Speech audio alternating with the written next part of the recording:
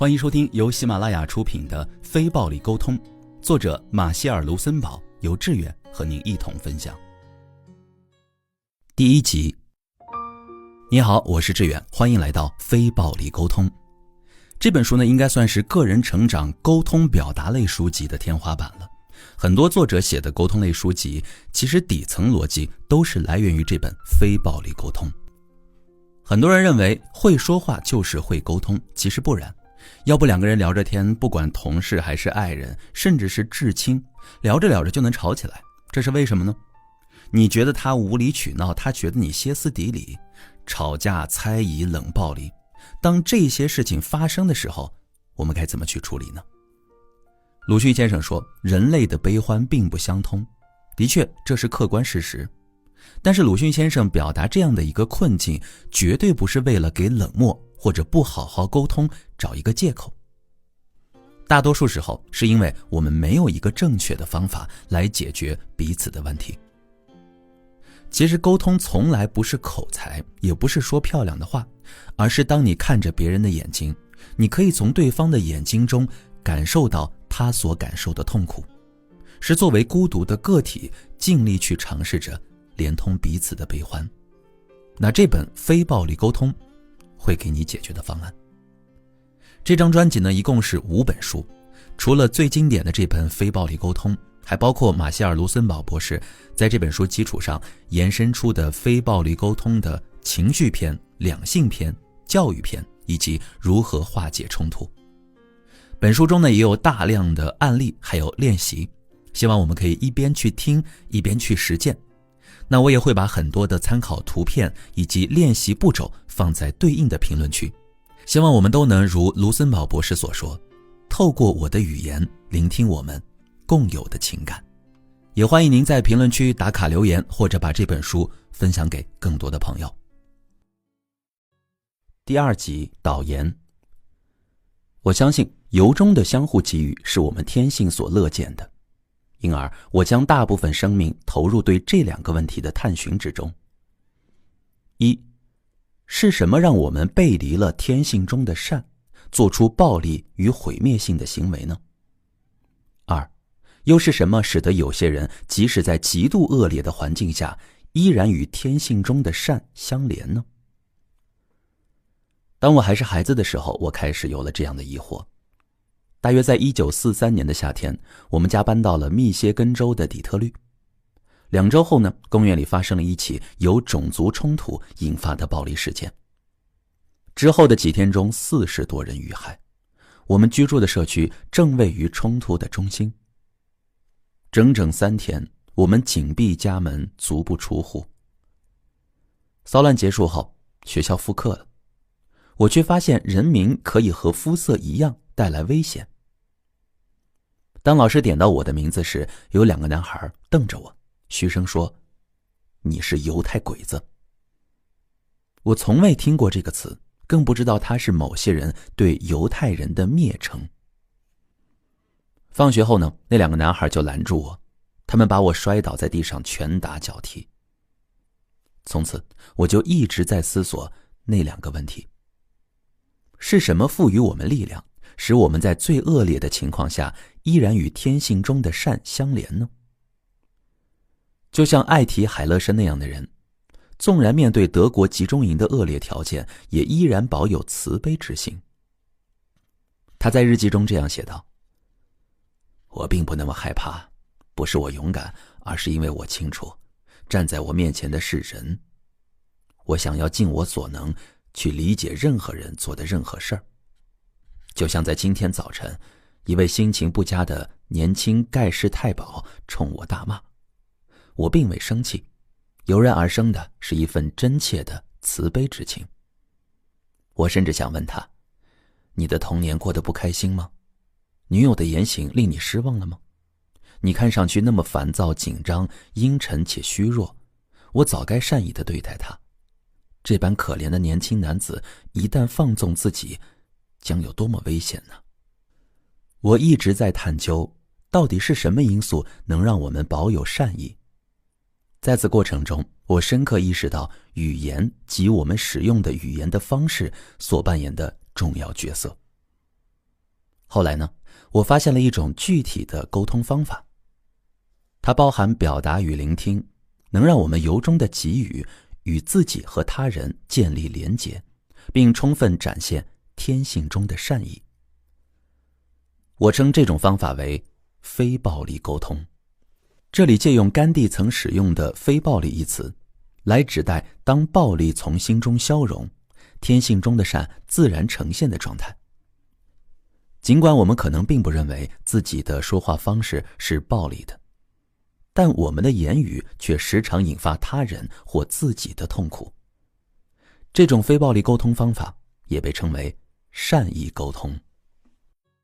第3集，转变注意力的焦点。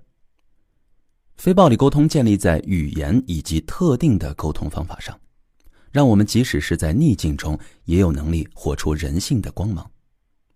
非暴力沟通并没有任何新知，它所整合的内容早已被人们知晓了千百年。非暴力沟通意在提醒我们早已知道的，人与人之间相互连结是人类的天性。非暴力沟通以一种具体的方式帮助我们活出天性。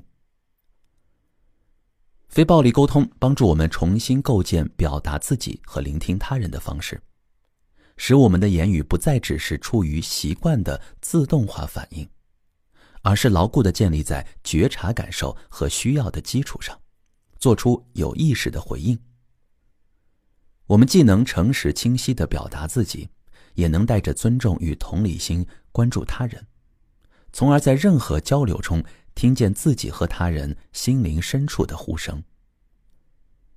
非暴力沟通还训练我们仔细观察，具体地指出什么样的行为和事件对我们造成了影响，学会了解我们当下的需要并清晰地表达出来。如此简单的形式却能带来强有力的改变。当面对别人的评判或指责时，我们通常报之以防卫、回避或攻击。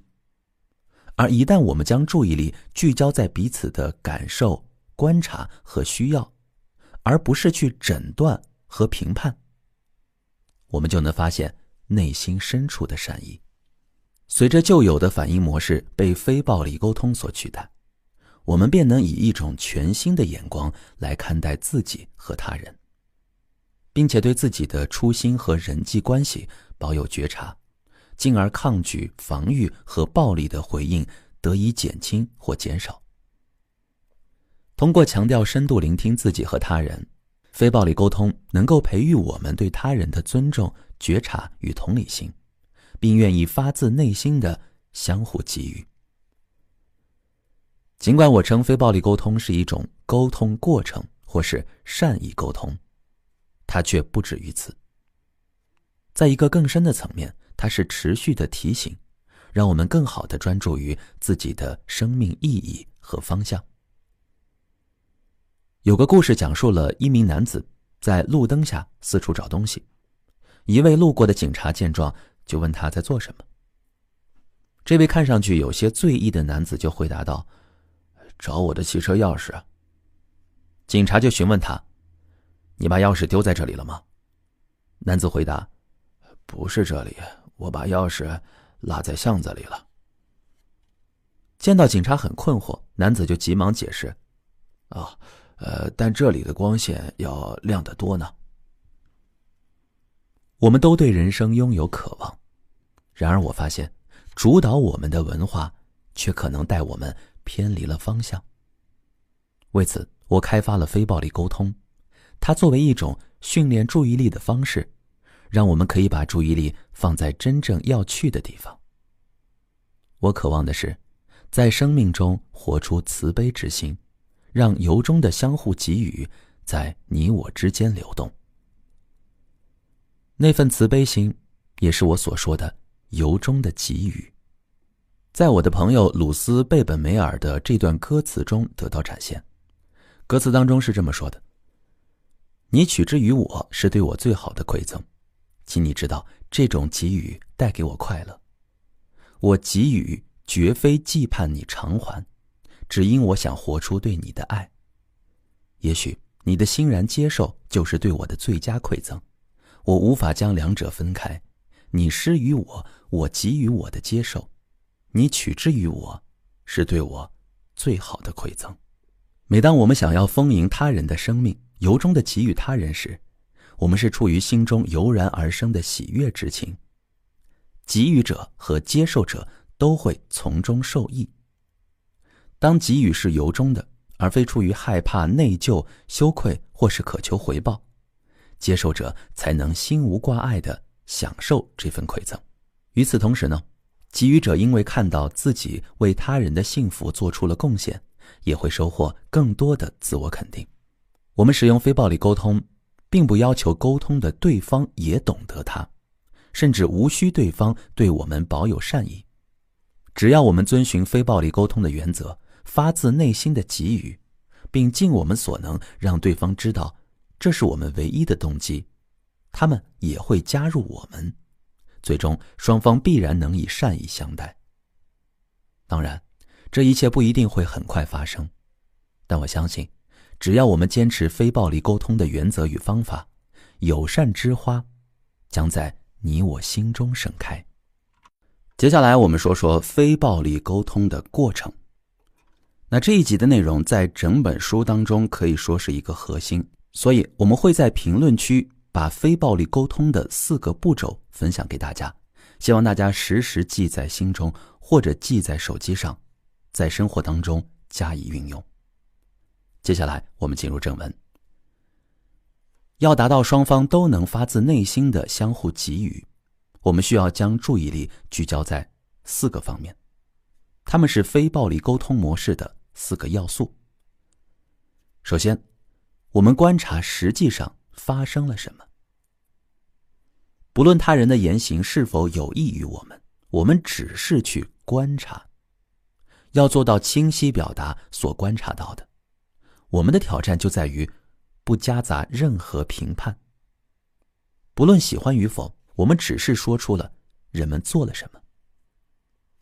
第二步，表达出我们看到这些行为时的感受，是感到伤心、害怕、喜悦、有趣，还是心烦呢？第三步，表达出我们的感受与什么需要相关联。通过对这3个要素的觉察，我们清晰和诚实地表达出自己的状态。例如，一位母亲呢想和正值青春期的儿子用非暴力沟通的方式来说话，他可以这样来表达以上3个要素。菲利克斯，看到咖啡桌下的2团脏袜子和电视机旁边的3团脏袜子，我很生气，因为我希望在我们共同的空间里能多些整洁。紧接着，你可以表达非暴力沟通的第4个要素，一个具体的请求。你愿意把你的袜子放在你房间里，或者放进洗衣机里吗？我们借助这个要素提出对他人的期许，希望他怎么做来满足我们的需要，让我们的生命更加美好。非暴力沟通的一部分是对这4个要素的清晰表达，表达的方式也不拘泥于语言，而另一部分则是从对方的表达中了解这4个要素。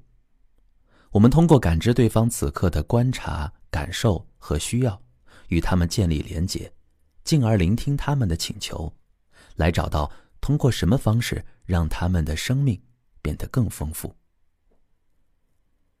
当我们将注意力持续聚焦在以上几个方面，并协助对方也这样做，我们便在彼此的沟通中创造了一种流动。如果你来我往，最终双方都能自然而然地展现善意。我此刻的观察、感受和需要是什么？为了让我的生命更美好，我的请求是什么？你此刻的观察、感受和需要是什么？为了让你的生命更美好，你的请求是什么？在使用非暴力沟通时，我们既可以先表达自己，也可以先同理地倾听他人。在本书的第3至第6章，我们还将深入地学习如何倾听与表达每一个要素。很重要的一点是，牢记非暴力沟通不是固定公式，人们可以根据不同的情境以及不同的个人和文化习惯做出调整。为了叙述方便，我将非暴力沟通称为一种方法或是语言。当然，它的实现完全有可能不一定借助言语，因为非暴力沟通的精髓在于对这4个要素的觉察，而非在交流中具体说了什么。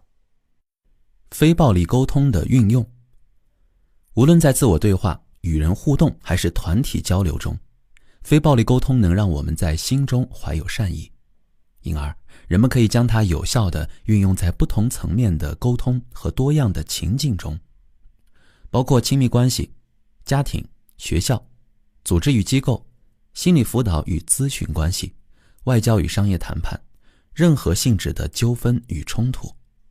有些人在亲密关系中用非暴力沟通创造了深度的连结与关爱。我们来听一下一位在美国加利福尼亚州圣地亚哥参加工作坊的学员是怎么说的。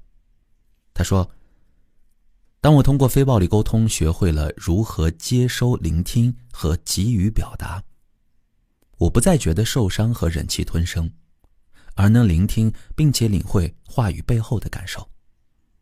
我发现这个与我结婚28年的男人内心原来如此痛苦。在参加非暴力沟通工作坊前的那个周末，他向我提出了离婚。长话短说，今天我们得以一起来到这里，要感谢非暴力沟通为我们带来的美好结局。我学会了聆听感受，表达我的需要，接纳我并不乐意听到的回答。我们都无需讨对方的欢心，而是学着成长、接纳和爱。而有的人呢，在工作中用非暴力沟通创造了更高效的关系。我们来看一下美国伊利诺斯州芝加哥市的一名教师是怎么说的。我在特殊教育班级中应用非暴力沟通已经1年了，它同样适用于那些有着表达迟缓、学习困难和行为问题的学生。我的班级里有一位学生，当有人靠近他的课桌时，他会吐口水、骂人、尖叫，用铅笔戳他们。我提醒他，请换一种方式表达，使用你的长颈鹿语言。我们在这提示一下，马歇尔博士在介绍非暴力沟通的时候呢，使用了2个动物作为比喻，用长颈鹿来代表非暴力沟通，而用柴狗来代表疏离生命的语言。在听到长颈鹿语言之后呢，他立刻笔挺地站起来，看着那个让他生气的学生，平静地说，当你靠我那么近时，我感到生气，可以请你离我的桌子远一点吗？另一名学生也许会回答，抱歉，我忘了你不喜欢这样。我也开始思考如何应对这个孩子带给我的挫败感。我想探索，除了和谐与秩序，我还有什么需要？我意识到自己投入了许多时间备课，可为了管理课堂纪律，我无法施展我想要实现的创造性与贡献，也没能照顾到其他孩子的学习。当这个孩子再次在课堂中发生不当行为时，我就告诉他，我希望你能注意听我讲。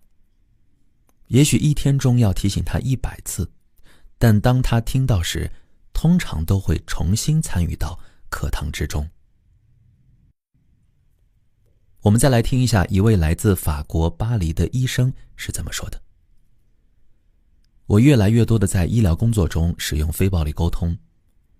有的病人问我是否是心理医生，因为医生通常不关心患者的生活方式和对疾病的态度。非暴力沟通帮助我理解病人的需要，以及特定时刻他们想要听些什么。我发现这对治疗白血病和艾滋病感染者格外有用。由于他们带着强烈的愤怒与痛苦，医患沟通常常存在极大的阻力。有一位女性艾滋感染者在过去5年中接受我的治疗。最近她告诉我，我努力帮助她寻找生活的乐趣，是她得到的最大帮助。非暴力沟通功不可没。而在过去，当我知道病人得了不治之症，便满脑子只想着病情会如何发展，而很难真诚地鼓励他们好好生活。通过非暴力沟通，我发展了新的语言模式，同时也获得了新的意识状态。它与我的医疗工作相辅相成，令我惊喜不已。将非暴力沟通运用到工作中，让我感到精力充沛并乐在其中。还有些人在政治领域使用非暴力沟通。法国的一位内阁部长在探望他的妹妹时，注意到妹妹和妹夫之间的沟通与从前很不一样。听了他们对非暴力沟通的介绍，他深受鼓舞，随即提到下周他将要参与一场谈判会议，涉及法国与阿尔及利亚之间有关收养程序的敏感话题。尽管时间紧迫，我们还是派了一位说法语的培训师前往巴黎协助这位内阁部长工作。后来，他将此次谈判的成功归功于新学到的非暴力沟通方法。在耶路撒冷，有着不同政治立场的以色列人共同参加了一次工作坊，他们用非暴力沟通的方式对有高度争议的约旦河西岸问题发表意见。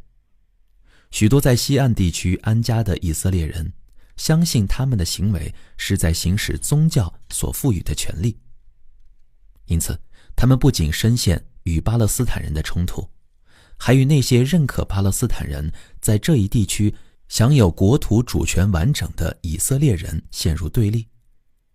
在工作坊的一个环节中，我与一名培训师示范了用非暴力沟通的方式来同理倾听，然后邀请参与者们轮流以对方的立场做角色扮演。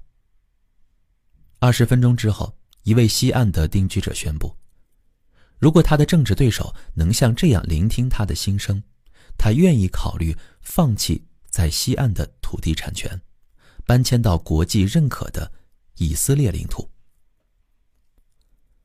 在世界各地呢，有些地区面临的激烈的暴力冲突，对于剑拔弩张的族群、政治或宗教关系，非暴力沟通为冲突调解提供了有效的支持。看到非暴力沟通培训的普及，以及人们使用它来调解在以色列、巴勒斯坦地区、尼日利亚、卢旺达、塞拉利昂和其他地区的冲突，我倍感欣慰。有一次，我与工作伙伴们在贝尔格莱德紧张地工作了3天，培训在那里为和平工作的市民们。他们的国家深陷于波斯尼亚和克罗地亚之间的一场残酷战争中。我们刚抵达时，绝望之情在他们的脸上清晰可见。随着培训的推进，他们在发言中有了笑声，分享自己找回了渴望已久的力量，并为此深感喜悦和感激。接下来的2周，在克罗地亚、以色列以及巴勒斯坦的工作坊中，我们不断见证着，通过非暴力沟通，那些饱受战争摧残而绝望的人们重获了力量与信心。能有机会在世界各地教授非暴力沟通，见证它为人们带来力量和喜悦，我深感幸运。此刻，我为能通过此书与大家分享非暴力沟通的丰富内容而感到十分的欣慰。我们来看一下本章小节。非暴力沟通帮助我们与他人和自己建立连结，使我们得以流露与生俱来的慈悲之心。它指引我们通过将注意力聚焦在观察、感受、需要和请求这4个要素，来重新构建表达和聆听的方式。非暴力沟通语言深度倾听的能力，让我们带着尊重和同理心对待他人，并且发自内心的相互给予。用非暴力沟通的方式，有的人学会了爱自己，有的人在人际关系中创造了更深厚的连结，有的人在工作或政治领域中建立了更有效的关系。在世界各地，非暴力沟通还被用来调和各个层面的纠纷和冲突。我们最后来分享一下非暴力沟通的实际案例。本书的非暴力沟通实例呢，是为了让读者体会非暴力沟通在实际生活中的应用。不过呢，非暴力沟通并不只是一种语言或是一套说话的技巧，人们也能通过静默临在的状态，以及面部表情和肢体语言来表达意识和用意。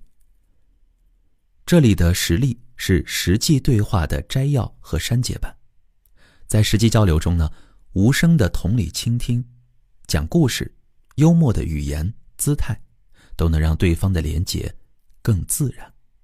我们分享的这个案例名字叫做杀人犯凶手杀孩子的刽子手。我曾在伯利环一处难民营的清真寺里面，向170多位巴勒斯坦穆斯林男子介绍非暴力沟通。演说中呢，我突然注意到听众席中传来一阵低声的骚动，他们在暗暗说你是美国人。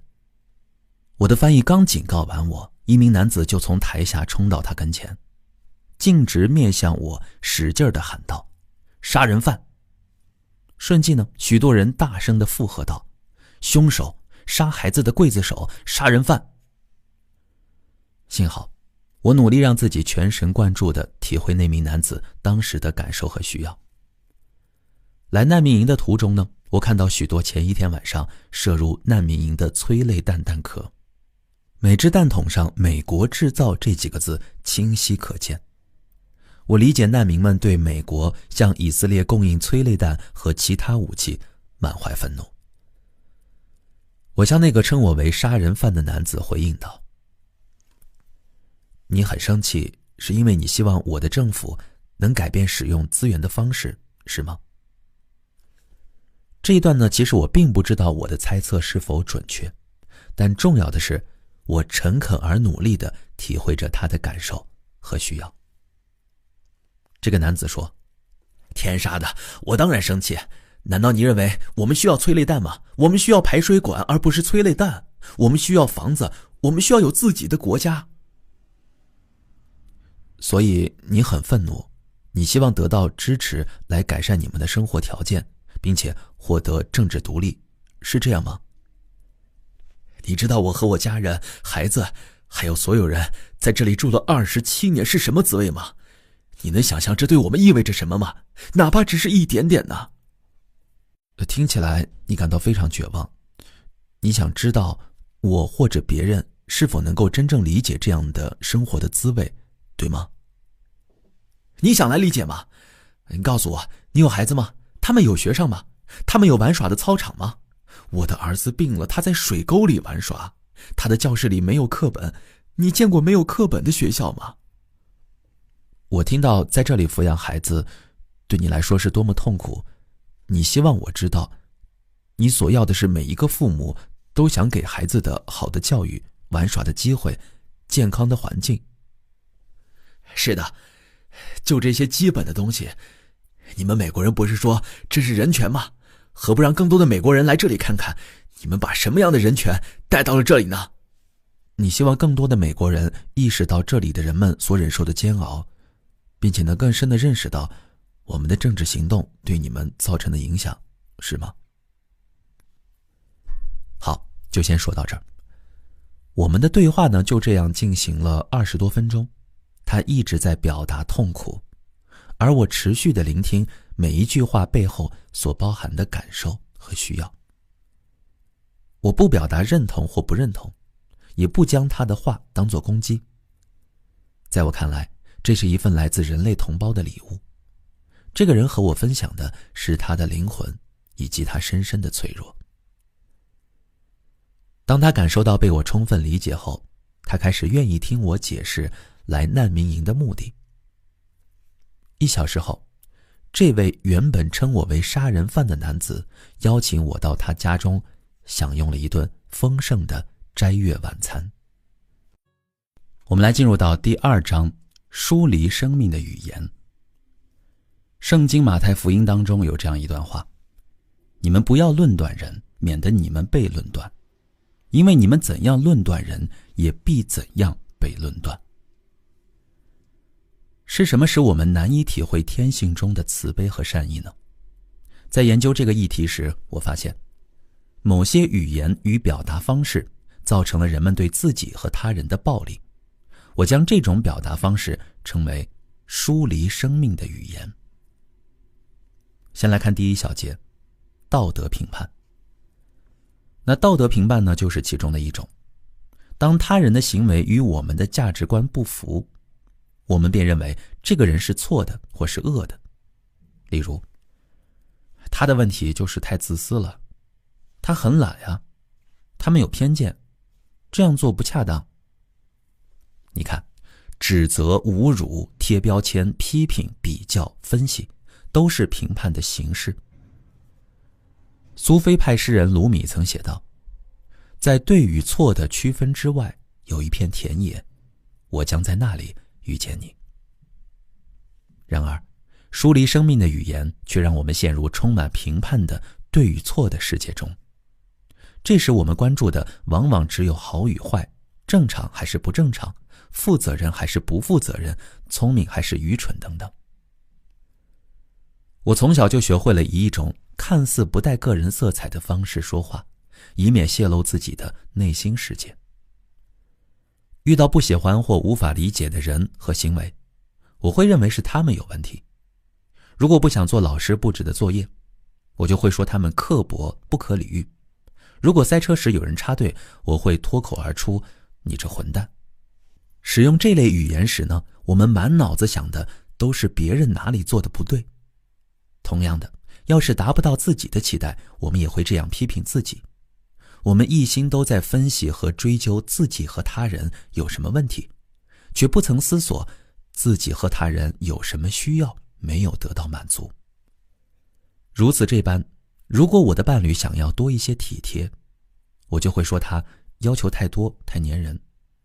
可如果我想要多一些体贴，我就会说他太冷漠，太麻木。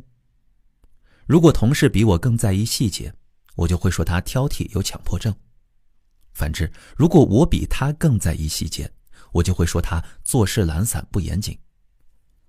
在我看来呢，当我们在分析和评判时，其实都是在表达自身的价值观和需要，但这样的表达方式却是悲剧性的，引发的是对方的防卫与抗拒。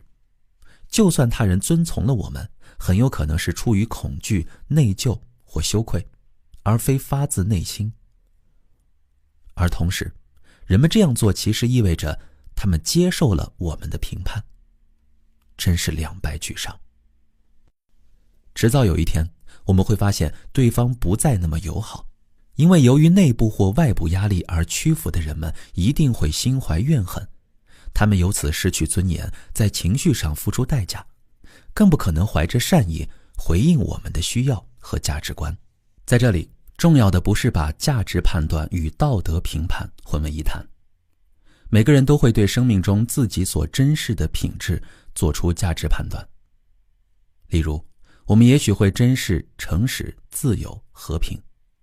价值判断反映着我们的信念，我们如何全然地活出自己的生命的本性。对于那些不符合我们价值观的人和行为，我们经常会做出道德评判。例如，我们也许会在和平的价值观受到冲击时说，暴力是不好的，杀人者很邪恶。但如果从小学习非暴力沟通，我们就能够清楚而直接地表达出自己的需要和价值观，而不是指责他人。我们可以说，对于通过暴力来解决冲突，我很担心，希望能选择其他方式来化解战争。科罗拉多大学的心理学教授哈维专门研究了语言和暴力的关系。他从许多国家的文献中随机抽取了若干样本，统计出那些涉及道德评判的词语使用频率。研究结果显示，这类词语的使用频率越高，暴力事件就越频繁。相较于那些将人分为好和坏，认为坏人应当受到惩罚的文化，在那些关注人的需要的文化中，暴力事件也会少很多。对此呢，我一点也不感到意外。在美国，在儿童最有可能观看电视的时段，有 75% 的节目在播放英雄们杀人或者暴打他人的情节，而这些暴力场面往往被视为节目的高潮。观众之所以看得津津有味，正是因为文化教导让他们相信坏人应当被惩罚。不论是发生在家庭成员、种族、国家间的语言暴力，还是心理或肢体暴力，这些暴力的根源都是人们在遇到冲突时认为那是对方的错，也因而看不到彼此的脆弱。我们可以从冷战中看到这种思维的危险性。美国的领导人将苏联视为势必要摧毁美国式生活的邪恶帝国，苏联领导人呢，则将美国人称为试图征服他们的帝国主义压迫者。双方都没有意识到这些标签背后隐藏的恐惧。我们再来说说做比较。评判的另一种形式是做比较。在《如何让自己活得很悲惨》一书中，作者丹·格林伯格诙谐地揭示了比较的心态是如何暗中对我们产生作用的。他建议读者，如果真的想让自己的生活变得悲惨，就去学着与他人做比较。这句话听起来特别的讽刺啊。在一个练习中呢，他展示了2张男人和女人的全身像，他们都拥有时下媒体眼中的完美身材。接着，他请读者们测量自己的身材尺寸后，与照片上的数字做比较，同时用心体会两者之间的差距。一旦我们开始比较，就会感到郁闷。此练习的效果绝对100发100中。当人们以为这样已经足够郁闷时，翻到下一页的练习，便会发现刚才只是热身罢了。由于形体美相对来说是表面的，格林伯格接着请人们针对他们更在乎的事情，那就是成就，来做比较。他从电话本中随机地选出了几个人名，让读者比较自己和那些人的成就。他说，电话本中的第一个名字是莫扎特。他随机列出了莫扎特擅长的语言和他在10多岁前完成的主要作品。接着呢，他要求读者们想一想自己现在的成就，并和莫扎特12岁时的成就做出比较，用心体会两者之间的差距。想必大家就算不做上述练习，也能看到比较是如何切断我们对人对己的善意。再来讲讲推卸责任。每一个人都对自己的思想、情感与行为负有责任。若无法意识到这一点，沟通也会疏离与生命的连结。我们习惯使用不得不这样的表达方式来淡化对自己行为所负的责任。例如，有些事情不管你喜不喜欢，都不得不做。另一个习惯表达是让人感到。比如说，你让我感到内疚。借由这种说法，我们也回避了为自己的感受和想法所负的责任。在艾希曼在耶路撒冷一书中，作者汉娜·阿伦特记录了审判纳粹军官阿道夫·艾希曼的过程。审判中，艾希曼否认自己对屠杀负有责任。对此呢，阿伦特发现军官们有一套卸责的语言。引用艾希曼的话，这是他们执行的命令。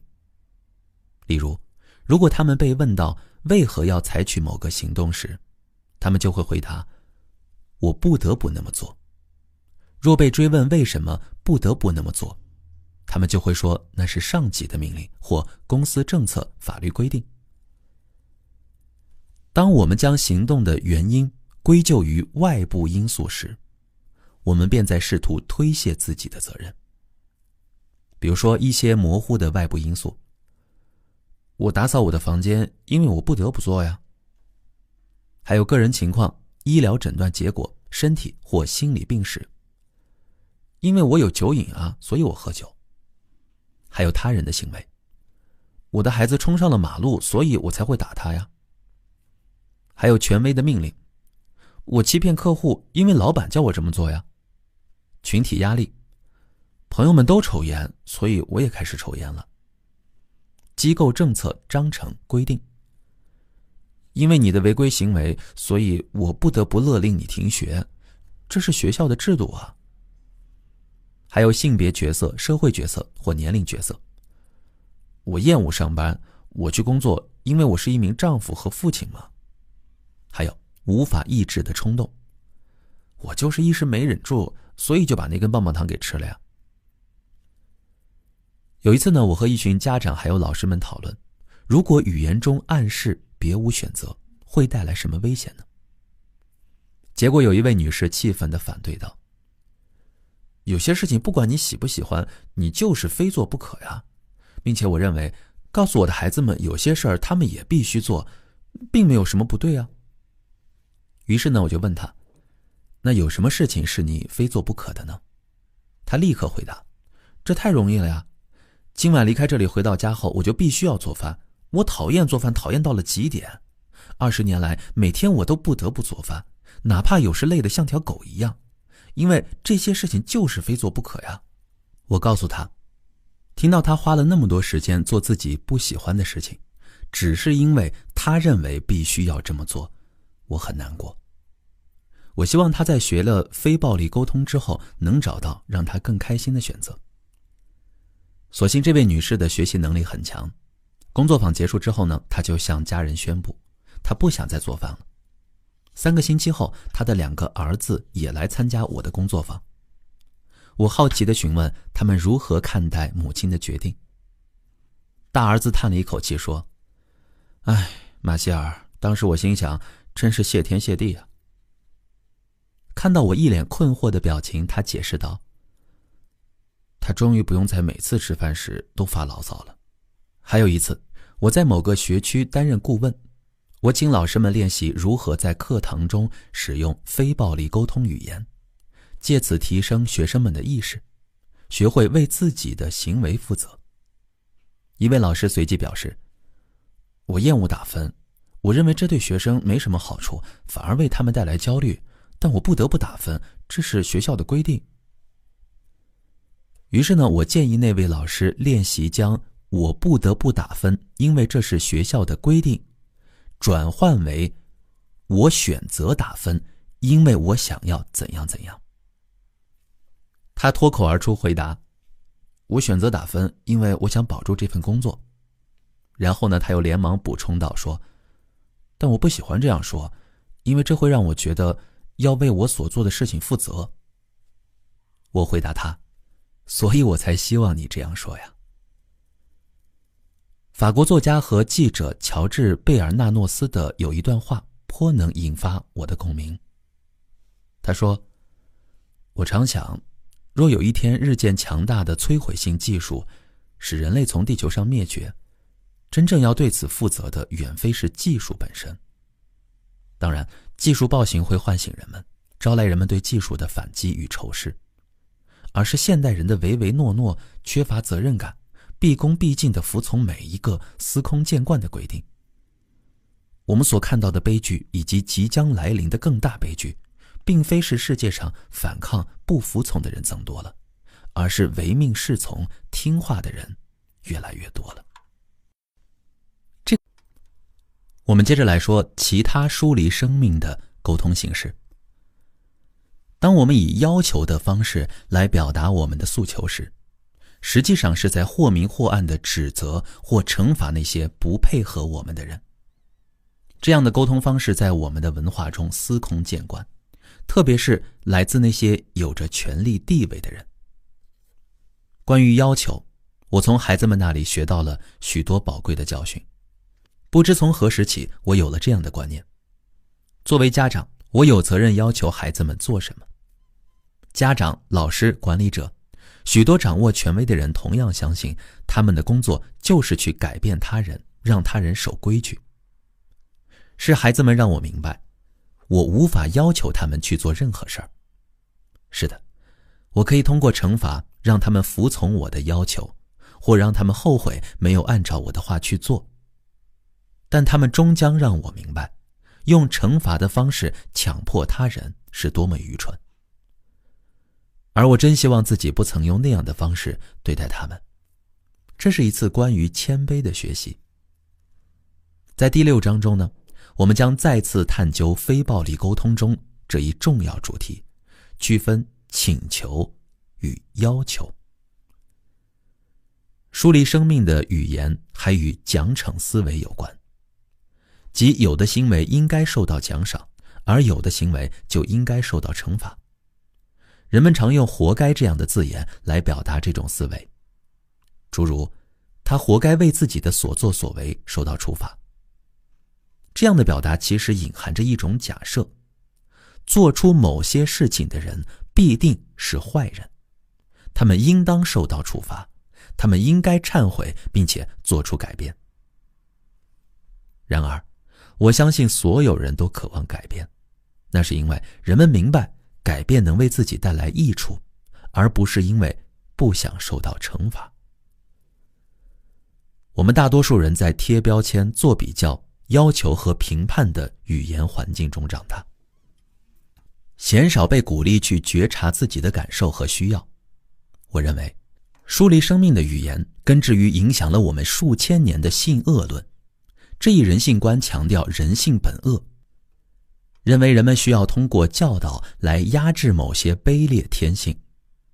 但这样的教育时常让我们对自己的感受和需要心存疑虑，于是我们早早的就学会了与自己的内心隔绝。疏离生命的语言既源于等级制度或霸权社会，又反过来巩固它们。在这类社会中，少数个体通过控制大部分人为自己谋利。对国王、沙皇、贵族阶层来说，将臣民的心智模式训练成奴隶般顺从听话，最符合他们的利益。诸如错误、应该、不得不的语言是完美的工具。人们越是被教育用道德评判来区分对错、好坏，就越是习惯向外、向权威寻求判断的标准。一旦我们开始聆听自己内心的需要和感受，便不再是好奴隶、好随从。最后来看一下本章小节。由衷的给予和接受是人类天性所乐见的。然而，我们习得了太多疏离生命的语言形式，导致我们的说话和行为方式给他人和自己带来伤害。其中的一种形式是道德评判，即认为那些不符合我们价值观的人是不对的、不好的。另一种形式是做比较，让人们难以升起对人对己的善意。疏离生命的语言还会使我们无法认清，每个人要为自己的想法、感受和行为负责。此外，还有一种形式是用要求来表达我们的诉求。第3章，不带评论的观察。马歇尔·卢森堡博士说，我欣然接受你告诉我，我做了什么或者我未做什么。我也欣然接受你的评论，但请不要将两者混淆。如果你想把事情搅乱，我可以告诉你如何做到。将我做的事情和你的反应混为一谈。当你见到做了一半的家务活，可以告诉我你感到失望。但说我不负责任，绝无可能让我做得更多。当我对你的表白说不，请告诉我你感到伤心。但说我冷酷无情，并不能给你带来更多机会。是的，我欣然接受你告诉我我做了什么，或者我未做什么。我也欣然接受你的评论，但请不要将两者混淆。非暴力沟通的第一个要素是区分观察与评论。我们要清楚地观察有哪些所见、所闻和所触，正影响着我们幸福，而不夹杂任何评论。在非暴力沟通中，当我们想要清晰且诚恳地向他人表达我们的状态时，观察是一个重要的要素。如果我们在观察中夹杂着评论，人们便不那么容易真正听见我们想要表达的内容，反而会听到批评，甚至产生抗拒心理。非暴力沟通并不要求我们保持完全客观，不做任何评论，它只是强调我们要区分观察与评论。非暴力沟通是一个动态的语言，它不鼓励一成不变、一概而述的陈述。语义学家温戴尔·约翰逊指出，用静态的语言来表达或捕捉瞬息万变的现实世界，会带来许多问题。他说，我们的语言年代久远，是有缺陷的工具，它反映着泛灵论的思想，倾向于谈论稳定与恒常，谈论相似性、常态和分类，神奇的转变、立竿见影的疗效、简化的问题以及终极解决方案。然而，我们尝试用语言符号化的这个世界，却包含了无穷无尽的过程、变化、维度、变数、关系、功能、互动、发展、学习、应对和复杂性。不断变化的世界与我们相对静态的语言形式并不匹配，我们的许多问题正是因此产生。我的同事鲁斯·贝本梅尔在这段歌词中对比了静态语言与动态语言，由此来展现评论与观察的区别。我从未见过什么懒汉，我见过的他有时在白天睡觉，在某个下雨的日子待在家里，但他不是个懒汉。请在说我胡言乱语之前想一想，他真的是个懒汉，还是他的行为被我们贴上了懒惰的标签呢？我从未见过什么傻孩子，这个孩子有时做的事儿我不理解或始料不及，这个孩子的看法与我不同，但他不是个傻孩子。请在你说他傻之前想一想，他是个傻孩子，还是他知道的事情和你不同呢？我使劲看了又看，却从未看到一个厨师。我看到的是一个人为我们的餐食调配食材，那个人点燃灶火，看着炉子上正烹饪着的菜肴。我看到的只是这些，而不是厨师。请告诉我，当你看的时候，你看到的是位厨师，还是有个人做的事情被我们称为烹饪呢？有些人所说的懒惰，另一些人却说那是淡泊人生。有些人所说的愚蠢，另一些人称之为看法不同。因此，我得出结论：如果不在所见中夹杂我们的观点，我们便可以避免混乱。可能你还有困惑，因而我还想说的是，我知道这只是我的看法。不知道各位读完这一段有何感想？使用诸如懒惰、傻这一类负面标签所带来的影响或许显而易见，但即使是像厨师这样所谓正向或者看上去中性的标签，也会妨碍我们全面地看到一个人。我们接着说说人类智力的最高形式。印度的哲学家克里希那穆提曾经说，不带评论的观察是人类智力的最高形式。第一次读到这个观点时呢，我的脑海中立马闪现出一个念头，简直是胡说八道呀！它快到以至于我都无法意识到自己正在做出一个评论。对大部分人来说，观察他人而不做任何评判、批判或分析是很困难的。有一次我为一所小学提供咨询服务，对此有了深刻的体会。这所学校的教职员工与校长时常反映彼此之间很难沟通。于是呢，学区负责人请我为他们化解冲突。我首先和教职员工交谈，接着邀请校长加入会谈。会谈开始时，我先询问教职员工，校长做了什么不符合你们的需要呢？有人马上回答，他是个大嘴巴。我提问的是观察，校长说了什么或做了什么，而大嘴巴却是这位老师对校长的评论。当我指出这一点之后，另一位老师响应道，我知道他的意思了，校长的话太多了。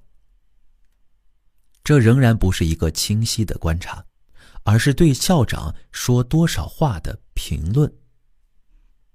随后，第3位老师说，他认为只有他想说的话是重要的。我进而向他们解释，推断他人的想法和对他人行为的观察是两码事儿。随后，第4位老师大胆地说，他总是想成为人前的焦点。当我指出这也是推断时，2位老师不约而同地说道，你的问题太难回答了。接着，我们一起拟了一份清单，明确地列出校长有哪些具体行为令他们感到不满，并确保不掺杂评论。例如，在全体教师会议上，校长会讲述他的童年和战争经历，有时导致会议超时20分钟。我问老师们是否曾经和校长沟通过他们的不满，他们说曾经试过，但都用具有评论意味的言辞向校长提出批评，而从未提及任何具体行为。例如，校长在会议中讲述自己的故事。最后呢，老师们同意在与校长会谈时将这一点提出来。会议刚一开始，我便目睹了老师们所描述的情景。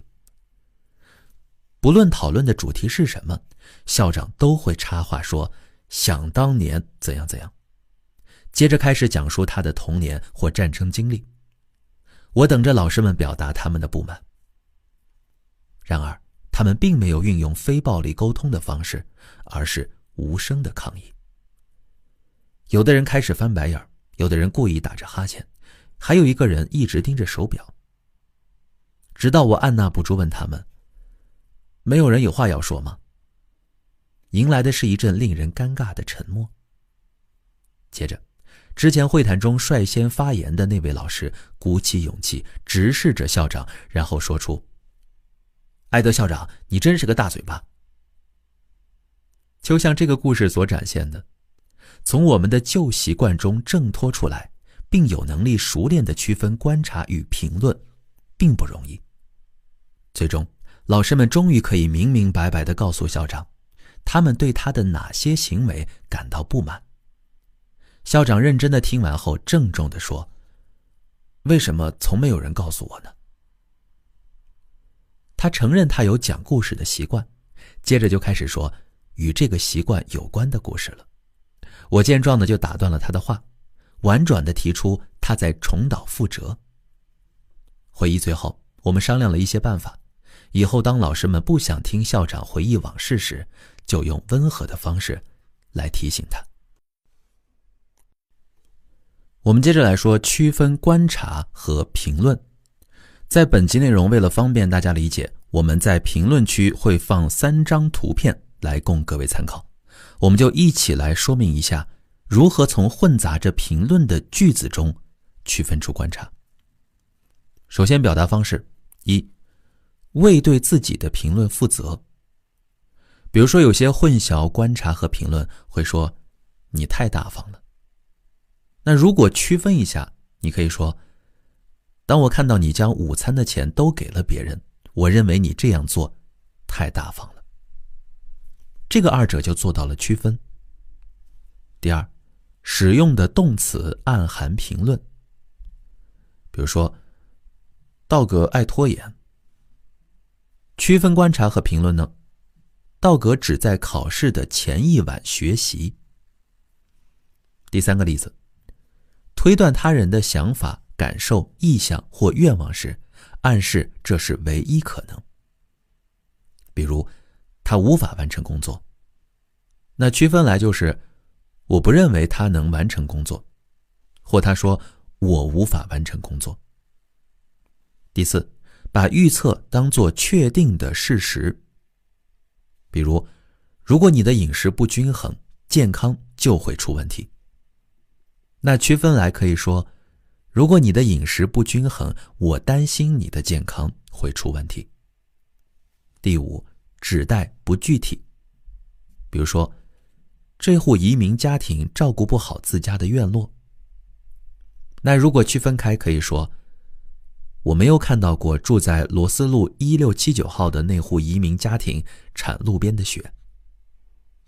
第六，在描述他人能力时，并未表明那只是自己所做的评论。汉克·史密斯是一个糟糕的足球运动员，那如果区分开来，可以说汉克·史密斯在20场球赛中未能进1个球。第七，使用含有评论意味的形容词和副词。如果混淆观察和评论，会说吉姆长得很难看。如果区分来，就是吉姆的长相对我没有吸引力。请注意，总是、永远、从来、每次之类的词语在以下用法中表达的是观察。每次我看到杰克打电话，他都至少打半小时。我记得你从来没有写信给我。然而有时呢，这些词是言过其实的表达，混淆了观察和评论。比如，你总是在忙，或者在需要他的时候，他永远都不在。这样的表达呢，经常会引发他人的逆反心理，而非慈悲之情。经常、很少这样的词也可能混淆观察和评论。比如说评论，你很少配合我。观察就是上一次当我提议一项活动时，你说你不想做。比如说评论，他时常来访。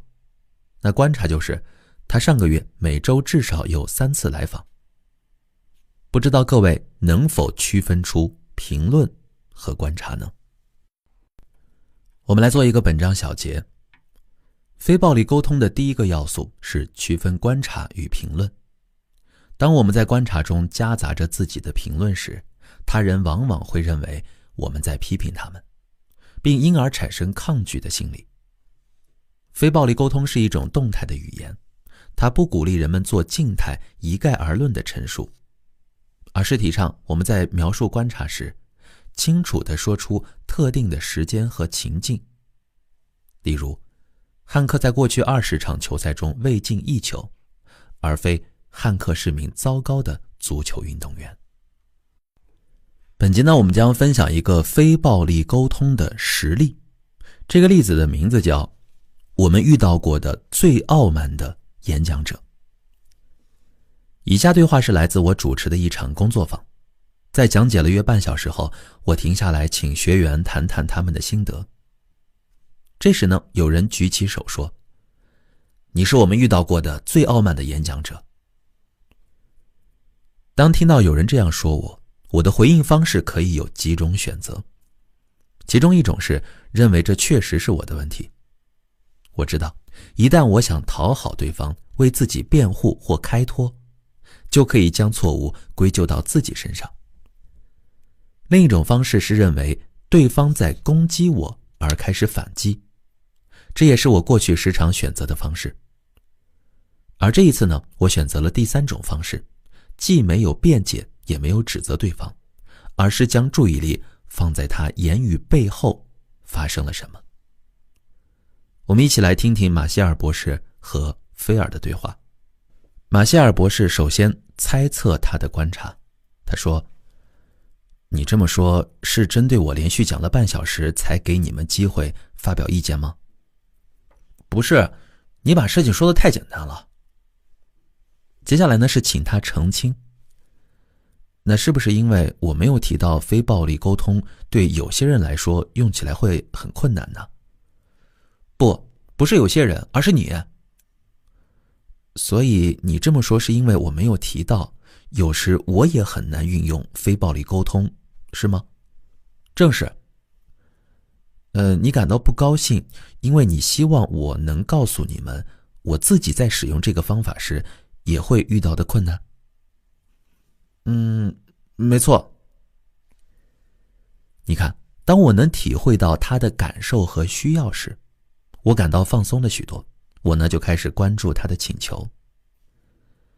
你是不是希望此时我能够承认我自己在运用这个方法的时候也会遇到一些困难呢？是的。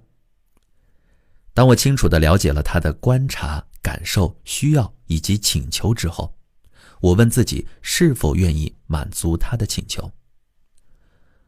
是的，这个方法对我来说呢也是不容易的。在接下来的时间里，你也许会听到我讲述那些抓狂的时刻，有时甚至完全做不到。而当我真的能够运用非暴力沟通时，就可以和他人建立紧密的连结。因此，尽管有许多困难，我依然愿意坚持这个方法。好，这个故事就讲到这儿。如果你是对话中的菲尔，在听到马歇尔博士这一段谈话的时候，会有什么感想呢？欢迎在评论区和大家一起聊聊。那接下来我们一起做一个小小的练习，来思考一下，这是观察还是评论呢？请完成以下练习，看看你是否可以熟练地区分观察和评论。请标出那些只是描述观察而不带有评论的句子。我呢会一句一句地跟大家来分析。当然，本章的评论区也会有一张参考图，你也可以根据图片上的提示来做出判断。第一句话，昨天约翰无缘无故地冲我发脾气，这个是观察还是评论呢？第二句，昨天晚上南希一边看电视一边咬指甲，这是观察还是评论呢？好，第三句，会议上我没有听到桑姆询问我的意见。第四句，我的父亲是个好人。第五句，詹尼斯花在工作上的时间太多了。第六句，亨利很强势。第七句，这周潘每天第一个来排队。第八句，我的儿子经常不刷牙。第九句，卢克说我穿黄衣服不好看。第10句，姑姑和我说话时一直在抱怨。一共10句话，请各位标出哪些只是描述观察而不带有评论的句子，看看你的答案跟评论区的其他朋友是否一样呢？那接下来我们就对这10句话一一的做出回应。第一句，昨天约翰无缘无故冲我发脾气。如果你认为这句话是观察，那我们的意见是不同的。我认为无缘无故是评论。此外，我认为说约翰发脾气也是评论。他也许感到受伤、害怕、伤心。不带有评论的观察可以是约翰告诉我他在生气，或者是约翰用拳头砸了一下桌子。来看第二句话，昨天晚上南希一边看电视一边咬指甲。如果你认为这句话是观察，我们的意见一致，这是一个不带评论的观察。第三句，会议上我没有听到桑姆询问我的意见。如果你认为这句话是观察，我们的意见一致，这是一个不带评论的观察。第四句，我的父亲是个好人。如果你认为这句话是观察，我们的意见不同。我认为好人是评论。不带评论的观察可以是过去25年来，我的父亲将他收入的1/10捐给了慈善事业。第五句，詹尼斯花在工作上的时间太多了。如果你认为这句话是观察，我们的意见不同。我认为太多是评论。不带评论的观察可以是这周詹尼斯在办公室工作了60小时以上。第六句，亨利很强势。如果你认为这句话是观察，我们的意见不同。我认为强势是评论。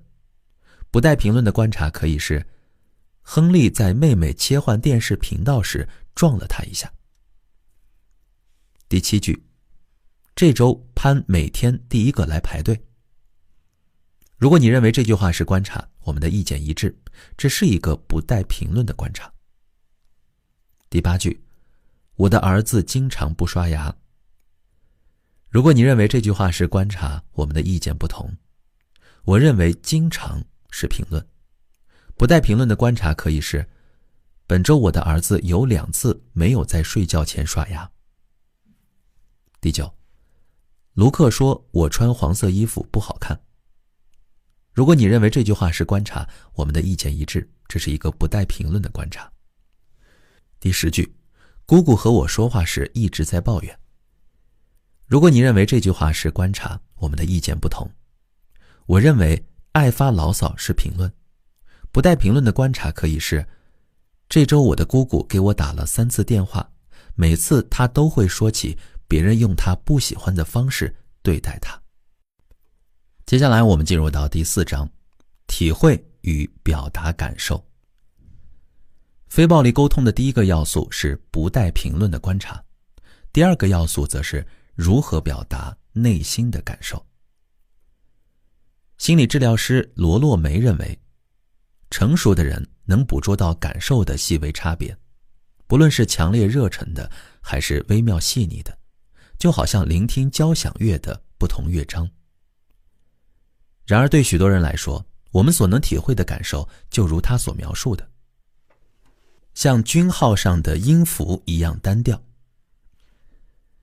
相比形容感受的词汇数量，我们用来评论他人的词汇通常要多得多。我在美国上了21年学，却想不起有什么人问过我的感受。人们认为感受是无关紧要的，重要的是各种权威所界定的正确思考方式。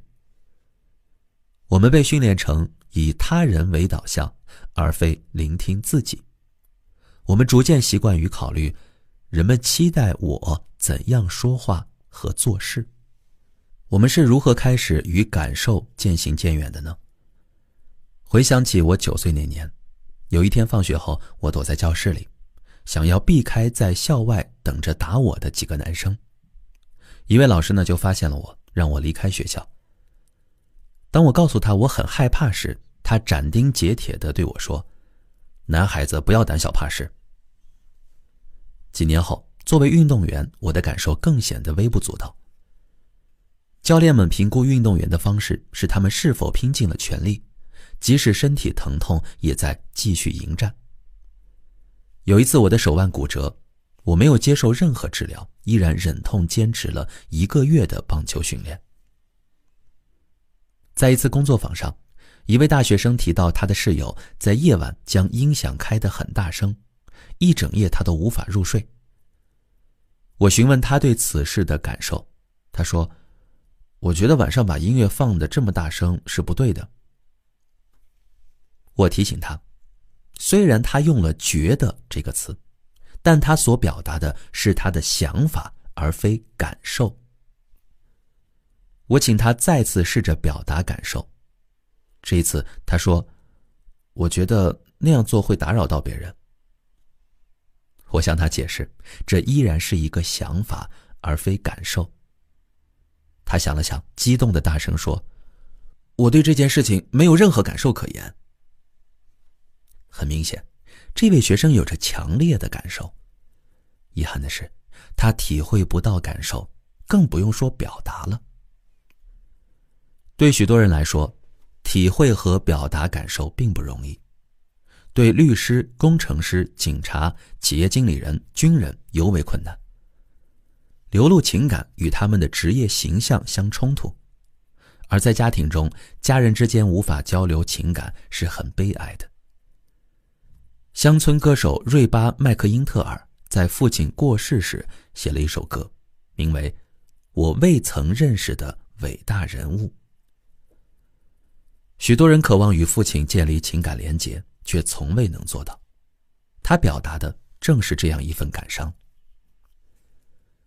我经常听到这样的说法，请别误会我的意思，我的先生是一个很棒的男人，只不过我从来不知道他有什么感受。有一次呢，一位女士将先生带到了工作坊中。上课时她对我说，我觉得我就像嫁给了一堵墙。而这位先生的反应真的像极了一堵墙，他坐在那里一动不动，一言不发。恼羞成怒的太太转向我大声说，你看，他永远都是这样，坐在那里一句话也不说，我真的像在和一堵墙过日子。我呢就回应他，你是不是感到孤单，想要和先生有更多情感上的交流呢？在他表示认同之后，我尝试让他理解，类似我觉得我就像嫁给了一堵墙这样的话，不太可能让他的先生明白他的感受与渴望，反而更容易认为他在批评他，并且这类话语最后往往会真的应验。也就是说，当先生听到太太批评他像一堵墙时，会感到委屈和气馁，因而不愿意做出回应。这样一来呢，先生像是一堵墙的印象便会在太太心中进一步得到强化。提升表达感受的能力，不仅有利于促进我们的亲密关系，对职场关系也会有帮助。有一次呢，我为一家瑞士大公司的技术部门做咨询，他们面临的困扰是，其他部门的同事不愿和他们打交道。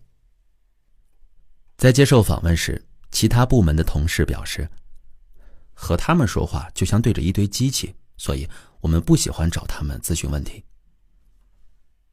于是呢，我鼓励技术部门的成员在与同事们沟通时，更多的表达他们的感受。之后呢，情况就改善了。还有一次，我应邀为一所医院的行政管理层担任顾问，他们有一个计划需要医生的支持，但在不久前，医生们以17-1的投票否决了该计划。对于接下来和医生的对谈，管理层非常焦虑，期盼着我能向他们展示如何使用非暴力沟通来取得医生的支持。在模拟管理层与医生的对话时，我首先扮演了一名行政管理人员来开启谈话。再一次提出这个计划，我感到非常惶恐。之所以选择了这样的开场白，是因为我体会到管理层对于和医生重启协商有着诸多害怕。但我还没来得及往下说，一位负责人便打断了我，并抗议道：“这太不切实际了，我们绝不能告诉医生们我们有多么害怕。”当我问他为何不能承认自己的感受时，他毫不犹豫地答道：“一旦我们示弱，他们会将我们批得体无完肤的。”对于他的回答呢，我并不意外。对许多人来说，在工作中表达感受是无法想象的事情。不过呢，让我感到颇为欣慰的是，有一位负责人还是决定鼓起勇气尝试表达他的心情，袒露他的脆弱。于是他没有像惯常那样理性又冷静地陈述观点，而是选择了表达他的心情，说明他为何希望医生们能改变立场。会议的最后，医生们非但没有将他批得体无完肤，还改变了之前的立场，并且投票通过了该计划。这戏剧性的转变让管理层意识到，即使在工作中展现脆弱，也是有积极影响的。最后，我想分享我亲历的一场冲突事件，它让我明白压抑感受可能会带来的后果。那时呢，我正在为市中心贫民区一所学校的学生讲授非暴力沟通。第一天，我一走进教室，学生们停下热火朝天的交谈，突然安静下来。早上好，我能向他们打招呼，依然是一片沉默。我开始感到不自在，却又不好意思说出来。于是呢，我保持着职业形象继续上课。本节课中呢，我们将要学习一种沟通方法，我希望它能促进你们的家庭和睦，增进朋友间的友谊。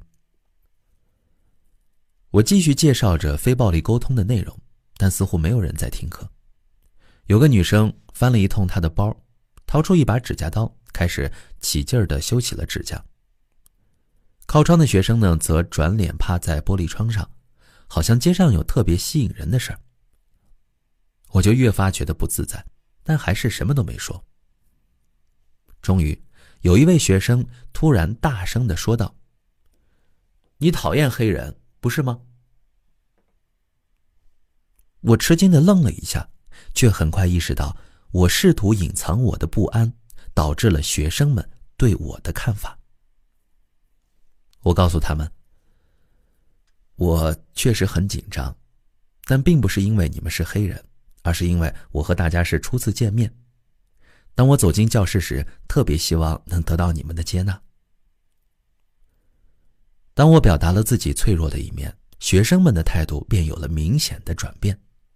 他们开始问问题，介绍他们自己，并开始对非暴力沟通表现出好奇。本集我们来说区分感受与想法。我们使用语言的习惯时常会引发这样一个混淆，在使用觉得、感到、感觉这类词时，我们实际上并没有在表达感受。例如，在我觉得没有得到公平对待这句话中，将我觉得换成我认为也许更恰当。那在以下例子中呢，说话者在使用觉得的时候，都并未准确地表达自己的感受。一，在我感到或我觉得后面加上一句话，或者类似就像、好似这样的词儿。比如说，我觉得你应该更懂事儿。我觉得自己就像个失败者。我觉得好像在和一堵墙生活。第二，在我感到我觉得之后带上我、你、他、他们这些人称。我觉得自己一直在被使唤。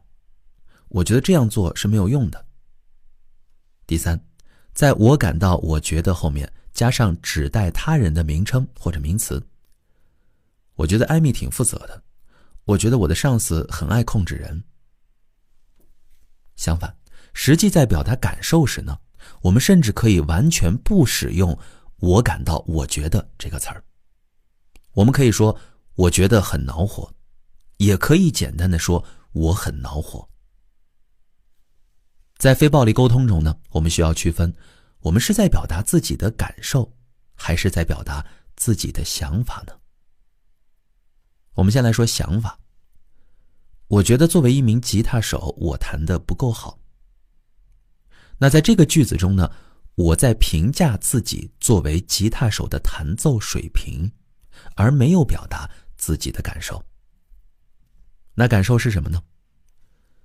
想到我的吉他弹奏水平，我感到失望，或者我感到着急，我感到沮丧。当我认为自己弹得不够好时，背后的感受可能是失望、着急、沮丧，或者是别的情绪。还有一些表达被误认为是感受，实际上却是我们对他人的想法。比如说，我觉得我的同事看不起我。看不起呢，是在描述想法，也就是我认为别人如何看待我，背后的感受也许是难过、挫败。第二个，我感到被误解。被误解也是在描述想法，也就是我认为他人不了解我，背后的感受也许是焦虑、不快等等。第三，我感到受到了冷落。这句话是同样在对他人行为做出诠释。当我们正想一个人待着时，受到冷落也许会让我们感到如释重负。但有时呢，如果我们很希望融入他人，则会感到伤心。大家可以打开一下评论区，我们会有一张图片分享给你。这张图片上就存在一些表达想法而非感受的类似词语。接下来谈谈建立感受词汇表。使用具体而非模糊或笼统的情绪词汇，有助于我们表达感受。类似好与坏这样的词语很难让人明白我们的实际状态。例如，如果说我感觉挺好，那好这个词儿呢就相对宽泛，所表达的感受可能是高兴、兴奋，也可能是如释重负或者别的。那接下来我们还是会在评论区分享几张图片，有助于我们提升表达感受的能力，清晰地描述各种情绪状态。一共分为2个类别。第一种呢是当需要得到满足时，我们的感受是什么？那第二个，当需要没有得到满足时，我们的感受可能是什么？我们来做一下本章小结。非暴力沟通的第二个要素是感受。通过建立表达感受的词汇表，我们可以更清晰明确地体会和表达感受，从而更好地与他人建立连结。允许自己表达感受，袒露脆弱，也会有助于化解冲突。此外，在非暴力沟通中，用来表达实际感受的语言和那些用来陈述想法、评论或诠释观点的语言是不同的。本章最后呢，我们再来做一个小小的练习，叫表达感受。我们会选择一些句子，当然这些句子我也会放在评论区供大家参考。大家看一看哪些是在表达自己的感受呢？请标出这类句子，或者把序号写在评论区，看看我们的意见是否一致。1. 我觉得你不爱我。你觉得这是想法还是感受呢？第2，你要离开了，我很伤心。这是想法还是感受呢？第3，听你那么说，我感到害怕。第4，你没和我打招呼，我感到自己受到了冷落。第5，你能来，我真高兴。第6，你真令人厌恶。第7，我想要揍你。第8，我感到自己受到了误解。第9，你为我做那些事儿，我感觉很好。第10，我很没用。那现在呢，我们一一的来对每一句话做个分析。第一句话，我觉得你不爱我。如果你认为这句话表达的是感受，那我们的意见不一致。我认为你不爱我，是对他人如何感受的判断，而不是感受。在我感到之后，如果跟随的是我、你、他、他们，通常都不是在表达感受。在这个例子中，我们可以这样来表达感受，比如说我很伤心，或者我感到很痛苦。第二句话，你要离开了，我很伤心。如果你认为这句话表达的是感受，我们的意见一致。第3，听你那么说，我感到害怕。如果你认为这句话表达的是感受，我们的意见一致。第4，你没和我打招呼，我感到自己受到了冷落。如果你认为这句话表达的是感受，我们的意见不一致。我认为受到冷落是对他人行为的判断，而非感受。我们可以这样来表达感受。我进来的时候，你没有和我打招呼，我感到孤单。第5句话，你能来，我真高兴。如果你认为这句话表达的是感受，我们的意见一致。第6，你真令人厌恶。如果你认为这句话表达的是感受，我们的意见不一致。我认为令人厌恶是对他人的想法，而非感受。我们可以这样来表达感受，我感到厌恶。第7，我想要揍你。如果你认为这句话表达的是感受，我们的意见不一致。我认为想要揍你是说话人想要采取的行动，而非自己的感受。我们可以这样来表达感受，看到你刚才的行为，我很生气。第8句，我感到自己受到了误解。如果你认为这句话表达的是感受，我们的意见不一致。我认为被误解是对他人行为的判断，而非感受。我们可以这样来表达感受，比如说我感到挫败，或者我很灰心。第9，你为我做那些事儿，我感觉很好。如果你认为这句话表达的是感受，我们的意见不一致。不错这个词儿对于传递感受来说较为模糊，我们可以借助其他的词语更清晰地表达感受，比如说欣慰、满足、鼓舞。第10，我很没用。如果你认为这句话表达的是感受，我们的意见不一致。我认为没用是对自己的评论，而非感受。我们可以这样来表达感受，比如说想到我的能力，我感到怀疑，或者说我觉得苦恼。那各位朋友，我们对感受和想法有哪些是一致的呢？欢迎在评论区一同探讨。我们来进入到第5章，为自己的感受负责。古罗马的哲学家艾比克泰德说，人们之所以苦恼，并非因为事情本身，而是因为人们对事情的看法。非暴力沟通要我们意识到的是，他人的言行举止或许会激发我们的感受，但绝非产生这些感受的原因。感受源自我们如何看待他人的言行，以及我们当时的需要和期待。当他人通过语言或者非语言的方式向我们发出负面信息时，我们可以选择4种不同的方式来接收。第一种选择呢是指责自己，将错误归咎到自己身上。例如，有人气愤地说，我从没见过像你这么自私的人。如果选择认同对方的评判并且自我指责，我们也许就会表示，我应该更体贴一点。如此这般带给我们的感受就是内疚、羞愧和压抑，我们的自尊心也会受到伤害。第二种选择呢是指责对方，将错误归咎到对方身上。这时我们也许会反驳对方说，你没有资格这么说，我总是考虑你的需要，你才自私呢。此时我们通常会感到愤怒。第三种选择是关注我们自己的感受和需要。我们会感到伤心，并发现伤心的感受来自内在的需要，渴望自己的付出得到肯定。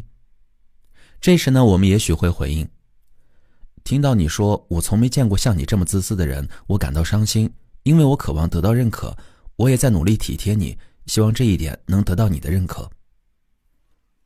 第4种选择是关注对方想要表达的感受和需要。这时我们可能会问对方，你感到伤心，希望你的喜好能得到照顾，是吗？通过关注我们的需要、愿望、期待、价值观或想法，我们不再指责他人，而是为自身的感受负责。在以下表达失望的例子中，请注意其中的差异。第一个例子，甲说，昨晚你没来，让我很失望。乙说，昨晚你没来，我很失望，因为我想要和你聊一些烦心事儿。在这2个例句中呢，甲把自己的失望完全归咎于对方的行为，而乙将他的失望归因于自己未被满足的需要。我们再来看第2个例子，甲说，他们撤销合同的做法让我很生气。乙说，他们撤销了合同，我感到非常生气，因为我认为这是极不负责的做法。那在这个例子中呢，甲将自己的气恼归咎于他人的行为，而乙承认他的愤怒是由自己带有指责的想法所造成的，因此呢，他为自己的感受承担了责任。非暴力沟通还会鼓励他进一步了解他想要什么，他有什么需要、渴望、期待、希望未能得到满足。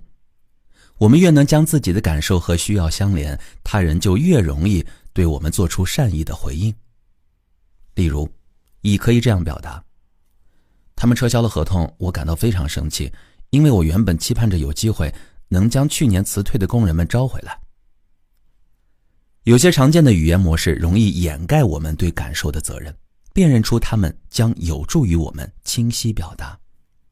第一种，使用非人称代词，比如这、他、那。我们公开发行的手册有拼写错误，这让我非常生气。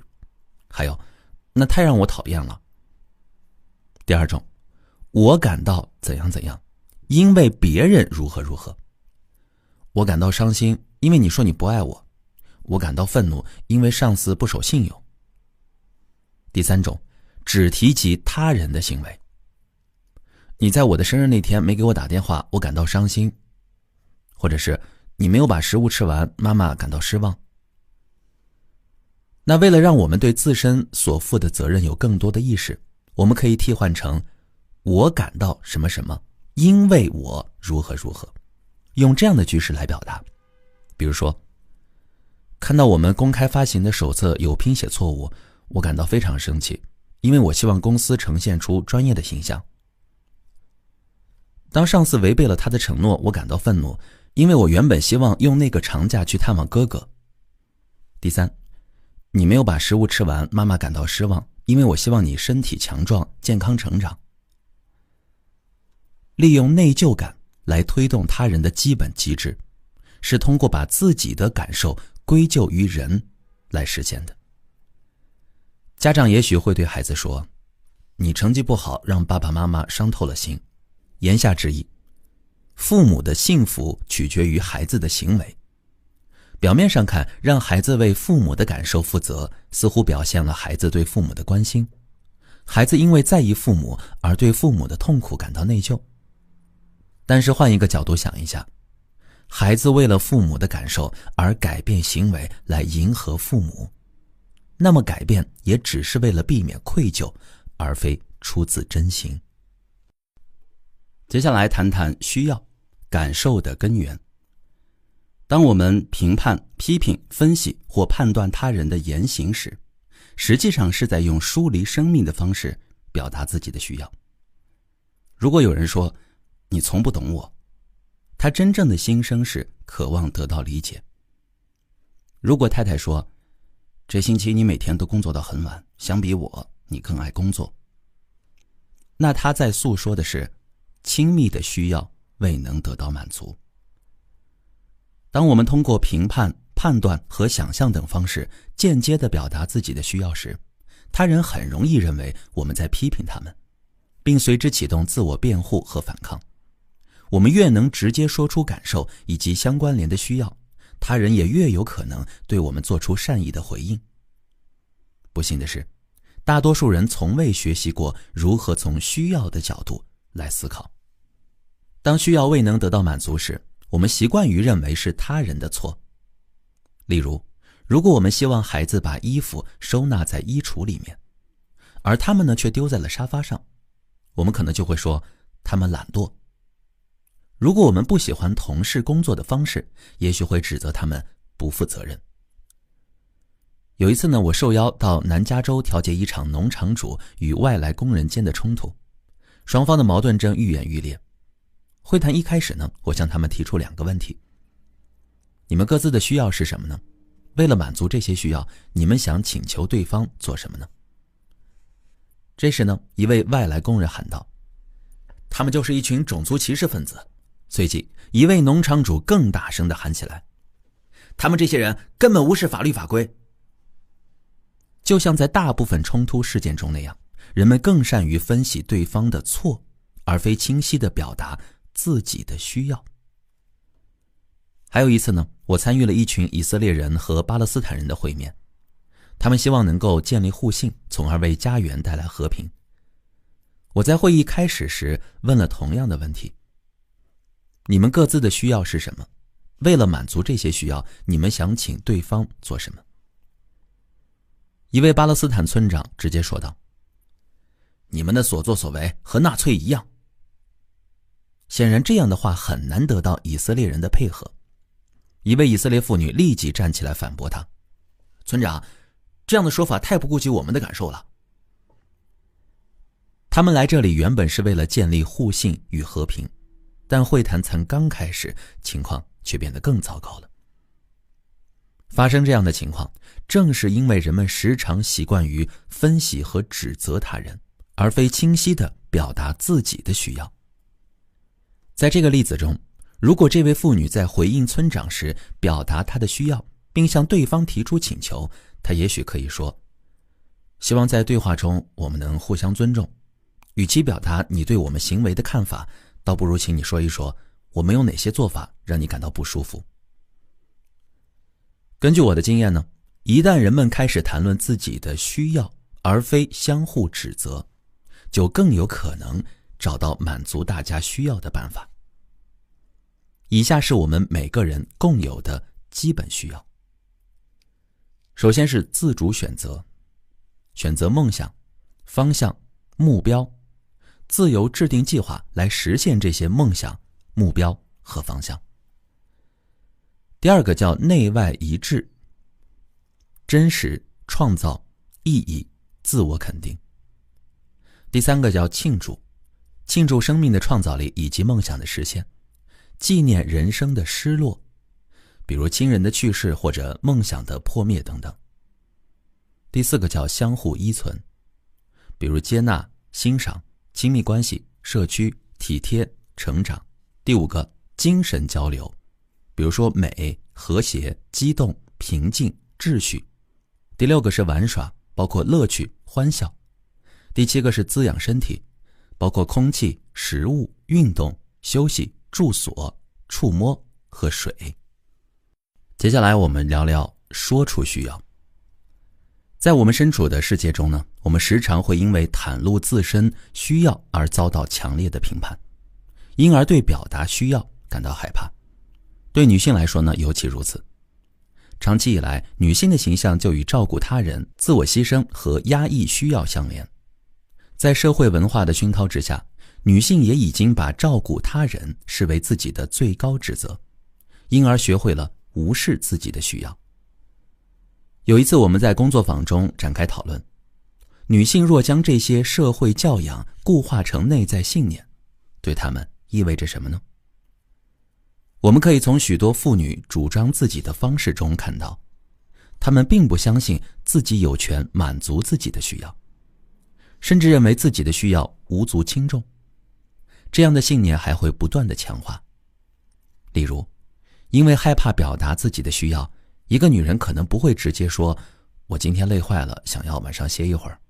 相反，她的话听起来也许就像辩护词，她会念叨，你知道我这一整天都没有歇过，我熨了所有的衬衣，把这周的脏衣服都洗了，带狗去看了宠物医生，准备了午餐便当，又做了晚餐，打电话给所有的邻居通知街区会议，所以你是否可以……他这样哀怨地尝试证明自己应当获得某种权利，这非但不能引发听者的善意，反而使他们心生抗拒。于是对方立刻回应，不行。对方既没有听到恳请背后的需要，还报以了负面的回应。最终他们将再次说服自己，我的需要微不足道。实际上，如果直接说出自己的需要，他们则更有可能获得积极的回应。我母亲曾参加过一次工作坊，期间一些女士谈到她们是如何害怕表达个人需要的。突然，她站起来走出房间，过了很久都没有回来。再次出现的时候呢，她看上去脸色苍白。我问她，妈妈，你还好吗？她回答说，没事儿，刚才我意识到一件事情，心里极为难受。什么事情啊？36年来，我一直生你父亲的气，我认为他不在乎我的需要，此刻我才意识到，我从没有清楚地告诉他我想要什么。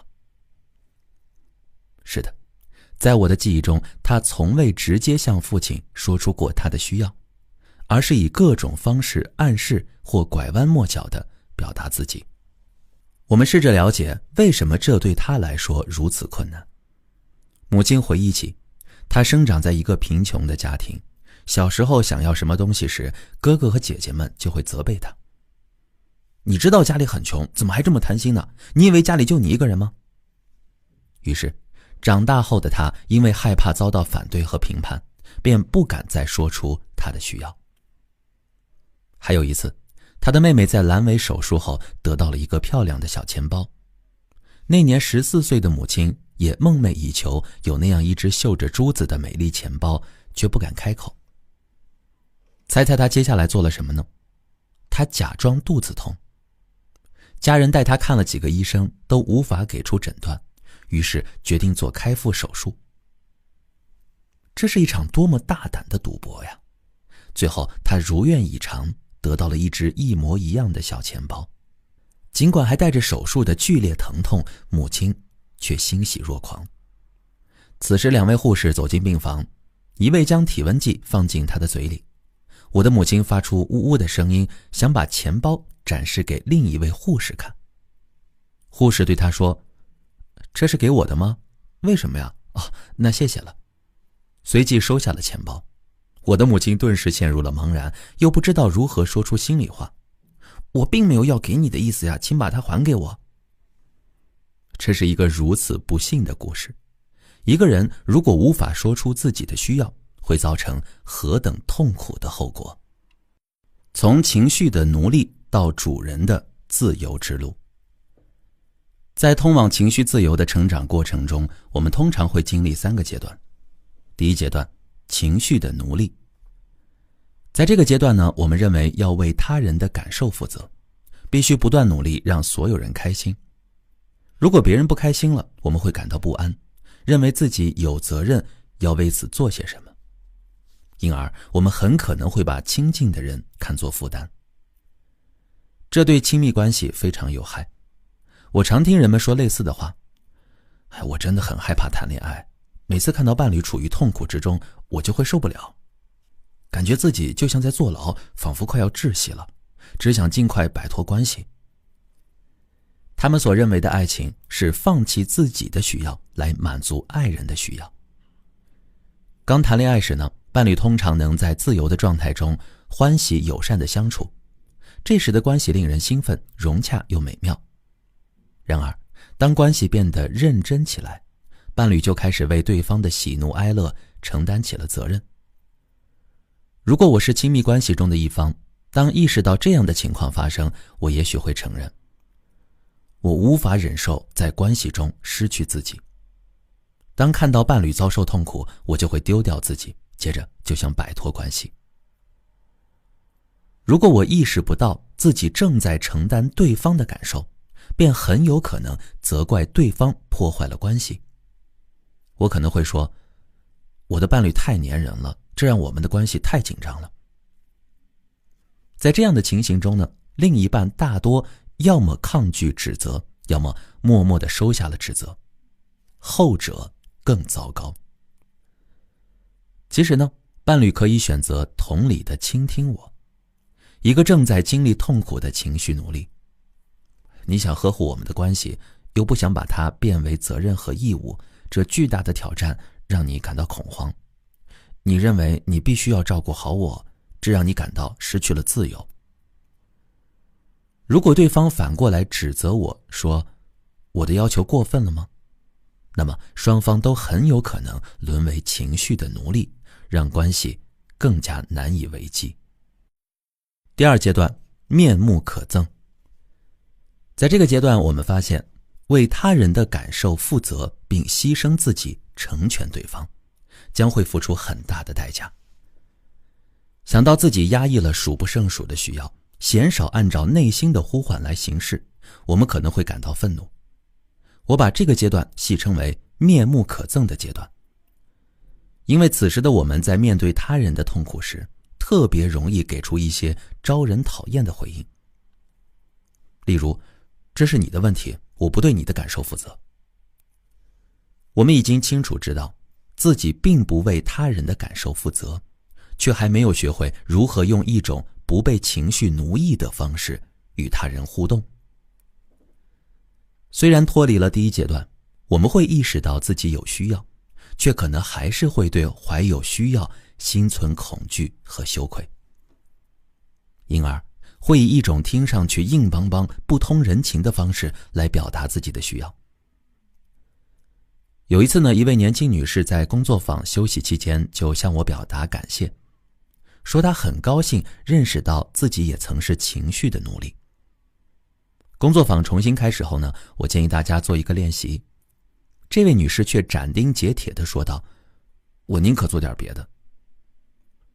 我意识到她正在行使新发现的权利，那就是表达自己的需要，即使她采取的方式与他人的需要相冲突。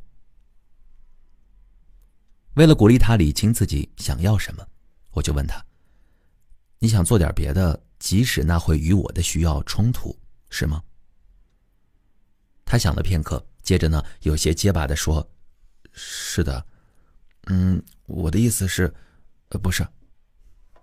你看，他的困惑正说明了，处于面目可憎阶段时，我们还未能意识到情绪自由不只是表达自己的需要。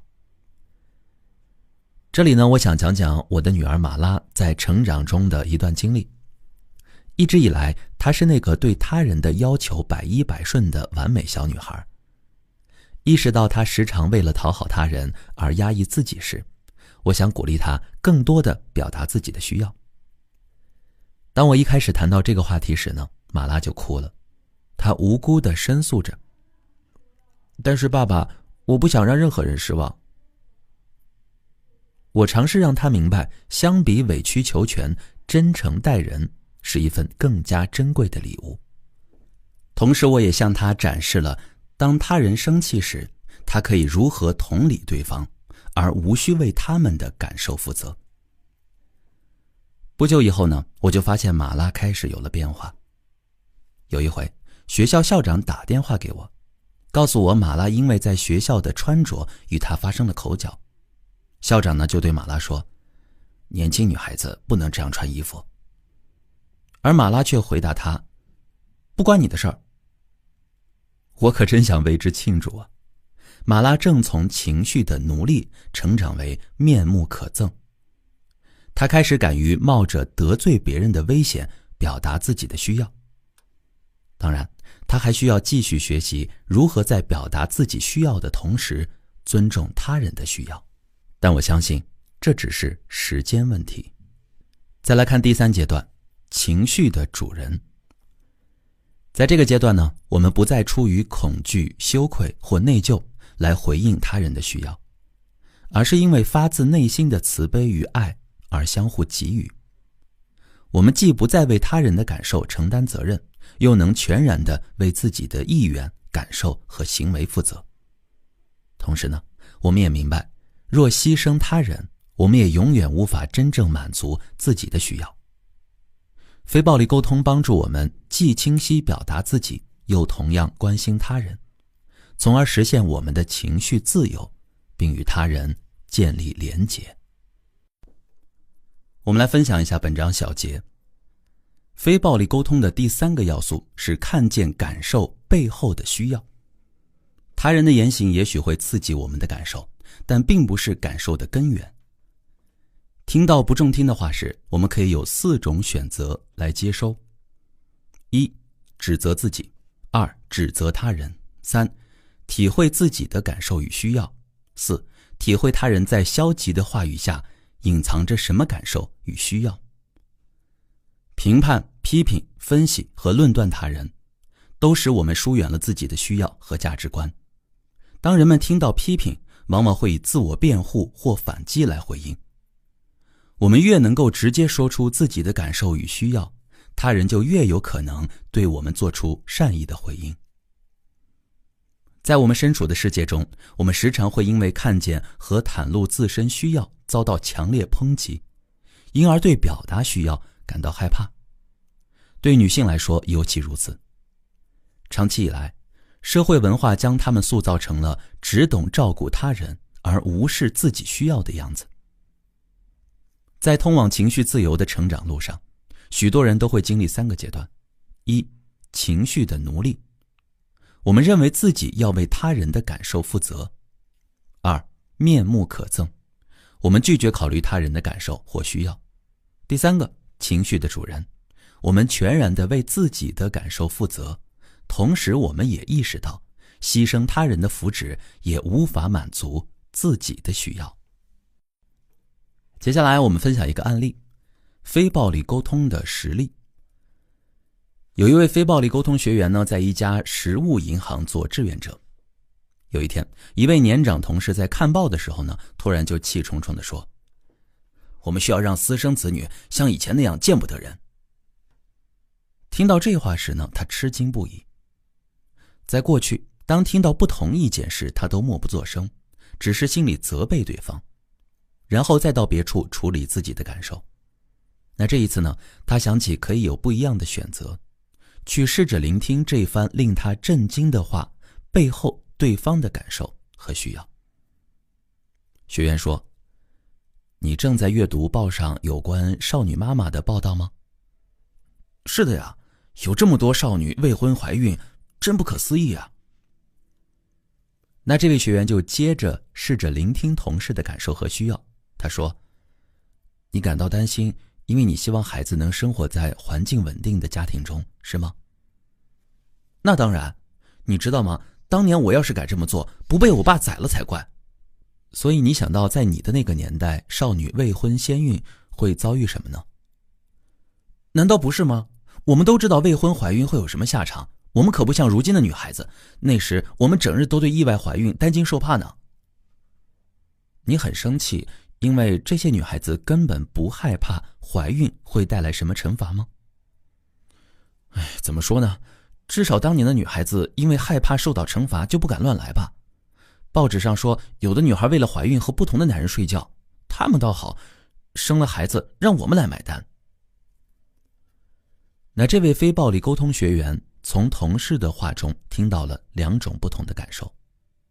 一方面，对一些女孩故意怀孕感到震惊；另一方面，对纳税人要为这些孩子买单感到气愤。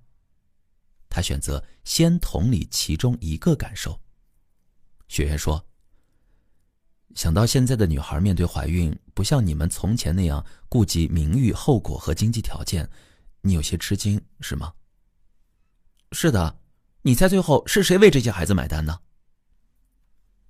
同事的震惊之情多半已经被听到了，便转而谈论他的愤怒。通常，当人们有许多感受时，会反复回到那些还未被听到的内容上。因此，聆听者无需一次把所有不同的感受都反映给对方，而是可以在每一个感受浮现时给予同理倾听，情感也会随之持续的流淌。那听上去你感到气愤，因为你希望纳税人的钱能有更好的用途，对吗？“那当然了，我儿子和儿媳想要第2个孩子，可是生养孩子太花钱了，虽然他们都有工作，但还是生不起啊。”“想到这事儿你感到难过，你很想再要一个孙子或孙女，是吗？”“是的，但不只是我想要。”“你还希望儿子可以过上他想要的生活，对吗？”在这里我们说明一下，即使这位学员只是猜对了部分，他依然继续的同理倾听同事，同事因此得以充分的表达自己。“是啊，做独生子女也是挺凄惨的。”“我明白了，你希望凯蒂能有一个小弟弟？”“是啊，那该有多好呀。”就在那一刻，这位同事似乎有些释然，他开始安静下来。学员惊讶地发现，尽管自己依然想要发表不同观点，内心的紧迫与紧张却已经消散了不少。因为他不再有敌对的感觉了，他理解了同事的想法背后有什么样的感受与需要，这时仿佛他们不再是2个世界的人了。接着，学员运用非暴力沟通的4个要素，开启他的表达。学员说：“你知道吗？当听到你说让私生子女像以前那样见不得人，我感到非常害怕。因为我希望我们都能从心底关心那些需要帮助的人们。来我们这里领取食物的人，有些是未成年父母，我想确保他们在这里是受欢迎的。你是否愿意告诉我，当你见到塔夏、艾米以及他们的男朋友来这里时，你是什么心情呢？”我们来分析一下这段话。第一句话，你知道吗？当听到你说让私生子女像以前那样见不得人，这句话就是观察。我感到非常害怕，这就是感受。因为我希望我们都能从心底关心那些需要帮助的人们，这句话就是需要。来我们这里领取食物的人，有些是未成年父母，这句话依然是观察。我想确保他们在这里是受欢迎的，这句话是我的需要。你是否愿意告诉我，当你见到塔夏、艾米以及他们的男朋友来这里时，你是什么心情呢？最后这句话就是请求。他们持续交换了一些看法，直到女学员确信她的同事从心底关爱与尊重那些未成年父母，并愿意帮助他们。更重要的是，她学习到了可以用诚实与相互尊重的态度来表达和对方不同的看法。与此同时呢，同事也感到欣慰，因为他的担忧也得到了充分的聆听。通过不带敌意的交换不同意见，他们增进了相互理解，关系也变得更亲近了。如果没有使用非暴力沟通，他们的关系也许就会恶化。接下来我们一起做一个小练习，在以下的例句中，说话的人是否对自己的感受负责了呢？同样，我们会把这10句话通过图片的形式放在评论区，大家可以一起看看。先来说第一句，你把公司文件丢在办公室地上，这让我很生气。这句话是否对自己的感受负责呢？第二句，听你这么说，我觉得很生气，因为我需要受到尊重，而我认为你那些话是在羞辱我。第三句，你来晚了，让我很郁闷。第四句，你没法来吃晚餐，我感到难过，我本来想和你共度这个夜晚。第五句，我感到失望，因为你没有做你答应我的事情。第六句，我感到挫败，因为我原本希望这件事能够进展得更快些。第七句，人们在背后议论我，这让我感到伤心。第八句，我很高兴你获得了那个奖项。第九句，你嗓门那么大，我很害怕。第10句，感谢你让我搭顺风车回家，因为我想比孩子们先到家。各位朋友，哪句话是对自己的感受负责呢？欢迎在评论区一起聊聊。那以下是我对练习3的回应。第一句话，你把公司文件丢在办公室地上，这让我很生气。如果你选择这一句，我们的看法不一致。在我看来，说这句话的人是在暗示，是对方的行为导致他的感受，而非他本身的需要或想法所致。若要为自己的感受负责，他可以说，当你把公司文件丢在办公室地上，我感到生气，因为我希望重要的文件能够得到妥善保管。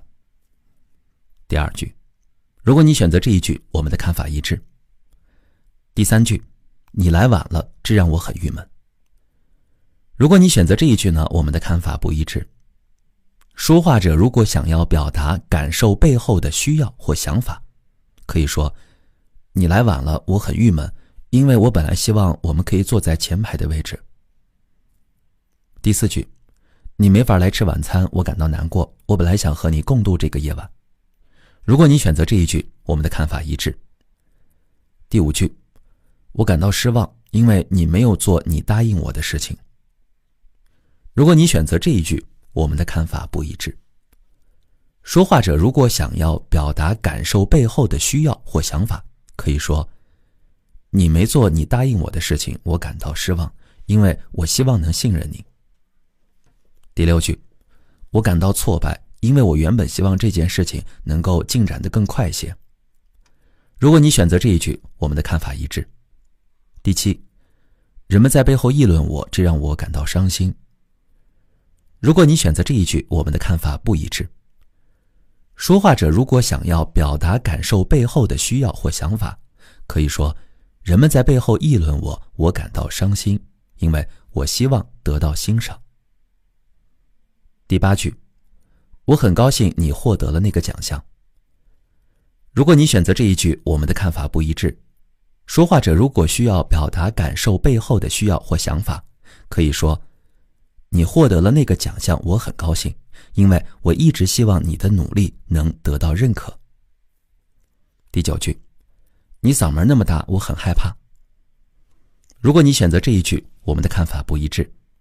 说话者如果想要表达感受背后的需要或想法，可以说，你大声说话时，我很害怕，我需要安全的环境。第10句，感谢你让我搭顺风车回家，因为我想比孩子们先到家。如果你选择这一句，我们的看法一致。第6章，提出请求，丰盈生命。我们已经介绍了非暴力沟通的3个要素：观察、感受和需要。学习了使用不带批评、分析、指责或诊断的沟通方式，更有可能激发他人的善意与慈悲。非暴力沟通的第4个要素是请求。提出请求是为了让我们的生命变得更加丰盈。在表达了观察、感受和需要之后，我们提出一个明确的请求来满足需要。那么，以什么样的方式提出请求，才能让别人更愿意对我们做出善意的回应呢？首先，清楚地告诉对方，我们请求他们去做什么，而非不要做什么。我的同事鲁斯·贝本梅尔曾经写过一首儿歌，其中有2句歌词是：让我不要这么做，那我要怎么办呢？我只知道让我不要这么做，我就偏不想答应你。从中我们可以看到，用负向的语言提出请求，通常会引发2个问题。一，人们往往搞不清楚我们到底请求他们做什么。第二，负向的请求很容易使人产生抗拒的心理。一位女士在一次工作坊中谈到，她对先生在工作上投入许多时间，十分的苦恼。而她向先生提出的请求非但没有效果，甚至适得其反。她说，我请他不要花那么多时间在工作上，没想到3周后他居然告诉我，他报名参加了一个高尔夫球比赛。这位女士说出了她不想要什么。她不希望先生花太多时间在工作上，但却没有说清楚她想要什么。于是，当我鼓励她换一种方式提出请求时，她想了想说，我希望他每周至少有1个晚上在家陪我和孩子，要是一开始我这样和他说就好了。越战期间呢，我受邀参加一场电视辩论赛，就战争的议题和一位与我立场不同的男士展开辩论。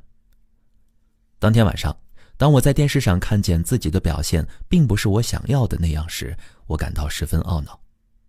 于是我告诉自己，下一次辩论时绝不能这么被动，我可不想让他把我当成傻瓜。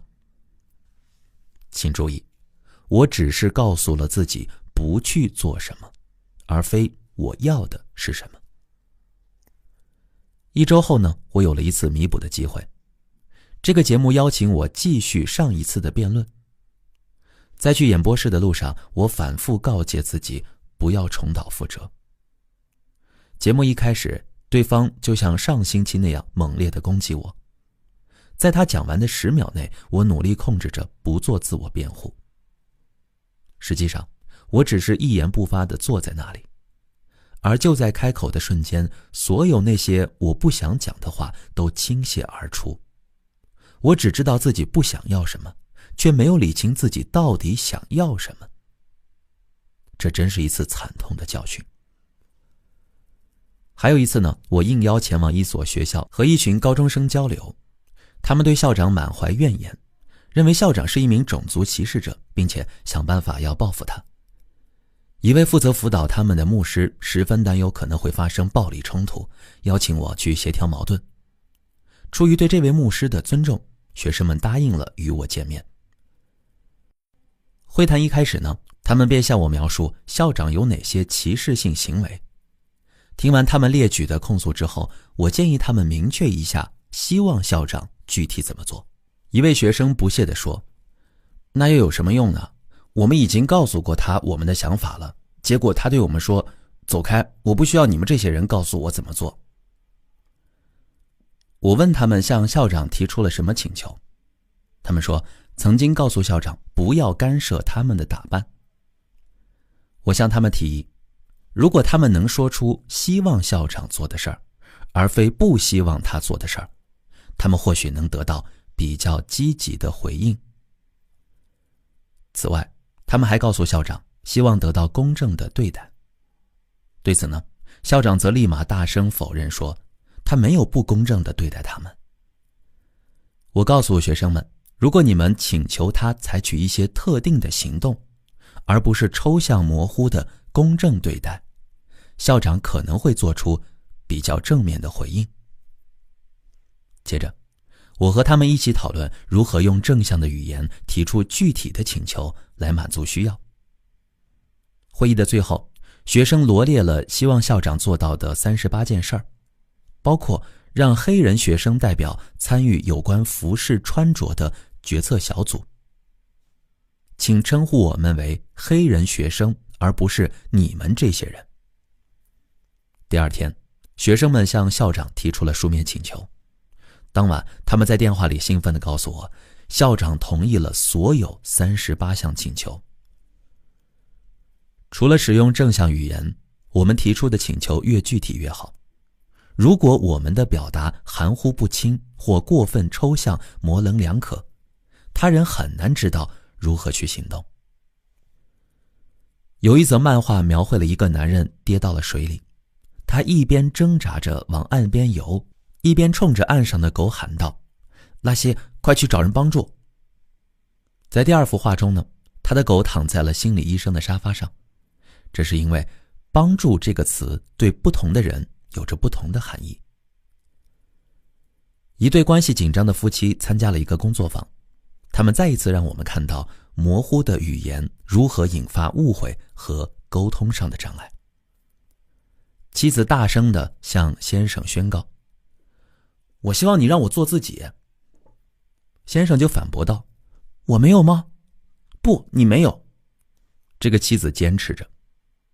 当我请他以正向的具体语言来描述时，他说：“我希望你给我自由，让我成长并且做自己。”然而，如此模糊的语句只会引发对方的防卫。他继续艰难地尝试提出一个清晰明确的请求，最后却不得不承认：“这听上去有些令人不好意思。我希望不论我做什么，你都能微笑着点头称是。”人们往往使用模糊抽象的语言来掩盖、操纵对方的意图。还有一次，一位父亲带着他15岁的儿子来找我做咨询。父亲呢，就向孩子提出的请求同样是含糊不清。他说：“我只是希望你能对自己多一些责任感，这个要求难道过分吗？”我呢，就建议他具体说明，儿子需要怎样做才算是有责任感。经过一番讨论，父亲有些不好意思地回答道：“这听上去有些不对。当我说希望他能有点责任感时，我真正的意思是希望他能听我的话。我让他跳，他就要跳，并且做的时候呢，还要面带微笑。”我表示，如果儿子真的表现出了这样的责任感，那不过是顺从罢了。他同意了我的看法。就像这位父亲，人们习惯于使用含糊抽象的语言，将自己的愿望暗示给他人，却不提及希望对方采取哪些具体的行动。例如，这位雇主希望员工们能给他一些反馈，于是他说：“我希望你们和我在一起时可以畅所欲言。”雇主向员工们传递了自己的愿望，希望他们能畅所欲言，却并未说明他们要如何做到。为了让请求更具有建设性，这位雇主可以使用正向的具体语言来提出请求。请你们告诉我，我怎么做才能让你们在和我谈话时更敢于表达意见呢？最后，我想再举例说明含糊的语言如何妨碍了对自我的清晰认识。我在担任临床心理医生期间，接待过许多受到抑郁困扰的来访者。在我深度同理了他们之后，我们的交流通常会这样继续。我说：“有什么是你想要却没有得到的呢？”来访者回答：“我不知道我想要什么。”我猜你会这样说：“啊，为什么呀？”我认为呢，我们之所以会抑郁，是因为未能实现自己的愿望。之所以如此呢，是因为从来没有人教导过我们去实现愿望。相反，我们被教育成乖孩子、好妈妈、好爸爸。如果我们要成为那样的好人，就得习惯压抑自己。抑郁是我们做一个好人的代价。如果你想要让自己好起来，我希望你能清楚地说出，为了让你的生活变得美好，你希望他人做些什么。我只是希望有人能爱我，这并非完全不现实，不是吗？这是个好的开始。现在我想请你清晰地说出他人怎么做才能满足你爱的需要呢？例如，我此刻可以做些什么呢？你知道的。我不确定我知道，我想请你告诉我，为了让你得到你想要的爱，你希望我或者他人怎样做呢？这很难说清楚啊。是的，提出清晰的请求确实是困难的。但是请想一想，如果我们讲不清楚自己想要什么，别人要回应我们的请求，该会有多困难呢？我开始明白，我希望别人做什么来爱我了。不过，我不太好意思说出来。是的，这经常是令人尴尬的。那么，你希望我或者他人怎么做呢？我认真思考了。当我说希望得到爱时，我实际想要的是，其实我还不知道我的需要，你也能猜到我想要什么，并且我希望你一直都这样。我很感激你做了澄清，我也希望你已经明白了，找到这样一个人，用这样的方式来爱你是不可能的。经过这样的对话，许多来访者才发现，他们之所以感到沮丧和压抑，很大程度上是因为他们不清楚自己希望他人如何来满足自己的需要。我们接着来说，有意识地提出请求。有的时候呢，表达清晰的请求也许无需过多言语。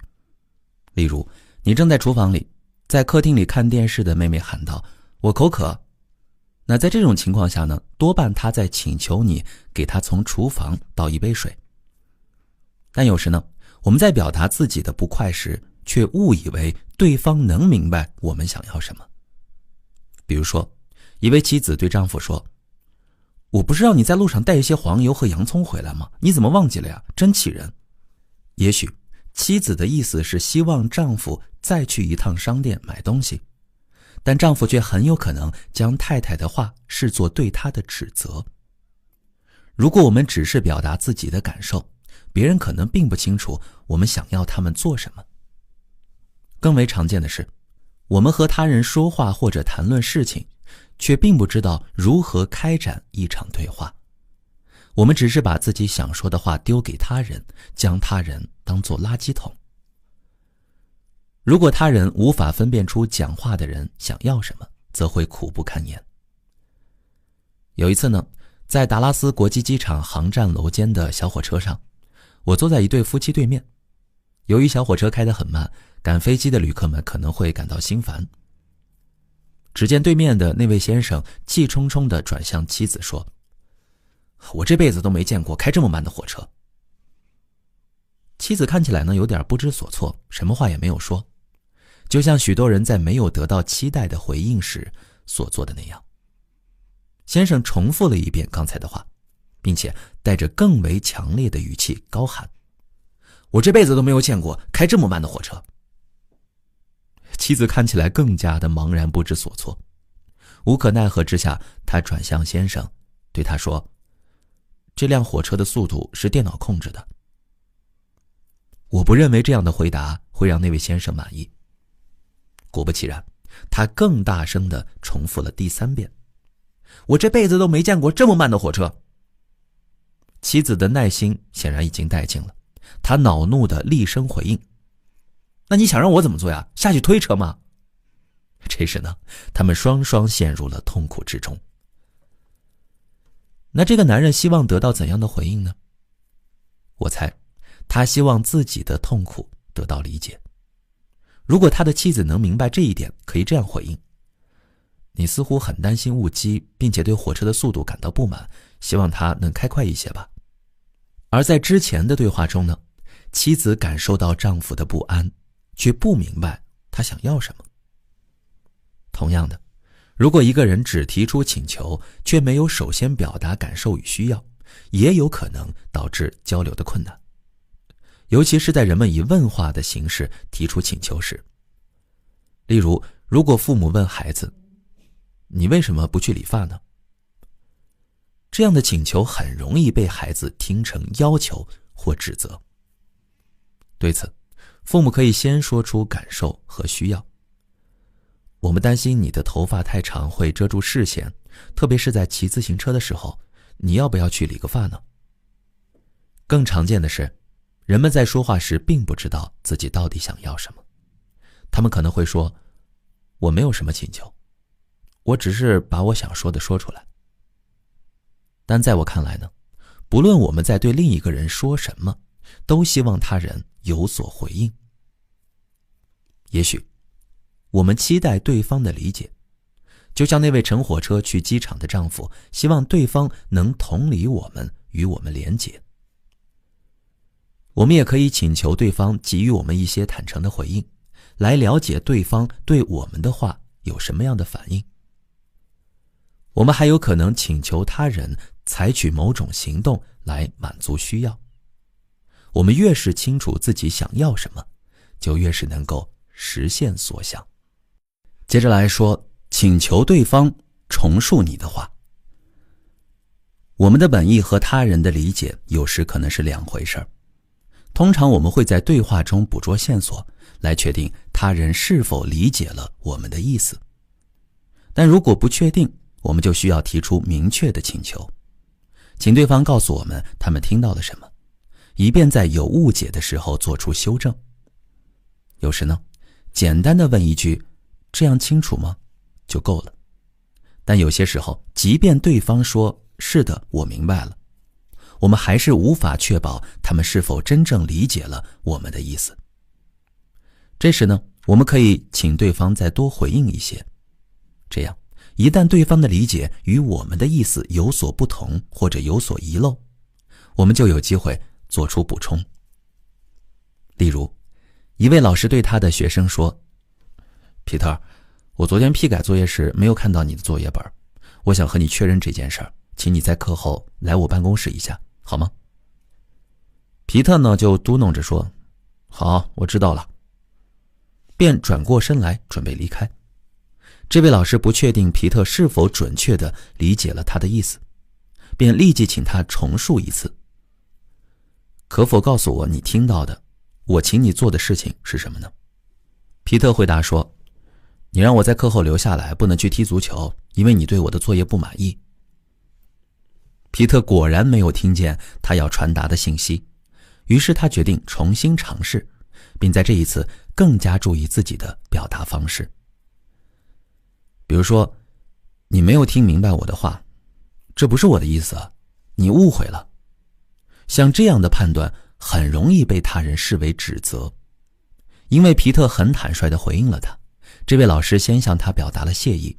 他说，谢谢你告诉我你听到我说了什么，我想我说的不够清楚，所以请允许我再试一次。刚开始尝试请他人重述我们的话时，可能会觉得有点不自然，因为在日常交流中呢，我们很少会提出这样的请求。当我强调请他人重述我们的话是一种重要的能力时，人们通常担心有人会这样反应，你觉得我是聋子吗？嗨，别跟我玩心理学那一套。为了避免这样的反应发生，我们可以先向他人解释这样做的原因，清楚表明这不是在测试他们的聆听能力，而是核实我们是否已经清晰地表达了自己的意思。然而，如果对方说，我听到你说什么了，我又不是傻瓜，我们依然可以继续体会对方的感受和需要，并选择用语言来询问，你有些生气吗？因为你希望我相信你理解了我说的话，对吗？本集我们来说请求诚实表达。在诚实表达了自己并确认对方已经明白后，我们多半会很想了解对方的反应。请求他人给予诚实表达大致可以分为3个方面。一，对方的感受和感受的原因。有时我们想要了解对方听到我们的话有什么感受，以及产生这些感受的原因。一种可能的请求方式是，听到我说这些，你的感受是什么呢？然后我们可以进一步地问，为什么会有这种感受呢？第二，对方的想法。有时我们想了解对方在听了我们的话之后有什么想法，这时重要的是说清楚我们想听的是哪方面的想法。例如可以问对方，我想请你谈谈我的提案是否可行，如果不太可行，你认为有哪些阻碍因素呢？如果我们只是宽泛简单的问，你对这个提案的想法是什么，而不是具体说明想要哪方面的回答，对方也许会长篇大论，说的却不是我们想要了解的内容。第三方面，对方是否有意愿采取特定行动。还有些时候，我们想要知道对方是否愿意采纳我们的提议。我们可以问，我想知道你是否同意将我们的会议推迟1周呢？在使用非暴力沟通时，我们需要清楚自己希望对方给予什么样的回应，并且清晰地提出相应的请求。我们接下来说，在团体中提出请求。在团体中发言时呢，更要说清楚我们希望得到什么样的回应，否则对话很可能不着边际，徒劳无功，也无法满足任何人的需要。我经常受邀与关心种族歧视问题的团体一起工作，这些群体时常面临会议冗长又毫无成效的问题。为了参加会议呢，参与者们时常要将有限的精力用来安排行程、托人照顾孩子。没有成效的会议对他们来说代价高昂，许多人因为会议太浪费时间而退出了团体。此外，他们所追寻的机构变革也不如想象中快速和顺利，因而呢，使会议变得富有成效对他们来说显得十分重要。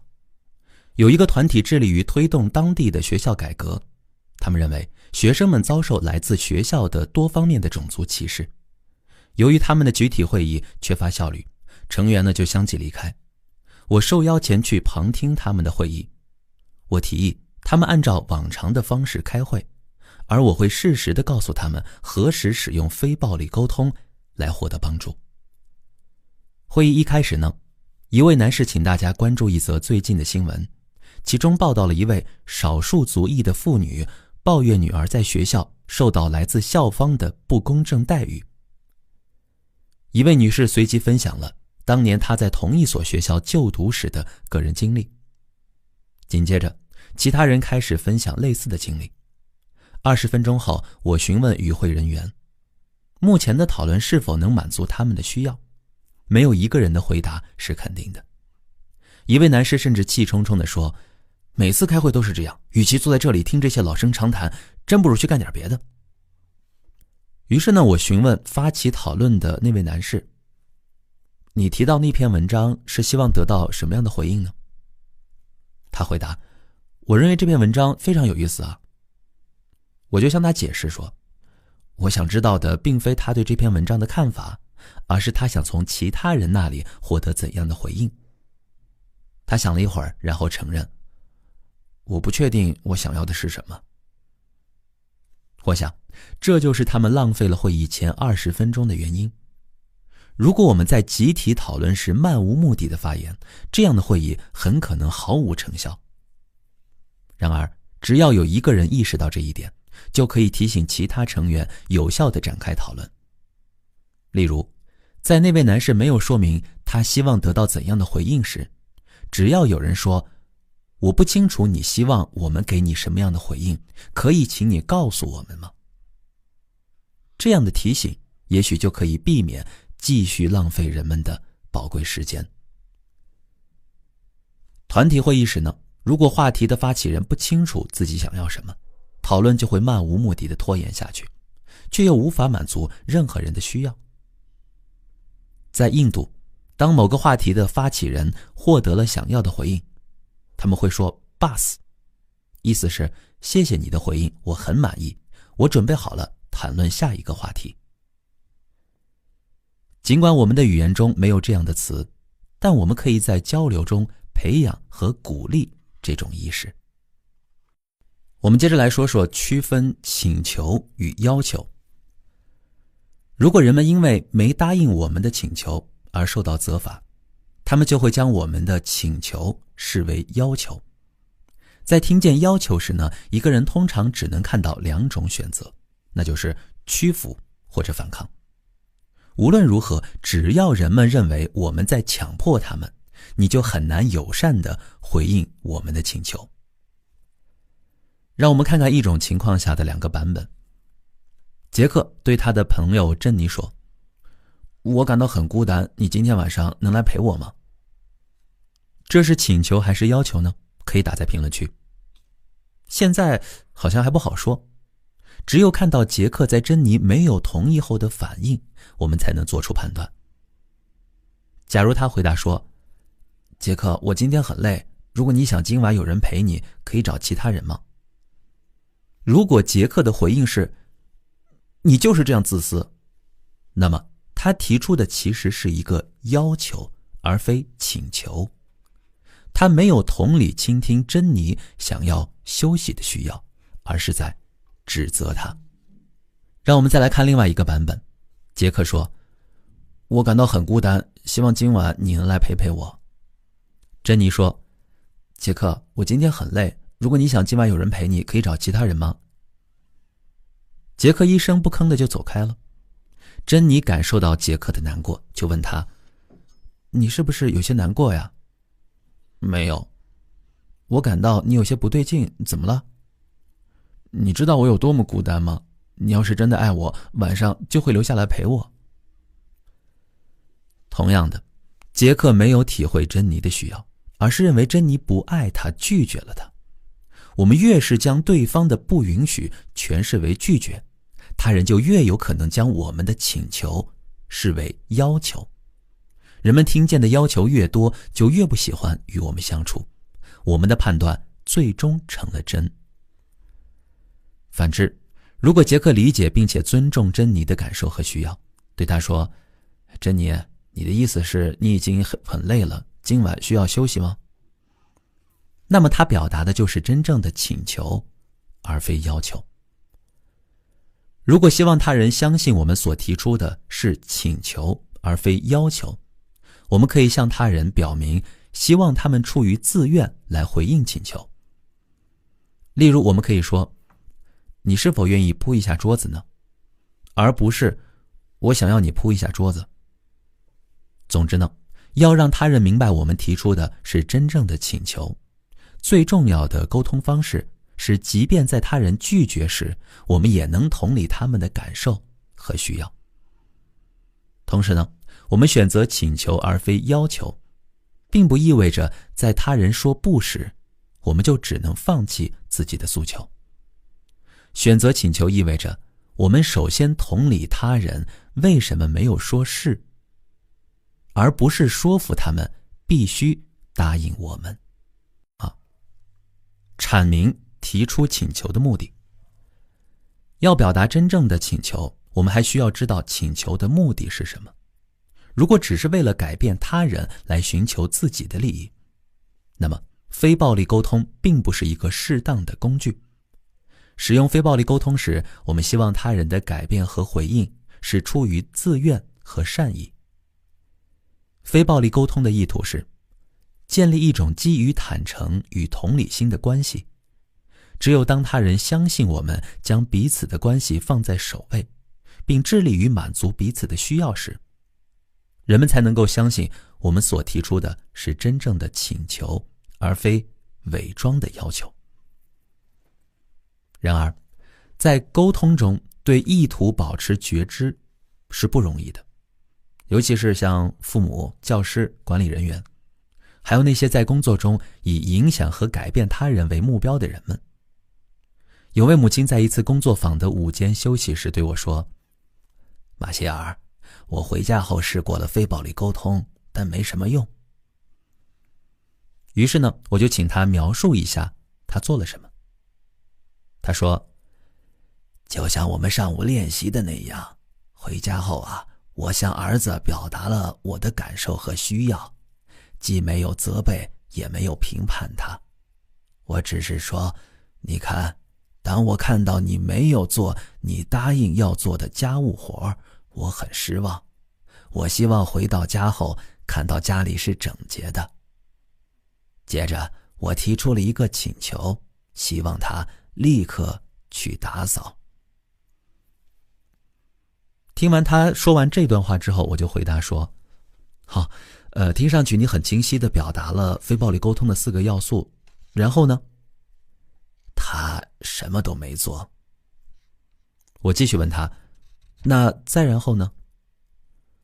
我对他说，他不能一辈子都这样懒惰和不负责任呐。我注意到，这位女士呢，她还无法区分请求和要求的不同。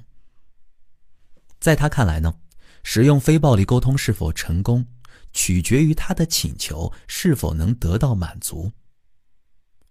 我们在刚开始学习非暴力沟通时，或许会发现自己只有在机械地使用它的要素，却没有意识到它真正的意图是什么。有些时候呢，即使我们带着非暴力沟通的意图和关爱提出请求，有些人仍然会把它看成要求。特别当我们处于权力上强势的一方，而对方恰恰曾受到过来自权威的威逼压迫。有一次，一所高中的管理团队邀请我向教师们示范如何运用非暴力沟通与那些不配合的学生沟通。在校方的安排下呢，我和40来位被视为社交与情绪不良的学生会面。令我印象深刻的是，这些学生被贴上了这样的标签后，果然就表现出了社交与情绪不良行为。试想，如果你被贴上了如此标签，那岂不是说不遵守学校规矩是正常的吗？我们给他人贴上标签，反而造就了那些让我们烦恼的行为，而这些行为又进一步确认着我们对他们的判断。所以，当我走进教室，看到大部分的学生围在窗边对着楼下的同学大声骂脏话时，我并不感到意外。我呢，就首先向他们提出了一个请求，请你们回到教室里面坐好，好让我能介绍我自己和我们今天要做的事情。大概有一半的学生回到了教室里。我不确定是否所有人都听清了我的请求，于是呢，我又重复了一遍。这时，其他的学生都回到了座位，除了2位男生还靠在窗边，他们是这个班上块头最大的学生。我对他们说，请问你们2位有谁可以告诉我听到我说了什么呢？其中一位转过身，不耐烦地说道，你说我们必须回来坐下吗？这让我明白了，他把我的请求听成了要求。我接着说，先生，我已经学会了管那些强壮魁梧的人叫先生，特别是其中一位身上还刺着纹身的时候，更要这样。你是否愿意告诉我，我怎样表达能让你明白这是我的愿望，而不是在对你发号施令呢？什么？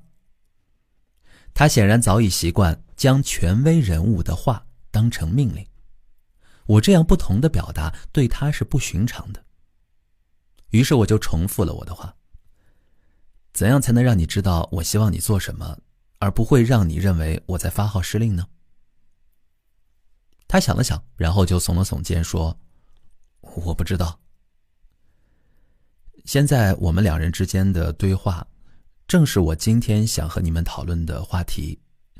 我相信，人们如果可以说出自己的愿望，但又不对他人发号施令，人与人之间可以相处得更加愉快。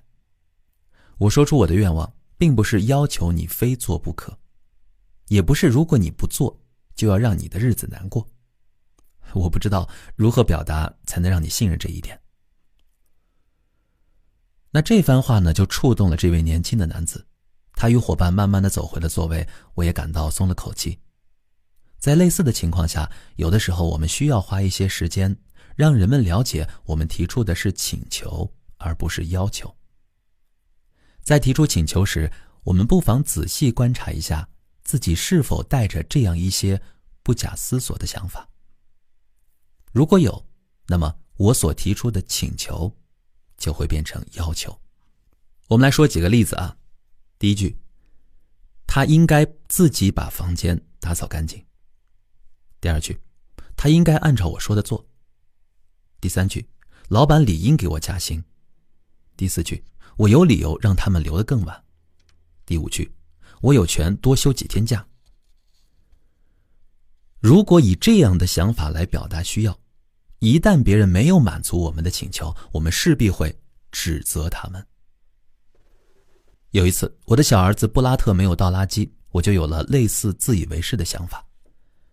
之前我们在讨论家务分工时呢，他认领了清理垃圾的工作，但后来我们还是每天就为此产生口角。为了让他去倒垃圾，我一再地提醒他，这是你的活儿，或是我们每个人都有自己的任务。后来有一天晚上，我和他又针对这件事儿做了一番交流。这一次呢，我仔细聆听，终于听到了他不愿倒垃圾行为背后的心声。于是我写下了这首《布拉特之歌》，是这么唱的：如果我知道你并不是在要求我，当你召唤我时，我会乐意回应你。如果你高高在上，像个盛气凌人的老板，你将会发现你一头撞在了墙上。当你假惺惺地提醒我你为我做的各种事情，你最好准备再次碰壁。就算你大喊大怒、抱怨叹息，甚至要揍我，我依然不会去倒垃圾。而现在，即使你改变方式，我也需要花一些时间来原谅你。因为在我看来，当我不符合你的期待，你似乎就不会把我当人看待。当布拉特感受到了我已经理解并尊重他的立场后，他开始主动倒垃圾。那之后呢，我再也没有为此提醒过他。我们最后来看一下本章小结啊。非暴力沟通的第4个要素是提出请求，以便让我们的生命更加丰盈。在提出请求时呢，我们要尽力地避免模糊抽象或模棱两可的语言，说明我们要什么，而不是不要什么。在开口时呢，我们越是把想要得到的回应表达清楚，就越有可能得到这样的回应。由于我们所表达的信息与别人的理解有可能不一致，我们需要学习去发现对方是否已经准确无误地接收到了我们的信息。特别是在团体讨论中，更需要清楚知道和说明我们想要的回应。否则，讨论可能只是在浪费大家的时间。一旦人们认为不答应我们的请求就会受到责罚，请求就成了要求。为了让人们信任我们所提出的请求而非要求，可以清楚地表明我们希望人们出于自愿来满足请求。非暴力沟通的意图不是为了改变他人来满足自己，而是帮助双方建立坦诚和有同理心的关系，最终每个人的需要都能得到满足。我们来看一个非暴力沟通的实例，名称叫与好友谈论戒烟。阿尔与博尔特是30多年的好朋友，那博尔特每天要抽2包烟。多年来，不抽烟的阿尔就想尽一切办法来劝说博尔特戒烟。而每当阿尔这么尝试做的时候呢，博尔特多半会认为阿尔在批评他。过去的1年里呢，眼见博尔特咳嗽得越来越厉害，有一天，阿尔终于忍不住，将所有埋在心里的怒气和忧虑告诉了博尔特。阿尔他说：博尔特，我知道这件事情我们已经说过无数次了，可是我还是要想告诉你，我害怕那该死的香烟会送你的性命啊！你是我最好的朋友，我希望你能与我一起活着，越久越好。请不要认为我又在指责你，我真的没有，我只是担心你。博尔特回答说：我知道你在担心我，我们是那么多年的朋友了。那你愿意戒烟吗？你看，这个时候阿尔就提出了请求。博尔特说：我也希望我能做得到。阿尔这个时候呢，就开始聆听博尔特做不到背后的感受与需要。想到戒烟，你害怕自己做不到，是吗？是的，你知道我已经尝试了很多次，但都没有成功，大家都看不起我。阿尔呢，就猜测博尔特想要提出的请求。我没有瞧不起你，即使你再次戒烟失败，我也不会看不起你的，我只是希望你再试一下。谢谢，但只有你没有看不起我，我能从他人的眼光里面看出来，他们都认为我是个没用的人。阿尔呢，继续试着同理倾听博尔特的感受。是不是戒烟已经够难了，还要担心其他人会怎么看你？这对你来说压力很大，是吗？我真的很憎恨自己被香烟摆布啊。这个时候呢，阿尔看着博尔特的双眼，点了点头，沉默了片刻。他的眼神流露出他对博尔特深深的关心。博尔特说，其实我已经不再喜欢抽烟了，特别是在公共场合，抽烟就会被别人厌恶，我觉得很尴尬。阿尔继续体会博尔特的感受和需要，他说，听起来你真的很想戒烟，可又担心失败，让你因此看不起自己并失去信心啊。我想是吧。你知道吗，我从来没有和你说过，以前要是有人劝我戒烟，我就会让他们滚蛋。我想要戒烟，但我不希望别人给我压力。我不想给你包袱，我也不知道能否让你打消顾虑，但只要你愿意，我一定会尽力支持你。我愿意，你那么关心和支持我，我真的很感动。但是，如果我现在还没有准备好，你会介意吗？当然不会，博尔特，我依然爱着你，我只是希望我能爱你更久一些。大家看一看阿尔和博尔特的对话，因为阿尔提出的是真正的请求，而不是要求。因此，不论博尔特如何回应，他都始终专注在双方的连接上。通过我依然爱你这句话，他向博尔特表达了他的心意和对博尔特的尊重。同时在说希望能爱你更久一些时，阿尔也表达了自己的需要。博尔特说，好，我会再试一次，但不要告诉别人，好吗？当然，当你决定什么时候准备好了，我不会告诉任何人。最后我们来练习一下如何去表达请求。那现在根据你的理解，下列哪些句子是一个清晰、具体、可行的请求呢？我会把这10句话分享在评论区，大家可以参考。第一句话我们先来看看，我希望你理解我，这个是请求还是要求呢？第二句，请告诉我你欣赏我做的哪一件事情，这个是请求还是要求呢？第三句，我希望你能更加自信。第四句，我希望你不要再喝酒了。第五句，请你让我做自己吧。第六句，关于昨天的会议，我希望你能和我说实话。第七句，我希望你在规定的时速内驾驶。第八句，我想更好地了解你。第九句，我希望你尊重我的隐私。第10句，我希望你能经常做晚饭。大家觉得以上的10句话，哪句话是请求，哪句话是要求呢？可以分享在评论区。那接下来我们看看作者对这个练习的回应。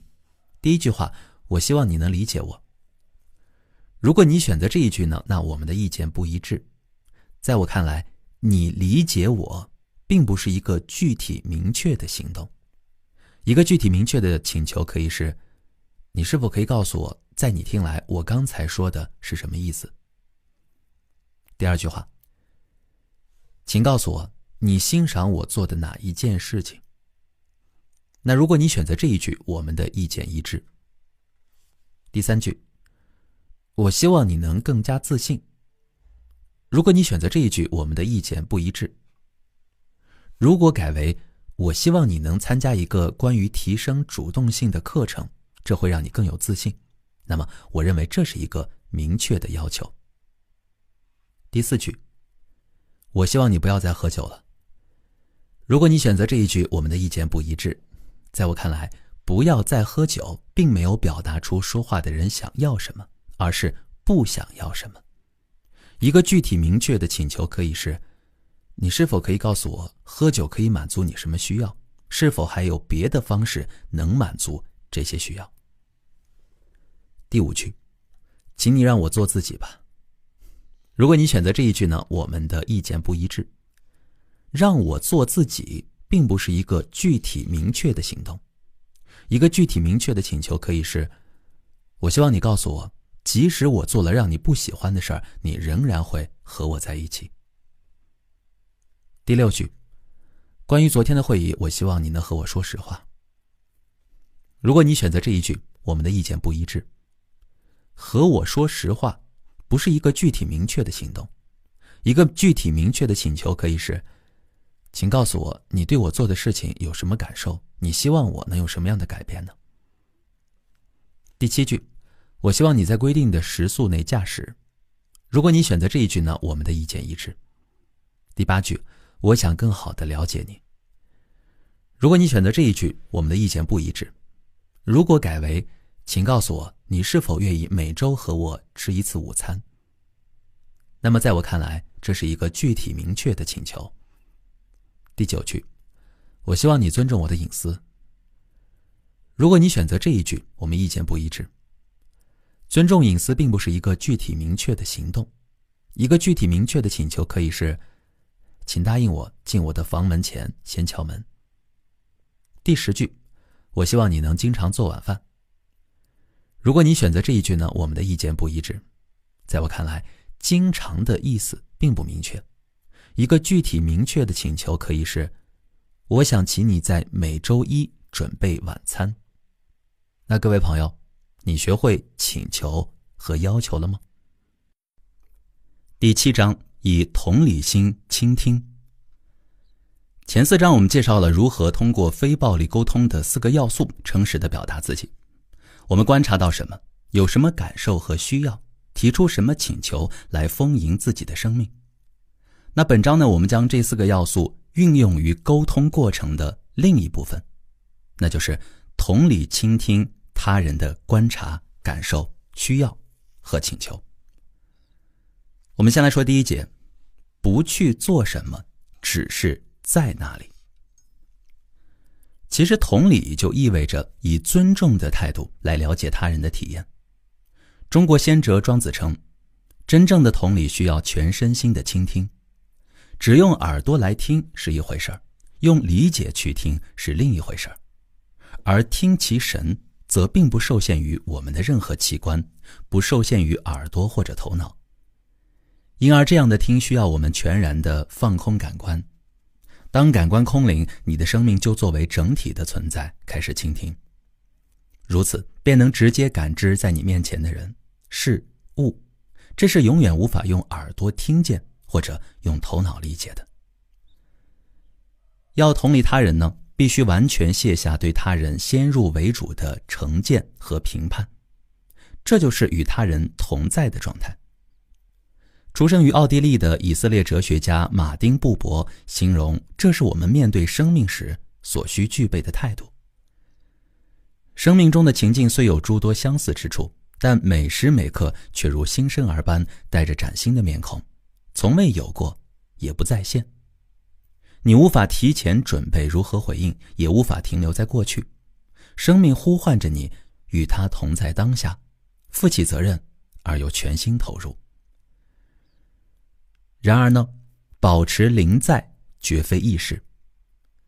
法国哲学家西蒙纳·威伊写道，将注意力给予受苦之人是极其稀缺的能力，也是困难的事情，这近乎奇迹。可以说这就是奇迹。几乎所有认为自己可以做到的人，实际上并不具备这种能力。如果一个人需要同理，我们却试图将安慰或者建议来搞定对方的问题，他人往往会感到沮丧。对此呢，我的女儿给我上了一课。她教会我在给予建议或安慰前，先核实那是不是对方想要的。有一天，女儿就看着镜子中的自己说，我丑得像头猪。我立马信誓旦旦地对她说，你是上帝带到这个地球上最美丽的礼物。没想到女儿生气地对我喊了一声，爸爸，你真是的，随即砰的一声甩门离去。后来我才意识到，他想要的只是我能同理他的心情。我的宽慰是那么的不合时宜。其实我只需对他说，你对你今天的样子感到失望，是吗？我的朋友霍利汉弗里做了一些归纳，来说明哪些行为会妨碍我们以同理心与他人连结。比如说给建议，我认为你应该怎样怎样，为什么你没有这样这样呢？还有一些比惨，哎呀，这算不了什么，你听听我曾经经历过的。还有说教，如果你这样做某某某某，你就会转变成一个非常积极的体验。还有安慰，哎呀，这不是你的错，你尽力了。还有讲故事，这让我想到曾经我经历过的那些事儿。还有摆脱感受，还高兴一点，不要这么难过嘛。或者是同情，你真是可怜。还有询问，这种情况是什么时候开始的呢？还有解释，哎呀，我本来想给你打电话的，可是……还有纠正，事情不是这样的。在《当你遇到创伤时》一书中，犹太教拉比哈洛德库西纳讲述，经历了丧子之痛，他听到人们的安慰极为痛苦。然而更令他难过的是，他发现过去20多年来，自己在别人遭遇不幸时也说着同样的话。我们常常认为要想办法解决问题或让他人好受些，但这些却恰恰阻碍了与他人同在。对于咨询师或者心理治疗师来说更容易如此。有一次呢，我与一群精神健康专家工作，我就问他们，当来访者表达我感到非常压抑，找不到任何活下去的理由时，他们会如何回应？同时我请他们将回应逐字逐句写下。收集好他们的回答，我说，我念出你们每个人写下的回应，想象一下，你是那位求助者。如果你认为某个回答表达了对你的理解，就请你举手。在23个回答中，只有3个有人举手。最频繁的回应就是这是从什么时候开始的？那乍看之下呢，这类提问是专业人士为诊断以及治疗收集信息。事实上，试图分析问题无法让我们与他人同在。如果我们只是关心别人的话，是否符合我们的理论，我们是在审视他们，而没有与他们同在。同理的核心是临在，全然的与他人以及他们的当下的体验同在。因此呢，同理心不同于头脑上的理解，也并非同情。有时我们会因为体会到他人的感受而心生同情，这时我们需要格外警惕。当我们对他人表达同情时，就不是在同理他们。接下来一段我们要说的是倾听他人的感受和需要。不论人们以什么样的方式来表达自己，我们都可以用心聆听他们的观察、感受、需要和请求。想象一下，你将自己的轿车借给了有急事儿的新邻居，你的家人知道后呢，反应强烈。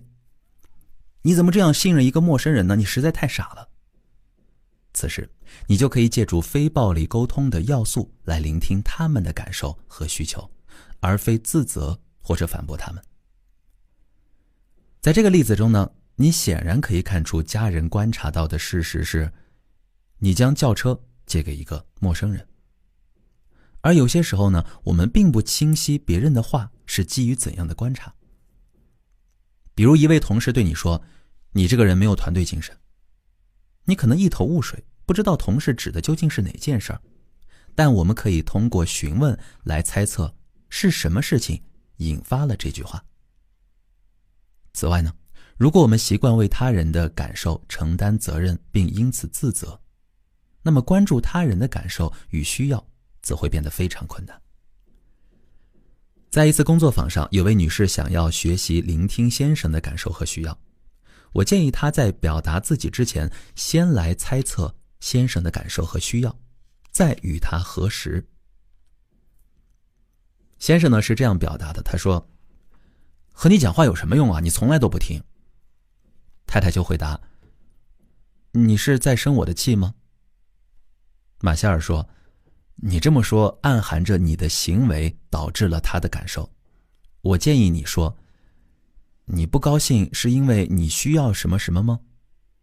这有助于你将注意力放在对方的身上，了解他此刻的内心，而避免认为对方会怪罪自己。太太又说，那我要怎么说呢？你不高兴因为你需要什么呢？那需要什么呢？马歇尔说，从你先生的话中去寻找线索。他说，和你讲话有什么用？你从来都不听。当他那样说的时候，是因为有什么需要没有得到满足呢？这时候太太就尝试着透过丈夫的表达同理他的需要。你感到不高兴是因为你觉得我不理解你吗？马歇尔说，你现在关注的是他的想法而非他的需要。我认为如果我们选择关注对方的需要而不是他们对我们的看法，就比较不会认为他们在攻击，不把注意力放在他不高兴是因为你没听，而是专注在他想满足的需要上。用这个句式，你感到不高兴是因为你需要什么什么。这个太太呢就再次尝试，你感到不高兴是因为你需要被听见吗？马歇尔说，这正是我的意思。用这样的方式聆听他，对你来说有什么不同吗？确实太不同了，我听到的是他的心声，而不是我的过错。那大家如何看待这个案例呢？在生活中你会这么沟通吗？也欢迎在评论区和我们一起讨论。那接下来我们聊的一个话题叫复述。在谈到请求的第6章中，我们学习了如何邀请他人来重述我们所说的话。现在呢，我们将学习在聆听他人的观察、感受、需要和请求后，通过复述对方的话，将我们的理解反馈给对方。复述对方的话，可以让对方知道我们是否已经准确地领会了他们的意思。如果我们的复述还不到位，他人就有机会加以更正。此外，这样做还有一个好处是，给了对方一些时间来思考自己所说的话，从而有机会深入了解自己。非暴力沟通建议我们用提问的形式来复述我们的理解，便于对方做出必要的更正。我们的提问可以专注于以下几个方面：一、对方所观察到的事实，比如说，上周我有几个晚上不在家，你说的是这件事吗？第二个，对方的感受以及引发感受的需要。你很伤心，因为你希望自己的努力得到肯定，是吗？第三句，对方提出的请求，你是不是希望告诉我为什么我会说这些话？要提出这些问题，我们要能感知他人的内在状态，同时邀请他人更正我们没有理解到位的地方。请注意上述问题与以下问题的区别。第一个，你指的是我做的哪件事啊？第二个，你现在心情怎么样啊？为什么你会有那样的感受呢？第三句，你希望我怎么做呀？第二组问题并不需要我们感知他人的内在，尽管这些问题看起来很直接，但我却发现他们并不是获取信息的最佳途径。这样的提问方式呢，就像老师在考学生，或是心理咨询师在问诊。如果我们实在要这么问，根据我的经验，最好先披露自己的感受和需要，让对方明白我们为什么会这样问，这样人们就会感到更安全些。例如，与其问别人你指的是哪件事儿，你不如说我有些困惑，我想知道你指的是哪件事儿，你愿意告诉我吗？如果我们已经通过互动或说话的语气表明了我们的感受和需要，这一步也许并不是必要的。但若我们在提问时带有强烈的情绪，我建议最好清晰表达我们的感受和需要。如何决定什么时候需要复述他人的话呢？显然，当我们不确定自己是否理解了对方的意思，就可以通过复述让对方有机会做出说明或更正。即便我们确信已经理解了对方，可能还会发现对方也想对此做出确认。有时他们会直接问：这样说清楚吗？或者你明白我的意思吗？这个时候呢，如果你能把听到的话清楚地复述出来，往往会比一句我明白了更能让对方安心。一位医院的志愿者参加了非暴力沟通的工作坊。不久后呢，护士们请他和一位上了年纪的病人沟通。护士们就告诉他，老太太的病情并不严重，只要服药就能好转。但他整天一个人坐在房间里面反复地念着我不想活了，我不想活了。这位志愿者见到老太太时，发现她就像护士们说的，一个人坐在那里一遍遍地喃喃自语，我不想活了。那有一位志愿者就同理了老人，他说，你的意思是你不愿意活下去了吗？老人就很惊讶，他停了下来，仿佛松了口气。接着他开始诉说从没有人明白他是多么痛苦。这位志愿者持续地反馈着老人的意思，说着说着，两人就越来越亲热，手挽手地坐在了一起。后来呢，护士们就问这位志愿者用了什么妙招，因为老人开始吃饭、服药，连精神状态也明显好转。护士们并不知道，尽管他们一直尝试帮助老人，安慰他、劝解他，但直到和这位志愿者谈话时，老人才获得他真正需要的，也就是有人能够听见他内心深处的苦痛。究竟何时进行复述，并没有严格的规定。一般来说呢，如果说话者带有强烈情绪，反馈他们的情绪会让他们感到欣慰。如果我们是说话者，不妨清楚地表明是否希望对方把我们的话复述出来，这样对方会更清晰。还有些时候呢，出于对不同文化习俗的尊重，我们可以选择不用语言反馈他人。一位华人男子为了学习如何同理父亲，参加了非暴力沟通的工作坊。他过去常常在父亲的话中听到批评与攻击，为此呢，他极度害怕探望父亲，每隔几个月才硬着头皮去一次。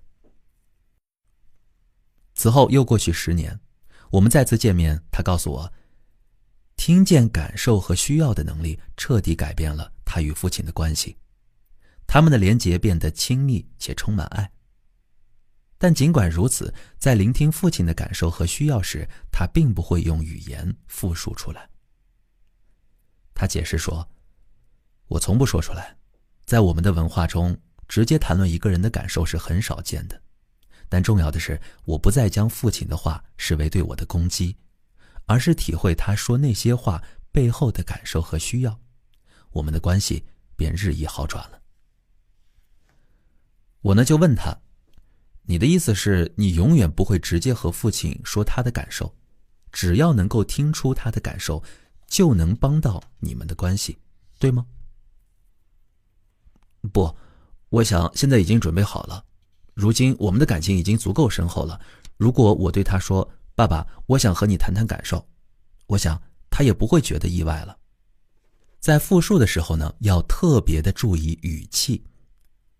一个人在听别人反馈自己的话时，哪怕听到一点点的批评或嘲讽，都会格外的敏感。如果我们的语气像是在下判断，仿佛认定对方心里在想什么，这通常会让他人感到不舒服。因而，带着觉知聆听他人的感受和需要时，我们的语气是探寻式的，是为了确认我们的理解是否到位，而不是在下结论。有时呢，人们可能会错误地理解复述的意图。如果对方回应我们说，哎呀，少跟我玩这套心理学的把戏了，我们可以继续感知对方的感受和需要。我们也许会发现，对方并不信任我们的动机，需要更进一步了解我们的用意，才有可能欣然接受我们的表达方式。正如先前提到的，当我们专注于说话背后的感受和需要时，就再也听不到任何批评、攻击、辱骂和评判了。我们越是这样做，就越能够领悟到一个简单的真谛。我们以为自己受到了指责，实际上人们之所以会说那些话，其实是在诉说他们有一些需要没有得到满足，只希望得到我们的帮助。如果意识到这一点，我们就永远不会因他人的话而认为自己受到了屈辱。而我们之所以认为自己尊严受损，没有被当人看，正是因为我们陷入对他人的负面评判中，或沉浸在认为自己犯了错而自责的想法中。作家、神话学家约瑟夫·坎贝尔说过，腾出他人如何看待我这个想法的空间，给天赐之福。一旦我们将那些原本听起来像批评或指责的话看作来自他人的礼物，为身处痛苦中的人们提供服务的机会，我们就会感受到这份极致的幸福。如果人们常常怀疑我们在复述时的动机和诚意，那么我们就需要好好审视自己的意图。也许我们只是在机械地复述和运用非暴力沟通的要素，而不清晰这样做目的何在。如果是这样，我们可以问自己，是否更多的关注放在了正确运用流程上，而没有用心和眼前的人连结？又或许我们虽然使用非暴力沟通的形式，但真正想要的却是改变他人的行为。还有的人认为在沟通中进行复述是浪费时间。一位市政府行政管理人员在一次练习中表示，我的职责是给出事实和解决方案，不是干坐在这里为每个来找我的人做心理咨询。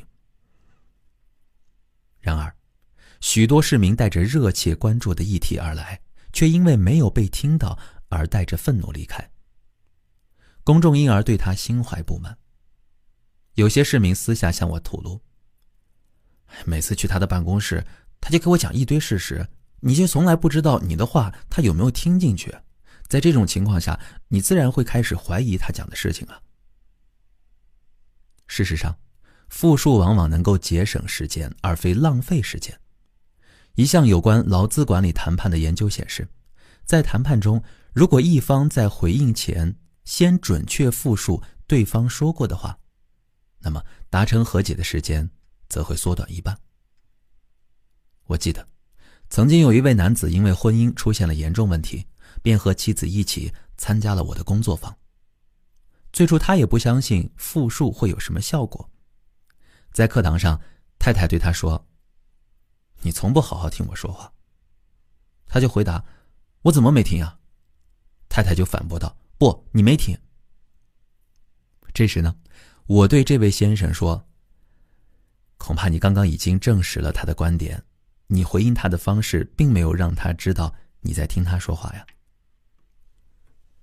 对于我的观点呢，他有些困惑，于是我问他是否可以让我来扮演他的角色，与他的妻子对话。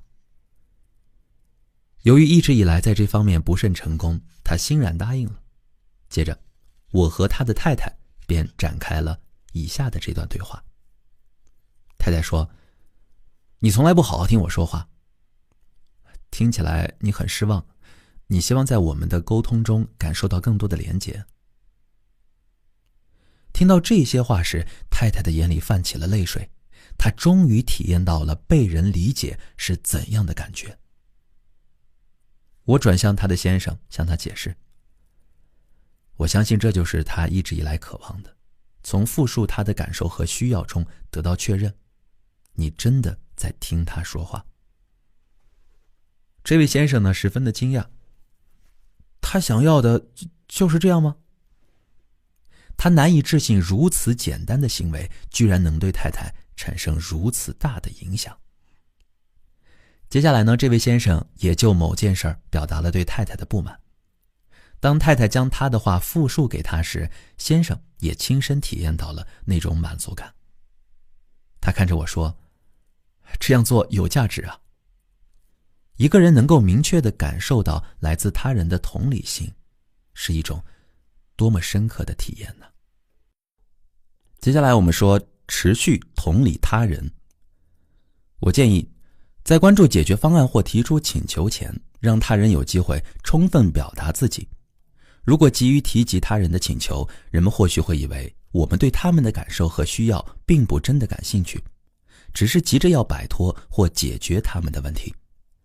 此外，人们在谈话开始所透露的信息往往只是冰山一角，有许多相关且更为强烈的感受尚未表达。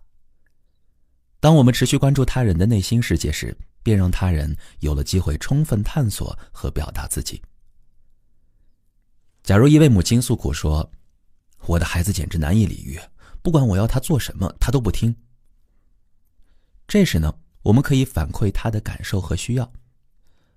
哦，听起来你很伤心，你希望找到办法和儿子连结。这样的回应呢，往往会促使对方审视自己的内心。如果我们准确地反映了他想表达的意思，他也许还会触碰到其他感受。也许这是我的问题，我总是冲他大嚷大叫。作为聆听者，我们可以继续关注他所表达的感受和需要，并表达同理。你是否有些内疚？你希望更多理解孩子？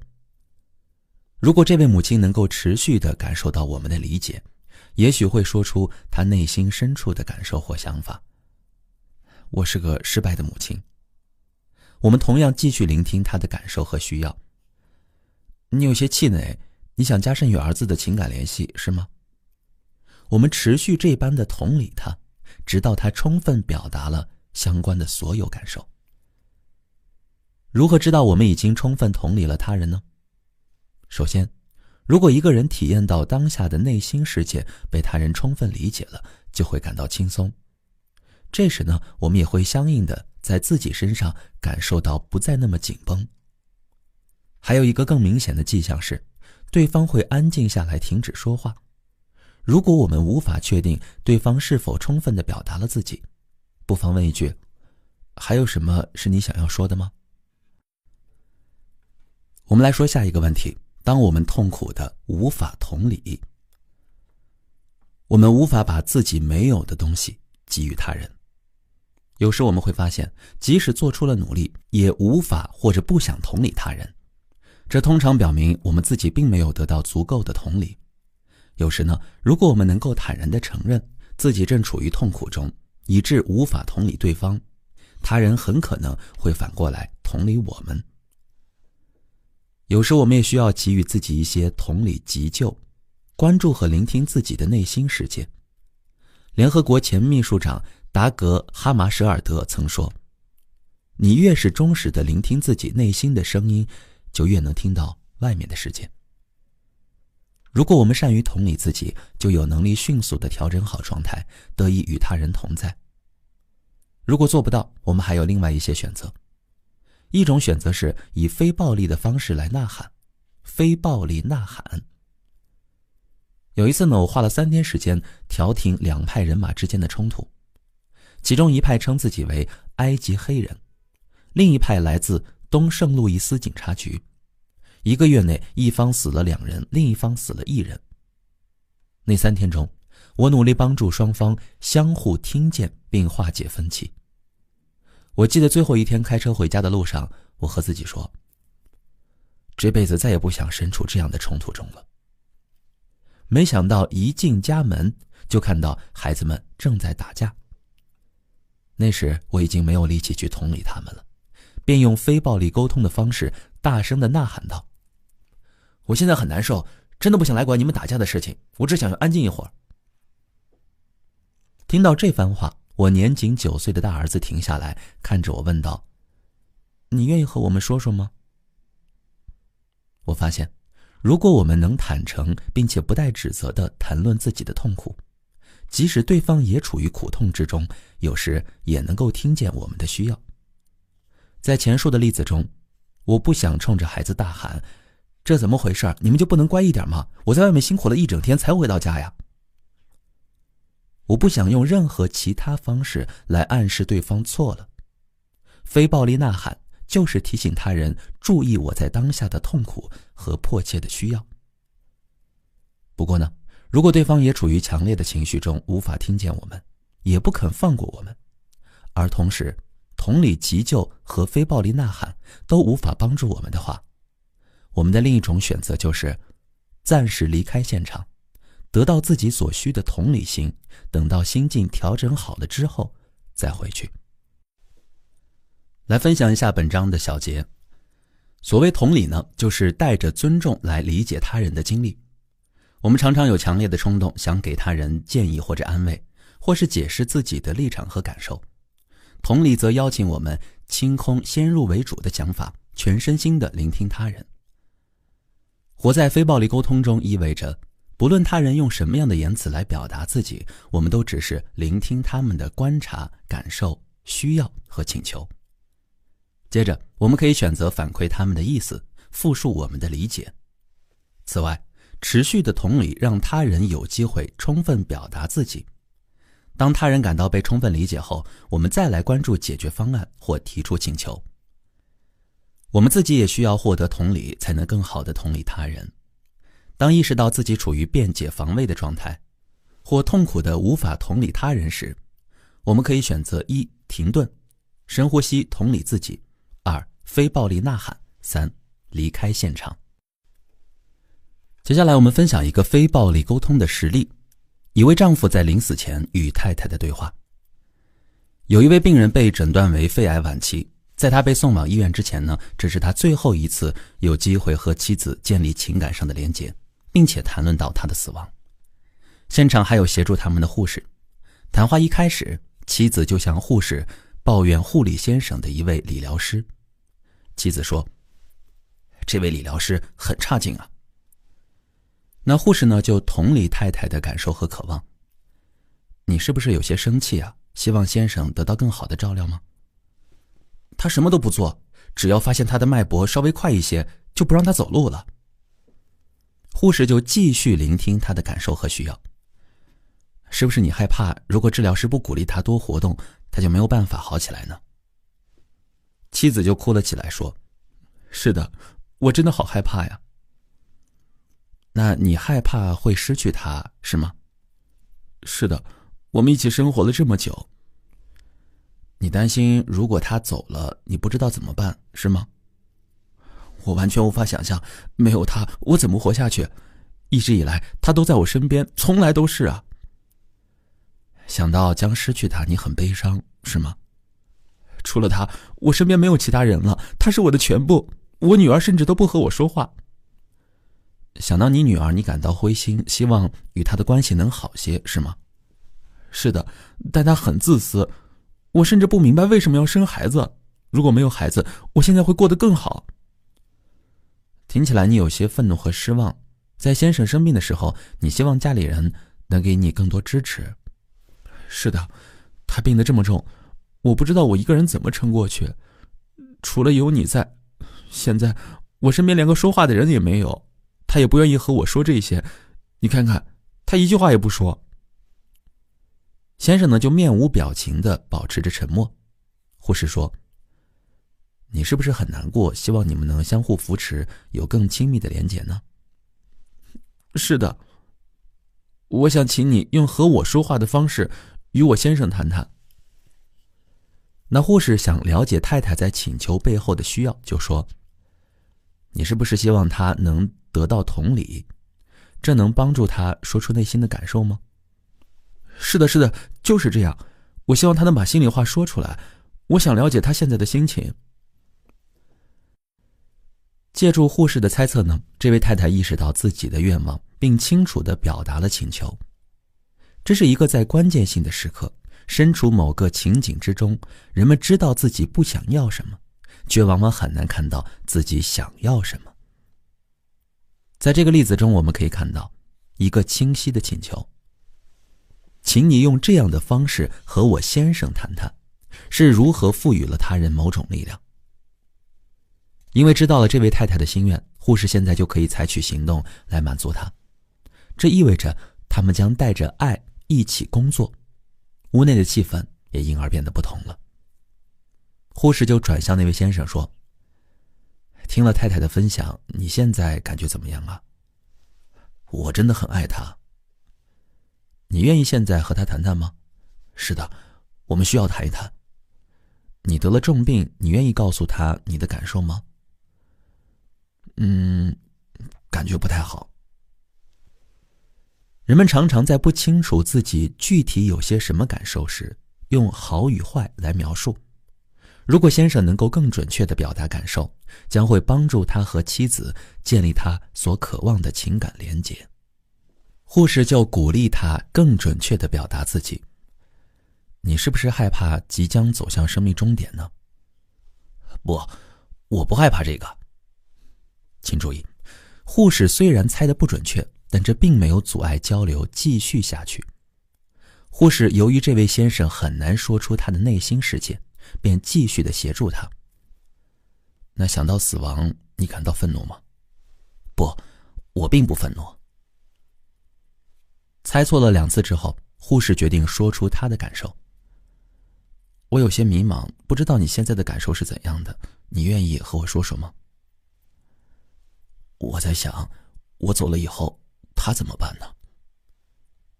你担心没有你在身边，他无法照顾好自己的生活吗？是的，担心他会想我。他知道弥留之际的病人常常放不下心爱的人，有时他们需要得到确认，心爱的人准备好了接受他们的死亡，他们才能放心地离去。于是护士就说：你想要听听太太现在的心情吗？想。这时呢，太太加入了对话。因为护士始终带着同理心陪伴着这对夫妻，他们开始向彼此敞开心扉，表达自己。在这段对话中呢，太太一开始是在抱怨理疗师，但在对话过程中，护士不断地同理妻子，她终于意识到自己真正渴望的是在生命中的这个关键时刻，和先生有更深的连结。接下来我们分享一个小练习，以同理或非同理的方式回应他人。我们来练习用语言来表达对他人的同理。那在以下10组 A 和 B 的对话中，请问在哪些对话中 B 同理回应了 A 呢？我也会把这10个对话通过图片的形式分享在评论区，大家也可以一起来聊一聊。第一个 A 说：我怎么会做这么愚蠢的事呢？ B 说：哎呀，没有人是完美的，你对自己太苛刻了。请问这句话 B 同理了 A 吗？可以在评论区来分享一下你的意见。那如果你选择这个对话，我们的意见不一致，我认为 B 是在安慰 A， 而非同理回应 A。 再来看第2个对话， A 说：在我看来，所有这些移民从哪儿来就该送回哪儿去。 B 说：你认为这样就真的解决所有问题了吗？如果你选择这个对话，我们的意见不一致。我认为 B 在试图教育 A， 而非同理回应 A。 第3组 A 说：你以为你是上帝吗？ B 说：听起来你有些生气啊，是不是因为你希望我能看到一件事情可以从不同的角度来看待呢？如果你选择这个对话，我们的意见一致。第4个 A 说：你从来不把我当回事儿，没有我的话，天晓得你能怎么办。 B 说：不是这样的，我没有不把你当回事儿啊。如果你选择这个的话，我们的意见不一致。我认为 B 在否认和辩解，而非同理 A 的内心世界。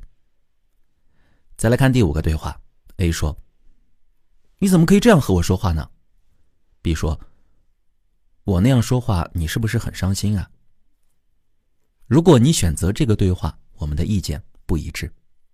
我认为 B 在为 A 的感受承担责任，而非同理 A 的内心世界。如果用同理的方式来回应 A， B 可以说：你是不是有些伤心？你希望我能同意你的请求吗？再来看第6个对话， A 说：想到我先生我就很生气，我需要他的时候他从来都不在。B 说，你认为他应该多陪陪你吗？如果你选择这个对话，我们的意见不完全一致。我认为 B 回应了 A 的想法，然而我相信同理感受和需要，而不只是回应想法，更能促进人与人的连结。如果用同理的方式来回应 A，B 可以说，听起来你很生气，因为你希望他能多陪陪你吗？第7组 A 说，我讨厌自己变得越来越胖。 B 说，慢跑或许能帮助你。如果你选择这个对话，我们的意见不一致。我认为 B 是在提建议，而非同理回应 A 的体验。第8组对话，为了准备女儿的婚礼，我紧张的要命啊，可是她的婆家什么忙都不帮，还几乎每天都要改变想法。 B 回答，听起来为了安排这场婚礼你很紧张，你希望亲家在做决定时能体谅你吗？如果你选择这个对话，我们的意见一致。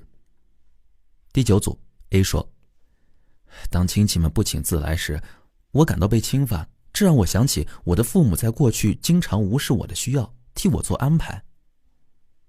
B 说，我明白你的感受，曾经我也是这样。如果你选择这个对话，我们的意见不一致。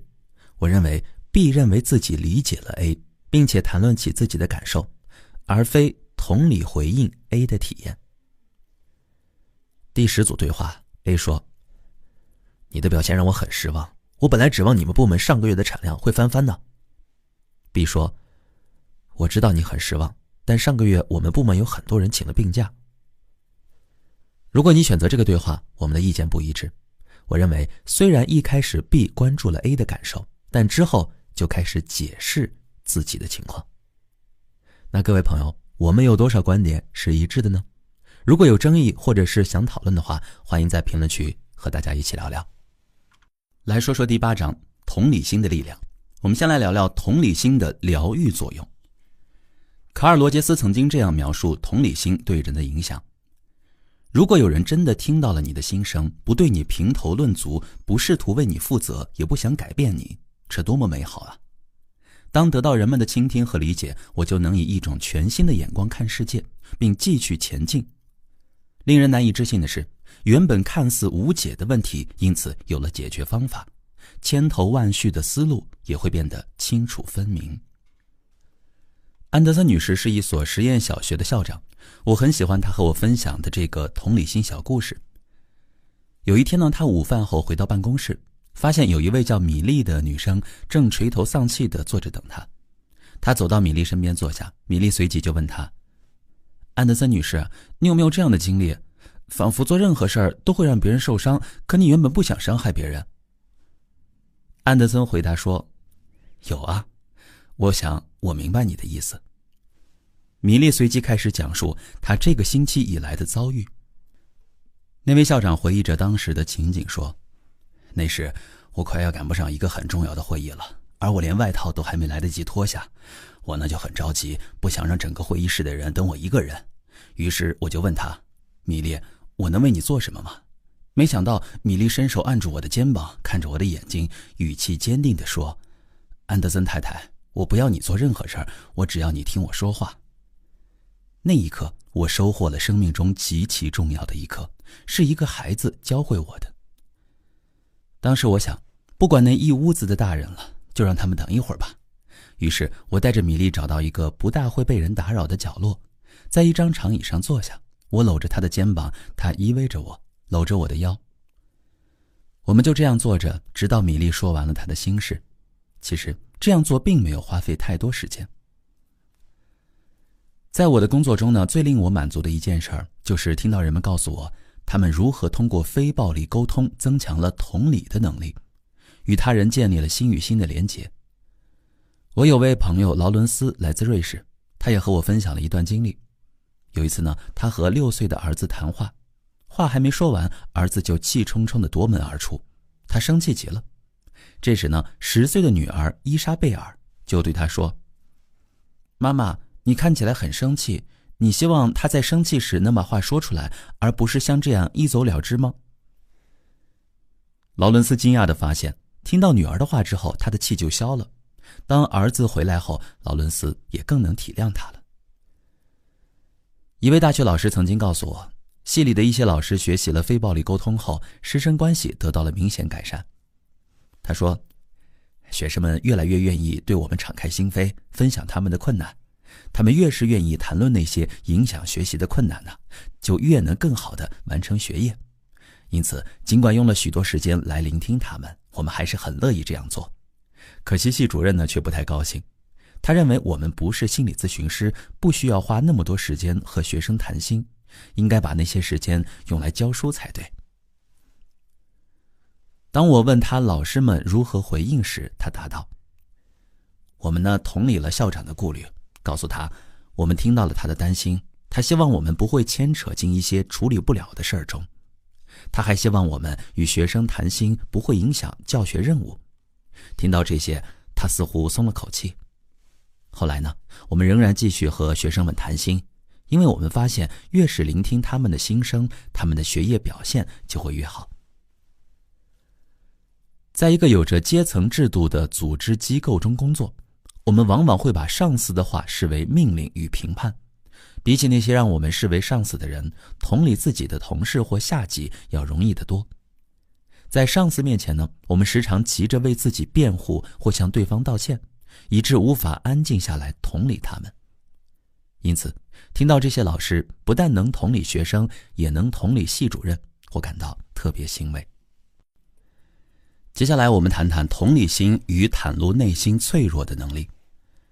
非暴力沟通鼓励我们连结内心最深处的感受和需要，有时表达它们并不容易。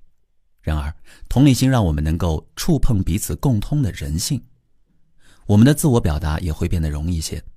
我们越是能够与他人的感受和需要相连，就越不害怕袒露自己。很多时候呢，我们之所以不愿意展现内心的脆弱，往往是因为我们想要显得强悍，害怕失去权威感和掌控感。有一次，我在和克利夫兰市的一群街头帮派成员谈话时，向他们袒露内心的脆弱。我告诉他们我感到难过，希望得到更多的尊重。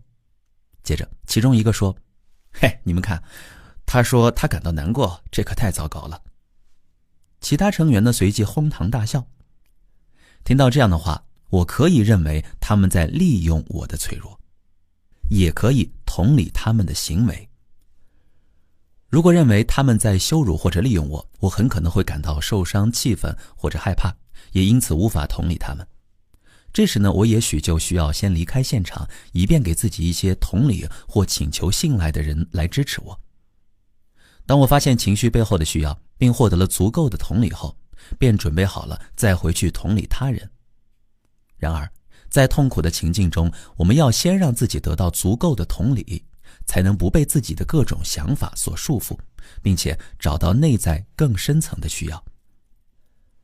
当我用心体会那位年轻人的话以及后来的笑声时，我意识到他们有些不高兴，因为他们可能会认为我在利用内疚感给他们下圈套或操纵他们。我猜他们之所以有这样的反应，或许是因为过去有人用这让我很难过之类的表达来暗示对他们的不满。尽管我并未向他们求证，无从知道这种猜测是否准确。然而，当我将注意力放在这里时，我就不会再认为他们在针对我，也不会生气了，而是能做到用心地听取他们的感受和需要。有个人突然大声说道：“喂，你说的都是一些废话。如果在你面前是另一伙帮派的人，他们有枪，而你没有，你还认为站在这里和他们说话就可以了吗？哼，真是胡扯。”所有人闻言又笑了起来，而我也再次关注他们的感受和需要。所以听起来你们受够了，不想学一些你们认为在这里派不上用场的事情，对吗？是的，如果你住在这个街区，你就会知道这些都是胡扯。所以你需要确定来教你们的人对你们的街区有所了解吗？那当然，在我们这儿，有些人二话不说就会拿枪把你毙了。所以你很希望来教你们的人能了解这里的危险，对吗？我继续以这样的方式同理他们，有时用语言表达我所听到的，有时呢只是静默的体会。就这样持续了45分钟后，我感到了气氛发生了明显的变化。他们开始认为我真的能够理解他们。参与这项计划的一名辅导员也注意到了转变，便大声地问道：你们觉得这个男人怎么样？结果之前一直挑战我的那位男士回应道：他是我们遇到过的最好的讲师。辅导员听了以后非常惊讶，他凑近我的耳朵小声说道：可是你什么也没说呀。实际上我说了很多，我向他们示范的是，无论他们对我说什么，我都可以翻译成人类共通的语言，那就是感受和需要。本集我们要说的是以同理心化解危险。在紧张的状态下，如果能够同理他人，或许可以避免潜在的暴力。一位在圣路易斯中心任教的老师和我分享了他的一段亲身经历。由于学校位于市中心的贫民区，出于安全的考虑，校方告诫老师们必须在放学后立即离校。然而有一天，为了给一位学生补课，这位老师主动在放学后留了下来。不久呢，一位陌生的年轻男子闯进了他的教室。年轻男子说：把你的衣服脱掉。老师呢，注意到这位男子正浑身颤抖着，老师说：我感受到你非常害怕。妈的，你没听见我的话吗？快脱了你的衣服。我感受到你现在非常生气，你想让我按照你的话去做吗？没错，你如果不想受伤，就马上照着我的话去做。我想请你告诉我，除了伤害我，是否还有其他的方式来满足你的需要呢？我说了，把衣服脱了。我听得出来，你很想要我这样做，同时我希望你知道我有多么害怕，多么难受。如果你愿意离开这里而不伤害我，我会非常的感激你。那，把你的钱包给我。这位教师立刻把钱包递给年轻男子。因为躲过了强暴，他大大的松了口气。后来他回忆道，当他每次同理这个男人时，都能感受到对方不再那么坚定的想要用强暴的方式来达到他的目的。还有一次呢，一位纽约市警官在非暴力沟通工作坊开始前和我分享了他的经历。他说：我真的很开心，在上一次的工作坊中呢，你让我们练习了如何同理愤怒中的人们。过了几天后呀，我被派去逮捕一个住在公共房屋项目中的人。当我将他带出来时呢，有60来人围着我的车，并向我喊叫：放开他，他什么都没做，你们这些警察都是种族主义分子，是一群猪。虽然怀疑同理心能否在那时发挥作用，但我没有别的选择。于是呢，我就试着把他们话中所隐含的感受给说出来。我说：你们不相信逮捕这位先生是合理的，对吗？你们认为这与种族有关，是吗？那这样持续了几分钟之后呢，这群人不再像刚开始那样针锋相对了。最后他们让开了一条路，让我上了车。我想再举一个例子来说明怎样借助同理心来避免暴力。这是一个年轻的女学员在第2次参加非暴力沟通工作坊时讲述的亲身经历。这位女学员在多伦多一个戒毒中心上班。她参加完第1次非暴力沟通工作坊几周之后，有一天正轮到她值夜班。晚上11点左右呢，一个看起来服用了毒品的男人从街上走进中心，要求给她一个房间。女学员这时候就向他解释说，当晚已经没有空房了。正当他将另一个戒毒中心的地址递给他时，男子将他推倒在地。当我回过神来，他已经坐在我的胸膛上，拿着一把刀抵着我的喉咙，大声地说：你这个婊子，别骗我，你们肯定腾得出一间房。接着这位女学员开始运用她所学到的非暴力沟通方法，同理起男子的感受和需要。在那样的情况下，你竟然记得运用非暴力沟通？我十分钦佩地问他。那要不然怎么办呢？绝望有时会激发出潜在的沟通能力啊，你知道吗，马歇尔？上回你在工作坊里讲的一个笑话真的帮助了我，事实上那个笑话救了我的命呢。哦，什么笑话呀？你记得你说过，在一个愤怒的人面前，绝不要说可是但是嘛。当时呢，我差点就要和这个男人理论，我想告诉他，可是我们真的一间房都没有了。但在那时啊，我突然想起了你说的那个笑话。之所以会记得那么清楚，是因为在1周前我在和妈妈吵架时，她对我说，每次我说了什么你都用但是来回答我，我真想杀了你。你想，如果连我自己的妈妈都会因为这个词气得想要杀我，更何况这个男人呢？如果我在他愤怒时对他说，可是我们真的没有房间了，我想我早就没命了。于是呢，我就深吸了一口气，对他说，听起来你真的很生气，你想有一个房间可以休息。他呢就特别大声地回应我说，也许我是一个瘾君子，但在上帝面前我也配得到尊重，我受够了没有人尊重我，连我的父母也看不起我，我需要得到尊重。我呢就全然地关注着他的感受和需要，并对他说，你是不是已经受够了得不到你想要的尊重呢？这个时候我就问女学员，你们的对话持续了多长时间呀？她说大概有35分钟。那这个过程一定很吓人吧？她说不，我们说了几句话之后呢，我就不害怕了，因为当我专心聆听他的感受和需要时，我就不再把他当成恶魔了。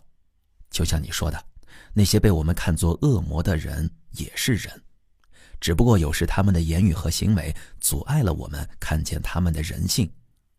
我越是关注他的感受和需要，就越能够看见他只是一个因为需要没有得到满足而感到绝望的人。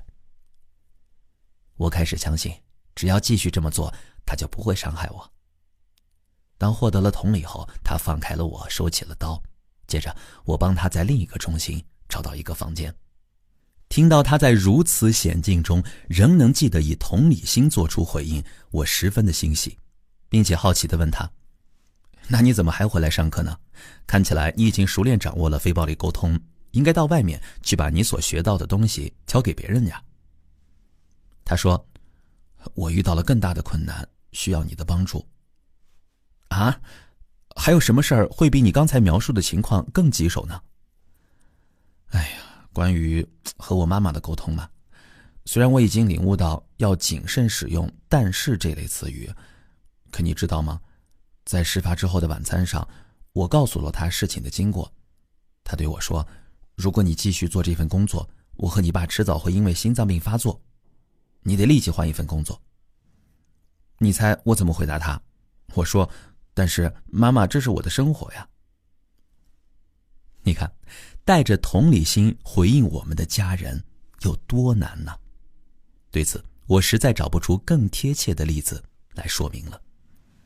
接下来我们谈谈，当对方说不。当别人对我们的请求说不要，我不想的时候，我们常常会将这类话解读为对我们的拒绝，或是认为自己有什么问题，因此呢，无法了解对方实际上是怎么想的而感到受伤。如果能够体会对方在说不背后的感受和需要，我们就能明白是什么使他们无法答应我们的请求。有一次在工作坊休息期间，我邀请大家一起去附近吃冰激凌。有一位女学员猛然就回应道说，我不去。因为这番语气，我立即将她的回答解读为对我的拒绝。后来我提醒自己去体会她想要通过不表达什么样的感受和需要，于是我就问她，你好像有些生气是吗？她说，不，我没生气，我只是不想每次一张嘴说话都被你纠正。此时呢，我意识到她并没有生气，而是有些不安。为了核实我的猜测，我询问她，你担心我在场的话有可能会评论你的沟通方式是吗？没错，我可以想象和你一起坐在冰激凌店里，而你呢会关注我说的每句话。这时我发现，对于我在课堂上给予学员反馈的方式，他感到不自在，不想在公共场合出现那样的情境。因为体会到了他的感受和需要，我也拔除了听见不时扎进我心中的那根刺。于是我向他保证，在公共场合不会评论他的沟通方式。同时呢，我们还讨论了什么样的反馈能够让他感到安心。最后，他和我们一起享用了冰激凌。本节我们来说说使乏味的对话变有趣。我们都经历过乏味的谈话，也许是在某个社交场合中，我们无法从说话的内容中感受到和讲述者的连结。还有一些人一旦开始讲话便喋喋不休，让听的人害怕对话会没完没了。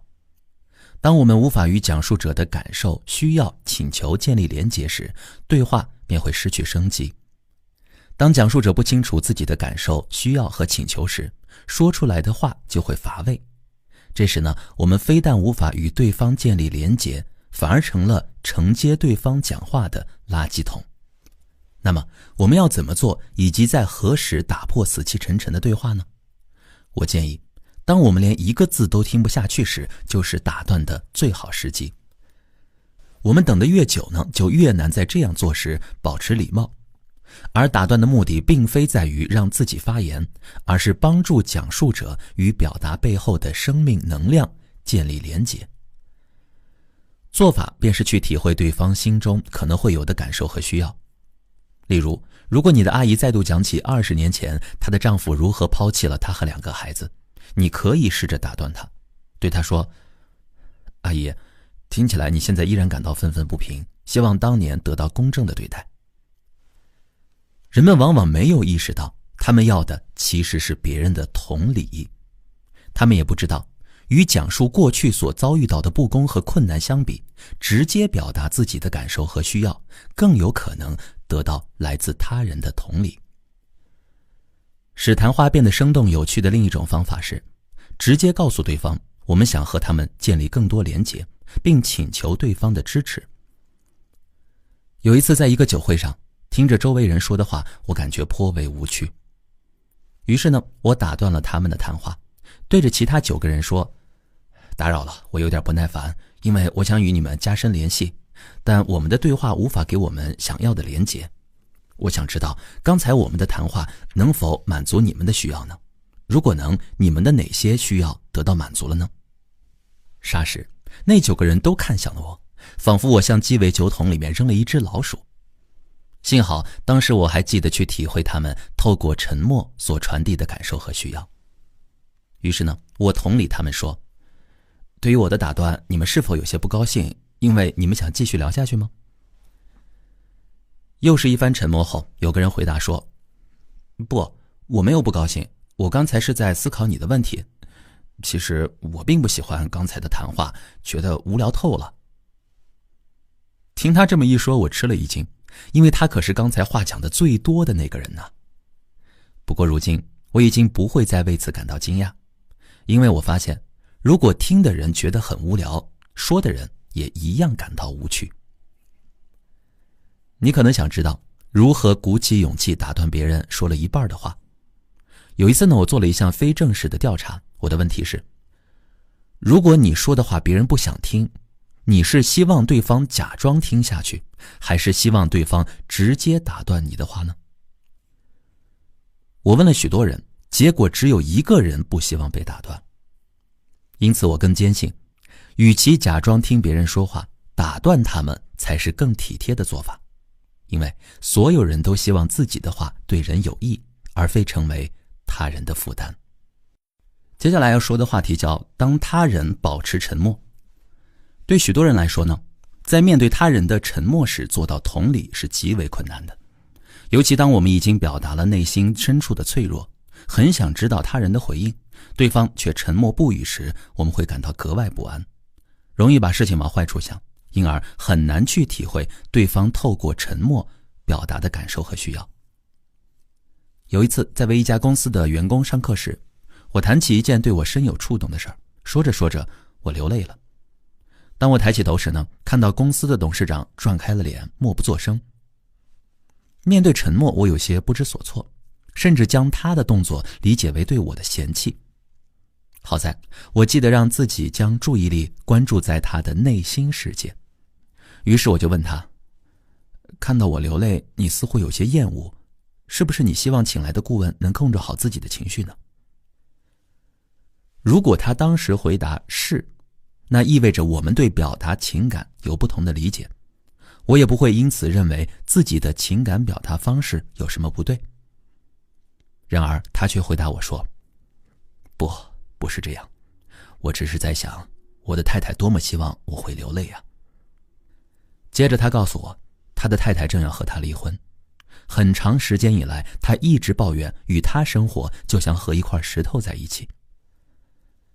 记得我还在担任心理医生时呢，有一对父母联系了我，他们有一个20岁的女儿正在接受精神疾病治疗，经历了长达数月的服药、住院、休克疗法。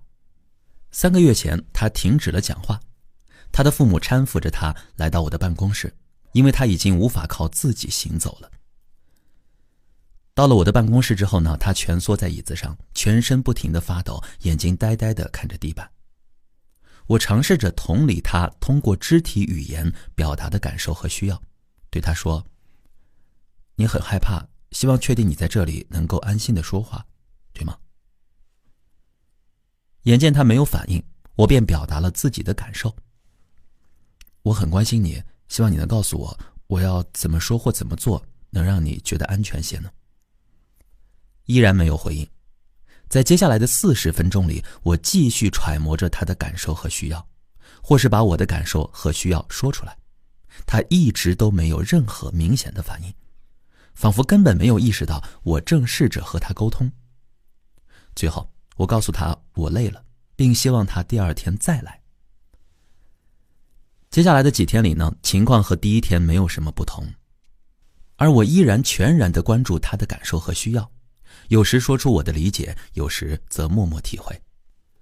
我也时不时会表达自己的感受和需要，而她依然坐在椅子上，全身不停地颤抖，不说任何话。到了第4天，她还是没有反应。由于不知道语言是否可以传递我对她的关心，我寄希望于身体接触能更为有效。于是呢，我向她伸出手，想要握住她的手。我的手一碰到她，她的肌肉立刻紧绷起来，人也越发缩进椅子里。我正要松开手时呢，突然感到她稍微放松了些，于是我继续握着她的手。在接下来的几分钟内，我一边握着她的手，一边像前几天那样和她说话。我发现她越来越放松，但她依然什么也没有说。第5天，她再来的时候，整个人看起来甚至更加紧绷了。然而不同的是，她一边将脸转开，一边向我伸出一只握紧的拳头。一开始我有些困惑，后来我意识到她的手中似乎有个东西要给我。我将她的拳头放在我的手中，打开她的手指，在她的手掌中有一张皱巴巴的纸条，上面写着，请帮我把心里话说出来。他终于向我发出了沟通的信号，我真是高兴极了。经过了1小时的鼓励，他终于慢慢的、胆怯的说出了第1句话。当我复述他的意思时，他看上去松了一口气，然后继续慢慢的、胆怯的说下去。1年后，他把他写的几篇日记抄录下来寄给我，上面是这样写的：我出院了，不用再接受休克疗法，也不用再服用强效的药物。那时大概是4月，前3个月发生了什么，我头脑里一片空白。4月之前的3年半，我也记不得了。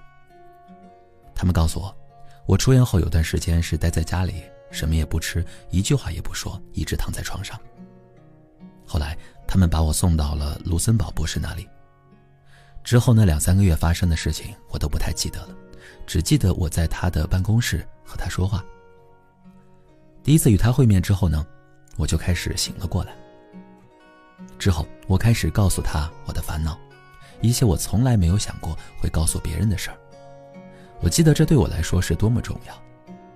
那时说话对我来说是困难的，但卢森堡博士关心我，我也感受到他的关心，所以呢，我愿意说给他听。当我把心事说出来后，总是觉得很快乐。我记得每次见完他之后，就开始计算离下次见面还有多少天，甚至多少个小时。我认识到，面对现实并没有那么糟糕。我还越来越意识到，我需要直面一些事情，放下一些事情，并且由我自己来承担一些事情。这令人害怕，也很困难。有时我竭尽全力，却仍然惨遭失败，我会感到气馁。但我发现现实也有美好之处，因为事情总有好的一面。过去1年来，我发现和别人谈心，得到他人的聆听，有时甚至是他人的理解，是多么美好。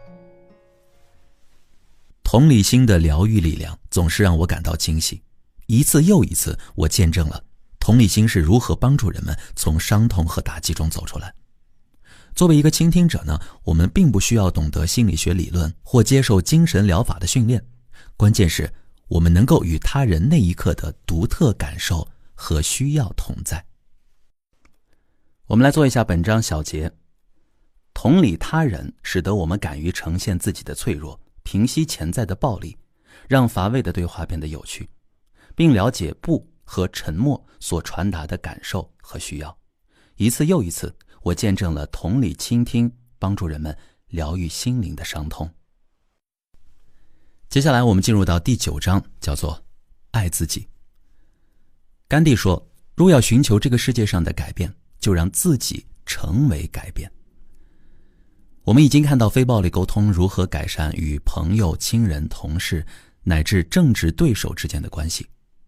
然而，它最关键的应用或许在于改变我们对待自己的方式。我们若用暴力的方式对待自己，就很难真正的做到善待他人。先来看第一个话题，每个人都是独一无二的。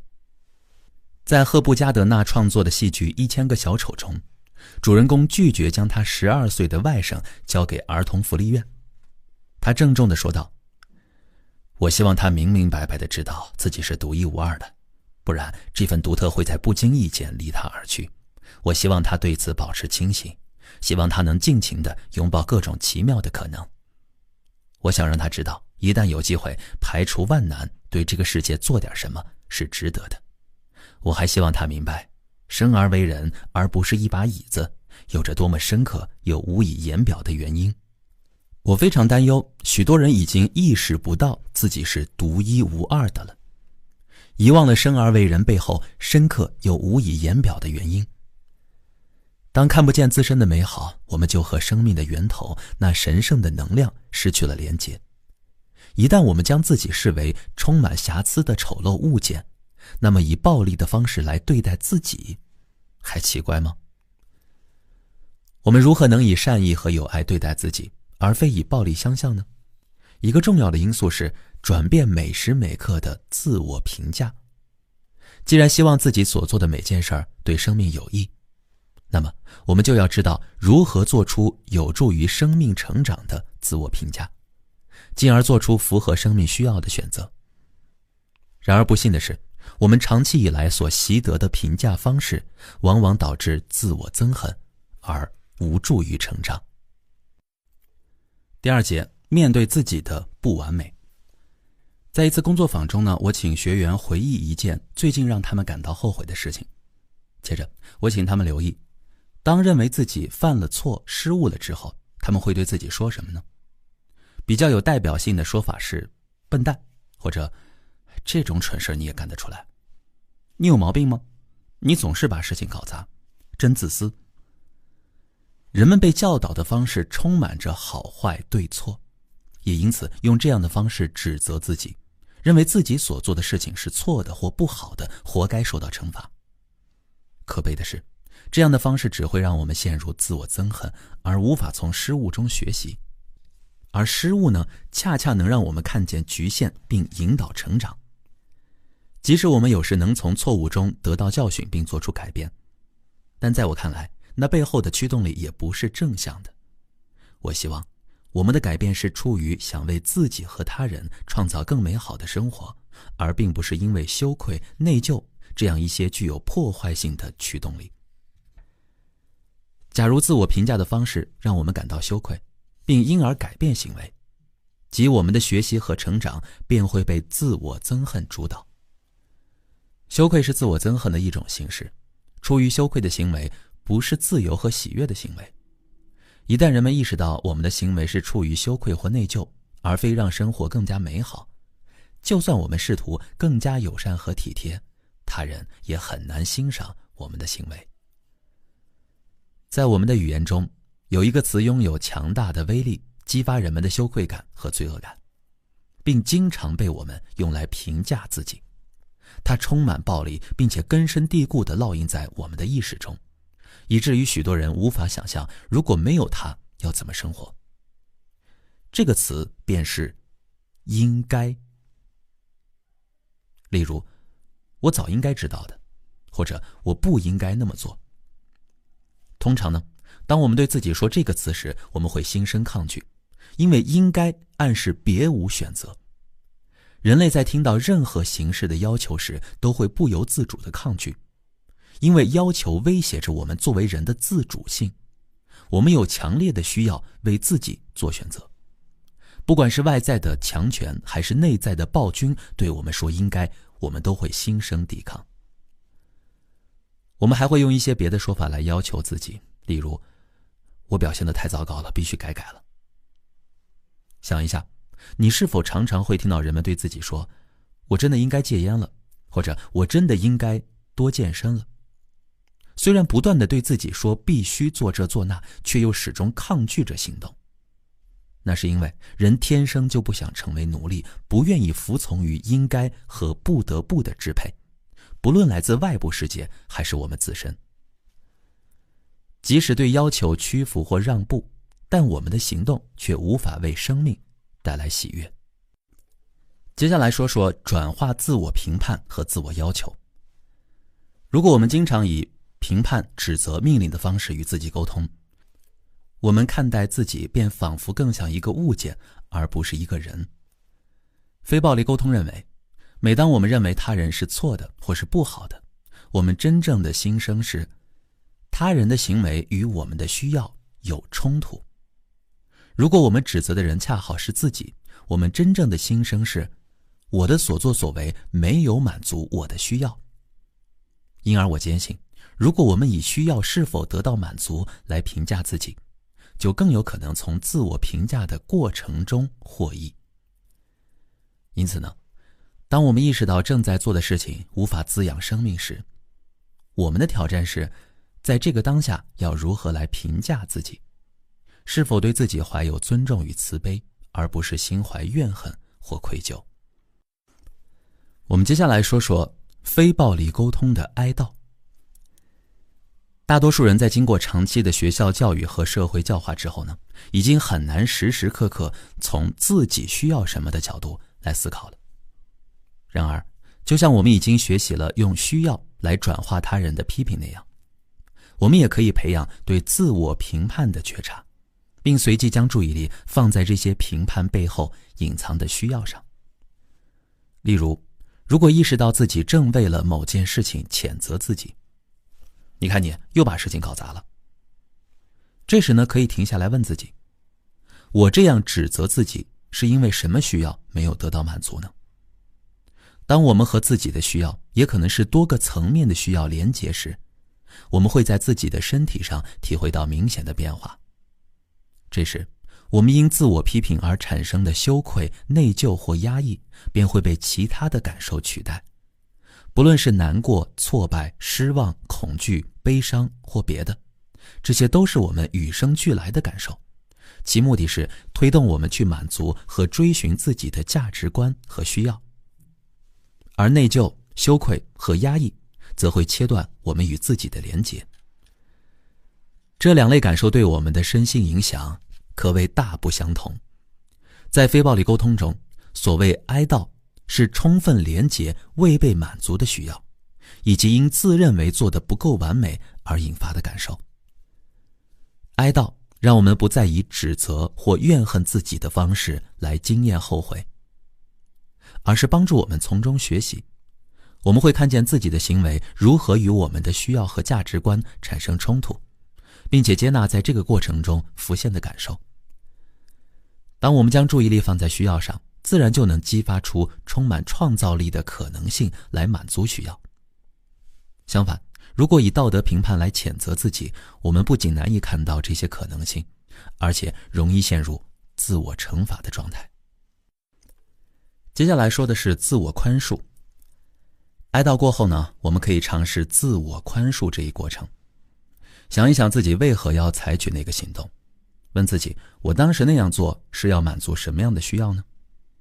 我相信人的行为都是为了满足需要所做的尝试，不论它是否能够实现目的，也不论我们事后感到庆幸还是遗憾。以同理心倾听自己，我们就能听见行为背后那内心深处的需要。一旦和自己建立了充满同理心的连结，我们就能宽恕自己。我们发现，尽管过去的选择并不理想，需要为之哀悼，但那也是想让自己的生命更加美好。要善意地对待自己，关键在于带着同理心拥抱两个自己。对过去的行为感到懊恼的自己，以及当初做了那件事的自己。通过哀悼和自我宽恕，我们不再谴责自己，进而从中有所收获和成长，并因而获得自由。如果能时时和自己的需要相连，我们就能采取更富有创造力的行动来满足需要。接着我们来说说原点外衣带给我的教训。我想通过一个我的亲身经历来说明非暴力沟通的哀悼和自我宽恕。有一回呢，我穿着一套新买的淡灰色的夏季外衣去主持一个很重要的工作坊。当天的学员呢很多，课程结束时，许多人围着我索取签名、询问地址和其他资料。为了能赶上下一场的会晤，我便加快速度回应参与者的请求，仓促地在我面前的纸上签名留言。当我飞快地走出门时，我将钢笔插在了新衣口袋中，居然忘了盖上笔套。走到外面后呢，我赫然发现那件好看的淡灰色上衣已经变成一件圆点花纹衫了。在足足20分钟之内，我不停地斥责自己，你怎么可以这么粗心大意呢？你看看你干了什么蠢事儿。我刚毁了一件崭新的外衣，这可能是我最需要得到体谅的时刻，但我却不断地谴责自己，让自己愈发难受。幸好20分钟之后，我开始意识到自己正在做什么。于是我停下来去体会，在这件事上我有哪些需要没有得到满足。我问自己，我指责自己的粗心大意和愚蠢是出于什么样的需要呢？这时我立刻意识到，我的需要是好好的照顾自己，在匆忙回应他人需要的同时，也能更多的关注自己的需要。当我听见内心深处的渴望，更多的觉察自己和关心自己的需要，我的感受也立刻发生了转变。随着愤怒、羞愧和内疚感逐渐消散，我的身体也不再那么紧绷了。我充分地哀悼着那件毁掉的外衣和没有盖上笔套的行为，并且当我看到自己渴望更好地照顾自己时，我全然地允许和体会着从中升起的难过之情。接着我开始思索，我将那只没套上笔盖的钢笔插在新衣口袋中是为了满足什么需要呢？我发现关心和体贴别人的需要对我是多么重要。我意识到，尽管我没有时间好好照顾自己，但匆忙之中心不在焉地把笔塞进口袋，也是为了满足服务他人的需要。想到这里呢，我便不再责备自己，反而升起了对自己的疼爱之情。带着对自己的善意，我拥抱自己的两方面需要，一方面服务他人，另一方面照顾好自己。我也因而能想象自己在类似的情境中做出不一样的选择，并且更有可能找到解决方法，而没有在一味的自责中失去觉察。接下来谈谈不做任何没有乐趣的事儿。非暴力沟通的哀悼和自我宽恕是爱自己的重要方面。此外，还有一点也很重要，那就是觉察自己每个行为举动背后的能量。当我建议人们不做任何没有乐趣的事儿，有的人认为我太极端，甚至有些疯狂。然而我深信，出于对生命纯粹的爱，而不是出于恐惧、内疚、羞愧、义务或者职责来做出选择，是我们爱自己的重要体现。当我们清楚地知道自己的行动是为了滋养生命，当我们做事的动机纯粹只是为了让自己和他人的生命变得更加美好，即使工作辛苦，我们也会乐在其中。反之，如果我们的行动是出于义务、职责、恐惧、内疚或羞愧，那么即使有意思的事情也会失去它的乐趣，最终让人心生抗拒。在第2章呢，我们探讨了人们如何在语言表达中暗示自己缺乏选择，并重新学会用语言认清我们是有选择的。许多年以前，有个练习给我带来了极大的喜悦和幸福感，并减少了我的压抑、内疚和羞愧感。这个练习让我时刻清晰地觉知每个行动背后滋养生命的需要。我将在下文中介绍这个练习，希望它能帮助我们善待自己，出于喜悦和乐趣来生活。接下来我们就说说不得不转化为我选择。第一步，在你的生活中，哪些事情让你觉得无趣却又不得不去做呢？你不想做它们，但你还是去做了，因为你认为自己没有选择。请将这些事情列在一张纸上。当我第一次审视我的清单时，发现上面的事情可真不少。我恍然大悟，自己为何常常无法享受生活。有许多事情我之所以日复一日的去做，是因为我糊弄自己去相信那是不得不做的。清单上的第一项是写临床报告。我痛恨撰写这些报告，但却每天至少要花在1个小时在这上面，这让我苦不堪言。清单的第2项是开车送孩子们上学。那接下来就进入第2步。写完清单后，清楚地告诉自己，你之所以做这些事情，是因为你选择了它们，而非你不得不做。在你所列出的每一件事情前加上我选择做什么什么。我记得当时我对这一步是有些抗拒的，我一直信誓旦旦地认为写临床报告不是我选择要做的事情，而是我不得不做的事儿。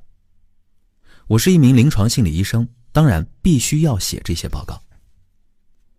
再来看第3步。一旦你认同了之所以做某件事儿是出于自己的选择，请试着体会选择背后的意图是什么，然后以我选择做什么什么，因为我想要什么什么来表述。起初我怎么也想不清楚到底为什么要写临床报告。几个月前，我已经认定这些报告对我的咨询病人来说用处不大，不值得花那么多时间。既然如此，为什么我还投入那么多精力在这上面呢？最终我发现，我选择写这些报告仅仅是因为想要获得这份工作带来的收入。意识到这一点，我再也没有写过任何临床报告了。想到这35年来自己少写了无数的报告，我就开心得不得了。当意识到金钱是我的首要驱动力时，我立刻就想到可以用别的方式来获得收入。事实上，我宁愿在垃圾桶里面觅食，也不愿再多写一份临床报告。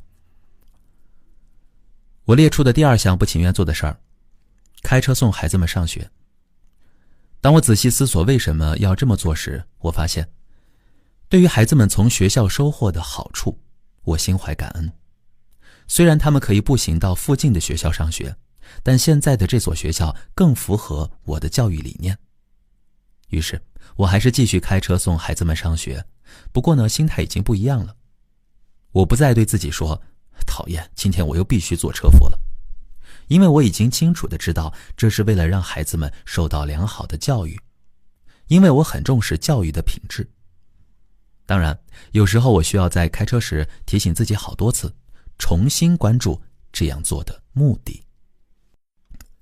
接下来看看培养觉察力，理解行为背后的动机。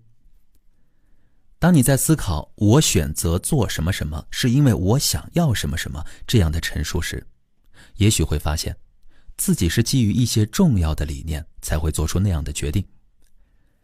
就像我问自己为何要开车送孩子们上学，我相信一旦意识到行为所服务的需要，即使工作很辛苦富有挑战，甚至举步维艰，我们仍然能乐在其中。不过你也许会在清单上发现，有的行为是出于以下的动机。第一个为了钱。金钱是我们在社会中最主要的一种外在奖励形式，只是为了获得金钱奖励而做的选择代价高昂，我们会因而失去生活的乐趣。而当我们清楚地知道自己的行为是为了满足别人的需要时，喜悦就会伴随着我们。金钱并不是非暴力沟通所指的需要，而是可以用来满足某个需要的无数策略之一。第二，为了得到他人的认可。他人的认可和金钱一样，也是一种外在奖励形式。受社会文化的影响，我们如饥似渴般地追求奖励。学校会以外在手段激励我们学习。在家里呢，如果我们当一个乖小孩，就会得到奖励；如果不乖，就会受到惩罚。于是，长大以后，我们很容易以为做事的目的就是为了获得奖赏。我们渴望得到他人对我们的微笑，拍拍我们的背，夸我们是好人、好父母、好公民、好员工、好朋友等等，好像上瘾了一般。我们会去做讨好他人喜欢的事儿，而避开做那些让他人不喜欢或可能会使自己受到惩罚的事情。我们如此努力地讨喜，并认为必须用牺牲自己的方式来做贡献，才能博得他人的欢心，真让人感到悲哀呀。事实上，如果我们的行动只是为了让生命更加美好，人们自然会来欣赏我们。不过，他人的赏识也只是一种反馈机制，让我们知道自己的努力达到了预期的效果。当我们认识到靠自身的力量让生命更加美好，由此而产生的喜悦，是他人的肯定永远无法比拟的。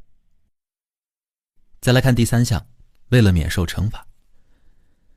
有些人之所以缴纳个人所得税，主要是为了免受惩罚，这使他们对每年度例行的纳税心怀抵触情绪。但我记得小时候，父亲和祖父对于纳税则有着全然不同的态度。他们从俄罗斯移民到美国，经历了沙皇的统治后，真心渴望能支持一个在他们心中有能力保护人民的政府。想到许多人会因为他们的税金获得福利，他们会满怀真挚的喜悦将支票寄给政府。第四，为了避免羞愧。有时我们会选择做某些事情，只是为了免于让自己感到羞愧。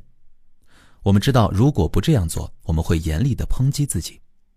然而，如果我们仅仅因为不想让自己感到羞愧而做某件事儿，通常会以厌恶此事而告终。第五，为了免于内疚。还有些时候，我们也许会认为，如果我不做这件事儿，别人会对我失望。这时我们往往会产生内疚感。同样做一件事情，不同的目的会给我们带来截然不同的感受。如果仅仅是为了避免内疚，整个人会感到苦不堪言。然而，如果是为了对他人的幸福做出贡献，整件事情也会充满乐趣。第六，为了履行职责。当我们以应该、不得不、应当、必须、不能、理应这些暗示着别无他选的语言来描述我们所采取的行动时，则意味着驱动我们的是某种无可奈何的职责或义务感，而没有与我们的需要连结。在我看来，若我们的行动与生命的需要切断了连结，这对社会来说极其危险，对个人来说也是极为不幸的。在第二章中，我们看到了在军官语言的思维影响下，阿道夫·艾希曼和他的部下使数以万计的人丧命，却毫不为之所动，也不认为个人对此负有责任。当我们的语言否认了个人选择，我们就与自己失去了连结，而沦为机器，我们的内在便丧失了生命的价值。在仔细审视清单上所列出的各项事情后，你也许会决定从此不再继续做某件事儿，就像我决定不再写临床报告那样。即使这听起来有些激进，然而只做有乐趣的事情还是有可能的。我相信我们能时时刻刻地感受到滋养生命所带来的乐趣，并选择只为滋养生命而行动，我们就是在真正的爱自己，善待自己。最后来做一下本章小结。非暴力沟通最关键的应用，或许就是让我们学会善待自己。当犯了错误，我们可以运用非暴力沟通的哀悼与自我宽恕，来看清个人可以成长的方向，而不会陷于对自己的道德评判。评价自己的行为时呢，若着眼于有哪些未被满足的需要，我们的改变就能不受羞愧、内疚、愤怒或压抑所驱动，而是由衷的想要对自己和他人的幸福做出贡献。同时在日常生活中，有觉知地根据需要和价值观来选择行动，而不是为了履行职责获得外在的奖励，或是逃避内疚、羞愧和惩罚，我们便是在培养对自己的爱。当我们重新检视那些无法带着乐趣来做的事情，并将我不得不做的想法转化为我选择这么做，我们将会在生活中发现更多的乐趣，并且成为一个更完整的人。我们接着来说第10章，充分表达愤怒。探索愤怒是我们深入学习非暴力沟通的独特机会。这个过程聚焦了非暴力沟通的许多方面，让我们清楚地了解非暴力沟通与其他沟通形式的关键区别。在我看来，通过打骂、指责或伤害他人的方式来宣泄愤怒，只是肤浅地表达心声。如果真的很生气，我们需要找到更强有力的方式，充分表达自己。我与许多遭到过压迫与歧视的团体一起工作，听到这样的观点，他们都会松口气。这些团体呢，都希望提升能力，更有效地推动改变，但却时常遭遇人们的劝说，要他们克制愤怒，保持冷静并接受现状。因而，在初次听到非暴力沟通时，他们会感到不安，担心自己的愤怒被视为负面情绪，需要被洗涤和净化。幸运的是，非暴力沟通并不鼓励我们忽视、否定或者压抑愤怒，而是通过了解让我们愤怒的核心本质，来充分且诚挚地表达自己。我们接着来说说区分刺激与原因。要充分表达愤怒，第一步是不再将愤怒的责任归咎于他人。带着类似我很生气是因为他人做了什么的想法，我们便会指责或惩罚他人，而无法深入地表达让我们愤怒的核心。在前文中，我们已经探讨了别人的言行会引发我们的感受，却并非产生感受的根本原因。实际上，我们之所以生气，绝非因为他人的言行，而是他人的行为刺激了我们的情绪反应。我想举个例子来说明刺激与原因之间的区别。在瑞典的一座监狱，我曾经向那里的囚犯讲解如何不以杀人、打人或强奸的方式来表达愤怒。在一次练习中，我让学员寻找是什么刺激了他们的愤怒。一名囚犯就写道：3周前，我向监狱长官提出了一个请求，他们到现在还没有给我回复。他清楚地写下了他所观察到的刺激，那就是他人做了什么。接着，我请他说明愤怒的原因。当事情发生时，因为什么原因你会生气呢？他提高了嗓门说道：我刚才已经和你说了，我生气是因为他们没有回应我的请求。由于将刺激等同于原因，他误以为让自己生气的是监狱长官的行为。我们很容易有这样的习惯思维，因为我们的文化常以内疚感作为控制人的手段。对这样的文化来说，重要的是驱使人们相信一个人能操纵他人的感受，将刺激与原因混为一谈，成功的让内疚成为操控和强迫的一种手段。正如前文提到的，当孩子听到你成绩不好让爸爸妈妈伤透了心，他们就会认为是自己的行为造成了父母的痛苦。许多伴侣也会相互制造内疚感，例如说，我生日你不在，让我好失望。语言助长着这种使人内疚的手段。我们会说，你让我生气，你这样做伤害了我，你那样做让我很难过。这些方式都让我们误认为是他人的言行导致了我们的感受。而要学习如何充分表达愤怒，第一步就是要认清，不论他人做了什么，都绝非自身感受的原因。那么，到底是什么让我们生气呢？我们在第5章中曾经讨论过，当面对不喜欢的言语或行为时，我们有4种回应的选择： 1. 指责自己， 2. 指责他人， 3. 同理自己， 4. 同理他人。当我们选择第2种方式，也就是指责他人时，愤怒便产生了。每当我们在生气时将错误归咎于他人，我们就在选择扮演上帝的角色，去评断或者指责他人犯了过错或要受到惩罚。我认为这才是我们生气的原因，只是我们起初对此是无意识的。当选择第3种反应时，我们觉察自己的感受与需要，这并非用脑袋去分析别人的是非对错，而是与我们的内在生命连结。我们越是能聚焦于每个当下的需要，就越是能触及和体会这股生命能量。比如说，我们约了一个人，时间到了，对方却没来。若我们的需要是确认对方是否在意自己，可能就会感到伤心。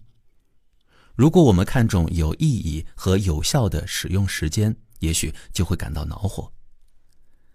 但如果此刻我们正好希望有一些安静独处的时间，可能反而会庆幸对方来晚了。可见，产生感受的原因在于我们自身的需要，而非他人的言行。一旦意识到自己的需要，不论是确定意义或独处，我们就能触碰到自己的生命能量。此时我们可能会有强烈的感受，但绝不会生气。而导致我们愤怒的是那些指责的想法，它们切断了我们和需要的连结。愤怒提醒我们正在用头脑分析和评断他人，而没有关注自己有哪些需要没有得到满足。除了关注自己的感受和需要，我们还可以选择在任何时刻去觉察和体会对方的感受和需要，也就是第4种选择。这时呢，我们也不会感到生气，这并非在压抑愤怒，而是当我们全然地与他人的感受和需要同在时，心中自然不会生出怒气。再来看看愤怒的核心，服务生命。有人问我，在有些情况下，愤怒不是理所当然的吗？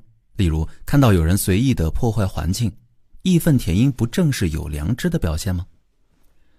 我的回答是，我坚信不论在什么情况下，只要我有意识地将有的行为看作不负责的或有良知的，将有的人看作贪婪的或道德的，便是在助长这个地球上的暴力。如果我们想让生命更美好，与其去论断那些杀害、强暴他人或污染环境者们是什么样的人，不如将注意力放在我们的需要上。在我看来，愤怒是疏离生命、引发暴力的思维方式造成的。所有的怒气背后都有一个没有被满足的需要。如果我们能善用愤怒，视之为唤醒自己的报警器，意识到自己有一个需要没有得到满足，而导致我们生气的思维方式并无法使我们的需要得到满足，那愤怒就是有价值的。为了充分地表达愤怒，我们要明了自己的需要，并且花费力气来满足需要。愤怒往往驱使着我们把能量用于惩罚他人，而非满足需要。因此我建议，与其沉浸在义愤填膺中，不如带着同理心与自己和他人的需要连结。这也许需要一段时间，但通过反复的练习，我们的思维将会有意识地以我生气因为我需要什么什么来取代我生气是因为他们怎样怎样。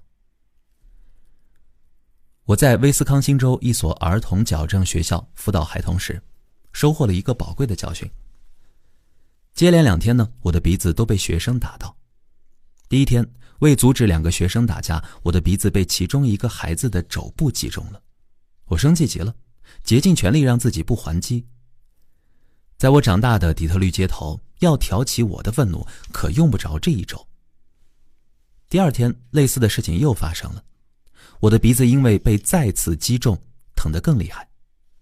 然而，我却丝毫没有生气。当我回想起那2天的经历，我发现，我一开始就把第一个孩子看作是被宠坏的小鬼。他的手肘还没碰到我的鼻子之前，这个标签就已经烙印在了我的脑海中。因此，当一切发生时，对我来说便不仅仅是被他的手肘打到了鼻子，而是想着这讨厌的小鬼太猖狂了。相较之下呢，我对第二个孩子的看法则不相同。我认为他是个可怜的孩子，更关心这个孩子。因此，尽管我的鼻子被他打伤，感觉远比前一天更痛，流了更多血，我却丝毫没有怨气。这段经历对我而言真是一个宝贵的教训。它让我认清，让我愤怒的并非他人的行为，而是我在头脑中对他人及其行为的看法和解读。我们接着来说刺激与原因，实践的启示。无论从实践技巧还是理论角度，感受的刺激和根源都不相同。我将继续以和那位瑞典囚犯约翰的对话为例来加以说明。约翰说，3个星期前我向监狱长官提出了一个请求，但他们到现在都没有给我回复。马歇尔回答，这件事情发生时使你生气的原因是什么呢？我刚刚不是告诉你了吗？他们一直都没有回应我的请求啊。等一下，在你说我生气是因为他们怎样时，请停下来想一想，觉察你对自己说了什么话，让你如此生气。我没和自己说什么。等一下，慢下来，你要聆听的是内心的声音。这时候呢，约翰默默地沉思了一会儿，他说，我告诉自己，他们一点都不尊重人，他们是一群冷血的官僚，一点人味也没有，只在乎自己，对其他人都不屑一顾，他们就是一群……谢谢，这就足够了。现在你知道你为什么会生气了吗？是因为你的这些想法呀。但是，这样想有什么不对吗？我不是说这样想有什么不对，请注意啊，如果我告诉你这样想是不对的，那我看待你的方式和你看待狱方是一样的。我不是说评判他人，称他们为冷血的官僚，或认为他们只在乎自己等等是错的。然而，让你生气的正是这些想法呀。现在，请你把注意力放在自己的需要上。在这个事件中，你的需要是什么呢？之后，约翰沉默了很久。马歇尔，我希望他们能让我参加我需要的培训，否则出狱后，我迟早还是会像现在这样回到这里的。现在你已经把注意力放在你的需要上了，你的心情如何呢？我很害怕。那现在，假定你是监狱官，而我是犯人，我走到你跟前对你说，我真的很需要那个培训，如果不能参加，我很害怕，不知道未来会发生什么。那这样说的话，是不是我的需要更有可能得到满足呢？如果我把你看作冷血的官僚，即使没有这样说出来，我的眼睛也会有所流露。你认为哪种方式更有可能使我的愿望得到满足呢？这时候，约翰的眼睛盯着地板，沉默不语。嘿，兄弟，你怎么了？约翰说，一言难尽啊。3个小时之后，约翰过来和我说，马歇尔，我真希望2年前就学到你今天上午所教会我的，那样我就不会杀了我最好的朋友。暴力之所以产生，都是因为人们误以为自己的痛苦是由他人造成的，他人应当受到惩罚，就像这位年轻男子所做的。有一次我看到小儿子从他姐姐的房间里拿了一枚50美分的硬币，我就问他，布莱特，你问过姐姐可以拿她的硬币吗？他回答说，我不是从他那里拿的。这时呢，我便面临之前提到的4种选择，关键在于我在这个当下把注意力放在哪里。如果评断他在撒谎，我会有某种反应；如果认为他不尊重我，所以没有告诉我实话，我则会有另外一种反应。可是，指责他人往往使我们的愿望更难得到满足。但如果我选择同理他，或诚实表达我的感受和需要，我的需要就更有可能得到满足。于是我决定同理他。事实证明，这个决定是对的。而发挥作用的并非在于我说了什么，而是同理的做法。我试着聆听他的感受，他很害怕，他的需要是保护自己免于惩罚。通过同理他的感受和需要，让我有机会和他建立情感上的连结，这样双方的需要都得到了满足。然而，如果我在心里认定他在撒谎，就算我没有说出来，他也很难感到足够安全来真实表达自己。我对于他不诚实的预言很可能就会成真，他真的不得不用说谎来逃避惩罚。试想，人们要是知道自己会因为说真话而受到评判和惩罚，为什么还要说真话呢？如果我们满脑子的是非对错、评判和分析，认为别人不好、贪婪、不负责任、说谎、作弊、污染环境、要钱不要命或做了不对的事儿，他人就不太可能对我们的需要有兴趣。例如，为了保护环境，我们和一家企业的高管对话说，你知道吗？你们真是地球的刽子手，你们无权糟蹋我们的土地。很明显，这样的沟通很难让我们的需要得到满足。在受到指责时，很少有人还能把注意力放在对方的需要上。当然，也许这样的评判可以成功地胁迫他人满足我们的需要，他人会出于害怕、内疚或羞愧而改变行为。我们会就此以为指责他人能让自己取得胜利。然而，以更长远的眼光来看，我们就会发现，若每一次都以这样的方式来满足需要，我们不仅无法胜利，还会助长地球上的暴力。为了解决眼前的问题，我们制造了新的问题。指责和评判使人倾向于自我保护，并变得更有攻击性，日后也不可能关心我们的需要。因此，即便他人照着我们的意思满足了我们眼下的需要，之后我们也会为此付出代价。我们接下来谈谈表达愤怒的4个步骤： 1. 停下来深呼吸； 2. 看看我们有哪些评判性的想法；第3，与我们的需要连结；第4，表达我们的感受和未被满足的需要。来看看充分表达愤怒的具体步骤。首先呢，停下来，除了深呼吸，什么都别做，不要去指责或者惩罚别人，只是保持安静。接着，看一看是什么想法让我们生气。例如，无意中听到了某人说了一段话，使我们相信自己由于种族的缘故遭到了排斥。感知到自己的怒气时呢，如果停下来，便会看到头脑中盘旋的想法。这太不公平了，他这是种族歧视。我们知道，所有的评判都在用可悲的方式表达未满足的需要。于是接下来的第3步是与这些想法背后的需要连结。如果指责某人是种族主义者，我们的需要也许是融合、平等、尊重，或者与人连结。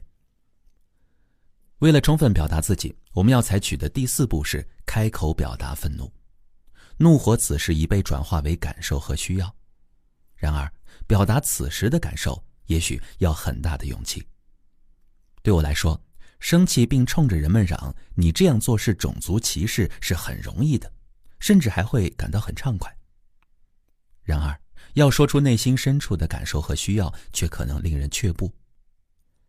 为了充分表达愤怒，我们也许可以试着和对方说，你走进房间后开始与其他人聊天，却没有和我说话。接着你开始议论有关白人的种种。当注意到这些时，我的胃非常不舒服，我也很害怕。这使我意识到，我非常希望受到平等的对待。我想请你告诉我，听到这些话，你的感受是怎么样的？本期我们来说说先同理他人。在大多数情况下，如果希望他人听见我们的心声，与我们的内心产生连结，我们需要先同理对方。如果对方还处于某种情绪中，我们就很难平静下来，体会我们的感受和需要。我们越能用心同理对方，理解对方为何做出那些不符合我们需要的行为，对方就越有可能同理我们。过去30年来，我以非暴力沟通的方式与许许多多持有强烈种族偏见的人们展开交流。有一天清早，我从机场搭乘了一辆出租车进城，突然车上的喇叭传来车辆调度员发给司机的消息：请到主大街的犹太教堂接费希曼先生。接着坐在我旁边的一位先生就开始嘀咕：这些犹太佬起这么早，还不是为了要把所有的人的钱榨干。整整有20秒钟的时间，我气得仿佛耳朵冒烟。若是在年轻时听到这样的话，我的第一反应可能是揍他一顿。而当时呢，我选择了做几次深呼吸，并且开始同理自己心中涌现的痛苦、恐惧和愤怒。我一边觉察着自己的感受，一边提醒自己，让我生气的并不是身旁的那位乘客，也不是他说的话。尽管他的言论点燃了我内在的火山，但我知道我的愤怒和恐惧来自一个更深的地方。于是我靠后坐了坐，让自己在脑海中把所有的暴力想法倾泻而出。看到自己揪着他的头痛揍他的画面，我甚至还挺乐的。在得到了我需要的同理后，我开始能够试着去体会他的内心。于是我对他说的第一句话是：你是感到如何如何？我尝试去同理这个男人，聆听他的痛苦。为什么呢？因为我想要看见他的美好，也希望让他充分体会我对他那番话的感觉。但我知道，如果他的内心正狂风大作，那么这样的理解就不会发生。因而我的意图是与他连结，带着尊重和同理心，聆听他在说那番话背后的心声。过去的经历告诉我，如果我能够同理他，最终他也能够听见我。虽然这并不容易，但相信他会做到这一点。我就问他：你是感到愤怒吗？听起来似乎你在和犹太人打交道时有过一些不愉快的经历呀。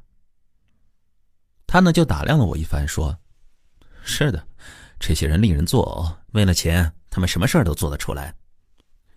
所以你在和他们有金钱往来时很难相信他们，想要保护好自己，对吗？没错，他大声说道，接着继续发表他对犹太人的看法。我则试着体会在每一个评判背后他的感受和需要。若将注意力放在他人的感受和需要上，我们就能体会彼此生而为人的共同点。听到他说感到害怕，想要保护自己，我意识到我也有保护自己的需要，也明白害怕的感受。当专注在他的感受和需要时，我们的体验是相通的。虽然我极不认同他的观点，但我已经学会了，如果不去听别人的想法，我会更乐于和他们相处。特别是在遇到有着像这个男人那样想法的人时，只要专心关注对方的心声，而非受困于他们的想法，我的生活就会变得愉快得多。这个男人一直诉说着他的悲哀与恼怒，不经意间呢，话题已经从犹太人转移到了黑人身上。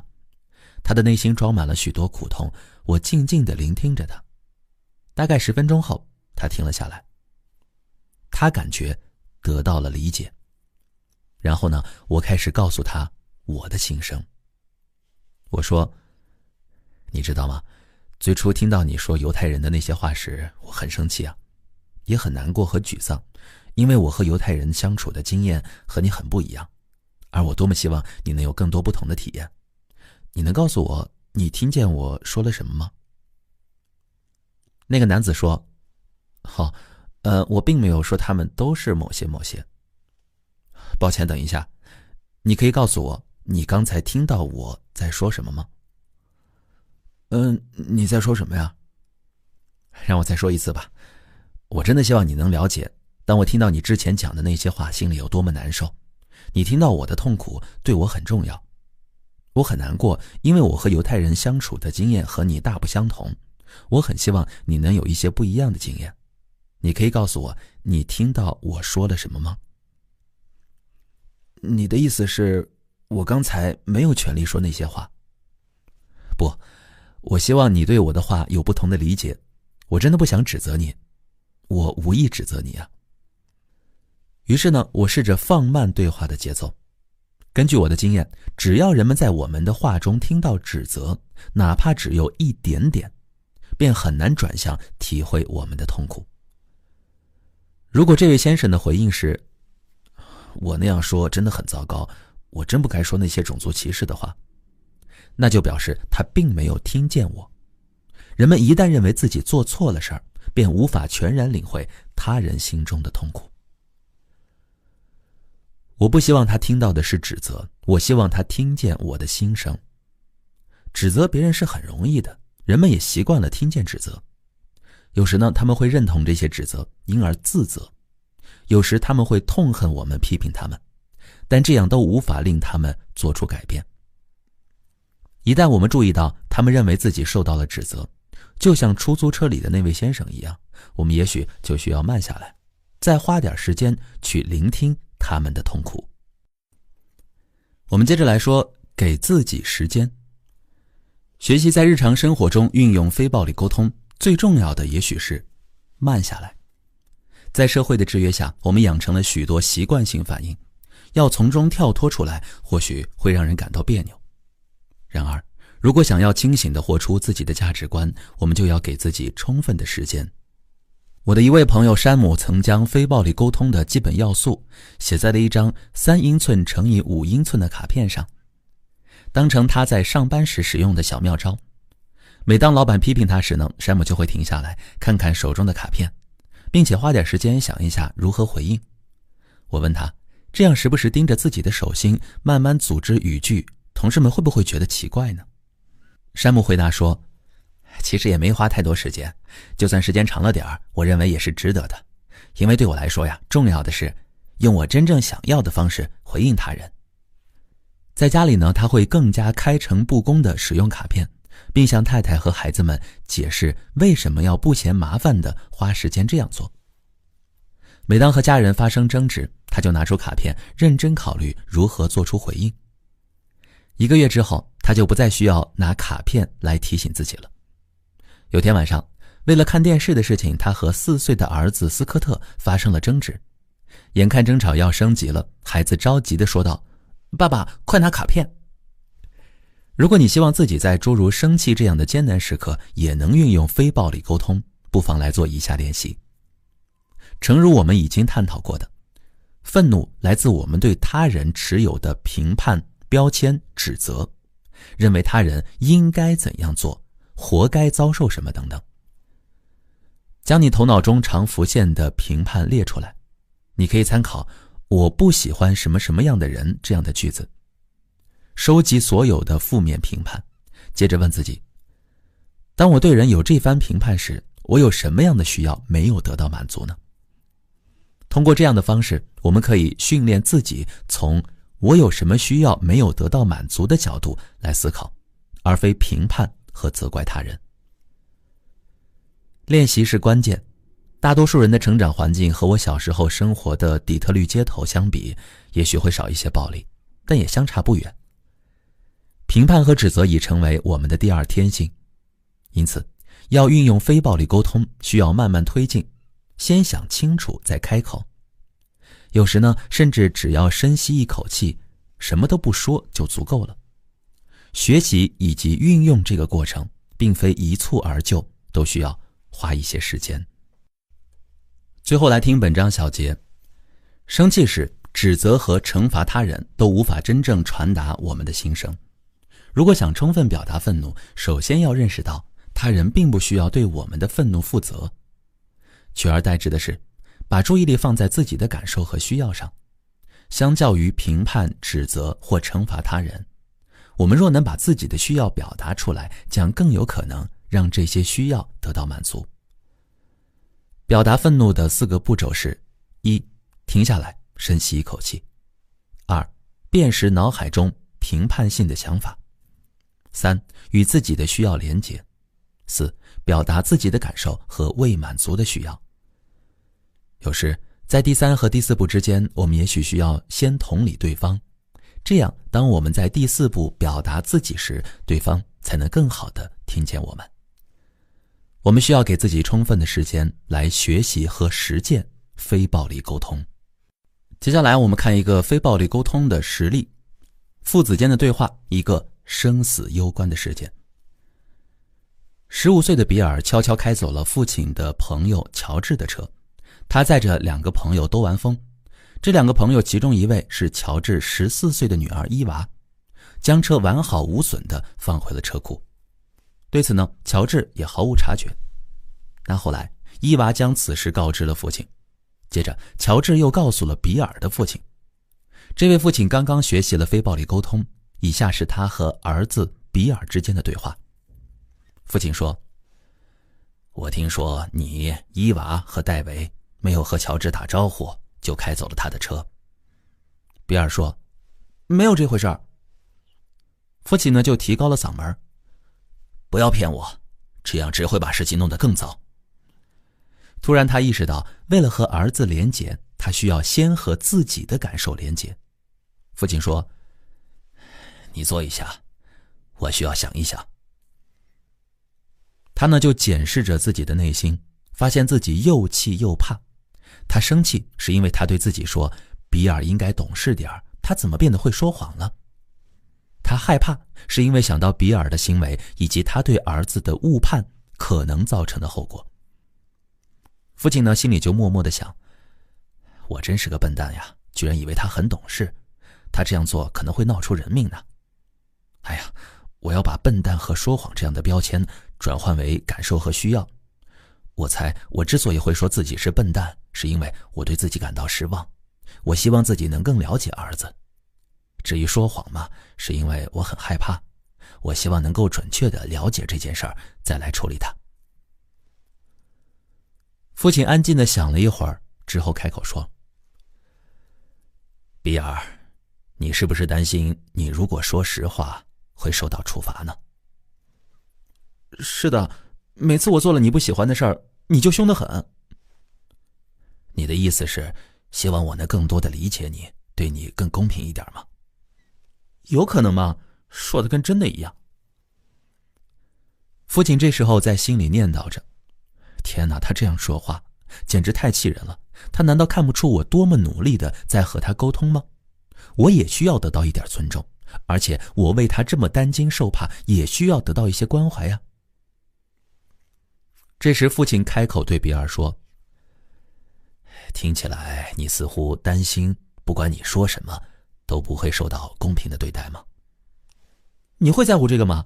一有什么事儿你就只是想处罚人。另外，发生什么大不了的事了吗？就算我们开了车，但没有人受伤啊，车也还回去了，我们又没有杀人放火。你是不是担心如果承认自己开走了车，你的下场会很惨呢？你希望得到公正的对待吗？是的。这个时候父亲给自己一些时间，安静地做更深的连接。他说，我怎么做你才会放心呢？你要和我保证以后绝不再处罚我。这时候父亲就意识到，惩罚并不能让比尔明白自己的行为可能造成的后果，反而会让父子关系更加隔阂和疏远。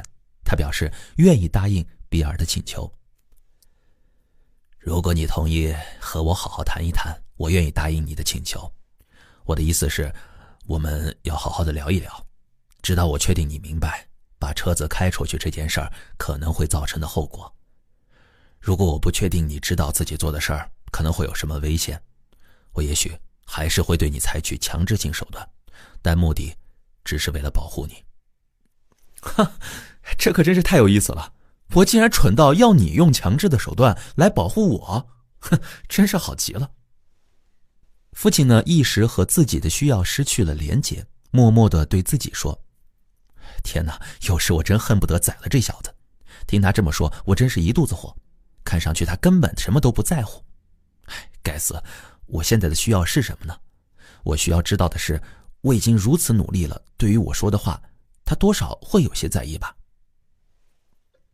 这个时候父亲大声地生气地说，你知道吗，比尔，你这么和我说话，我真的非常生气。我非常努力地想尝试理解你，而你呢？好，我需要知道你还想和我谈下去吗？比尔说，我无所谓啊。比尔，我真的很想听你的心里话，我不想像过去那样在发生让我生气的事情时就来指责你、威胁你。可是刚才听到你说，我竟然蠢到要你用强制的手段来保护我。还有，你说这话时的语气，我真的很难再控制自己的脾气了。我希望你能帮助我。我的意思是，如果你希望我听你说话，而不是指责你和威胁你，那就请帮助我了解你的想法。如果你不愿意，我只好用老办法来处理这件事情了。什么老办法呀？用老办法，我到这时多半已经会告诉你，在接下来的2年里，不准看电视，不准开车，没有零花钱，不准外出约会，什么都不能做。那我还是希望你用新办法吧。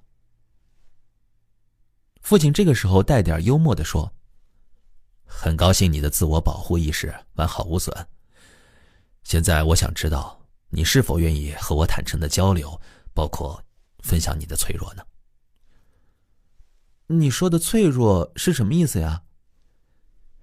就是请你告诉我，对于我们谈论的这件事儿，你的感受是什么？同样的，我也会告诉你我的感受，你愿意吗？好吧，我试试。父亲这个时候就有点宽慰，舒了口气说：谢谢。你愿意试一试，我真的很感激。我告诉你，伊娃被乔治禁足3个月，不允许他做任何事儿。听到这个消息，你有什么感受呢？天哪，这太不公平了。我想知道你的感受。我刚才说了呀，这完全不公平啊。父亲意识到比尔并没有真正的触碰自己的感受，他决定来猜一下。听到伊娃要为他的错误付出那么大的代价，你感到难过，是吗？不是这样，我的意思是，那根本不是他的错呀。哦，所以你很难过，因为那是你的主意，但他却为此付出代价吗？是的，他只是跟着我，做了我让他做的事儿罢了。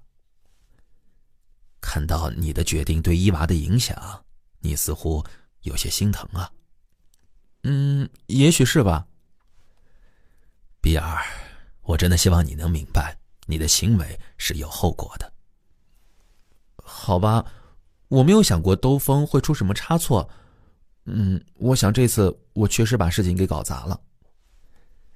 不要这么想，我希望你看到的是，在这件事情上，你没有料到会有这样的后果。所以呢，我希望确保你能够意识到行为会带来的后果。你能告诉我，对于你做的事儿，现在的感受是什么吗？我觉得自己很蠢，爸，我没有想要伤害任何人啊。父亲这个时候呢，尝试将比尔的自我批评转换为感受和需要。所以呢，你对于自己在做的事情感到伤心和悔恨，因为你希望我们相信你无意伤害任何人吗？是的，我没有想到会惹这么大的麻烦，我只是没有把事情想清楚。你是不是想说，希望自己当时能够三思而后行呢？是的。听到你这么说，我就放心了。为了修复和乔治家的关系，我希望你去找他，并且告诉他你刚才的那些话。你愿意这样做吗？天哪，那太可怕了，他一定会很生气的。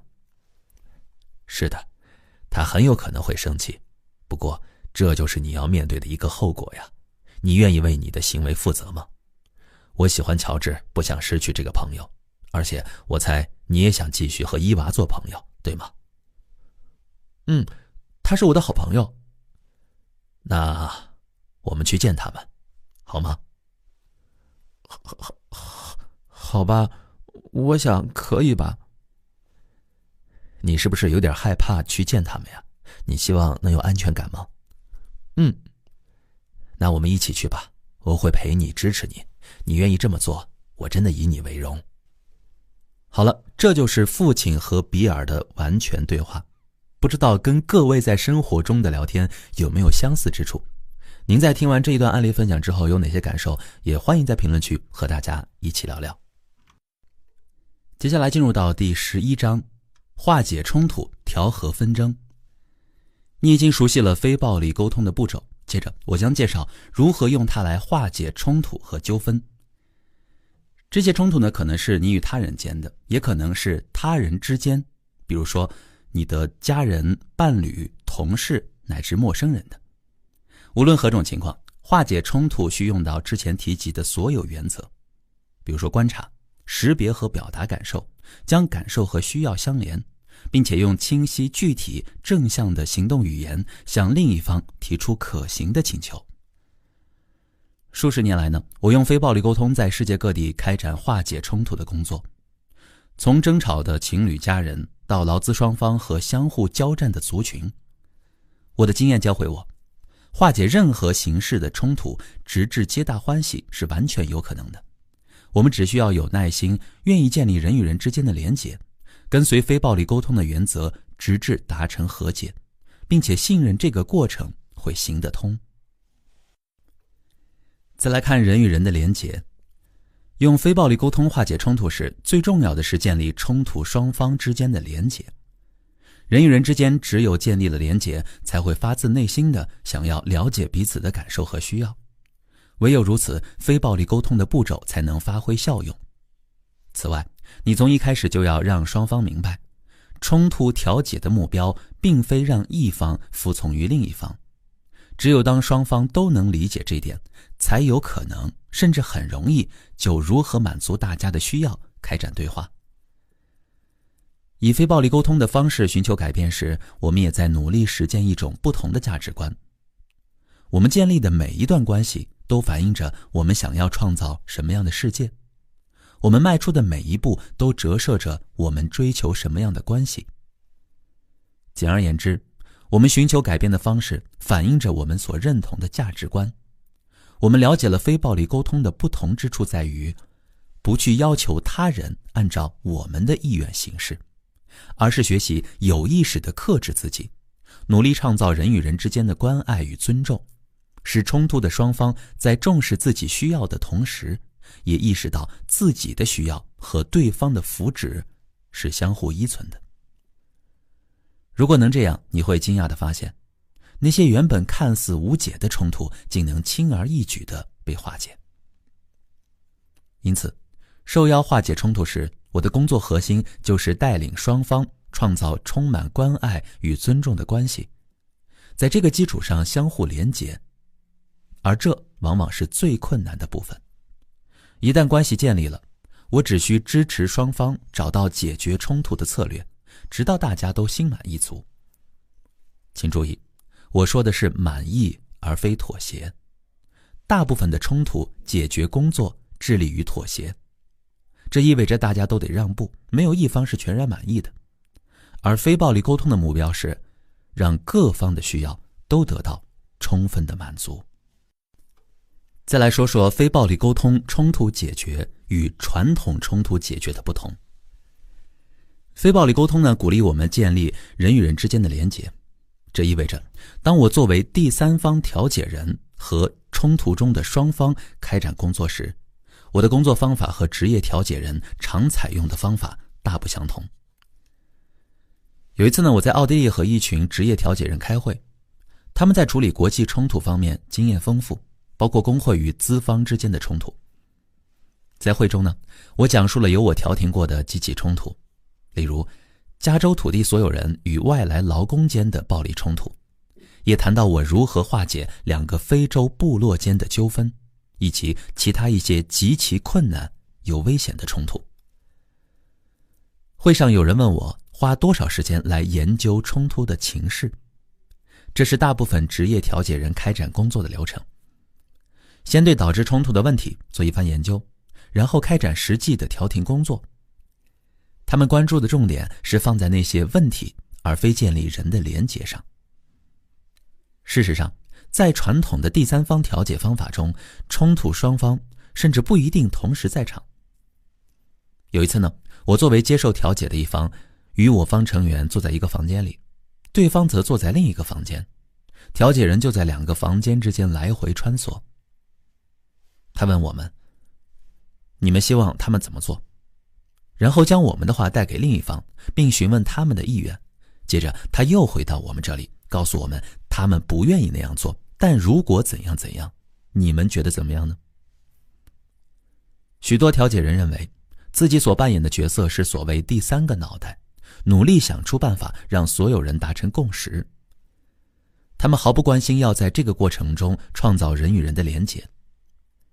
当我描述非暴力沟通的方法以及人与人建立连结的重要性时，一位参会者提出了质疑。他认为我谈论的属于心理治疗范畴，而调解人并不是心理治疗师。然而，根据我的经验，连结人非但不是心理治疗，还是化解冲突的关键，是唯一能够有效化解冲突的方式。一旦你成功地建立了人与人之间的连结，问题多半会自行解决。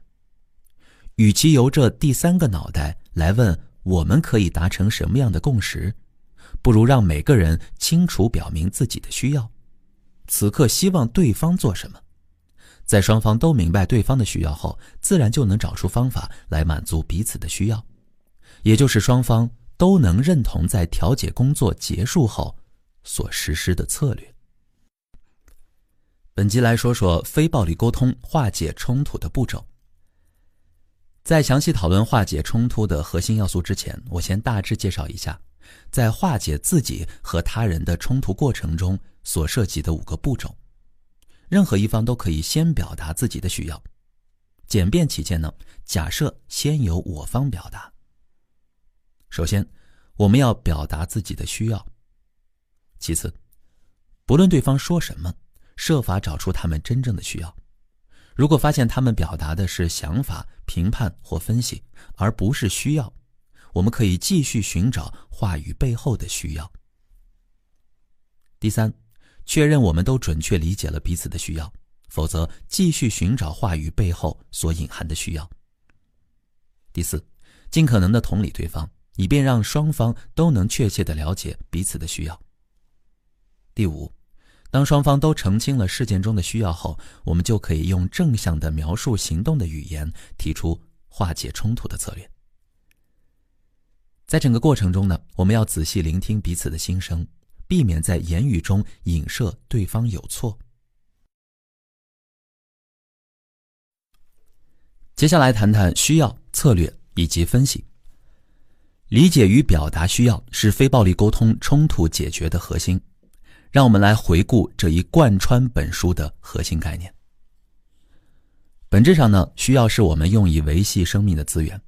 人人都有身体上的需要，比如空气、水、食物、休息，也有心理上的需要，比如理解、支持、诚实和意义。我相信，无论国籍、宗教、性别、收入、教育程度等等，每个人的需要都是相通的。我们还要明了需要和满足需要的策略是不同的。在化解冲突时，清晰分辨需要和策略的不同是非常重要的。许多人很难表达自己的需要，社会教会了我们评判和侮辱的语言，这些沟通方式让我们彼此疏离。在冲突中呢，双方通常会花大量的时间证明自己是对的，对方是错的，而不会关注自己和对方的需要。语言上的冲突一不小心便升级为肢体暴力，甚至是战争。为了避免将需要和策略混为一谈，我们一定要记得，需要并不涉及某个人所采取的特定行动，相反，策略则涉及某个人可能采取的某个行动。它的形式可以是请求、诉求、愿望以及解决方案等。举例来说，有一次我遇到一位正准备离婚的夫妻，我问那位先生，在婚姻中他有哪些需要没有得到满足？他说，我需要结束这段婚姻。他所表述的是某个人采取的某个行动，也就是他自己结束婚姻，因而他表达的并非一个需要，而是策略。我向那位先生指出了这一点，并建议他先来厘清自己和太太的需要，然后再看看要不要采取结束婚姻的策略。当他们连结了各自和对方的需要后，便发现除了离婚，他们还可以通过其他的策略来满足这些需要。那位先生承认，因为工作辛苦压力很大，他的需要是得到欣赏和理解。他的太太则意识到他的需要是亲密和连结，但丈夫的工作占据了他太多时间。当他们真正理解了彼此的需要，就能够达成一些约定，在顾及先生工作的情况下，满足双方的需要。还有一对夫妻，因为不了解何谓需要，以为表达需要就是分析对方的问题，两人甚至走到拳脚相向的境地。那位先生在工作坊结束后找到我，含着泪描述了他的近况，并问我是否愿意私下为他和妻子做调解。我答应了去他家和夫妻俩见面。那天晚上呢，我开门见山地对他们说，我知道你们两人都很痛苦。首先，我想请你们各自表达你们在这段婚姻关系中没有被满足的需要。我相信一旦你们明白了彼此的需要，就能找到策略来满足这些需要。由于不知道什么是需要，那位先生劈头盖脸地对着太太说，你的问题就在于对我的需要无动于衷。他的妻子呢，也用同样的方式回答道，你每次都这么说，这对我太不公平了。他们两人都没有表达自己的需要，而是在分析对方的问题。人们又往往很容易将分析听成批评。诚如我在先前所提到的，分析对方的问题或暗示对方有错，实质是在表达自己未被满足的需要。但这种表达方式却会带来糟糕的影响。以这对夫妻为例，先生的需要是得到支持与理解，但他所表达出来的却是妻子无动于衷。妻子也希望得到真正的理解，但他说出来的却是先生对他不公平。他们花了好些时间才终于找到了彼此的需要，但一直等到真正认可和理解了对方的需要后，他们才得以寻求策略来化解长久以来的矛盾。还有一次，我为一家公司做顾问，由于严重的内部派系纷争，公司员工的士气和产量都一落千丈。纷争的起因是同一部门内的两个团体因为使用哪个软件而各执己见，争执不休。其中一个团队曾花了很多心血研发出公司当时正在使用的软件，因此希望能继续使用下去。另一个团队则坚决主张开发一款新软件。首先呢，我请双方告诉我，他们各自坚持使用的那个软件能满足自己什么样的需要。但他们习惯以理性分析的方式回答，这往往会被另一方视为对自己的批评。主张开发新软件的一位团队成员表示，我们当然可以继续维持这种过分保守的作风，但这样下去呢，我想未来等待我们的就是失业。要进步就得冒一些险，敢于突破固有的做法。反对派的一位成员则回应道，盲目冲动地追逐新事物并不符合我们的最佳利益。他们承认，几个月来双方都在重复类似的分析，非但没有解决问题，反而加剧了关系的紧张。若不知道如何清楚直接地表达自己的需要，而只是分析对方的问题，就会让对方认为遭到了批评。我们就把自己一步步地推向了战争，无论是语言、心理或是肢体上的。我们来看下一节内容，超越语言，感知需要。要用非暴力沟通来化解冲突，我们需要训练自己，无论他人用什么方式来表达，都听见那背后的需要。如果我们真的想支持他人，就要先学习将任何信息翻译为需要。沉默、否定、评判、肢体语言或请求等都是信息的不同呈现形式。我们要磨练的技巧是聆听每个信息中所隐含的需要，即使一开始是通过猜测。例如，在和别人交谈时，如果我问对方刚才说的话是什么意思，对方回应我的是，你这个问题真傻。这时我就知道，那人只不过是以评判的方式来表达自己的某个需要。于是呢，我接着来猜测那是什么样的需要。也许我的提问无法满足他被理解的需要。再例如，当我请伴侣谈谈我们在关系中所面临的压力时，对方回答我不想谈。我猜也许他的需要是保护自己，他担心谈了之后会有什么别的问题。因此呢，我们的功课是去学习在别人不明说的情况下，识别话语中隐含的需要。通常这要靠猜测。一旦感知到对方的需要，就可以向他们求证，再支持他们说出自己的需要。如果我们能够真正听见他人的需要，就能建立更深层的连结，这是成功化解冲突的关键。我认为，冲突中的人们一旦可以说出对方的需要，最多只要20分钟，冲突就可以得到解决。在伴侣工作坊中，我通常会让吵得最久的夫妻参与现场的演示，借以证明我的预测。有对夫妻呢，在他们39年的婚姻中，为了金钱问题争吵不断。婚后6个月中，太太2度透支了账户里的钱，于是先生便掌管了家里的经济大权，不许太太再开支票。从此两人一直为此争吵不休。一开始呢，那位太太质疑我的预测，她认为即使他们的婚姻关系不错，沟通良好，但这么快化解经年累月的冲突是不可能的。随即我先邀请她告诉我，是否知道在和金钱有关的冲突中，丈夫的需要是什么。她回答说，很明显呀，他就是1分钱都不想让我花呀。丈夫闻言大声地叫出，这太荒谬了。当太太说丈夫1分钱都不想让我花时，她所表达的是我所谓的策略，而不是需要。即使她猜对了丈夫的策略，却并没有看见他的需要。因为需要指的并不是任何特定的行为，例如花钱或者不花钱。我告诉这位太太，所有人都有着共通的需要，只要她能理解丈夫的需要，问题就可以得到解决。我再次鼓励她说出丈夫的需要，她回答，她和她爸一个样子。接着开始诉说她的父亲是如何不舍得花钱。这时她开始分析起丈夫的问题。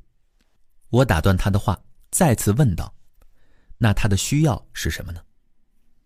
显然，即使39年来她和丈夫沟通良好，她还是不知道对方的需要是什么。我转向那位先生询问他，既然你太太不知道你的需要，不如你来告诉她，你不让她开支票是为了满足你的什么需要呢？他回答说，马歇尔，她是个很棒的太太和妈妈，但在花钱这件事上，她完全没有任何责任感。这一类诊断式的语言，就是没有责任感这句，根本无助于解决冲突。当一方听到对方的批评、诊断或分析，沟通就会演变为自我辩护或者相互指责。于是呢，我试着聆听他在说太太完全没有责任感背后有着什么样的感受和需要。我就说，你是不是感到害怕，因为你需要在经济上保护你们的家庭吗？他表示确实如此。诚然，我的猜测是正确的，但就算我第一次猜错了也没有关系，因为我还是会把注意力放在他的需要上，这才是问题的核心。事实上，就算猜得不对，我们也可以支持对方关注自己真正的需要，从而跳脱出分析，与自己的内在生命建立更多连结。接下来我们说说，需要被听到了吗？那位先生终于承认了他的需要是保护家庭的安全，下一步就是确认他的太太听见他的需要。这是化解冲突中的关键步骤。我们不能假定当一方清楚地表达了自己的需要，另一方就一定准确地听到了。我问那位太太，你可不可以告诉我，你听到你的丈夫在这件事中的需要是什么了吗？她说，我只不过是让账户透支了几次，但这也不代表我会一直这么做吧。她的反应并不令人意外，就算对方的表达在他人看来已经足够清晰，但当事者却会因为心中的积怨而无法听见对方。于是我接着对太太说，我想告诉你，我刚才听到你丈夫说了什么，也请你把这些内容复述给他。我听到你丈夫说，他希望保护家庭，确保家里的经济无恙，但他担心他做不到，所以他很害怕。接下来我们说说痛苦阻碍聆听，同理疏解痛苦。然而这位太太依然深陷痛苦而无法听见我的表达，这就涉及另一个可以有效化解冲突的技巧。当人们心烦意乱时，往往需要先得到同理，才有可能听进去别人的话。因此呢，我不再让他复述先生的话，而是试着理解他的痛苦。面对处于痛苦中的人们，尤其是经受了长年累月的苦痛，重要的是给予他们足够的同理，让他们感受到自己的痛苦被看见、被理解了。于是呢，我便开始同理那位太太。我体会到你很伤心，你希望丈夫信任你能从过去的经验中学习。她的眼神告诉我，她是多么渴望得到这样的理解。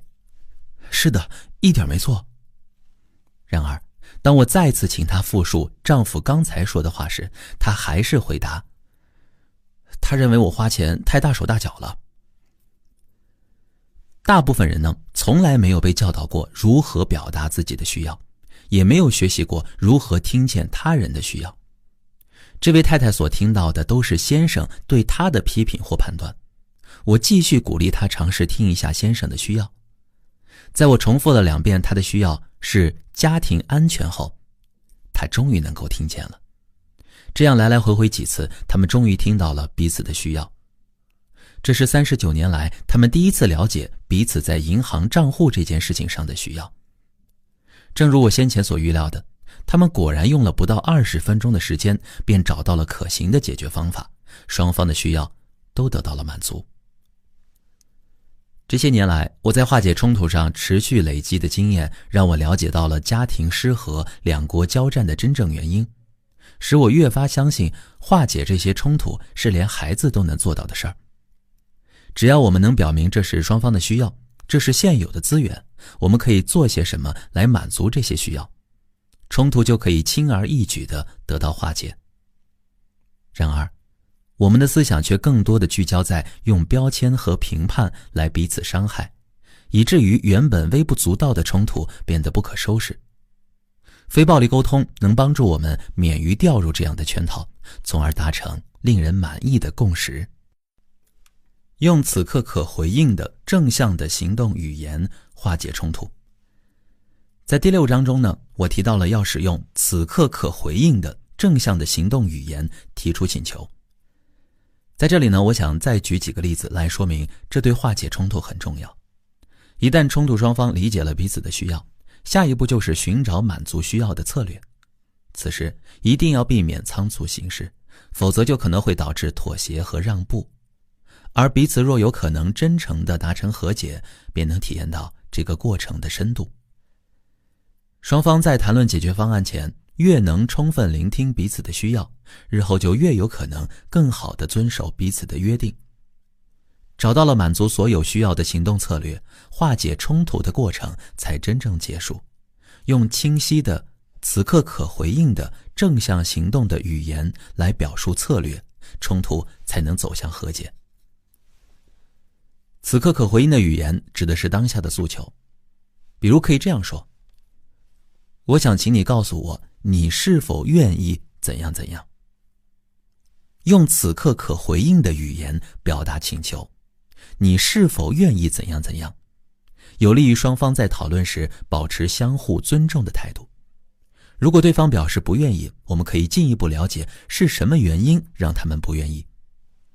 相反，如果在提出请求时不使用此刻可回应的语言，比如我希望你周6晚陪我一起去看戏，对方便无从知晓当下可以怎么做。若用此刻可回应的语言来修改，让请求变得清晰，并有利于保持2人的连结，则可以问：你能告诉我，你愿意周6晚上和我一起去看戏吗？若要进一步向对方澄清我们在此刻希望得到的回应，我们可以问：你是否愿意告诉我，对于周6晚上跟你一起看戏这件事儿，你有什么想法呢？我们把此刻所希望得到的回应说得越清楚，就越能够有效地化解冲突。接下来再说说使用行动语言。在第6章中，我们还提到了在提出请求时行动语言所扮演的角色。在冲突化解中，我们更要把焦点放在自己真正想要的，而非不想要的事物上。谈论我们不想要什么，很容易让对方感到困惑，并引发抗拒心理。所谓行动语言呢，指的是代表某个行动的动词，要避免模糊不清或可能被他人视为有意抨击意味的说法。举例来说，有位女士呢表示，在伴侣关系中理解的需要一直没有得到满足。当她的伴侣能够准确听到她的需要，并且复述给她之后，我转向那位女士，现在让我们来讨论策略吧。你希望你的伴侣做些什么来满足你得到理解的需要呢？那位女士就看着她的伴侣说，我希望在我对你说话时，你能聆听我。伴侣立刻反驳道说，我在听啊。发生这样的状况呢，并不稀奇。如果有人告诉我们，希望我们能注意听他们说话，我们很容易认为对方在指责我们没有聆听他们，因而愤愤不平。这对夫妻就这样你一句我一句的杠上了。先生一再说，我真的听你说了。太太则反驳道，不，你没有。他们告诉我，这样的对话持续了12年。当冲突双方使用类似聆听这样模糊的词语来表达策略时，经常就会发生这种状况。我建议他们使用行动动词来传达他们具体看到或听到的是什么。就像那些能被摄影机所捕捉到的内容，一个人是否真的在聆听，只有自己知道，别人无法用肉眼看见。要确定某个人是否真的在听我们说话，有一个办法是请他复述刚才我们所说的话，这样我们就是在请求对方采取一个可以看得见或听得着的行动。如果对方讲得出刚才我们说了什么，就能知道对方确实在听。还有另外一对夫妻，太太希望先生能尊重她的选择，在他成功表达了需要后，接下来他就要搞清楚采取什么策略来满足他的需要，并且向先生提出请求。于是他对先生说，我希望你让我自由地成长，并且做我自己。先生回答道，我就是这么做的呀。随后他们就像之前那对夫妻一样，一个说我就是这么做的呀，另一个说不，你没有，你来我往，反反复复，却徒劳无功。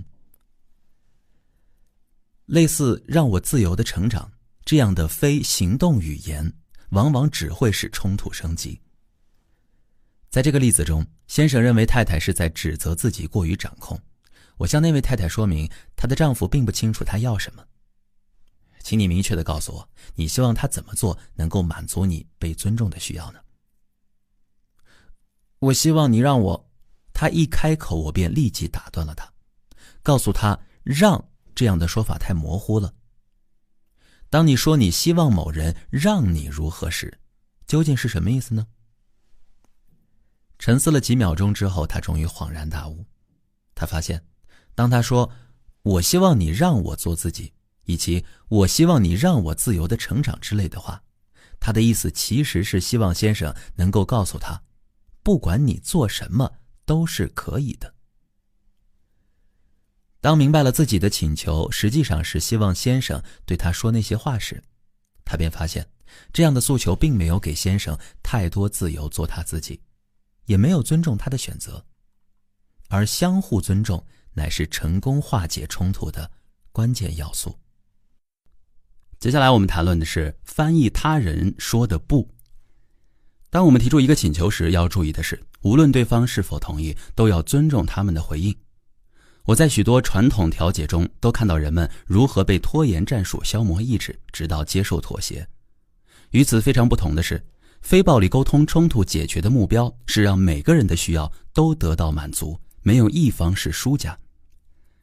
在第8章中呢，我们谈到了一个重要的话题。当听到别人说不时，我们无需认为这是对我们的拒绝，仔细聆听那个不背后所隐藏的信息，就能帮助我们理解对方的需要。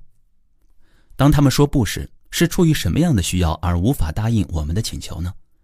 如果我们能听见不背后的需要，即使对方不同意我们提出的策略，我们依然能进行继续调解，将我们的注意力聚焦在找到办法满足所有人的需要上。接下来我们谈论的是非暴力沟通与调解人的角色。到目前为止，除了少数几个我作为调解人化解冲突的案例，我在本章节主要谈论了如何用非暴力沟通的调解技术来化解自己和他人的冲突。然而，若想要作为第三方调解人来协助双方调停纷争，我们还要记住几件事儿。一，你的角色以及对非暴力沟通调解过程的信心。当作为调解人参与冲突解决时，我们最好开宗明义地告诉冲突双方，我们的工作不会偏袒任何一方，而是支持双方听见彼此的声音，引导他们找到满足各方需要的解决方案。视当下情况，我们也可以向人们传达我们的信心，告诉他们，你相信只要双方都遵照非暴力沟通的步骤，最终所有人的需要都能得到满足。我曾在本章开头强调，用非暴力沟通化解冲突的目标，并非要让对方按照我们的意愿去做。同样的原则也适用于调解他人的冲突。尽管我们可能对于要如何化解冲突有着自己的心愿，尤其是在家人、朋友和同事发生冲突时，但我们务必谨记，身为调解人，我们的工作不是为了实现自己的目标，而是要创造一个环境，让双方能够相互连结，表达各自的需要，理解彼此的需要，并找到策略来满足这些需要。第三，急救式同理。作为调解人呢，我会强调我的目标是让双方都得到充分和准确的理解，但有时也不免发生这样的状况。当我同理了一方，另一方就会立刻控诉我在偏袒。这时，我们就要给予这一方一些急救式同理。我们也许可以说，你是不是很生气，想要确保你有机会陈述自己的立场呢？在同理了他们的心境后，我会提醒他们每一个人都有机会发声，并且接下来就会轮到他们。然后呢，为了确保他们真的同意等待，我可能还会询问他们，这样你是不是比较放心了？还是你希望能更确定很快就可以发言了？我们可能需要反复这样做，以确保调解过程顺利进行。第四，掌握进度，追踪。在调解过程中呢，我们务必做好追踪进程的工作，仔细注意人们所说的话，确保双方都有机会表达自己的需要，聆听对方的需要并提出请求。此外，我们还要追踪，注意其中一方刚才说到哪里，以便在另一方说完后回到前者所说的内容。要这样做并不容易，尤其在双方争执不下、情绪激动时。此时，如果能在白板或者挂纸上将上一位讲话者所表述的要义，也就是感受或需要记录下来，会颇有帮助。用视觉的形式追踪进程，也能让双方确保自己的需要会被听见。调解过程中经常会发生这样的状况，调解人还没来得及引导一方充分表达完自己的需要，另一方呢就抢着发言了。花一些时间记录下需要，并且让在场的每一个人都看得到，这会让聆听的一方感到踏实，相信自己的需要会得到处理。这样每个人就都能更专心地听对方说话了。我们再来说说做比较。评判的另一种形式是做比较。在《如何让自己活得很悲惨》一书中，作者丹·格林伯格诙谐地揭示了比较的心态是如何暗中对我们产生作用的。他建议读者，如果真的想让自己的生活变得悲惨，就去学着与他人做比较。这句话听起来特别的讽刺啊。在一个练习中呢，他展示了2张男人和女人的全身像，他们都拥有时下媒体眼中的完美身材。接着，他请读者们测量自己的身材尺寸后，与照片上的数字做比较，同时用心体会两者之间的差距。一旦我们开始比较，就会感到郁闷。此练习的效果绝对100发100中。当人们以为这样已经足够郁闷时，翻到下一页的练习，便会发现刚才只是热身罢了。由于形体美相对来说是表面的，格林伯格接着请人们针对他们更在乎的事情，那就是成就，来做比较。他从电话本中随机地选出了几个人名，让读者比较自己和那些人的成就。他说，电话本中的第一个名字是莫扎特。他随机列出了莫扎特擅长的语言和他在10多岁前完成的主要作品。接着呢，他要求读者们想一想自己现在的成就，并和莫扎特12岁时的成就做出比较，用心体会两者之间的差距。想必大家就算不做上述练习，也能看到比较是如何切断我们对人对己的善意。第5，聚焦于当下。调解人需要为调解过程注入的另一个重要品质是对当下的觉察。此刻谁需要什么？人们此刻的请求是什么？要保持这样的觉察，需要大量练习如何安住在当下。而我们大部分人从未受过这方面的训练。在调解过程中，我们会听到人们有许多的讨论，关于过去所发生的事件以及未来所期望的改变，但唯有把握此时此刻才能化解冲突。因此，当下才是我们需要关注的焦点。第6，推动对话进程。调解人的另一项任务是避免对话陷入泥潭。人们往往认为，只要把同样的话多说几遍，别人就能够理解并且按照他们的意思去做，因此对话很容易陷入原地打转。为了推动对话进程，调解人需要提出有效的问题，并且在必要时刻维持好对话的节奏，甚至加快步调。有一次呢，我受邀在一个小镇主持工作坊，主办方问我是否可以帮助他调和一桩家庭内财产分配纠纷。我答应了，同时也意识到我在课余只有3-4个小时的空档来做这件事儿。这场纠纷的核心是，一个拥有一大片农场的男子即将退休，他的2个儿子呢，为了财产分配陷入了剧烈争吵。2人虽然都住在农场的一端，彼此距离很近，但已经有8年不曾交谈了。我会见了这位兄弟以及他们的妻子和姐妹。8年来，所有人都卷入这桩复杂的法律纠纷，非常痛苦。为了让调解工作取得进展呢，并且不耽误我的工作坊，我不得不加快调解的进程。为了不让他们再花时间重复同样的故事，我便问其中的一位兄弟是否可以先来扮演他，然后我再来扮演另外一位兄弟。在角色扮演过程中呢，我开玩笑地问他们，是否可以请导演看看我演的对不对？出乎我的意料，我看见了那位我所扮演的兄弟已泪流满面。我猜，我的角色扮演让他得以深深地同理自己，并且终于体会到兄弟的痛苦。第2天，他们的父亲双目含泪地告诉我，昨晚他们全家一起出去吃了晚饭，这是8年来的第1次。这场纷争旷日持久，双方的律师都无法让彼此达成共识。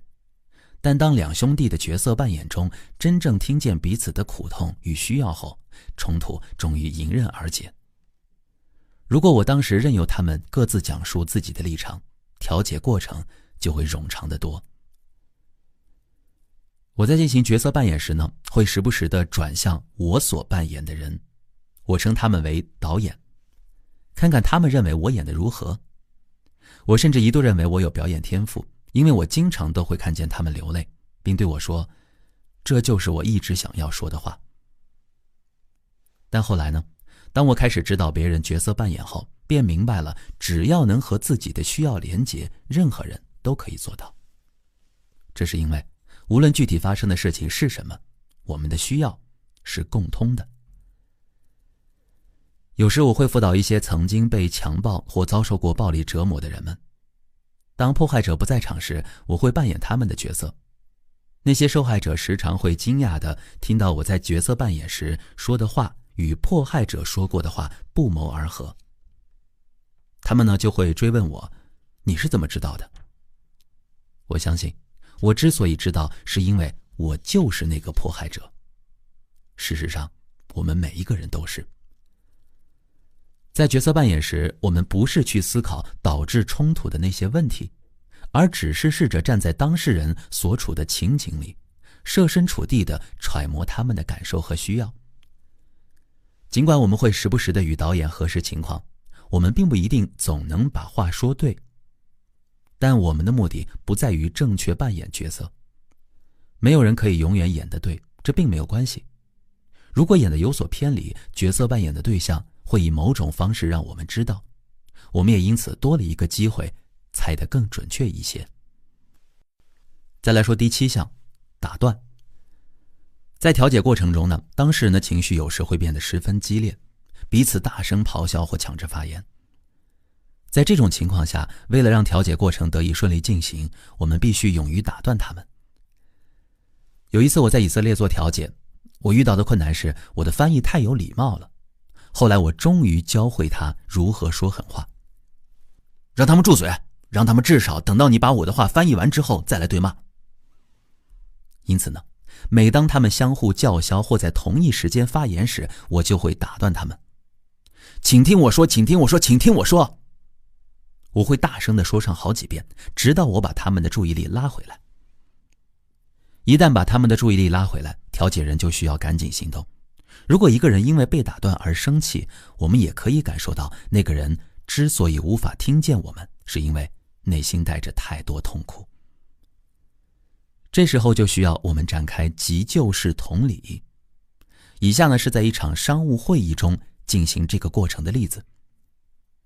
讲述者是这么说的：每次都是这样，他们已经开了3次会，但每次都有新的理由来解释他们为什么做不到。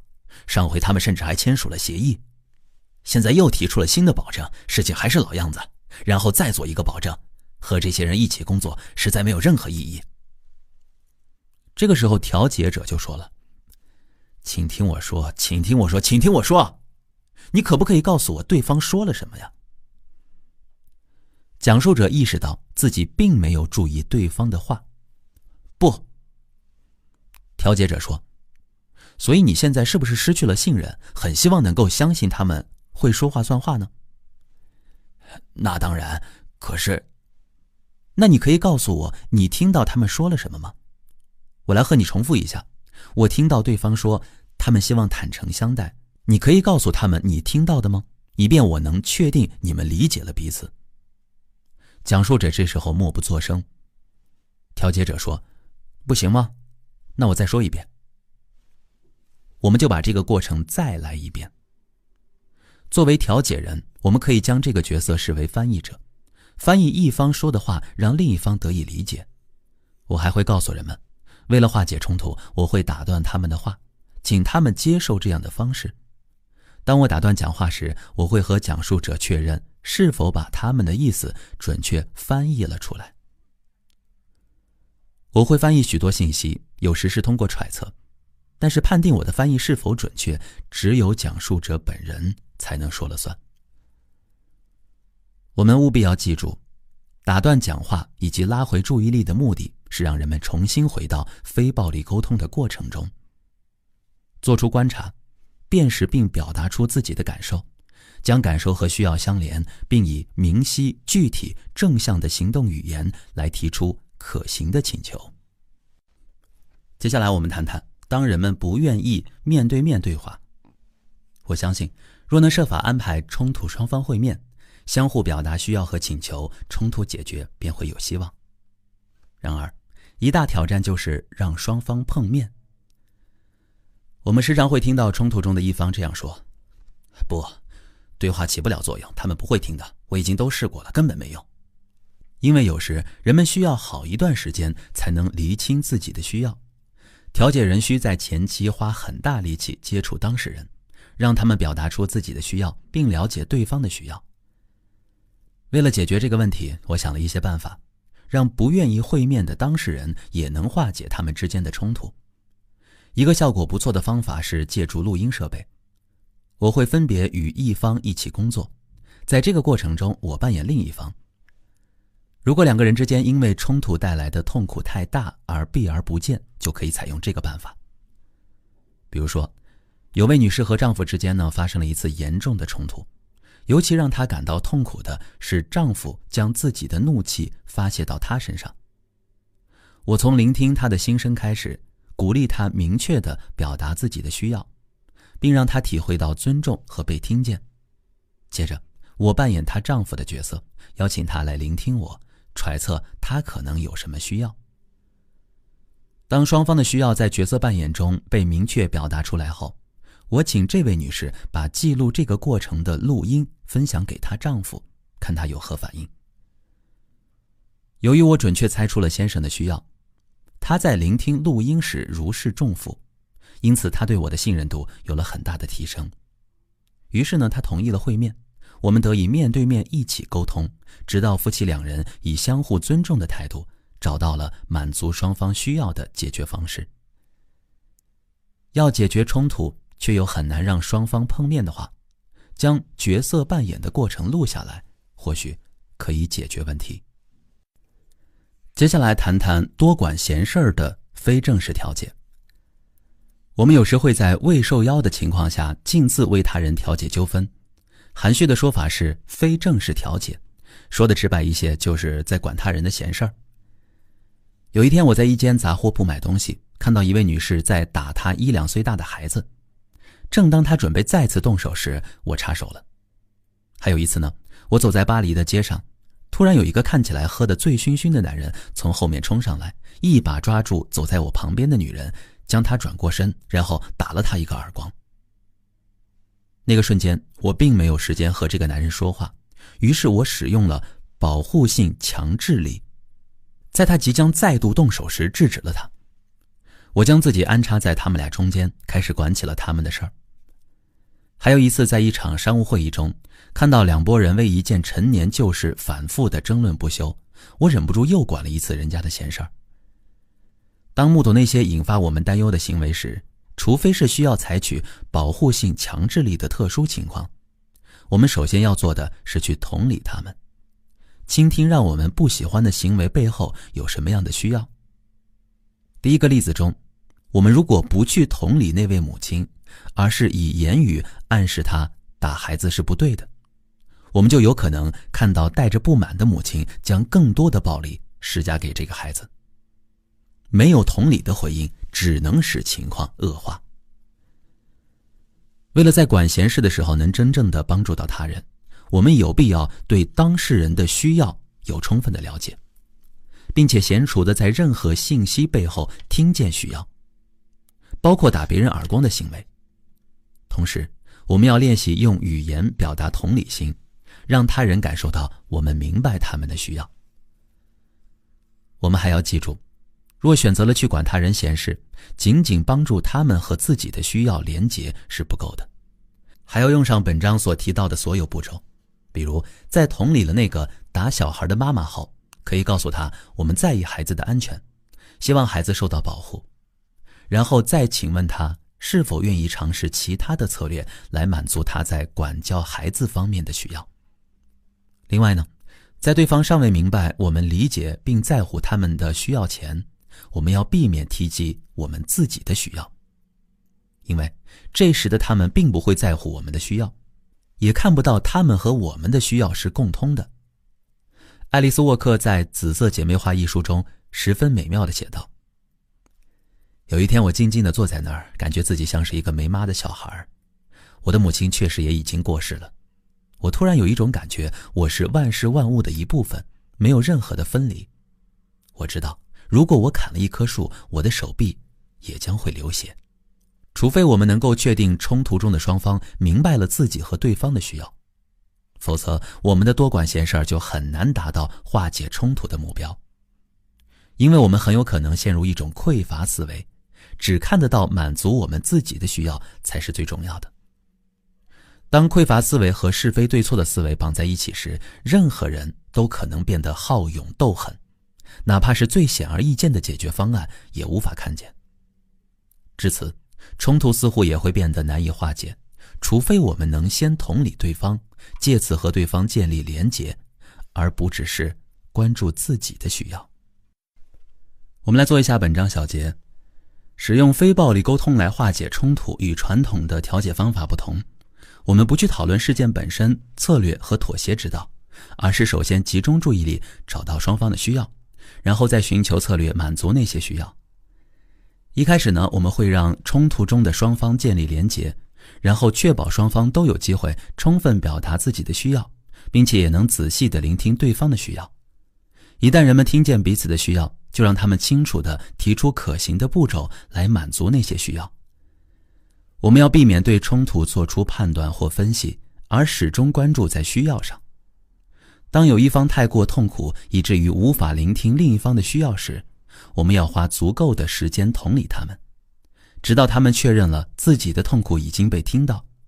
此外，当别人对我们的请求说不时，我们听到的不是对我们的拒绝，而是对方正在告诉我们，因为某个需要阻碍了他们对我们的请求说是。只有当双方充分聆听了彼此所有的需要后，我们才能进入解决方案阶段，引导双方使用正向的行动语言来提出可行的请求。当我们为两个冲突的人群化解纠纷时，以上这些原则同样适用。此外，我们还要格外密切地追踪进程，在必要的时候给予同理，让对话聚焦于当下，推动对话的进程而不在原地打转，并适时打断讲述者的发言，以让人们回到调解的轨道上来。有了这些方法和观念，我们就可以协助他人用非暴力沟通来化解冲突，即使是经年累月的冲突也能得以解决，直至皆大欢喜。接下来看第12章，为了保护使用强制力。当冲突双方充分表达了各自的观察、感受、需要和请求，并同理了对方，他们通常就能找到满足双方需要的解决方案，就算不认同对方，也保有善意和尊重。然而，在有些情况下，双方没有机会进行这样的对话，例如对方可能不愿意沟通，或是危险迫在眉睫，来不及沟通。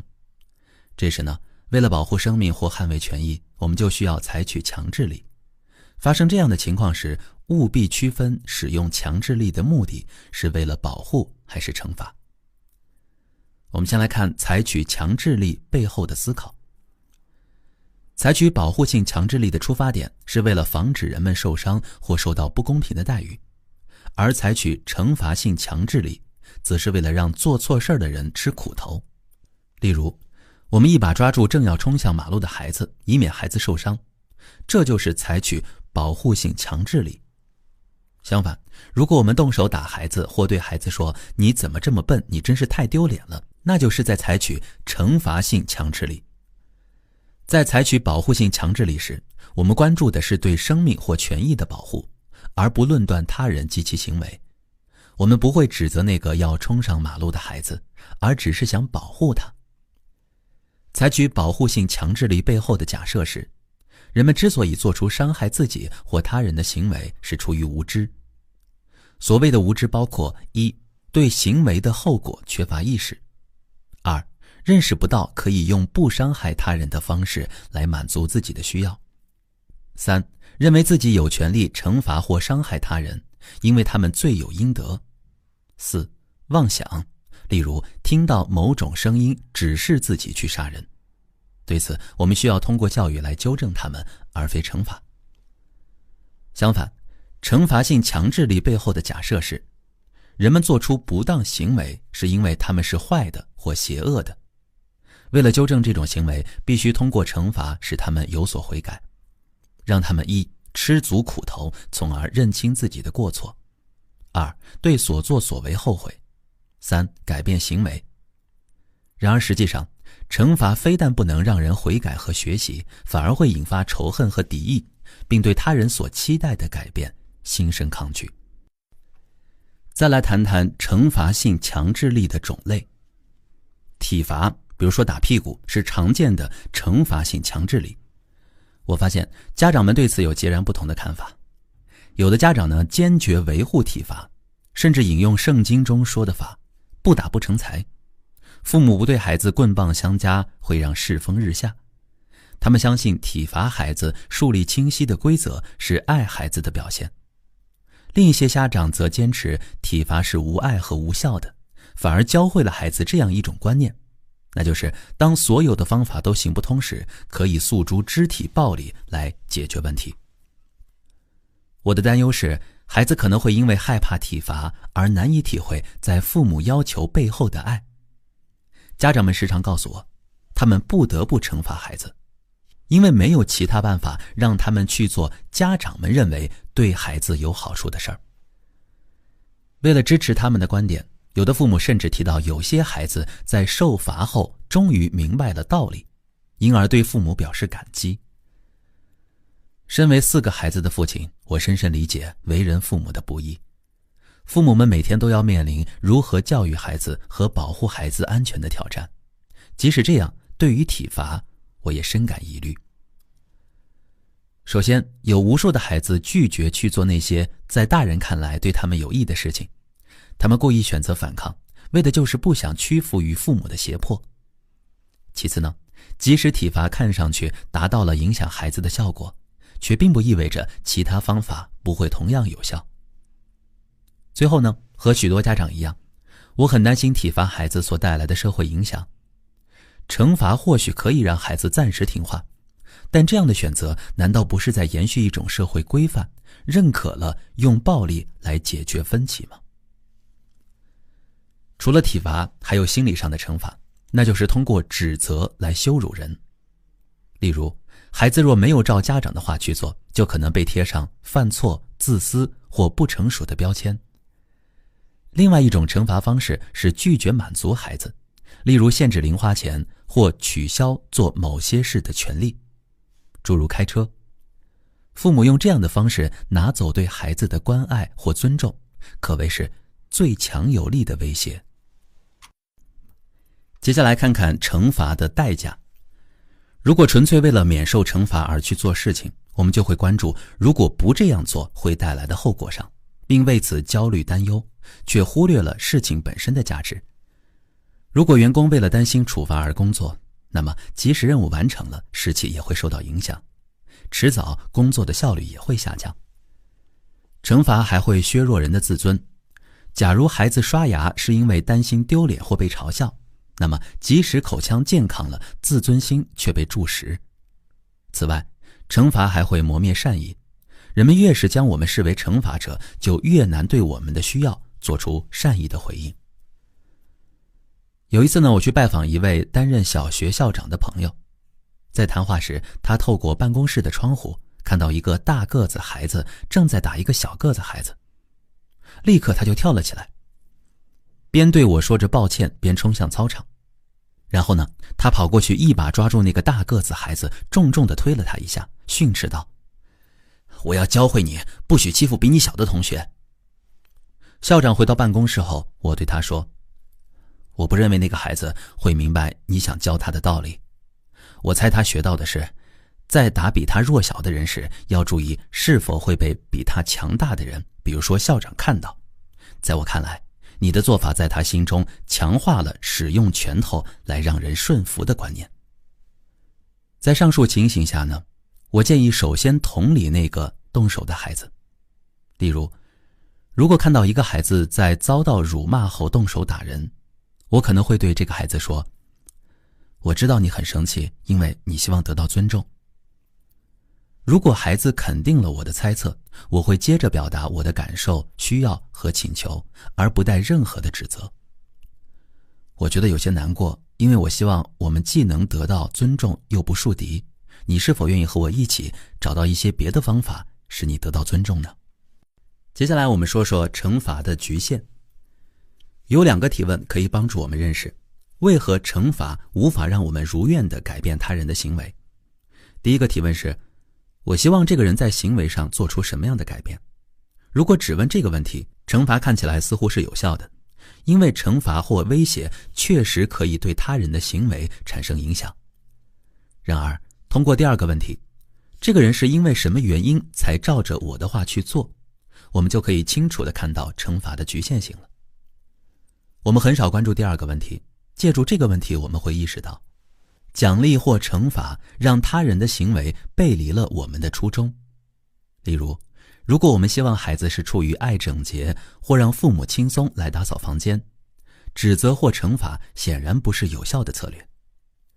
常见的情形是，孩子打扫房间是为了服从父母的权威，因为妈妈叫我这么做，还有避免惩罚，不想惹爸妈生气或被他们冷落。然而，非暴力沟通所要培养的道德意识是建立在自主和人与人相互依存的基础上。我们既为自己的行为负责，也需要明白自己与他人的福祉是一体且无分别的。本节我们来说，在校园使用保护性强制力。接下来我想讲述我是如何与一所体制外学校的学生们以保护性强制力恢复校园秩序的。这所学校专门收容那些从体制内的学校辍学或被开除的学生。校方和我希望能用非暴力沟通的方式和这些学生们沟通。我的工作是培训教职员工，并担任顾问1年。由于只有4天时间来培训教师，我没有充分说明非暴力沟通和放任不管之间的区别。结果，在出现冲突和扰乱秩序的行为时，有些老师选择了回避，并未加以干预，校园秩序也因而越来越混乱，以致校方几乎要将学校关闭。此时呢，我向校方提出请求，希望和那些带来最多麻烦的学生交谈。校长挑选了8位年龄在11至14岁间的男孩，以下是我和学生们会谈的摘录。我单纯地去表达我的感受和需要，而不追问事情的始末。我是这样说的：听到老师们说许多班级的教学工作无法正常进行，我感到很不安。我非常希望学校能够继续下去，希望你们可以帮助我了解学校中存在的问题以及应对的方法。这个时候，学生威尔说：这个学校的老师都太蠢了。威尔，你的意思是你对老师们感到不满，希望他们改变做事的方式，对吗？不啊，老兄，我说他们很蠢是因为他们就只是站在那里什么都不做呀。你的意思是你感到不满，因为你希望在出现问题时他们能做些什么。是的，老兄，不管谁做了什么事儿，他们就像白痴一样站在那里傻笑啊。哦，可以给我举个例子吗？这很容易啊。今天早上呢，有个家伙在裤子后面的口袋里装了一瓶威士忌酒，大摇大摆走进了教室，所有人都看见了，老师也看见了，但他却装作什么也没发生。听起来你不想尊重那些不作为的老师，你希望他们能做点什么，是吗？正是啊。我有些失望，因为我希望老师们能够和学生一起解决问题，但听上去我没能让他们明白我的意思。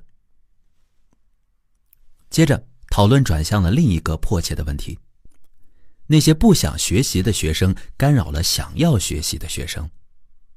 我是这样说的：我迫切地想要解决这个问题，老师们告诉我这是让他们最头疼的问题，我非常希望你们能和我分享一些建议呀。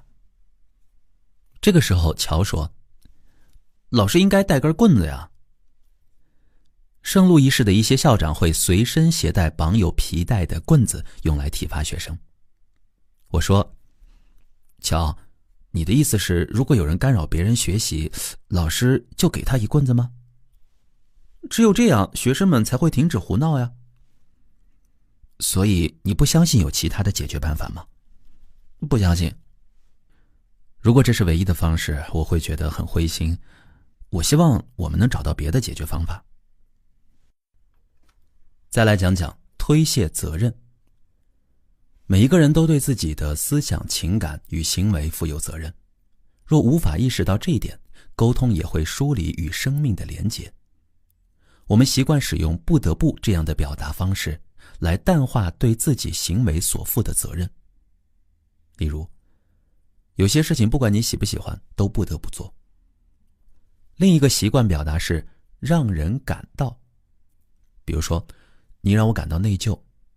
借由这种说法，我们也回避了为自己的感受和想法所负的责任。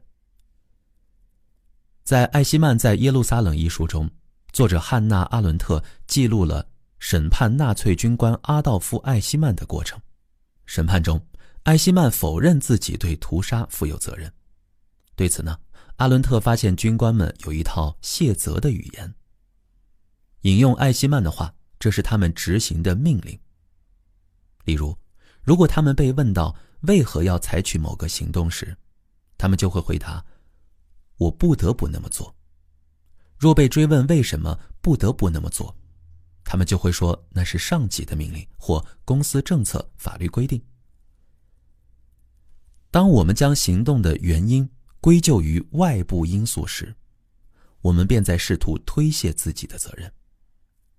比如说一些模糊的外部因素，我打扫我的房间，因为我不得不做呀。还有个人情况、医疗诊断结果、身体或心理病史，因为我有酒瘾啊，所以我喝酒。还有他人的行为，我的孩子冲上了马路，所以我才会打他呀。还有权威的命令，我欺骗客户，因为老板叫我这么做呀。群体压力，朋友们都抽烟，所以我也开始抽烟了。机构政策、章程、规定，因为你的违规行为，所以我不得不勒令你停学，这是学校的制度啊。还有性别角色、社会角色或年龄角色，我厌恶上班，我去工作，因为我是一名丈夫和父亲嘛。还有无法抑制的冲动，我就是一时没忍住，所以就把那根棒棒糖给吃了呀。有一次呢，我和一群家长还有老师们讨论，如果语言中暗示别无选择，会带来什么危险呢？结果有一位女士气愤地反对道：有些事情不管你喜不喜欢，你就是非做不可呀，并且我认为告诉我的孩子们有些事儿他们也必须做，并没有什么不对啊。于是呢，我就问他，那有什么事情是你非做不可的呢？他立刻回答，这太容易了呀，今晚离开这里回到家后，我就必须要做饭，我讨厌做饭，讨厌到了极点。20年来，每天我都不得不做饭，哪怕有时累得像条狗一样，因为这些事情就是非做不可呀。我告诉他，听到他花了那么多时间做自己不喜欢的事情，只是因为他认为必须要这么做，我很难过。我希望他在学了非暴力沟通之后，能找到让他更开心的选择。所幸这位女士的学习能力很强，工作坊结束之后呢，她就向家人宣布，她不想再做饭了。3个星期后，她的2个儿子也来参加我的工作坊。我好奇地询问他们如何看待母亲的决定。大儿子叹了一口气说：哎，马歇尔，当时我心想，真是谢天谢地啊。看到我一脸困惑的表情，他解释道：他终于不用在每次吃饭时都发牢骚了。还有一次，我在某个学区担任顾问，我请老师们练习如何在课堂中使用非暴力沟通语言，借此提升学生们的意识，学会为自己的行为负责。一位老师随即表示，我厌恶打分，我认为这对学生没什么好处，反而为他们带来焦虑，但我不得不打分，这是学校的规定。于是呢，我建议那位老师练习将我不得不打分，因为这是学校的规定，转换为我选择打分，因为我想要怎样怎样。他脱口而出回答，我选择打分，因为我想保住这份工作。然后呢，他又连忙补充道说，但我不喜欢这样说，因为这会让我觉得要为我所做的事情负责。我回答他，所以我才希望你这样说呀。法国作家和记者乔治·贝尔纳诺斯的有一段话颇能引发我的共鸣。他说，我常想，若有一天日渐强大的摧毁性技术使人类从地球上灭绝，真正要对此负责的远非是技术本身。当然，技术暴行会唤醒人们，招来人们对技术的反击与仇视，而是现代人的唯唯诺诺、缺乏责任感，毕恭毕敬地服从每一个司空见惯的规定。我们所看到的悲剧以及即将来临的更大悲剧，并非是世界上反抗、不服从的人增多了，而是唯命是从、听话的人越来越多了。这个时候，艾德就问道：“为什么呀？”有几个原因。假如我用棍子教训你们，不许在学校胡闹，请你们告诉我，被我打过的几个学生会在我下班回家时怎么对我呢？那你最好带根大点的棍子。在确认双方已经相互理解，我不再复述他的话，而是继续表达。我是这么说的：这正是我的意思呀。我希望你能看到，用这样的方式来解决问题让我很不安。我不会总是记得要带一根大棍子，就算我记得，我也不想用它来打任何人。那就把他们踢出去呗。艾德，你的意思是希望学校让那些学生们停课或者开除他们吗？是啊。我对这个想法呢，也感到灰心。我希望有别的方式来解决冲突，而不用让任何一位同学离开。如果这是我们能想到的最佳方案，我会认为自己很失败啊。那如果有谁不想学习，不如就让他待在一间可以什么都不做的教室啊。威尔，你是说我们能腾出一间教室，让不想学习的人有个去处，是吗？没错呀，既然他们不想学习，待在教室里也没用啊。我对这个点子很感兴趣，具体怎么操作呢？有的时候呢，你到了学校却心情糟糕，什么也不想做，这时呢，你就可以先去这个房间，直到你想上课了，再回到自己班级啊。我明白你的意思了，不过老师们可能会担心同学们是否会自愿去那个房间呢？放心，他们会去的。以上就是我和几位学生的谈话。我对他们说，如果我们可以让同学们明白，设置这个房间的目的不是为了惩罚，而是给暂时不想学习的同学提供一个去处，同时让愿意学习的同学专心上课，那这个计划就能行得通。我还建议让大家知道，这个点子是学生们头脑风暴的结果，而非校方的规定，而这个方案会更加有可能取得成功。于是呢，学校就设置了这样的一间教室，那些心情不好、不想上课或者会影响其他人学习的学生们就可以去那里。有时呢，有的学生会主动去那里，有时老师会请学生过去。我们为这个教室安排了一位熟练掌握非暴力沟通的老师来管理，他和来这里的学生们开展了一些卓有成效的对话。这样的安排大大改善了学校的秩序。那些曾参加讨论的学生们向他们的同学表明了这个教室的目的是维护学习者的权益。我们也借由这件事儿向教师们展现了，除了回避冲突和实施处罚，还有别的方式来化解冲突。我们来看一下本章小节。在有些没有机会沟通的情况下，例如危险迫在眉睫，我们需要采取保护性强制力。这样做的目的呢，是防止人们受到伤害或不公平待遇，而不是为了惩罚他人或让他人难受、忏悔或改变。惩罚性强制力会让人产生敌意和抵触心理，惩罚还会伤害他人的善意和自尊，也会让我们只注意行为的外在后果，而忽视行为本身的价值。惩罚和指责也无法让他人按照我们所期望的理由来行动。接下来我们看看第13章，解放自我，协助他人。神学家、科学家皮埃尔·特拉德说，人类以小爱为足，沉睡在那有限的欢愉中，至今仍未清醒。在成长过程中呢，我们从家长、老师、神职人员或其他人那里或多或少习得了一些限制我们生命的教导，尽管他们是心怀好意的。千百年来，这些有害的教导代代相传，许多已经根深蒂固，让人无从察觉。喜剧演员巴迪·哈克特在一次节目中谈到，他从小吃母亲烹饪的油腻食物长大，直到参军后才发现，原来吃完饭后肠胃还是可以保持轻松的。同样的，对于那些伤害性文化制约所带来的痛苦，我们也仿佛习以为常，甚至感觉不到痛苦的存在。要认清有害的习惯，并将它们转化成对生命有益的认知和行为，需要我们投入巨大的努力和觉知。要实现这样的转变，我们就要熟悉需要。并且有能力与自己的内心建立连结。在我们的文化中，要做到这2点是困难的。我们不仅从来没有学过需要的知识，我们的文化也往往不鼓励我们觉察需要，而是把需要看作为消极有害的。一个人有需要会被认为不够好或不成熟。当人们表达自己的需要时，很容易被贴上自私、索取太多的标签。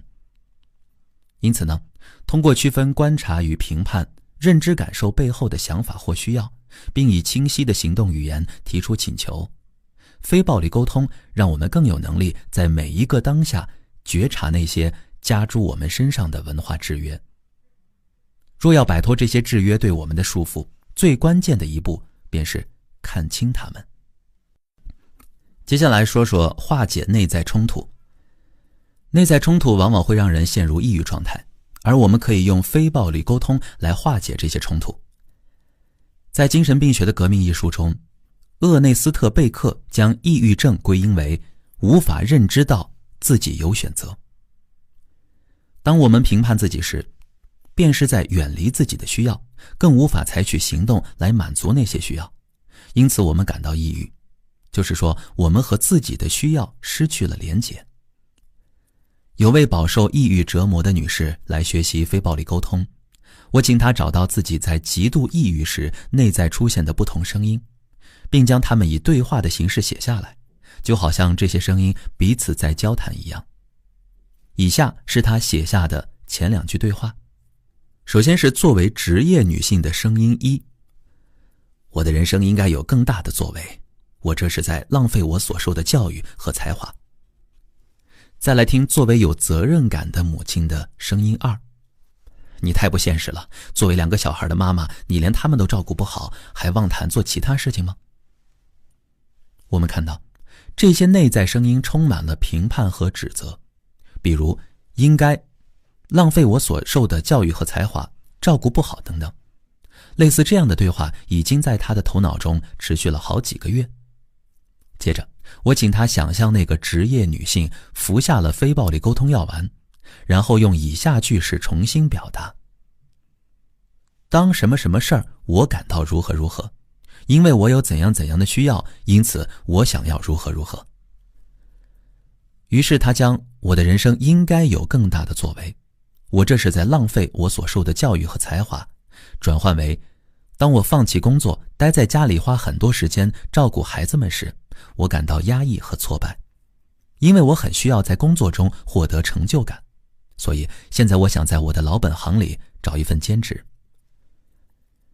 接下来轮到有责任感的母亲用同样的方式来重新表达。她将你太不现实了，作为2个小孩的妈妈，你连他们都照顾不好，还妄谈做其他事情这句话转换为当我想到要去上班，我感到害怕，因为我需要确保孩子们被好好照顾。因此，我想计划一下如何在我工作时为他们提供妥善的安排，并且在我不那么累时有足够的时间陪伴孩子们。这位女士用非暴力沟通的语言表达了内在的声音后，顿时如释重负，因为她得以明白那些不断重复撕扯她的想法背后所隐藏的感受和需要，并同理自己的处境。尽管她依然要面对现实中的挑战，例如为孩子们寻求好的照顾，获得先生的支持，但她已经明白了自己的需要，而不再一味的自我评判了。接下来我们谈谈呵护我们的心灵环境。当我们陷在批判、指责和愤怒中时，很难为自己建立一个健康的内在环境。非暴力沟通鼓励我们关注什么是自己真正想要的，而不是自己或他人有什么问题。一位学员分享了他在一场3天的培训中收获的巨大突破。他提到自己来上课的一个目标是学习如何更好地照顾自己，但在第2天早晨醒来时，他却头疼欲裂。在过去，我的第一反应是去检讨自己哪里做错了，是不是吃了什么不该吃的食物，是不是让自己压力过度，是因为自己做了这个，还是因为自己没有做那个。但这一次，因为学习了如何用非暴力沟通来照顾自己，我转而问自己，我现在需要做什么来缓解头痛呢？我坐起来，慢慢舒展了脖子，走动了一下，又做了些别的事情，让自己舒服些。我不再责罚自己。很快，头痛缓解了，我得以参加一整天的学习。对我来说，这是一个非常重大的突破。当我尝试同理我的头疼时，我发现在前一天没有把足够的注意力放在自己身上，而身体通过头痛来告诉我，我需要得到更多的关注。当我这样去做，我的身体也支持我完成了学习。我一辈子都在与头痛打交道，这一次的经历成了我人生的转折点。在另外一场工作坊上，有位学员询问我如何在开车时保持良好心态。这可是我非常熟悉的话题。因为工作的缘故呢，我有好几年的时间经常要开车到美国各地出差。每次行驶在路上，我的脑海中便不断地冒出一个个具有暴力意味的念头。该死的，那个男的在干什么？他开车都不看路吗？任何不以我的标准来开车的人都是敌人、恶人。这些念头让我疲惫不堪，他们驱使我想要惩罚那些司机，可实际上又不可能这样做。愤怒便积存在我的体内，也对我的身心造成了伤害。于是呢，我尝试将评判转换为感受和需要来同理自己。老天呀，看到他们那样子开车，我简直吓坏了。我真希望他们能明白那样做有多危险。天哪，我惊讶地发现，只是把注意力放在自己的感受和需要上，我的压力便减轻了不少。后来我又决定去尝试同理那些驾驶人。第一次的尝试就让我十分满足。那次我行驶在一辆车后面，它的速度不仅远低于限速，还会在每一个交叉口减速。我火冒三丈，一直在心里抱怨，哪有人这样开车的？注意到我已经给自己造成了一些压力，我开始体会那位司机可能会有的感受和需要。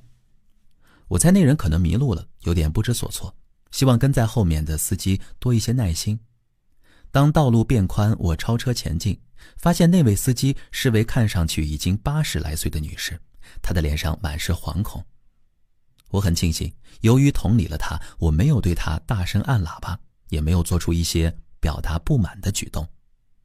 接下来说说用非暴力沟通取代诊断。许多年前，在完成长达9年的临床心理学课程训练后，我获得了博士学位，并取得了心理治疗师的资质。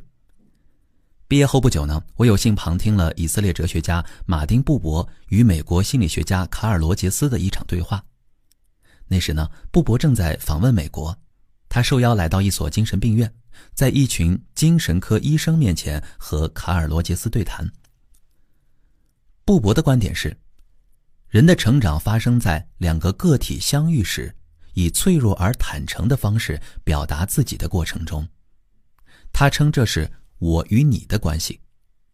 他认为，这样的坦诚无法存在于心理治疗师和来访者的角色之间。罗杰斯同意布伯的看法，认为坦诚是个人成长的先决条件。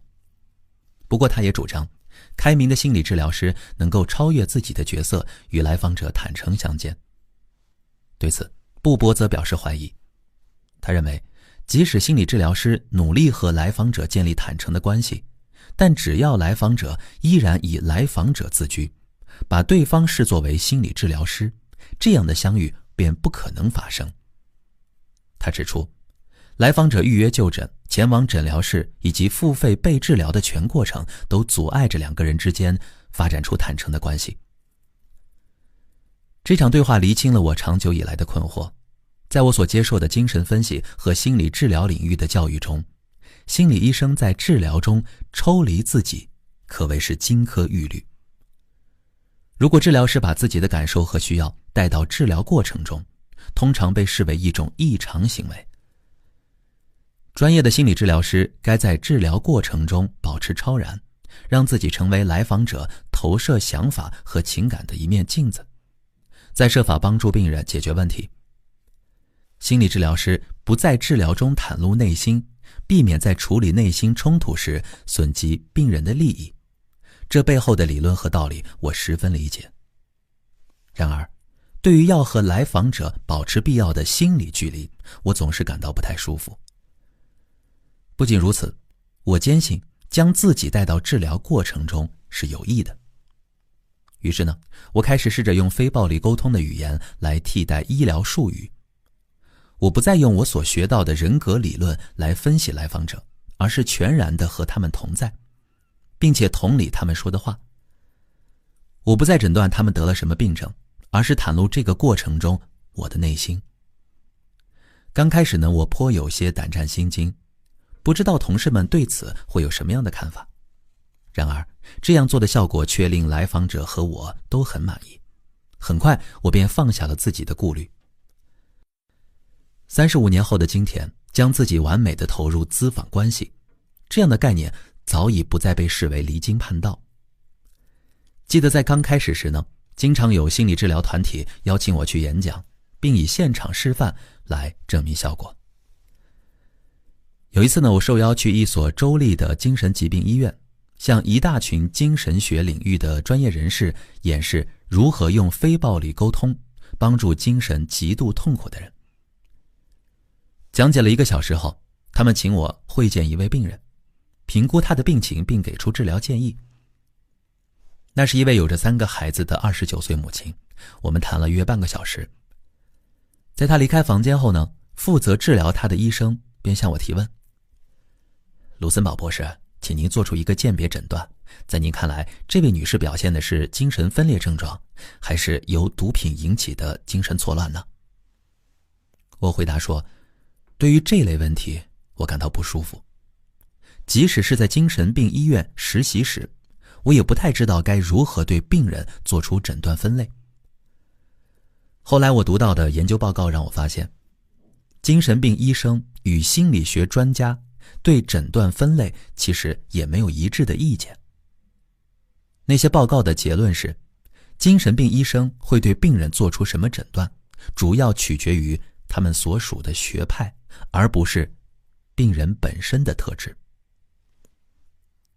接着我告诉他们，就算精神病医生对这些术语的运用具有共识，我也不太想用它们，因为我看不出这样对病人有什么好处。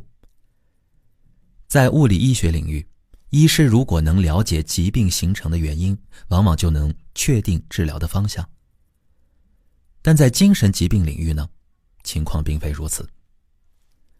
根据我的经历，在医院的病例讨论会上，医生们用大部分时间来讨论病人属于哪种精神病类型。到了会议必须结束时，主治医生可能会请其他人帮忙确立一个治疗方案。由于医生们大多更加热衷于对诊断的争论，这类请求通常会被忽略。我向提问的这位医生解释，非暴力沟通让我不再去探讨病人有什么问题，而是转而关注这样的一些方面，比如他现在的感受是什么，他需要什么，面对他我有什么感受呢？我的感受反映了我怎样的需要呢？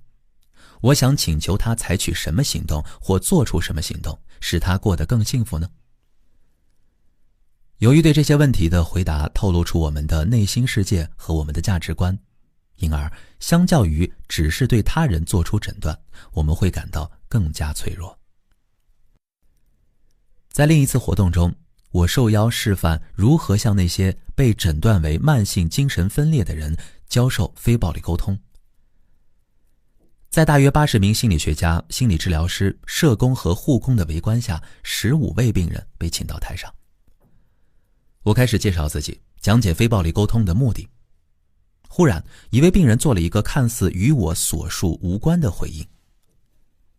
由于依然带着他被确诊为慢性精神分裂的临床思维，我下意识地决定自己无法理解他讲的话，是因为他头脑混乱。于是我对他说，你看上去不太明白我说的话。此时呢，另外一位病人插话道，我懂他在说什么。紧接着，他解释了那位病人先前的话与我之前的介绍有什么关联。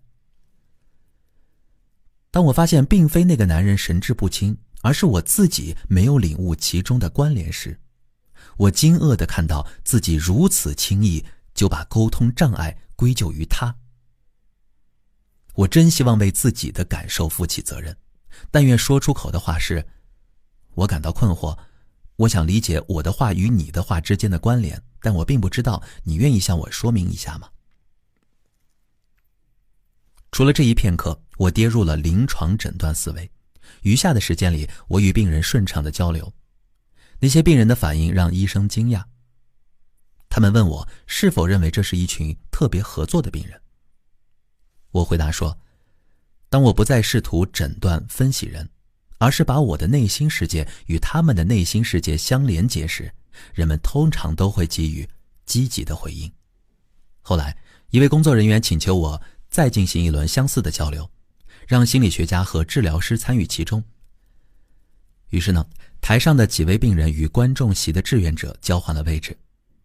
与工作人员一起工作时，我艰难地试图向其中一位心理学家澄清，头脑的理解与非暴力沟通的同理有何不同。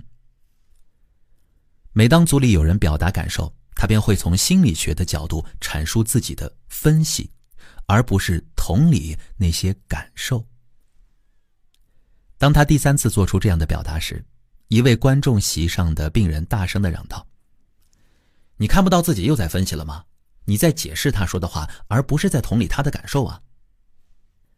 用非暴力沟通的方法和意识来辅导他人时，我们和对方创造的是真诚、坦率和双向的关系，而不是和对方保持情感上的距离，也不是在诊断对方，或是摆出一副高高在上的专业辅导者姿态。我们来看一下本章小节。非暴力沟通可以帮助我们将内心的负面信息转化成感受和需要，从而改善和自己的沟通。如果有能力做到同理自身的感受和需要，我们就可以转化抑郁情绪。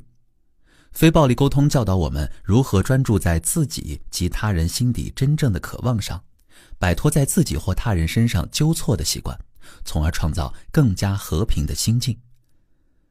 心理辅导与治疗的专业人士也可以用非暴力沟通与来访者建立真诚的关系。接下来看看非暴力沟通的实践案例，化解怨气和自我批评。那以下是一个非暴力沟通学习者的故事。有一次，我结束了非暴力沟通的集训回到家，发现2年没见的朋友艾瑞斯正在等我。25年来，他一直在一所小学担任图书管理员。6年前呢，我们在科罗拉多一个为期2周的荒野探寻活动中相识。这是一个极富挑战性的训练营，其中最后一个环节是在落基山独自断13天。一见面，我就迫不及待地和他分享非暴力沟通课程的情况。这时，艾瑞斯告诉我，虽然已经过了6年，但只要一想起那次活动的野外领队对他说的话，他还是会感到愤愤不平。我知道他说的是丽芙，一位令人印象深刻的豪放女子。我记得她的手掌布满了被麻绳割开的痕迹。攀岩时呢，她稳稳地将自己悬挂在悬崖上，她能辨识动物的粪便，会在黑暗中长嚎。开心时她会舞蹈，不快时她会直率地说出心里话。最后一天，我们在巴士上向她挥手告别时，她甚至朝着我们撅起了屁股。而让艾瑞斯耿耿于怀的是丽芙在一次个人反馈环节中对他说的话。他说：艾瑞斯，我真受不了像你这样的人，不管什么时候在什么地方，你都甜得腻死人，总是一副温顺的小图书管理员的样儿。你为什么不能丢下这些包袱，直率一些呢？6年来，艾瑞斯时不时地想起丽芙这些话，并在心里不断地驳斥她。于是我们决定看看如何用非暴力沟通处理这个情形。于是呢，我首先扮演丽芙的角色，对艾瑞斯再次说了当年的那些话。艾瑞斯回答：你没有权利对我这样说话，你根本不了解我，你也不知道我是什么样的图书管理员。我很认真地在对待我的工作，并且我认为自己是一名教育工作者，和其他老师并没有什么不同啊。我呢就扮演起丽芙的角色，带着非暴力沟通的意识去同理艾瑞斯。我说：听起来你很生气，因为你希望我在评价你之前了解你真正的样子，是这样吗？没错啊，你根本不知道我鼓起多大的勇气才报名参加了这场野外活动。你看，我这不是完成了吗？这14天里，我接受了所有的挑战，并且一一克服了它们呀。你是不是觉得很委屈，希望你的勇气和努力能够得到肯定和欣赏，是这样吗？经过一番对话之后呢，艾瑞斯有了一些转变。如果一个人感觉被充分聆听了，我们能从他身上观察到相应的变化。比如他可能会放松下来，并且深呼一口气。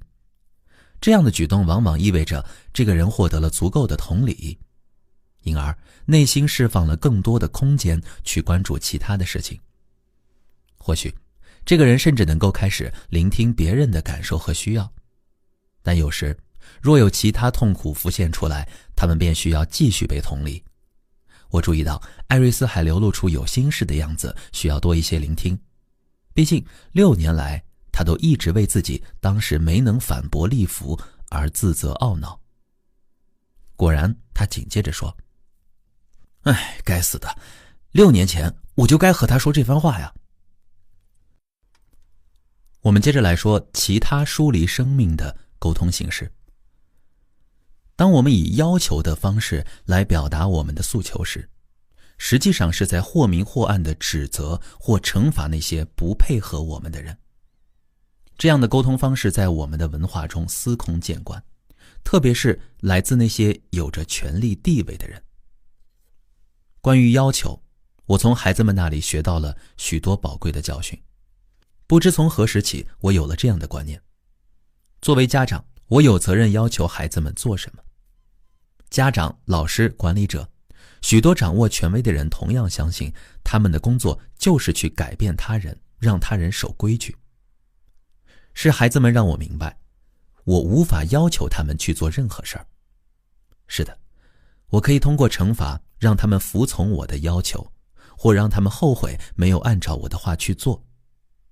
但他们终将让我明白，用惩罚的方式强迫他人是多么愚蠢。而我真希望自己不曾用那样的方式对待他们。这是一次关于谦卑的学习。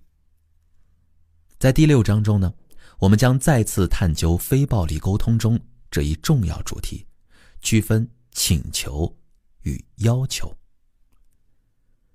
梳理生命的语言还与奖惩思维有关，即有的行为应该受到奖赏，而有的行为就应该受到惩罚。人们常用活该这样的字眼来表达这种思维，诸如他活该为自己的所作所为受到处罚。这样的表达其实隐含着一种假设，做出某些事情的人必定是坏人，他们应当受到处罚，他们应该忏悔并且做出改变。然而，我相信所有人都渴望改变，那是因为人们明白改变能为自己带来益处，而不是因为不想受到惩罚。我们大多数人在贴标签、做比较、要求和评判的语言环境中长大，鲜少被鼓励去觉察自己的感受和需要。我认为，疏离生命的语言根植于影响了我们数千年的性恶论。这一人性观强调人性本恶，认为人们需要通过教导来压制某些卑劣天性。但这样的教育时常让我们对自己的感受和需要心存疑虑，于是我们早早的就学会了与自己的内心隔绝。疏离生命的语言既源于等级制度或霸权社会，又反过来巩固它们。在这类社会中，少数个体通过控制大部分人为自己谋利。对国王、沙皇、贵族阶层来说，将臣民的心智模式训练成奴隶般顺从听话，最符合他们的利益。诸如错误、应该、不得不的语言是完美的工具。人们越是被教育用道德评判来区分对错、好坏，就越是习惯向外、向权威寻求判断的标准。一旦我们开始聆听自己内心的需要和感受，便不再是好奴隶、好随从。我呢，就作为我自己一个充满同理心的友人对他说，你是不是觉得很挫败啊？因为你希望当初能够说得清楚一些，是吗？我觉得自己就是一个白痴，我知道自己不是那种温顺的小图书管理员，但我为什么没有反驳他呢？你希望那时候有足够的勇气表达自己吗？是的，我对自己很生气，真希望我当时没有任他摆布。你希望能够更加主动地表达自己吗？正是啊，我要记住这一点，我有权为自己挺身而出。艾瑞斯沉默了片刻后表示，他准备好了，愿意用非暴力沟通的方式来聆听利弗说的话。这个时候，我扮演利弗跟他说，艾瑞斯，我真受不了像你这样的人，不管什么时候在什么地方，你都甜得腻死人，总是一副温顺的小图书管理员样，你为什么不能丢下这些包袱，直率一些呢？这时候艾瑞斯试着聆听利弗的感受、需要和请求，他说，利弗，听起来你好像有些恼火，你很恼火是因为我怎样怎样吗？艾瑞斯意识到了自己的一个常见错误，当用到因为我时，他将利弗的感受归咎到了自己身上，而不是去体会利弗的感受源于利弗自己的需要。也就是说，利弗感到恼火不是因为艾瑞斯做了什么，而是因为他期望艾瑞斯能够有所不同。艾瑞斯再次尝试，好，利弗，听起来你非常恼火，因为你希望当我在角色扮演过程中认真体会利弗时，我突然意识到利弗的渴望了。我说，希望和你连结，这是我想要的。艾瑞斯，我想和你有更多的连结，但你总是表现得那么乖巧可人，我不知道要如何与你连结，所以我想要把你的这个面具扯下来，让我能真正的触碰到你的心。当我说出这番话之后，我们两个人都愣了一下。接着艾瑞斯说，如果当时我能知道他渴望的是这个，如果他能告诉我他想和我建立真正的连结，天哪，这些话听起来是如此充满爱意呀。虽然艾瑞斯并未去找利弗来证实这番猜测，但经过这次非暴力沟通的对话练习，艾瑞斯终于打开了心结。之后，当身边的人再对他说一些从前可能会被他当成贬低的话时，他也能够带着更多觉察来聆听对方真正的渴望了。接下来进入到第14章，使用非暴力沟通表达感激与赞赏。一位哲人萨姆吉恩曾说，你越懂得感谢，就越不会为仇恨、压抑与绝望所苦。感恩是灵丹妙药，能消融小我占有和掌握的硬壳，让你成为一个胸怀坦荡的人。感恩之心是真正的灵性炼金术，让我们成为宽厚仁慈的灵魂。先来看第一节，感激背后的意图。我们经常听到有人这样说，你这份报告做得真好，你是一个非常体贴的人，你昨天晚上开车送我回家真是太暖心了。在我看来呢，以上这些我们常常用来表达赞赏和感激的话，却是一种疏离生命的沟通方式。你也许会感到惊讶，我竟然将夸奖与恭维视为疏离生命的沟通。请注意，说话人以这样的形式表达赞赏时，并未传递其内心，而是以裁判者自居。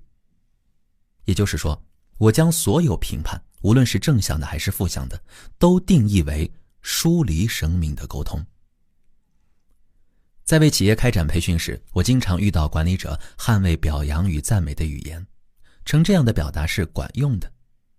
他们坚持的理由是，研究表明，如果管理人员表扬员工，员工会更努力工作。在学校也是一样，受到老师表扬的学生会更努力学习。我阅读过这类研究，我认为受到赞美的人虽然会因此更努力，但效果却并不长久。一旦人们发现表扬是为了控制，他们的生产力就会下滑。最让我感到不安的是，一旦人们发现隐藏在赞赏背后的意图是为了从他们身上索取回报，人们便不会再看到赞赏的美好所在。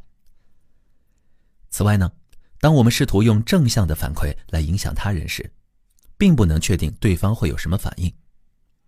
记得一则漫画这样描绘，一位北美原住民对同伴说：“看我怎么把现代心理学用在我的马上。”接着呢，他将朋友带到马匹可以听见他们说话的地方，大声喊道：“我有一匹全西部跑得最快最勇敢的马。”这时呢，只见那匹马露出了悲伤的神情，他自言自语道：“真是的，他又买了匹新马。”当我们用非暴力沟通来表达赞赏和感激时，纯粹是为了庆祝生命，不为获取任何回报。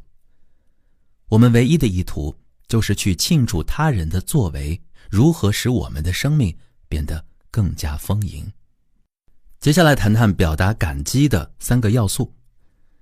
在使用非暴力沟通表达感激时，我们会清楚地包含以下3个要素：一、他人做了什么增进了我们的福祉；二、我们有哪些需要因此得到了满足；三、因为这些需要得到了满足，引起了我们什么样的愉悦感受。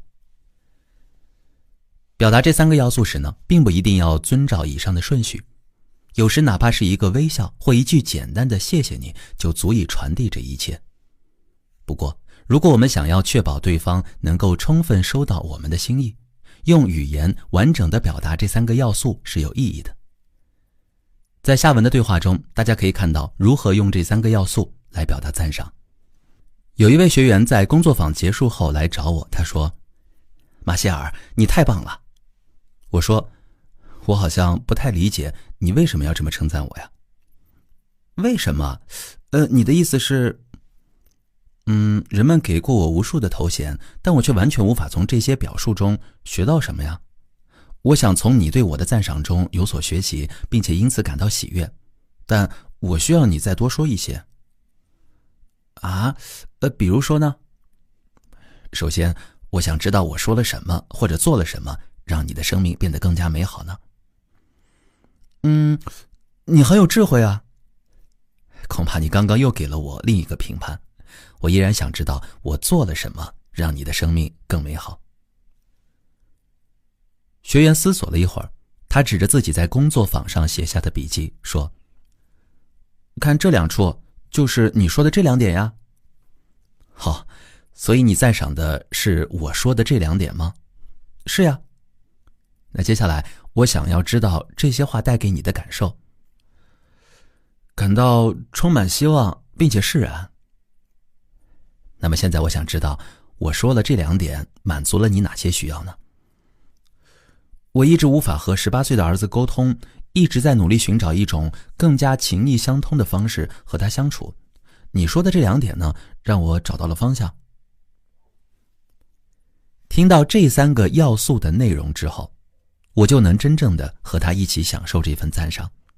如果一开始就用非暴力沟通的方式来表达，他可以说：“马歇尔，当你说这2点时，我感到充满了希望并且释然，因为我一直在寻找方法和儿子连结，你的这些话给了我方向。”接下来我们谈谈接收来自他人的感激。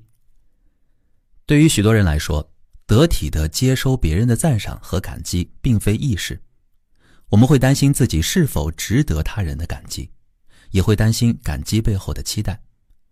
特别当我们的老师或上司用感激作为激励我们的手段时，我们还会因为不想辜负感激而感到焦虑。在当今的文化中呢，人们已经习惯了基于买卖、有偿或者估值来运作的关系，以至于对于纯粹的施与受，我们多半会感到不适。非暴力沟通鼓励我们带着同理心来接收感激，就像我们同理他人那样。我们聆听自己做了什么，增进了他人的福祉，由此满足了他人什么样的需要以及引发的感受。因为能为彼此的生命做出贡献，我们从心底为之喜悦。我的朋友纳菲兹·阿萨里教会了我如何优雅地接受感激。他是我邀请前来瑞士参加非暴力沟通培训的巴勒斯坦小组成员之一。当时呢，巴勒斯坦和以色列2国局势紧张，基于安全考虑，无论是在以色列或巴勒斯坦，都无法让双方的学员一起参加培训。工作坊结束那一天呢，纳菲兹来到我的跟前对我说：“这个培训对于我们以后在国内推动和平工作太有价值了。我想以我们苏菲穆斯林信徒赞美神的方式来向您表达感激。于是他用大拇指紧扣着我的大拇指，并注视着我的眼睛说：我亲吻你内心那位让你为我们带来这一切的神明。接着他亲吻了我的手。纳菲兹向我展示了我们可以用不同的方式接收来自他人的赞赏和感激。通常呢，人们在听见对自己的赞赏时会有2种极端反应，一种是自负，因为得到了赞美而认为自己高人一等；另一种是故作谦虚，满不在乎地否认赞赏，那没什么。纳菲兹让我明白，记得是神给了我们每个人丰盈他人生命的力量，我就能充满喜悦地接收感激，而不会掉入自负和故作谦虚的陷阱。以色列的前总理梅厄夫人曾经训斥他的一位内阁大臣：别这么谦虚，你没有那么伟大。下面这段文字来自当代作家玛丽安娜·威廉姆斯，也提醒着我们不要掉入故作谦虚的陷阱。我们最深的恐惧不是自己不够好，而是我们无比强大。让我们恐惧的不是自身的幽暗，而是我们的光芒。你是神的孩子，你的退缩对这个世界并无益处。为了让身边的人不受威胁而缩小自己，绝不会带来任何启迪。我们生来就是为了彰显内在的荣光，那不仅存在于某些人，而是存在于每个人之中。当我们容许自己的光芒闪耀，也就默许了他人一同绽放。当我们挣脱了自己的恐惧，我们的存在也会让他人得到解放。接下来谈谈对赞赏和感激的渴望。说来矛盾啊，尽管我们在接收赞赏和感激时会感到不自在，但大多数人依然渴望得到真诚的肯定与欣赏。在一次为我举办的惊喜派对中，一位我认识了12年之久的朋友提议大家玩一个游戏，让彼此熟悉。他让每个人在纸上写下一个问题后投入一个盒子里，接着让每人轮流抽出一个问题，抽到什么问题就要当众回答。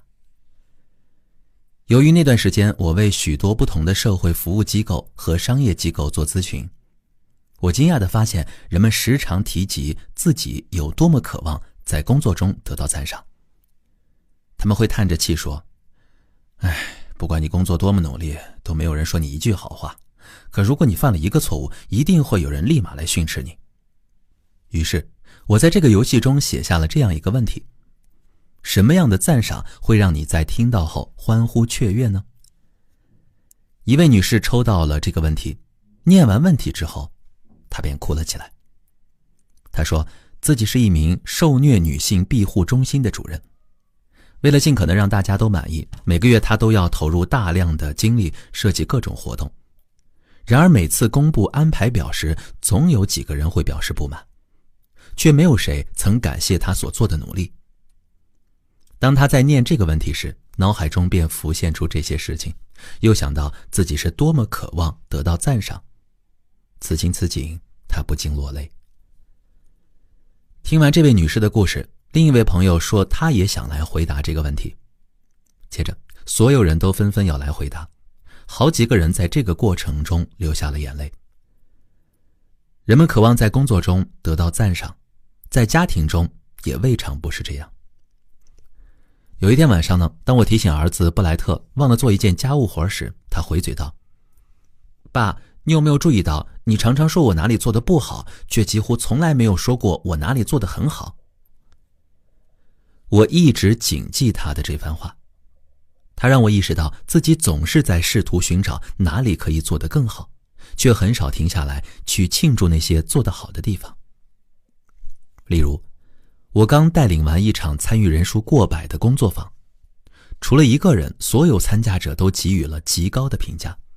然而让我念念不忘的仍是那一个人的不满。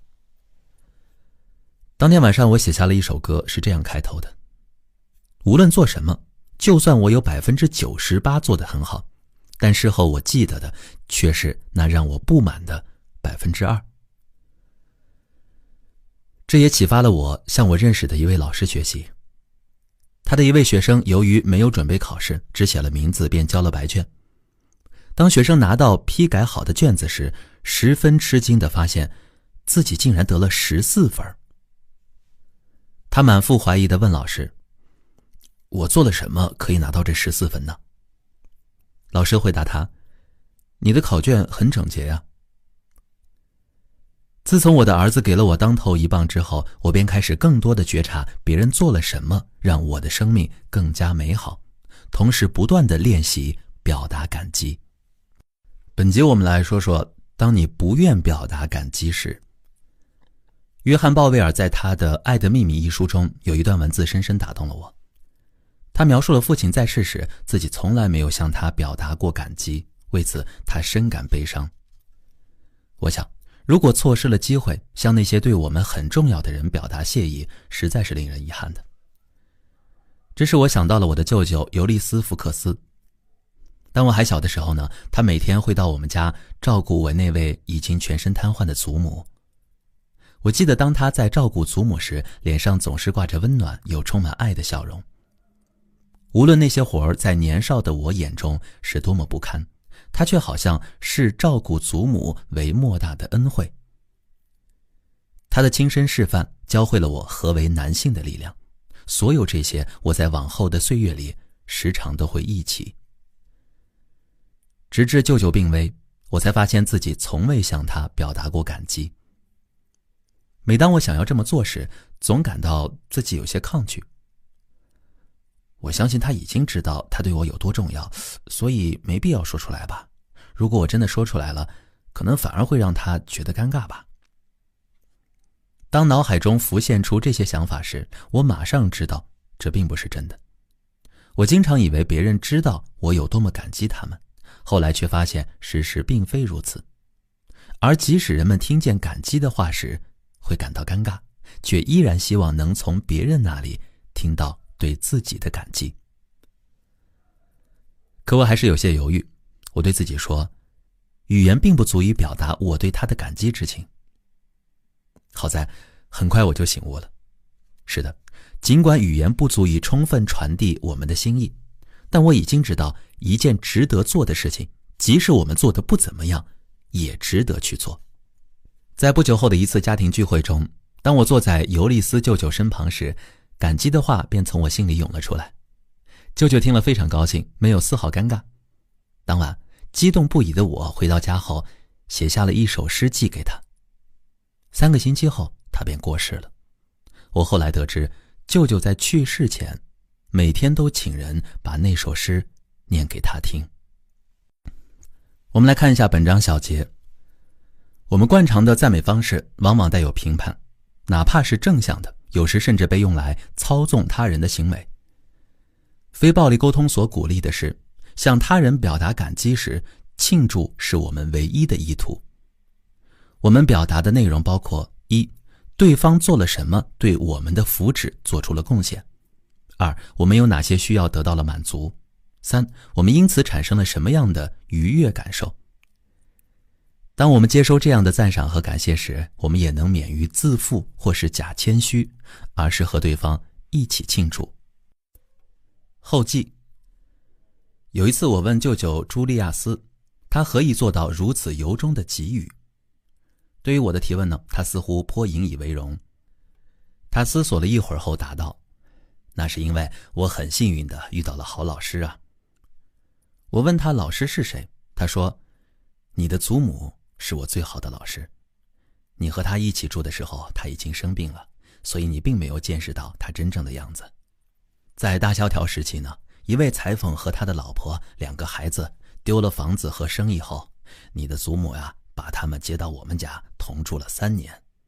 你的妈妈告诉过你吗？我对这个故事记忆深刻。母亲第一次告诉我时，我清晰地记得当时我完全无法想象，养育9个孩子的祖母是如何在她那幢不算大的房子里腾出空间给裁缝一家人的。朱利亚斯舅舅又回忆了一些奶奶的善行，那些都是我小时候听过的故事。接着他问我，你妈妈一定和你说过有关耶稣的故事吧？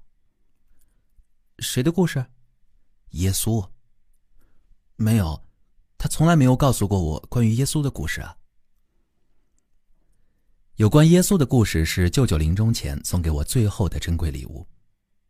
一次，一个男人来到祖母家的后门向他祈求食物。这样的事儿并不罕见，尽管祖母很穷，所有的邻里都知道，只要有人上门来要饭，他一定都会给他们东西吃。这个男人留着胡子，有一头乱蓬蓬的黑发，衣衫褴褛，脖子上挂着一串木枝做的十字架。祖母请他进厨房，在他吃东西的时候问起他的名字。他答道：我叫耶稣。母亲询问着：那你姓什么呀？我叫主耶稣。这里翻译一下，因为祖母的英语不是太好，另外一位舅舅艾希多后来告诉我，那天男子在用餐时呢，他正好进了厨房，祖母向他介绍这位陌生人，说他是主先生。接着祖母又问他住哪儿。我没有住处。那今晚你住在哪里呢？外面很冷呀。我不知道。你要住在这里吗？之后他一住就是7年。说到非暴力沟通，我的祖母是一个天生的能手。她没有去想这个男人是什么样的人，否则她可能会把这个人当作疯子而打发走。不，祖母所想的是他人的感受和需要。如果有人饿了，他就拿吃的给他们；如果有人无家可归，他就给他们一处地方睡觉。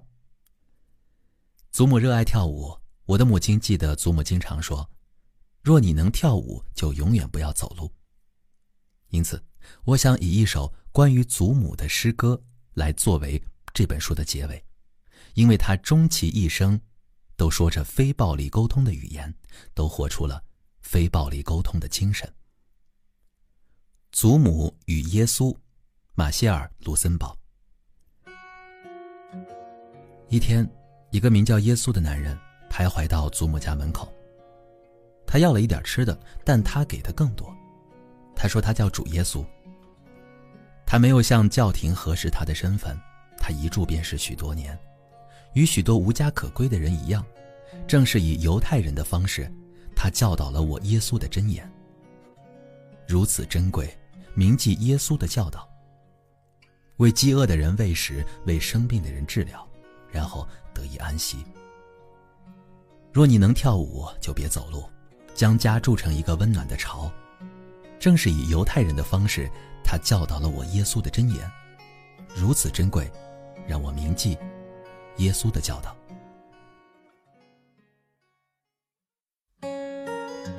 欢迎收听由喜马拉雅出品的《非暴力沟通》，作者马歇尔·卢森堡，由志远和您一同分享。接下来我们分享《非暴力沟通》这本专辑的第2本书，叫做《两性篇》。先来听前言部分。猜猜我今天碰上了什么事儿呢？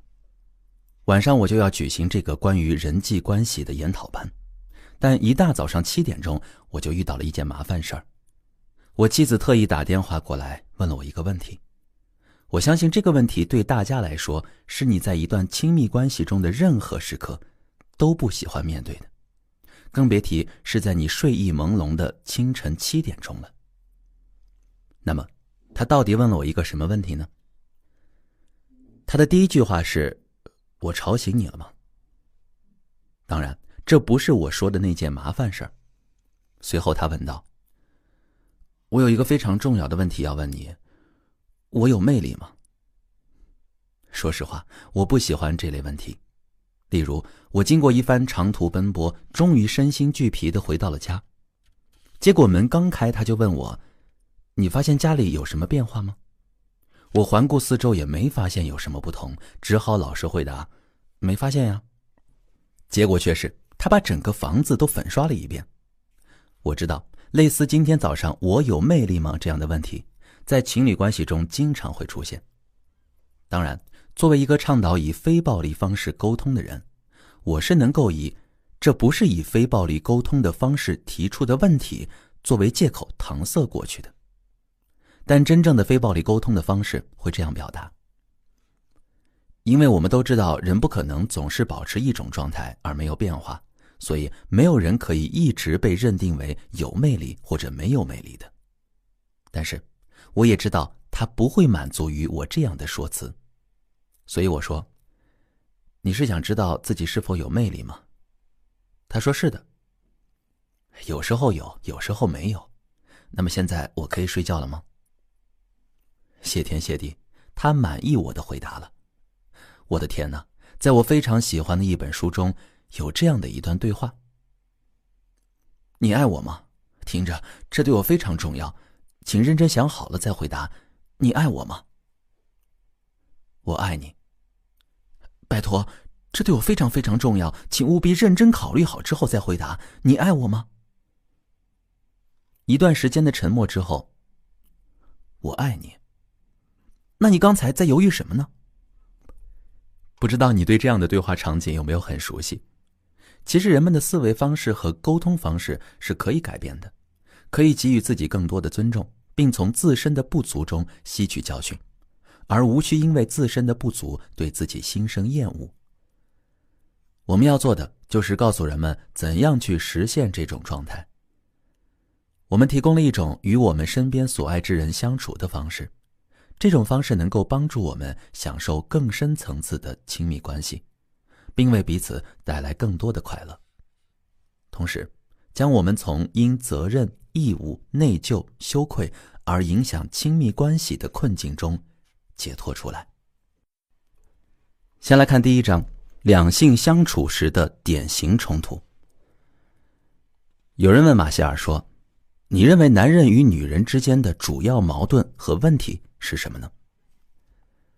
好吧，我承认，在工作中我经常会听到这样的问题，时常会有女士找到我跟我说，马歇尔，我不想误导你，我先生很好。然后呢，我就知道那个但是马上就要说出来了。果不其然，他接着说道，但是我从来都不了解他的真实感受。我想说的是，虽然你说了很多，好像天底下的男人都是约翰韦恩情感表达学校、克林特伊斯特伍德学校和史泰龙学校毕业的，当然也有例外，但你并没有清楚地表达出你内心的感受和想法，而只是一味地把人们看作电影中走进小酒馆的约翰韦恩一样的人。你认为他们就像约翰韦恩一样，即使你拿枪指着他，他也从来不会说我害怕。即使他已经在沙漠里待了6个月，他也从来不会说我很孤独。那么，像约翰韦恩这样的男人到底是如何与他人进行沟通交流的呢？他就是通过简单粗暴的给别人贴标签模式来交流的。也就是在他的眼里，要么是好人，要么是坏蛋，是好人就请他喝一杯，是坏蛋就直接干掉好了。通过这样的沟通方式，很多男人根本不知道怎样和自己的情绪建立联系。事实上，作为一名男性，我之前接受的基本上也是这种沟通方式的训练。如果他被训练成了一名战斗英雄，那么他就不希望自己的意识受制于自己的感受。所以，对于一个可能一直在玩洋娃娃的女人来说，嫁给一个常年在枪林弹雨里摸爬滚打的战斗英雄，并不见得是一种很美好的体验。因为女人希望他们之间保持秘密，而这位战斗英雄的词典中压根儿就没有亲密这个词。另外，很多女人并没有学会怎样清楚地了解自己的需要。几个世纪以来，他们被灌输的思想都是如何忽略和克制自己内心的需要，以体谅和照顾男人的感受。因此，他们常常依赖于男人的引领，并在某种程度上期望男人能够猜出他们想要什么、需要什么，继而顾及并满足他们的需要。所以呢，我经常会遇到类似这样的两性间的问题。但正如我所说的那样，没有人一定会是怎样的，不同的个体之间也会存在着很多差异。接着来看看关于婚姻。大家可能听我提到过，由于我们被灌输了太多关于婚姻意味着什么的疯狂观念，所以我们会发现，维系夫妻间的婚内关系要比处理情侣间的未婚关系复杂得多。但同时我发现，当我不再把和我一起生活的那个人看作我的妻子的时候，我就能更好地享受婚姻。因为在我所处的文化环境中，当有人提到我的妻子时，他会不由自主地认为妻子是他的某种私人财产。非暴力沟通能帮助我们建立起一种关系，在这种关系中，我们彼此能够发自内心地互相给予。这就意味着，当与伴侣相处时，我们不会因自己顶着妻子丈夫的名头，而暗含着我们有责任、有义务、理应或必须为对方做些什么，也不必再因为内疚、羞愧、潜意识、恐惧、义务或责任而去给予。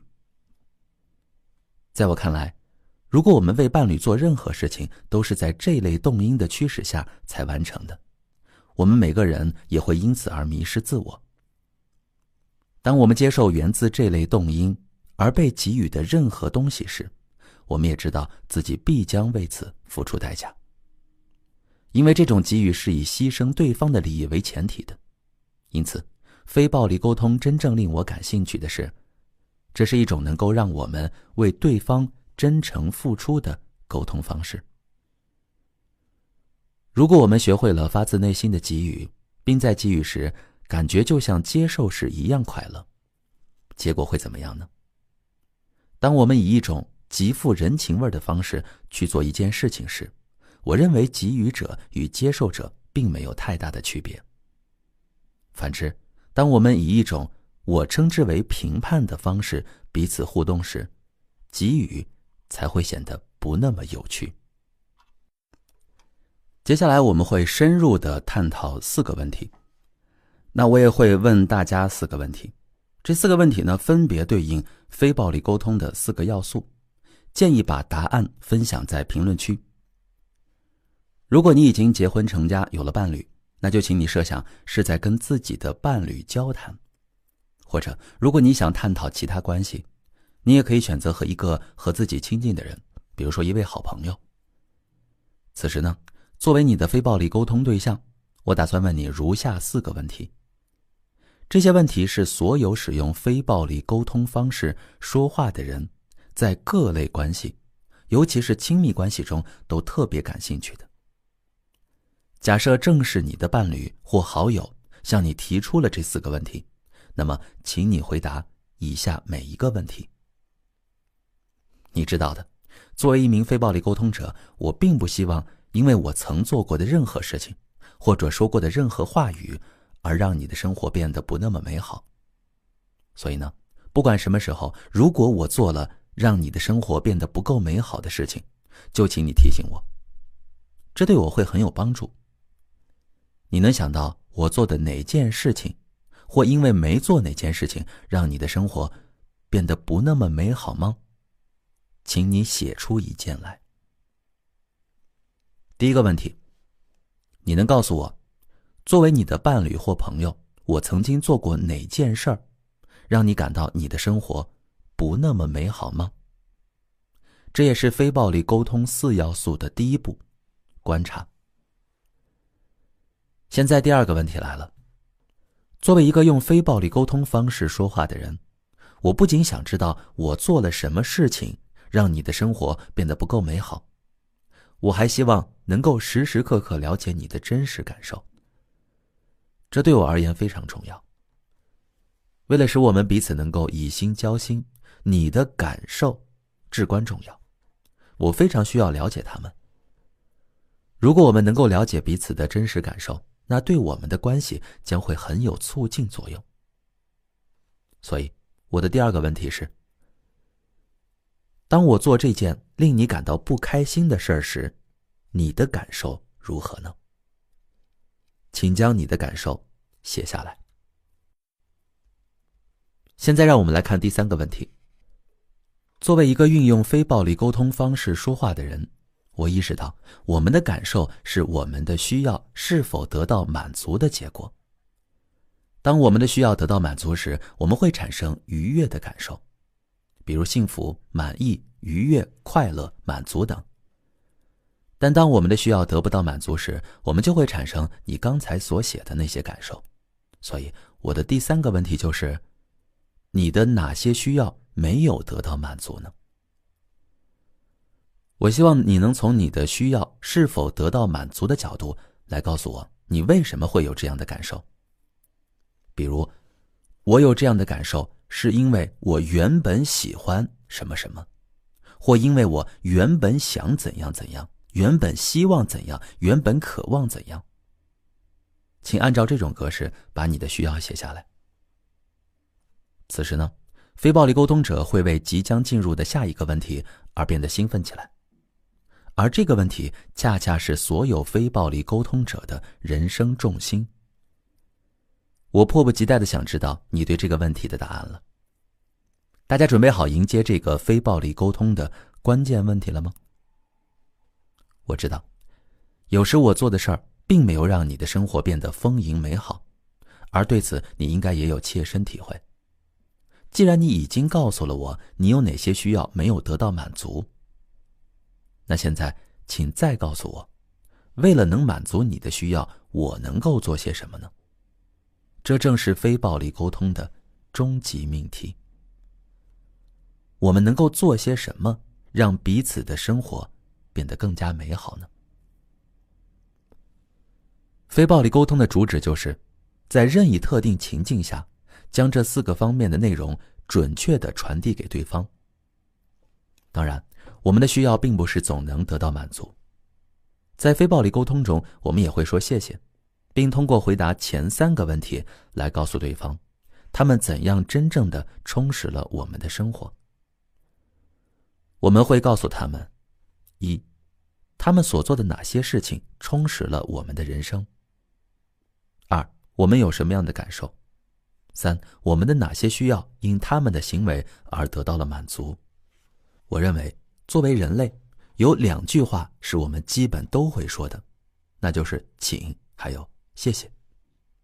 而非暴力沟通语言体系的建立，正是为了让我们所表达的请和谢谢变得更加清晰和明确，进而排除那些阻碍我们坦诚交流的杂音。先来说评判。阻碍人们坦诚交流的沟通方式主要有2种。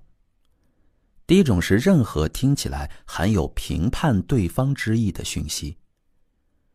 如果你已经采用非暴力沟通的方式，表达了你所写下的关于这4个问题的答案，那么对方就不会把你的话听成是对他们的指责。正如你看到的，你只是在第1个问题描述他们的行为时涉及了他们，并没有评判他们的行为。第2个到第4个问题都是关于你自己的，你的感受，你未得到满足的需要和你的请求。如果你的问题中有什么字眼容易被对方听成是对他们的指责，我猜想你肯定是在这4部分内容中夹杂了自己的一些评判。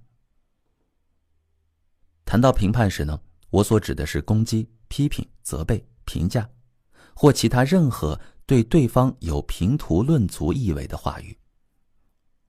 如果你的回答符合非暴力沟通的原则，那么其中应该没有容易被对方理解为指责的话语。但是如果对方此刻长了一对吹毛求疵的耳朵，那么不管你说了什么，在他们听来都是对他们的指责。后面我们将一起探讨，当这样的沟通困境发生时，我们该如何有效地去应对。我们希望能够以非暴力沟通的方式与所有人进行交流。接下来再说说强制。第2种阻碍人们坦诚交流的沟通方式是任何带有强迫意味的暗示。作为一名想用非暴力沟通方式进行交流的人，你希望向对方传达你刚才所写下的这4个方面的内容，让他觉得这是一份礼物，一个交心的机会，而不是一种要求或者命令。在非暴力沟通语言中，评判和命令是要杜绝的。当我们告诉他人自己的请求需要什么时，我们传达的信息是：如果你愿意，请这样做，但不要以牺牲你自己的需要为代价为我做任何事情，也永远不要为我做任何可能会给你带来哪怕一丝恐惧、内疚、羞愧、怨恨或屈服感的事情，不然我们都会感到痛苦。请遵从你的内心，如果你觉得满足我的需要对你自己而言也是一份礼物，那么我希望你能尊重我的请求。只有当彼此都不觉得自己是在损失、付出或屈服时，这一行为才是双赢的。再来看同理倾听。非暴力沟通主要由2个关键部分组成。第一部分是要向对方清楚明白地传达有关这4个方面的信息，但不能让对方觉得你是在评判或者命令他。第二部分则是学会去倾听对方发出的有关这4个方面的信息，而不要去关注他们是在指责你，还是在以非暴力沟通方式与你交流。如果对方用非暴力沟通方式与我们交谈，我们的生活会变得轻松起来。他们会清楚地传达关于这4个方面的信息，而我们要做的就是在做出任何反应之前，准确地接收这些信息。然而，如果对方的确是在指责我们，当时我们要做的就是戴上非暴力沟通的耳朵。非暴力沟通的耳朵能够充当你的翻译。无论对方说出什么样的话，当我们带着非暴力沟通的耳朵时，我们听到的都是非暴力沟通的语言。例如，当对方说：“你知道吗？你的问题就在于什么什么什么。”通过这对耳朵，我听到的是：“我希望你能怎样怎样。”我并没有听到任何评判、指责或攻击。通过这样一对耳朵，我能够意识到，所有批评都是对方的需要没有得到满足时的一种值得同理的宣泄。之所以说其值得同理，是因为这样的表达方式通常说明表达者的需要没有得到满足时，会导致各种紧张局面相继出现。凭借非暴力沟通语言的技巧，我们就能够越过这个坎儿。因为我们从来听不见指责，我们听到的永远只有对方那些未被满足的需要。我们再来说用非暴力沟通的方式倾听和回应。现在我们来做一个练习。当有人以评判的方式说话时，该怎样运用非暴力沟通的方式去倾听呢？我希望有人能够主动地提供一些个人的亲身经历来供大家参考。如果你能把前面你自己所写的4个问题的答案读出来，我们将帮你一起分析，看看你的回答是否符合非暴力沟通的原则，是否掺杂有评判性的话语。第一个问题：我曾经做过的哪件事让你感到你的生活不那么美好呢？参与者 A 提供了一个场景，他说：“你似乎没有在听我讲话。”马歇尔说：“你用了你似乎这样的句式，现在我就可以告诉你，你对这个问题的回答并不符合非暴力沟通原则。当你运用你似乎怎样怎样这一句式的时候，我就知道你要做出评判了。你似乎没有在听我讲话，这就是一个评判。你是否听过这样的一段对话呢？一个人说：“你根本不听我说的话。”然后另一个人说：“我一直都在听呀。”“不，你没有。”“不，我有。”所以你看到了吧？当我们以评判而非观察的方式开始一段对话时，就会发生这样的情况。下面我们继续这段对话。请你告诉我，我做了什么事情让你觉得我没有在听你说话呀？我可以一边读报纸看电视，一边听你说话呀。参与者说，我刚刚注意到你的眼睛一直在盯着电视看。像你这样的说话方式呢，如果你的伴侣不是以非暴力沟通的方式在倾听，他立马就会听出冒犯的意味。但作为带着非暴力沟通耳朵的你的伴侣，我并没有听到批评，我只会去揣测你正在对我的哪种行为做出回应。你是指刚刚我一边看电视一边听你说话这件事情吗？是的。我一边看电视一边听你说话，你是什么感受呢？这个时候马歇尔私下的提醒参与者，请别回答你根本没听，这不是感受啊，这样的回答会让我们的谈话不知不觉地陷入另一种评判。这时参与者说，我感到既失望又难过。那现在让我们来找找解决办法吧，你能告诉我你为什么会有这样的感受吗？因为我想要得到我伴侣的欣赏。这种回答就是很经典的非暴力沟通方式啊。我们注意到他没有说因为你看电视所以我感到失望和难过，他并没有因为自己感到伤心而怪罪于我，而是将它们归因于他自己的需要。我感到如何如何是因为我怎样怎样。而倾向于评判的人则往往会以下面这种方式来表达自己的感受。你一边看电视一边跟我说话，伤害了我。换言之，我感到怎样怎样是因为你如何如何。现在来看第4个问题吧。你希望我做什么来让你的生活变得更加美好呢？当你与我交谈时，我希望你能看着我的眼睛，并且对我所说的话做出适当的回应啊。好的，大家都理解非暴力沟通的4要素了吧？观察、感受、需要、请求。当你一边看电视一边听我说话时，我感到失望和难过，因为我很期待你能给我一些肯定的回应，或用心倾听我说的话。你愿意在我说话时注意着我的眼睛，然后对我所说的话给予回应，并在我表达有误时给我一个纠正的机会吗？当然，有的人可能会把你的话当成是对他的批评，并想要为自己做出一番辩解。我在听啊，我可以一边看电视一边听你说话呀。或者，如果他觉得听到的是你对他的命令，他可能会叹气，然后说，好吧。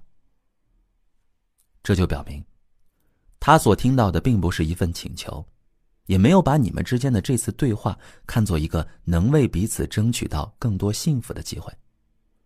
他听到的是你对他的命令，他可能会屈从，但他如果真的这么做了，你可能反倒宁愿他没有这样做，因为他其实只是为了防止你情绪崩溃，他没有机会听到你的需要。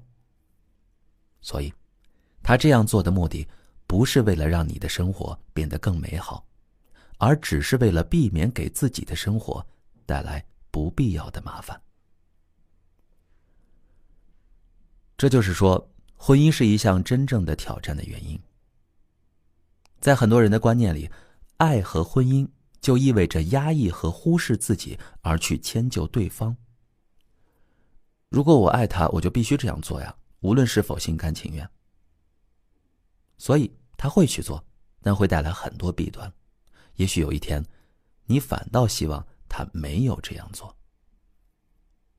参与者说，因为他是会在心里打分的。是的，这时候呢，人的大脑里仿佛装了一台计算机，他们会告诉你12年前他们是怎样为了你而牺牲自己的，诸如此类的，他们总能以这样或那样的方式回想起来。我一直硬着头皮为你做了那么多我本来不愿意去做的事情，你起码要做到什么什么吧。是的，这种情况总是会发生，不要担心他们会有所遗漏而忘记那件事儿。这个时候他们都是杰出的统计学家。接下来我们分享一段内容，叫做角色扮演。另外一位参与者他说，那么如果对方说我可以一边看电视一边听你说话，那非暴力沟通者应该怎样去回应呢？那下面我们就听听非暴力沟通者是如何与这样的需求对话的。是不是因为我的话给你带来了一些压力，所以你感到恼火了呢？你是想要摆脱这种压力吗？当然了，你总是在要求我，我的天哪，不断要求我这要求我那。所以你受够了这些要求，希望做一些你想要做而不是迫于压力必须做的事情，对吗？对，就是这样的。现在我感到十分沮丧，因为我不知道我要怎样说才能让你知道我需要什么，同时又不会让你觉得我是在要求你。我只知道两种选择，要么什么都不说，对我自己的需要置之不理，要么告诉你我需要什么，然后让你觉得我是在要求你。反正无论怎样选择，我都感到很为难。你能告诉我，你刚才听明白我的意思了吗？啊？一个人曾经成长在一个高压的世界里，他们的父母可能会认为，让他们做任何事情的唯一途径，就是如果不做就惩罚他们，或让他们产生负罪感。因此，他们可能并不熟悉其他行为方式，他们并不知道请求和要求两者之间究竟有什么区别。所以，对于这些不了解非暴力沟通说话方式的人来说，上面那些话是令人费解的，因为他们真的觉得，如果不按照别人要求他们的去做，内疚感或不安全感就会随之而来。对于像我这样的使用非暴力沟通的语言的人而言，要想让这些人明白，我的请求对于他们来说是礼物而不是要求，并不是一件容易的事儿。但当我们真的成功时，我们就可以为自己免去很多痛苦。因为当人们不用非暴力沟通的耳朵去倾听时，任何来自他人的请求都会给他们带来痛苦。我们接着来听对话。我想知道我该怎样去向你请求我想要的东西，而同时又不会让你觉得我是在向你施加压力呢？我也不知道。好吧，我很高兴我们能把这一点讲清楚，因为这正令我感到左右为难呢。我不知道我该怎样表达我自己，才能既让你知道我想要的是什么，又不会让你觉得你不得不这样做，或者我是在强迫你去这样做。我知道这对你来说有多重要了，而且如果你爱一个人，你会遵照他的请求去做的。我能让你改变你对爱的定义吗？改成什么呢？爱不是迎合他人而忽视自己，而是应该真实地表达我们的各种感受和需要，同时呢，设身处地地聆听对方的感受和需要呀。带有同理心的去倾听，并不意味着你必须遵从，而只是准确地接受对方所传递的生命的赠礼。爱是要诚实地表达自己的需要，但这并不意味着你要发号施令，而只是去表明，这就是我，这就是我所喜欢的。那么，你觉得这样来定义爱怎么样呢？如果我认同这一定义，我就会成为一个不同的人了，是吗？是的，的确如此。好，那么关于这个对话片段就跟大家分享到这儿。不知道对于大家在两性关系之中的沟通是否有所启发呢？我们再来看另外一个场景。马歇尔问，还有人能提供其他的场景吗？这个时候参与者 B 说，有时候当听一个人说话听得有些不耐烦时，人们通常会说，我想你安静一会儿，我不想再听你说下去了。因为当对方说话太多时，怎样怎样怎样。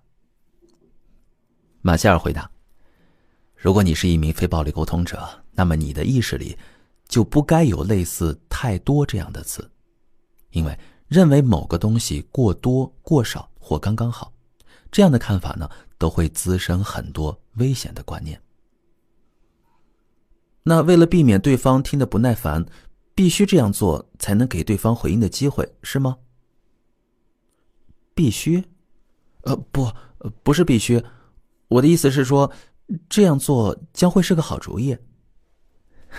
是的，但你要知道，并不是说你必须要停下来，因为在你的生命中有很多时候，你根本没有停下来的机会呀。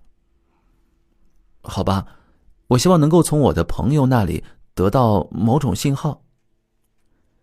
你是指在他听得有点不耐烦的时候吗？是的。当人们滔滔不绝地讲话，而我们听得有点不耐烦的时候呢，我们所能做的最友善的事情就是打断他们。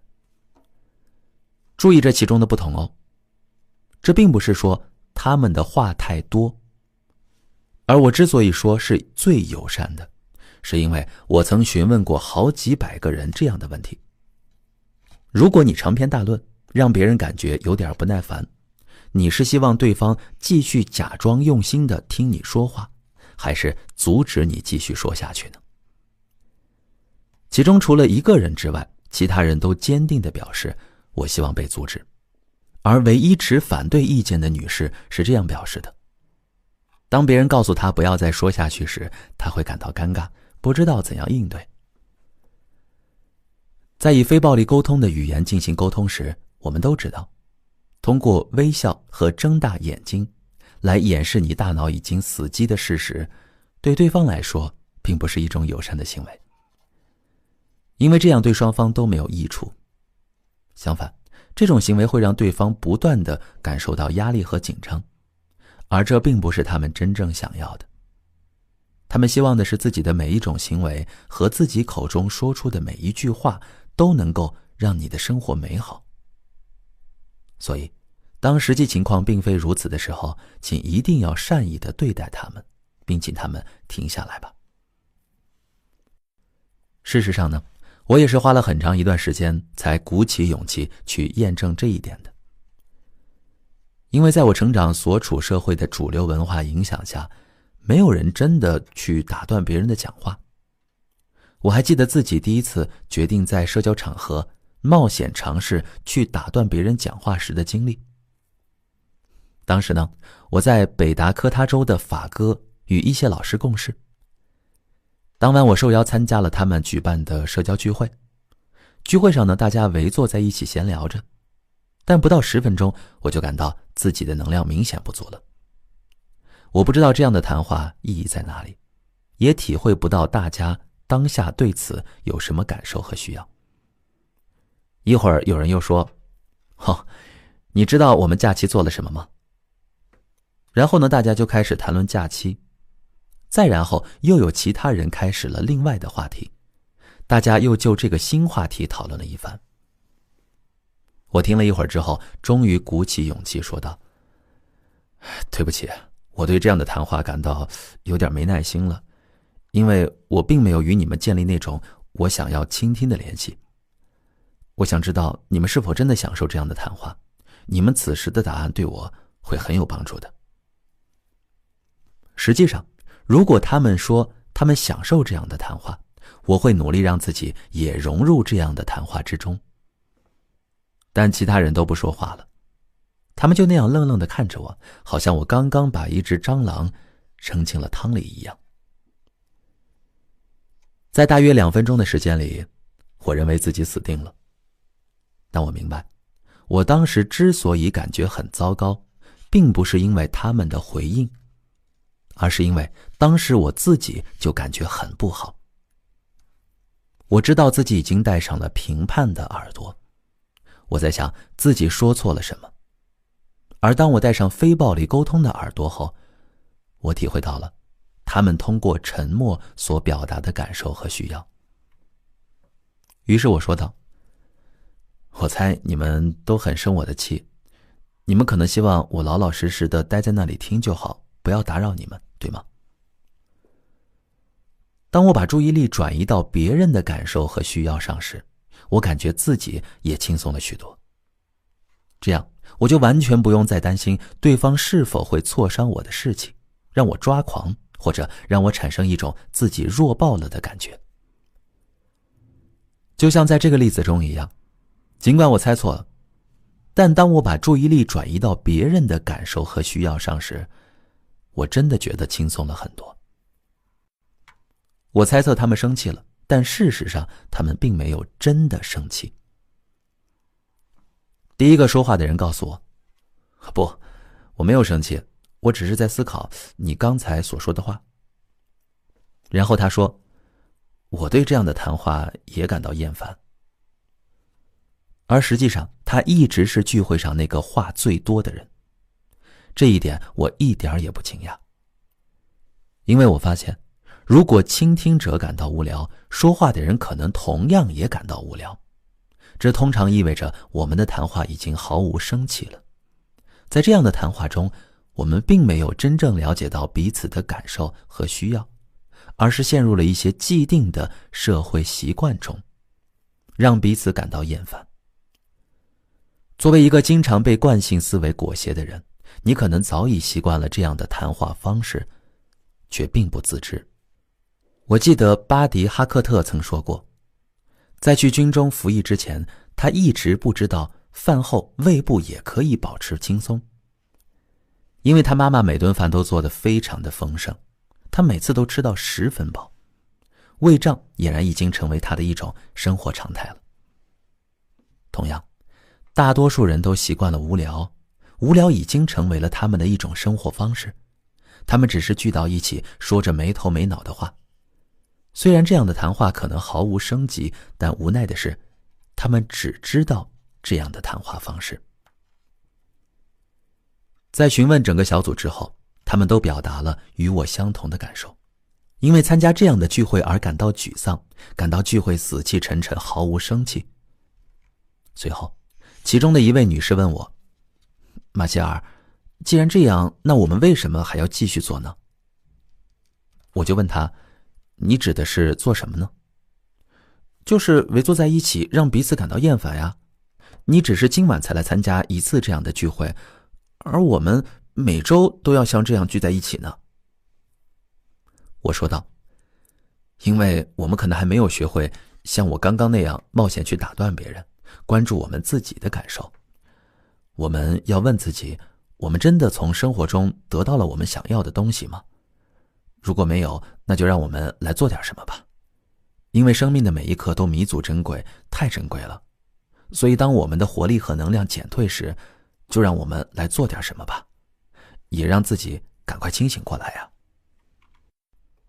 我们来进入到另一个场景，你想从我这里得到什么呢？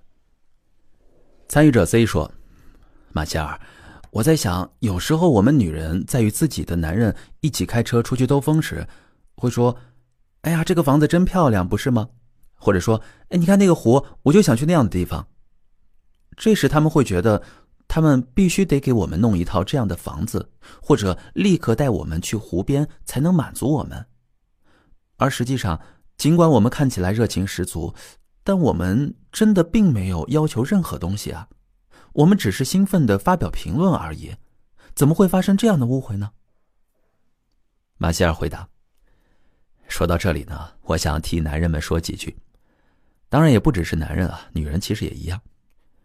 当你说了些什么，但没有明确表达你希望从别人那里得到什么样的反馈时，这就会给你们的关系带来更多的麻烦，而你自己可能都没有意识到这一点。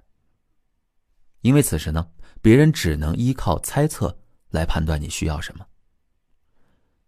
他是想让我说一些漂亮的但无关痛痒的话呢，还是真的想告诉我一些别的事情呢？这就像我在达拉斯机场通往航站楼的小火车上遇到的那对夫妇一样。先生紧挨着他的妻子坐着，而我则坐在他们的正对面。由于火车开得很慢，先生转头怒气冲冲地对妻子说，我从没有见过开得这么慢的火车。我们注意到，这与上面提到的这个房子真漂亮，不是吗？跟这样的话其实很类似。那个女人想要些什么呢？而此时的这位先生又想要些什么呢？他可能并不会意识到，当他们只发表评论而不明确我们想要的东西时，这样的做法会给对方带来多大的困扰。这就像是一个猜谜游戏，要想从你的话语中清楚地了解你需要得到怎样的反馈，就需要完完全全地站在你的立场上，了解当下所发生的一切。那么这样看来，这位先生除了那句我从没有见过开得这么慢的火车之外，其他的似乎什么也没有说。当时我就坐在他的正对面，我能看到这位先生的妻子有些不安，他爱的人正处于痛苦之中，而他却不知道他想要些什么。然后呢，他做了我们大多数人在不知道对方想要什么，在不知道对方想要从我们这里获得什么的时候都会做的事情。他什么话也没有说。之后呢，这位先生也做了我们大多数人在没有得到我们想要的东西时都会做的事情。他把自己的话又重复了一遍。此时呢，也许他像我们中的很多人一样，相信有魔法的存在。只要你不断地重复自己说的话，你就能得到自己想要的东西。于是他又说了一次，我从来没有见过开得这么慢的火车。他回应道，这趟列车的行驶速度是由程序控制的。这次呢，我还是很喜欢这位女士的回应的，但我并不认为这就是她先生想要得到的反馈。那么，她为什么会给先生一些他已经知道的信息呢？因为他在尝试着去做一名调停者，他在努力让事情变得好起来。但是他感到不知所措，因为他的先生并没有告诉他自己到底想要什么，而这更加加重了他的痛苦。这时呢，先生第3遍重复自己所说的话，我从来没有见过开得这么慢的火车。这时太太也终于失去了耐心，她说，好吧，那你想让我怎么样呢？下去推火车吗？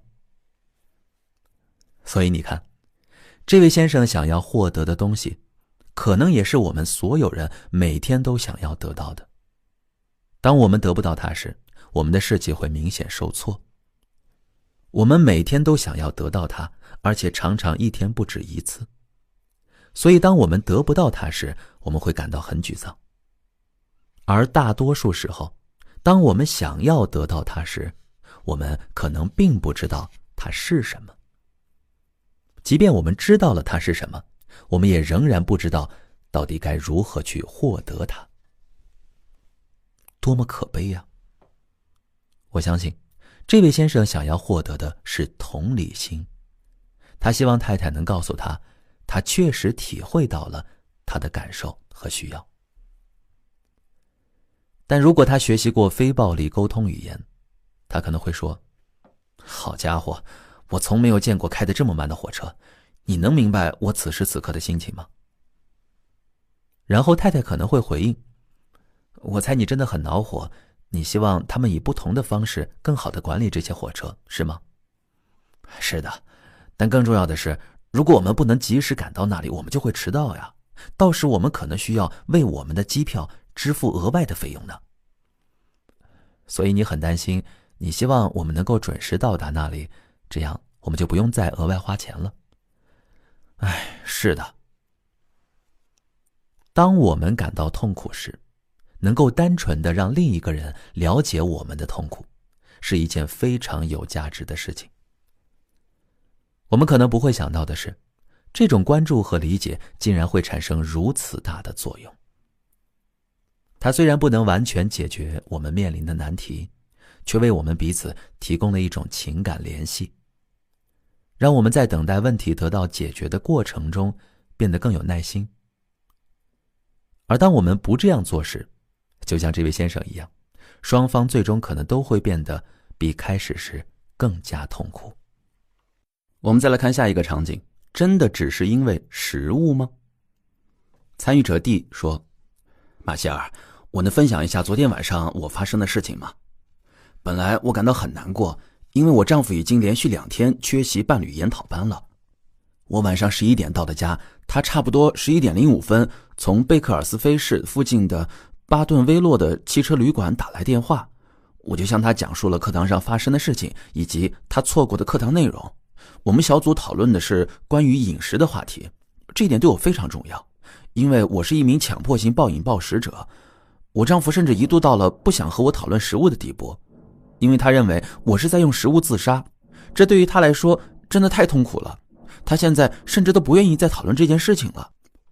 于是呢，我把你的建议和研讨班上发生的事情告诉了他，但是让我惊讶的是，多年以来他第一次向我敞开了心扉。过去呢，他每次忙了一天回到家中时，都会吃一点冰淇淋，以此来消化一天中产生的坏情绪。所以实际上，在之前我们和食物的关系是有相似之处的，我们都是以吃东西的方式来逃避生活中的一些痛苦还有不愉快的。于是在昨天我真正的意识到，当我想要一杯杏仁摩卡冰激凌时，我会联想到巧克力和杏仁以及下面那些口感脆脆的东西。于是呢，我就想，当我忍不住想吃东西时，我到底是在寻求什么呢？是爱。我的脑中突然灵光一现，此时我通过食物寻求的就是爱。马歇尔说，你的意思是你想要和你的先生建立起某种联系，但你不知道如何去寻找建立这种联系的途径，所以在过去你们一直是通过甜点来建立这种联系的，是吗？是的，昨天晚上真的太棒了，我们足足谈了有1个多小时。我想这是我们这么多年以来第一次向彼此敞开心扉。也就是说，其实连着2个晚上你们都建立起了真正的联系。那么现在我们想让你以非暴力沟通的方式来和自己谈一谈，然后摒弃那些所谓的强迫性暴饮暴食者的说法，因为在非暴力沟通的语言中不建议使用这样的词。非暴力沟通者呢，是不做任何评判的。我们要记住，所有评判都是对事物的不恰当的表达方式。非暴力沟通呢，是一个过程。当我们对自己说我是什么什么这样的话时，它其实表现的是一种静态思维。它呢，会把我们放到一个小盒子里，并让我们真的变成自己所想的那样。当我们认为自己或其他人是什么样时，我们通常会努力让自己或他人真的成为那个样子。在非暴力沟通过程中呢，没有是这样的动词，你不能说这个人是懒惰的，这个人是正常的，这个人是正确的这样的话。现在呢，我们使用今晚我们已经探讨过的关于非暴力沟通的4个方面，来把强迫性暴饮暴食者这样的说法转化为非暴力沟通的语言吧。参与者是这样说的：每当我出于被爱或被爱抚的需要而去吃东西时，你感觉如何呢？我感觉食物在某种程度上能够安抚我的一些情绪。你是感到失望吗？当我无法让自己的需要得到满足时，我感到失望。你之所以感到失望呢，是因为你不知道自己需要什么，对吗？你真的很想弄清楚自己需要的是什么，这样你才能够去满足他们，对吗？是的，就是这样的。我之所以感到失望，是因为我真的很想弄清楚我需要的是什么，这样我才能够去满足他们啊。所以，你想继续昨晚你与比尔在电话里所做的事情。现在呢，每当你有想吃的东西的冲动时，你就会停下来问问自己，我真正需要的是什么呢？你看到了吧？我们就这样把我是一名强迫性暴饮暴食者的评判转化成了我感觉如何，我的哪些需要没有得到满足和我想要做些什么这样的语言。你看，这就是我们以非暴力沟通的方式与自己进行对话的过程。最后我们来解读一下这个场景。当我因为想要获得一些别的东西而进食时，这是第一部分，观察他正在自己做的事情。然后第二部分，他会确认自己的感受，我因为自己的需要没有得到满足而感到失望。第三部分，我没有获得满足的需要，那么我想了解自己真正想要的是什么，这样我才能有机会得到它。最后是第四个部分，我能做些什么来让自己的美梦成真呢？当我开始想吃东西的时候，我就会停下来问问自己，我真正需要的到底是什么？然后我就能够了解自己真正需要的是什么了。现在他不再去纠结自己到底存在什么问题了，而是开始更多的去关注改变的过程。虽然这本身不能直接解决问题，但通过这样的方式，他终将能够找到解决问题的办法。因为他不再去关注自己存在什么问题了，而是更多的去考虑自己的感受和需要是什么，以及自己能为此做些什么。非暴力沟通者从来不会把自己看作一个有价值的人，因为如果你这样做了，你就会花大量的时间来质疑自己是不是一个毫无价值的人。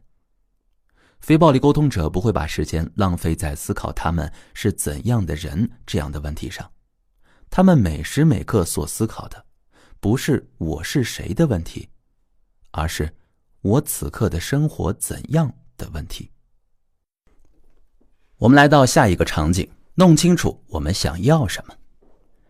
参与者 E 他说，有时候因为我们习惯了自己亲自动手去做所有的事情，所以呢，无法体会到让别人为我们做一些事情的美好感觉。在你与他交谈的过程中呢，我就在想，如果能够知道一个人需要的是什么，该是一件多么美好的事情啊！而有的时候呢，我就是因为不清楚自己需要的是什么，所以才会感到沮丧。马歇尔是这样回答的，其实啊，我们大多数人都不知道自己想要什么。只有当我们得到了一些东西，而它却把我们的生活搞得乱七八糟的时候，我们才知道这不是我们想要的。比方说，我想要一个冰激凌甜筒，然后我得到了一个甜筒，迫不及待地吃了下去。再然后我感觉很糟糕，于是我才意识到这并不是我想要的。对于非暴力沟通者而言，这并不是关于知道什么是对，什么是错的问题，而是要在你运用非暴力沟通这种爱的语言时，让自己变得更加勇敢。你该更多的依靠直觉，而非思考，去选择你想要的东西。非暴力沟通这种语言需要你了解自己没有得到满足的需要是什么，然后选择去做你想要做的事情。我发现自己是个实干者呀。你刚刚给自己贴上了标签呀。我的意思是说，我经常东奔西跑的，想要通过为人们做些事情来和他们去建立联系嘛。但有时我会遇到一些看起来确实不希望我那样做的人。我当时感觉也无所谓，但后来就开始感到困惑，他们是真的不想接受呢，还是因为不愿意让我走近他们，才选择不接受呢？接下来一个场景叫做当别人不接受的时候。我们来接着上一个场景的最后一个读者说的。马歇尔对此的回答是，这可能是因为他们习惯性地认为，一旦别人为他们做事儿，他们就不得不给予回报吧，而这正是让他们感到恐慌的原因，所以他们也对你感到不够信任。他们并没有意识到这个世界上还有另外一种给予，这种给予呢，不是为了同情和照顾他们，而是发自内心的给予。我很难过，因为我都没能清楚地让对方知道我的给予是发自内心的。或许我可以和他们说，你不让我有奉献自己的机会，会让我感到很难过。那下面你要说什么呢？如果你说到这里就停下来，我们就又回到了火车上那位先生的例子了。那如果我再补充一句，你能告诉我你愿意给我这个机会吗？这样呢？我很高兴你能把这部分加上。你感到悲伤，是因为你真的很想得到向他们奉献自己，并让他们愉快地接受你的馈赠的机会。对啊，真的就是这么简单。接下来一个场景叫做，我们是在争论吗？参与者 F 接着说，当我尝试跟我的女朋友沟通时，我感到很沮丧，因为她告诉我她不想跟我争论。每当我试图表达我的感受和需要时呢，她都认为我是在和她争论。她说她不想当着自己孩子的面和我争论。我们聊天的时候，孩子一直在旁边。是的，这真的很难。如果一个人认为我们是在试图争论呢，他就会认为我们想要从中胜出。你很难说服他，因为在评判心态下确实很难做到客观地表达自己的感受和需要，而不去证明谁对谁错。这位参与者 F 就接着问，但最艰难的是，即便我站在他的角度上尝试去理解他，他仍然认为我是在争论啊。而当我试着去猜测他的感受和需要时，他也把它看作争论。因为他不想让你去评判他呀，他害怕一旦自己承认了你所说的话，或让自己看上去变得软弱，你就会去攻击指责他，认为他不该有这样的感受和需要。好吧，按照他的说法，他之所以不喜欢去谈论这些东西，是因为他只想感受生活的美好，而不愿意去想那些沉重的东西。马歇尔回答，是的，生活已然几多风雨，为什么还要去想那些不开心的事情呢？是的，真是这样的。我父亲在第一次参加研讨班时就是这么说的。如果从这个角度来看的话呢，这也不失为一种很有爱意的讯息呀。但是当他第一次听到所有小组里的人都明确地表示，如果他们的父亲能够将自己的痛苦表达出来，并让他们感受到，这对于他们来说将是一份莫大的恩赐。他着实大吃了一惊。自那以后呀，他就发生了彻底的改变。我们来总结一下。当然，也有很多人认为谈论痛苦的感受是一种消极而且不愉快的体验，因为他们把它与内疚、惩罚以及其他各种各样不好的感受联系到了一起。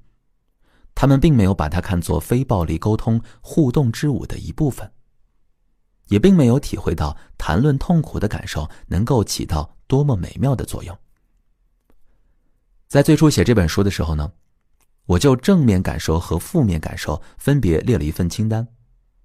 但之后我注意到，人们会认为负面情绪就是负面的，而这并不是我想要的。所以在之后的版本中，我就把正面和负面的词放到了引号中。但这样做好像也没有什么效果，所以呢，现在我干脆把它们写成了当我们的需要得到满足时出现的感受，和当我们的需要没有得到满足时出现的感受，以此来表明两者都是非常有价值的，因为它们都是对生命的诉说。所以我们需要做些什么来让你的朋友相信这一点。那接下来呢，马歇尔扮演参与者 F 的女朋友，与作为非暴力沟通者的参与者 F 来进行角色扮演。由马歇尔扮演的女朋友，她说，听着，我不想争论，生活已经有太多的不愉快了，我们为什么不能单纯的度过一个愉快的夜晚，看看电视，享受彼此的陪伴呢？所以你感到很恼怒吗？你又来了，动不动就要谈感受。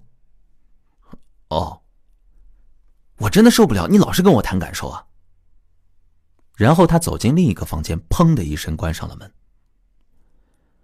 更有可能是他对我狂轰滥炸一番，然后我被打倒在地，被读秒。这个时候旁边的观众发出了笑声。马歇尔说，倒数10个数是吧？好吧，那现在换你来扮演他，然后对我说这些话。那在接下来的交流中呢，参与者 F 是扮演他女朋友的角色的，而马歇尔则扮演运用非暴力沟通语言技巧的参与者 F。 非暴力沟通者说，所以你真的想谈谈？拉倒吧，你快停下来，不要再跟我说这些了，我不想听。我感到很沮丧，因为你为什么就不能单纯的做一个让我和你在一起相处时能感到开心快乐的好好先生呢？让我们关注爱，忘掉这些东西吧。所以你希望我们可以度过一个轻松愉快的夜晚，只享受彼此的陪伴，是吗？是的。我也希望我们的关系能像你说的那样，但我发现只有当我们无话不谈时，我们才能做到这一点。你知道的，我希望自己难过时能哭得痛快，开心时也能笑得痛快。如果你让我笑时只能笑一半，哭时也只能哭一半，那么我会觉得另一半也不存在了，这一点很重要。你能告诉我你明白我的意思吗？你又开始谈论感受和沮丧的事情了，我不想听。所以你真的很害怕陷入那种沮丧的情绪，因此你想要离他们远远的，是吗？是的，而且今晚我的孩子也在这儿，我不希望我们发生争吵。你害怕我们会打架吗？不要再说下去了。你觉得孩子不在场时，我们再谈论这件事儿，怎么样？好的，如果你愿意，你可以来找我吃午饭。我们接着说说人类智力的最高形式。印度的哲学家克里希那穆提曾经说，不带评论的观察是人类智力的最高形式。第一次读到这个观点时呢，我的脑海中立马闪现出一个念头，简直是胡说八道呀！它快到以至于我都无法意识到自己正在做出一个评论。对大部分人来说，观察他人而不做任何评判、批判或分析是很困难的。有一次我为一所小学提供咨询服务，对此有了深刻的体会。这所学校的教职员工与校长时常反映彼此之间很难沟通。于是呢，学区负责人请我为他们化解冲突。我首先和教职员工交谈，接着邀请校长加入会谈。会谈开始时，我先询问教职员工，校长做了什么不符合你们的需要呢？有人马上回答，他是个大嘴巴。我提问的是观察，校长说了什么或做了什么，而大嘴巴却是这位老师对校长的评论。当我指出这一点之后，另一位老师响应道，我知道他的意思了，校长的话太多了。这仍然不是一个清晰的观察，而是对校长说多少话的评论。随后第三位老师说，他认为只有他想说的话是重要的。我进而向他们解释，推断他人的想法和对他人行为的观察是两码事儿。随后第四位老师大胆地说，他总是想成为人前的焦点。当我指出这也是推断时，两位老师不约而同地说道，你的问题太难回答了。接着我们一起拟了一份清单，明确地列出校长有哪些具体行为令他们感到不满，并确保不掺杂评论。例如，在全体教师会议上，校长会讲述他的童年和战争经历，有时导致会议超时20分钟。我问老师们是否曾经和校长沟通过他们的不满，他们说曾经试过，但都用具有评论意味的言辞向校长提出批评，而从未提及任何具体行为。例如，校长在会议中讲述自己的故事。最后呢，老师们同意在与校长会谈时将这一点提出来。会议刚一开始，我便目睹了老师们所描述的情景。不论讨论的主题是什么，校长都会插话说，想当年怎样怎样，接着开始讲述他的童年或战争经历。我等着老师们表达他们的不满。然而，他们并没有运用非暴力沟通的方式，而是无声的抗议。有的人开始翻白眼，有的人故意打着哈欠，还有一个人一直盯着手表。直到我按捺不住问他们，没有人有话要说吗？迎来的是一阵令人尴尬的沉默。接着，之前会谈中率先发言的那位老师鼓起勇气直视着校长，然后说出：艾德校长，你真是个大嘴巴。就像这个故事所展现的，从我们的旧习惯中挣脱出来，并有能力熟练地区分观察与评论，并不容易。最终，老师们终于可以明明白白地告诉校长，他们对他的哪些行为感到不满。校长认真地听完后，郑重地说：为什么从没有人告诉我呢？他承认他有讲故事的习惯，接着就开始说与这个习惯有关的故事了。我见状的就打断了他的话，婉转地提出他在重蹈覆辙。会议最后，我们商量了一些办法，以后当老师们不想听校长回忆往事时，就用温和的方式来提醒他。等到吃午餐的时候，两个人继续进行对话。我想向你展示一种非常积极的表达感受的方法，无论你有什么样的感受，都可以通过这种方法积极地表达出来。我不想听这些东西，你又去上那些所谓的研讨班了是吧？我希望自己能够把精力放在生活的积极面上，我不愿意把不愉快的感受表现出来，我只想享受美好的事物。你很想享受美好的生活，不想因为谈论一些负面的东西而让自己陷入困境，是吗？是的，我不想我的生活中有那么不开心的事情。你知道艾米丽今天发生了什么事吗？她呢去接她的儿子，但是哪里都找不到他。起初呢，她以为他是跟着邻居一起回家了，就是那个叫维拉斯的，你认识的。但之后她遇到了一个孩子，这个孩子就告诉她，他看到他儿子在吃午饭的时候和一个他从来没有见过的男人一起离开了学校。你能想象艾米丽当时有多么害怕吗？特别是在2年前他姐姐的孩子发生了那样的事情之后，你还记得吗？我记得我告诉过你，他姐姐在参观。不好意思，我要打断你一下。你是想说听到这样的事情发生是一种很可怕的体验，是吗？好的，角色扮演我们就分享到这里。马歇尔这时候说：你看到我是怎么做的了吗？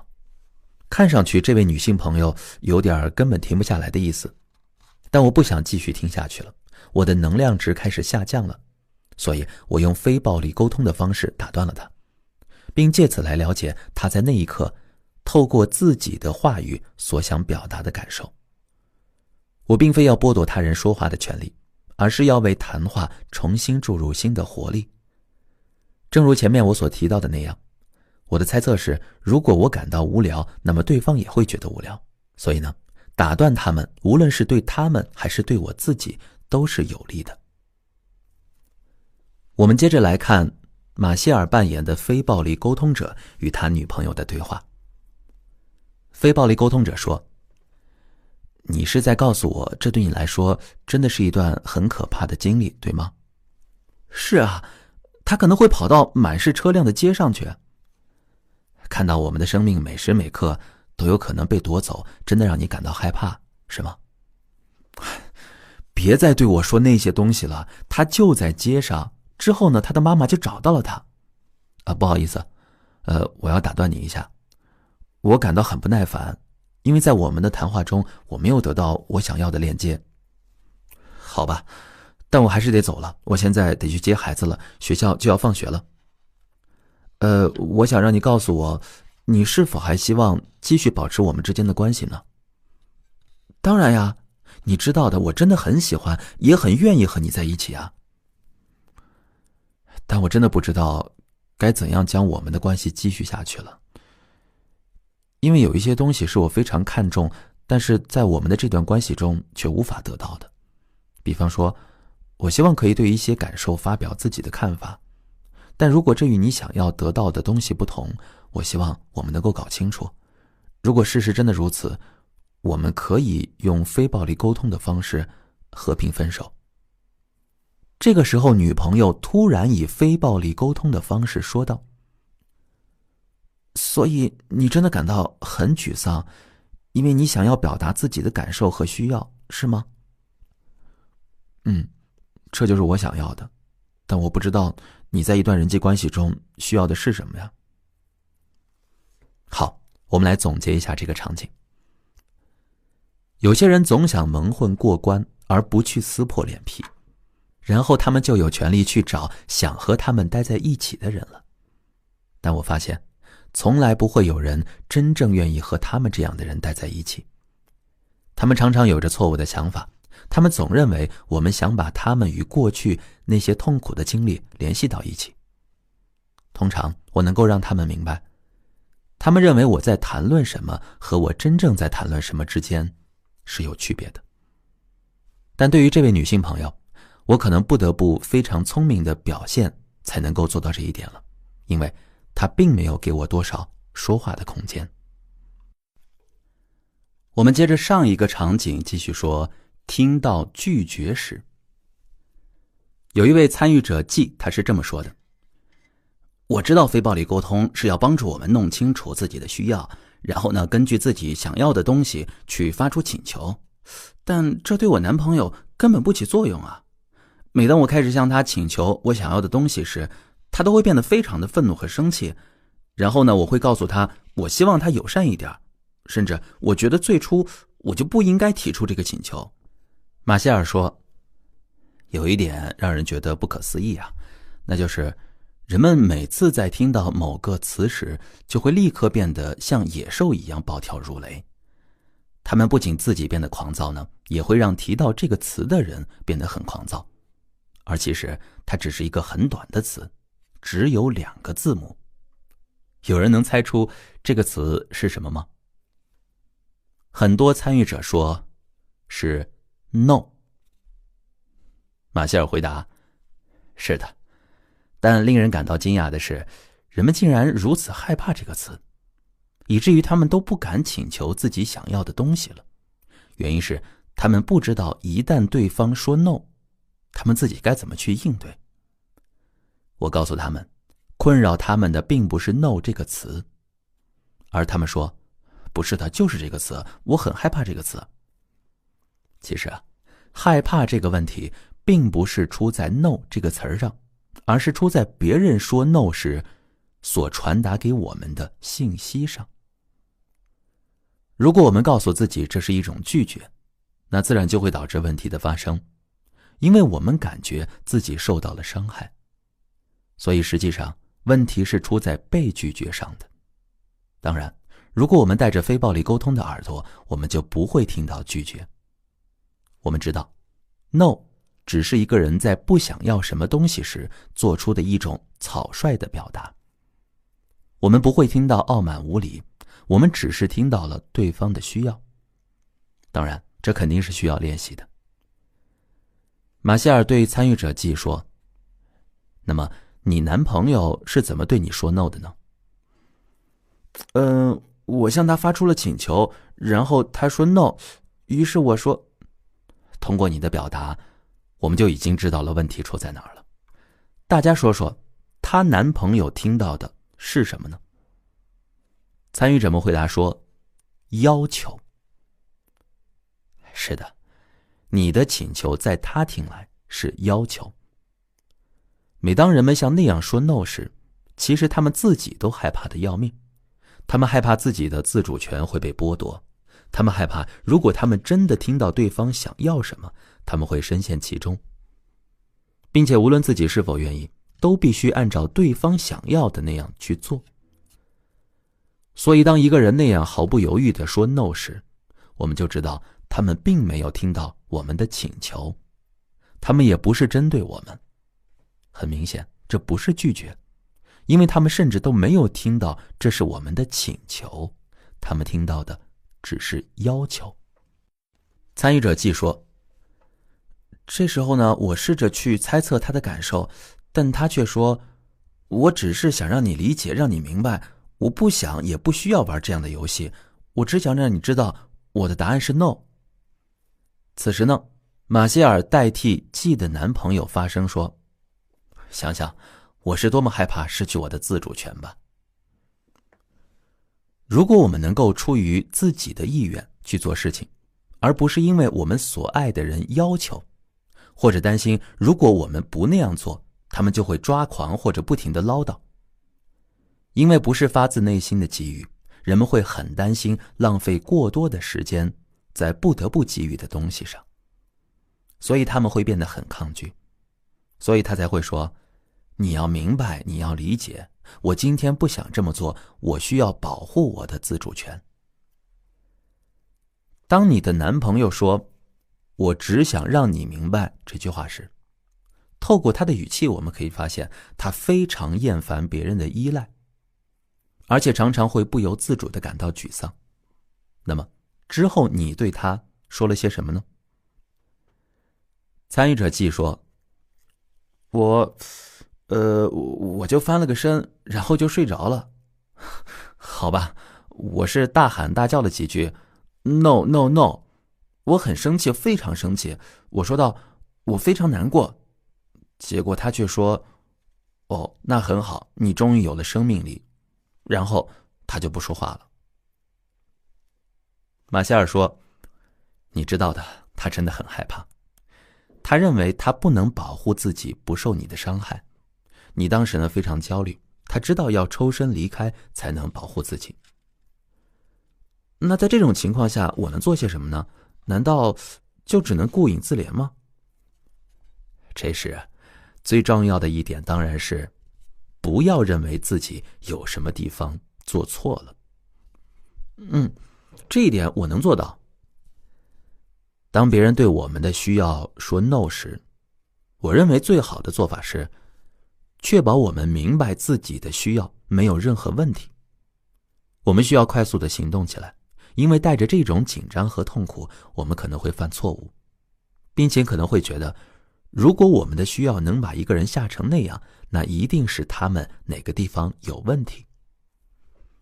好吧，我本来只是想听听他想要什么。他的心思呀，已经完全放在了保护自己的主动权上了，而这就是他想要的呀。他需要空间来确保自己在这段关系中是安全的，他需要确保自己不会在没有做好准备之前就陷入一些事情当中。所以我只好默默地心疼一下自己，然后保持安静，是吗？是的，你要意识到，如果他和大多数男人一样，当然前提是伴侣是对的，他将需要经过大概3个特殊的阶段才能够把事情想明白。在此期间呢，你可以去找自己的一些女性朋友，你所要做的就是不要让自己不开心。我曾听我的妻子说过一句俏皮话，我觉得那是我听到过的最有意思的俏皮话。她对我说，只要功夫深，石头也能懂你的心。我就回复她，说的没错。接下来一个场景叫，对方想听这些吗？参与者季接着说，当他厌烦了依赖，并会不由自主地感到沮丧时，我会变得非常绝望啊。因为我希望让他知道，事实上我不能强迫他做任何事儿，所以他根本不需要担心。如果他相信这一点，我们会开心很多，不是吗？你能明白我的痛苦是什么吗？我明白，但只有当他觉得你能真正的了解他，对他即将进入一段亲密关系的那种恐惧时，或许他才会去试着理解你啊。理解你是处在不知道如何表达自己的需要的状态中，而不会觉得你是在要求他，进而让他产生那种沮丧。但这可能需要很长一段时间。那有没有什么办法能让我明确地告诉他，我多想让他明白，我并不想强迫他做任何事情呢？你可以试试呀。但大多数时候呢，这样的人会把所有的东西，甚至包括你的沉默不语，都听作对他的要求。所以你不妨适当的去咆哮一下，因为你一直把自己的需要藏在心里，他会把它当作一种非常沉重的负担背在肩上的。所以你要大声的喊出你想要说的话，我相信只要你不断的去尝试，他也许会明白的。我也担心，如果我只是做自己的思想工作，什么都不跟他说，他会认为我是在通过避而不谈来逃避这个问题啊。是啊，不能说出我们的需要是多么痛苦的一件事情呢。你大声地喊出，我希望你能告诉我我要做什么或说什么才能让你相信我不想给你带来任何痛苦，这样的话并没有什么错。但与此同时呢，你也要关切地了解，他在一个不停有人告诉他这错了或那错了的家庭中成长起来所承受的痛苦。他经历过各种各样的指责，所以你需要付出大量的时间和耐心才能够获得他的信任。所以啊，我认为仅仅通过告诉他你不会强迫他做任何事儿，并不能够取得他的信任。由于他之前的经历所带来的恐惧，他需要你不断的以感同身受的理解啊。来进入到另外一个场景，表达感受和需要。马歇尔问，还有人能提供其他场景吗？参与者 H 是这样说的，我要说的是一个关于打电话的场景。在电话那头呢，我男朋友啊，他是离异的，而且有一个女儿。他说，嗨，我今天恐怕来不了了，因为我女儿下午1点半就放学了。虽然我很想和你一起度过一段美好的时光，但是如果我们今天约会，我会因为总惦记着去接女儿而感到紧张和焦虑。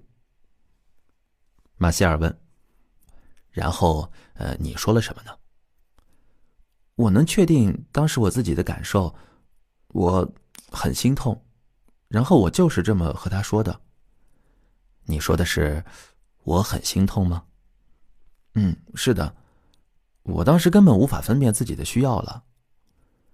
但是你没能说出你的需要呀，而且你的时机选择的有点武断了。对方其实需要的是你的同情，而他听到的第一句话却是我很心痛。那么显然一场大战即将要打响了。当我说我很心痛的时候，他问我为什么。我曾经问过好几个不同国家的人，你听到过的让你感到最难以忍受、最没有安全感的话是什么？排在首位的就是为什么。如果你真的想让别人感到惶恐不安，那你就问他为什么吧。当时呢，我选择了沉默，什么也没说。然后男朋友又罗列了一大堆他之所以不能来的其他理由。可怜的家伙，这无异于自取灭亡啊。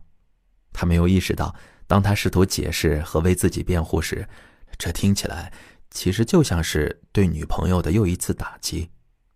那么之后发生了什么呢？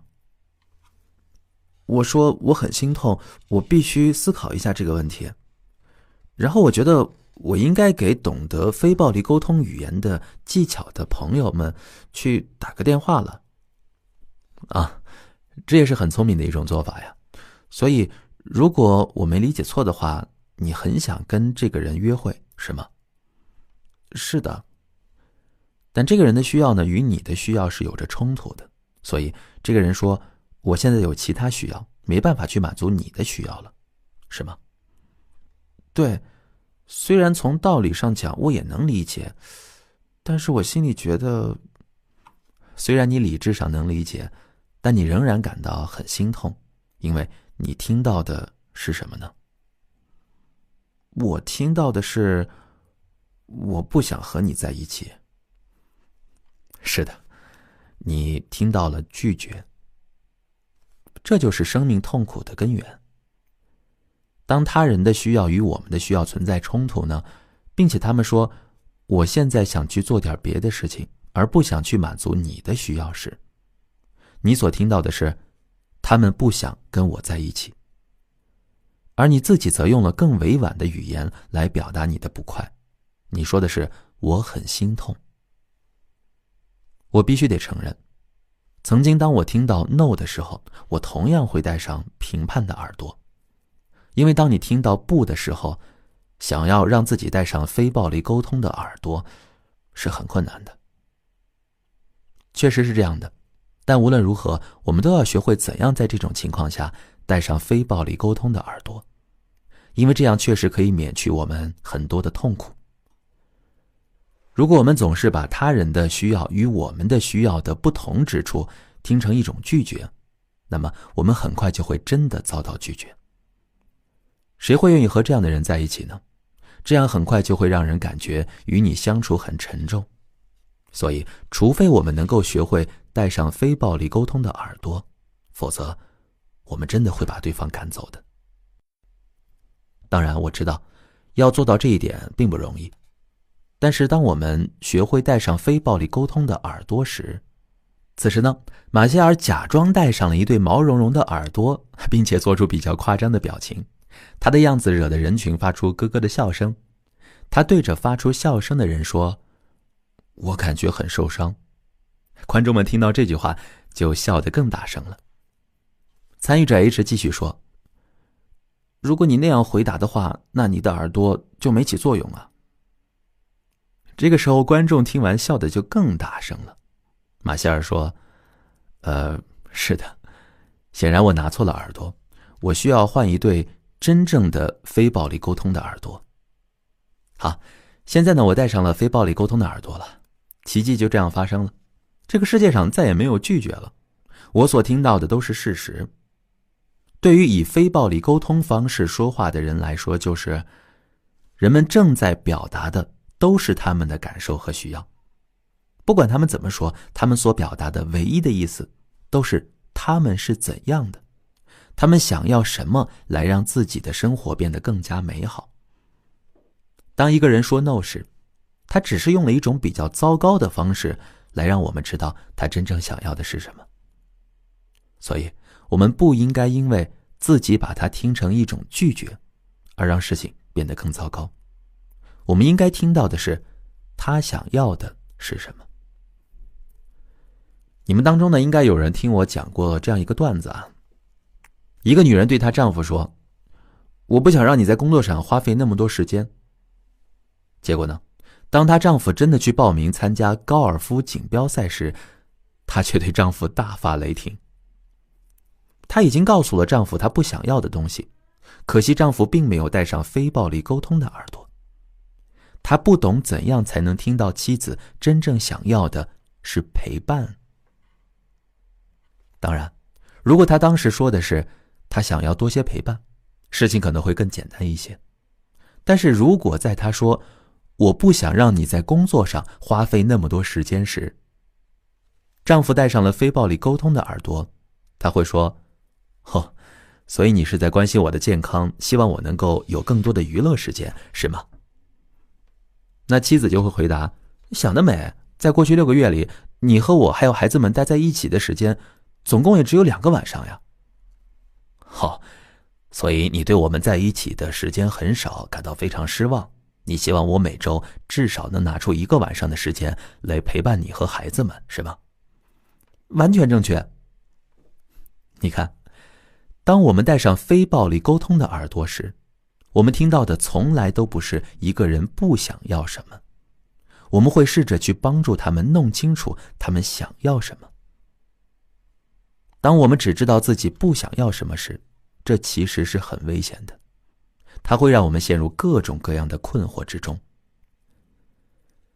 当我们清楚地知道我们想从别人那里得到什么，特别是当我们清楚地知道我们想要他们出于什么样的动因去做这些事情时，我们就会明白，我们永远无法通过对别人任何形式的威胁或者惩罚来让我们的需要得到满足。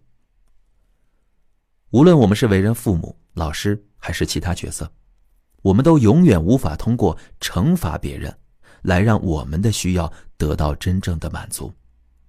因为任何人只要有一点意识，都不会希望别人是出于恐惧、内疚或羞愧的情绪才来为他们做事。借助于非暴力沟通语言，我们能够看到不远的将来，我们将能够预见这样一种情形：任何时候，当某人出于恐惧、内疚或羞愧等动因去做事情时，大家都会感到正在失去一种东西。所以我们现在就应该带上非暴力沟通的耳朵，去关切地理解对方。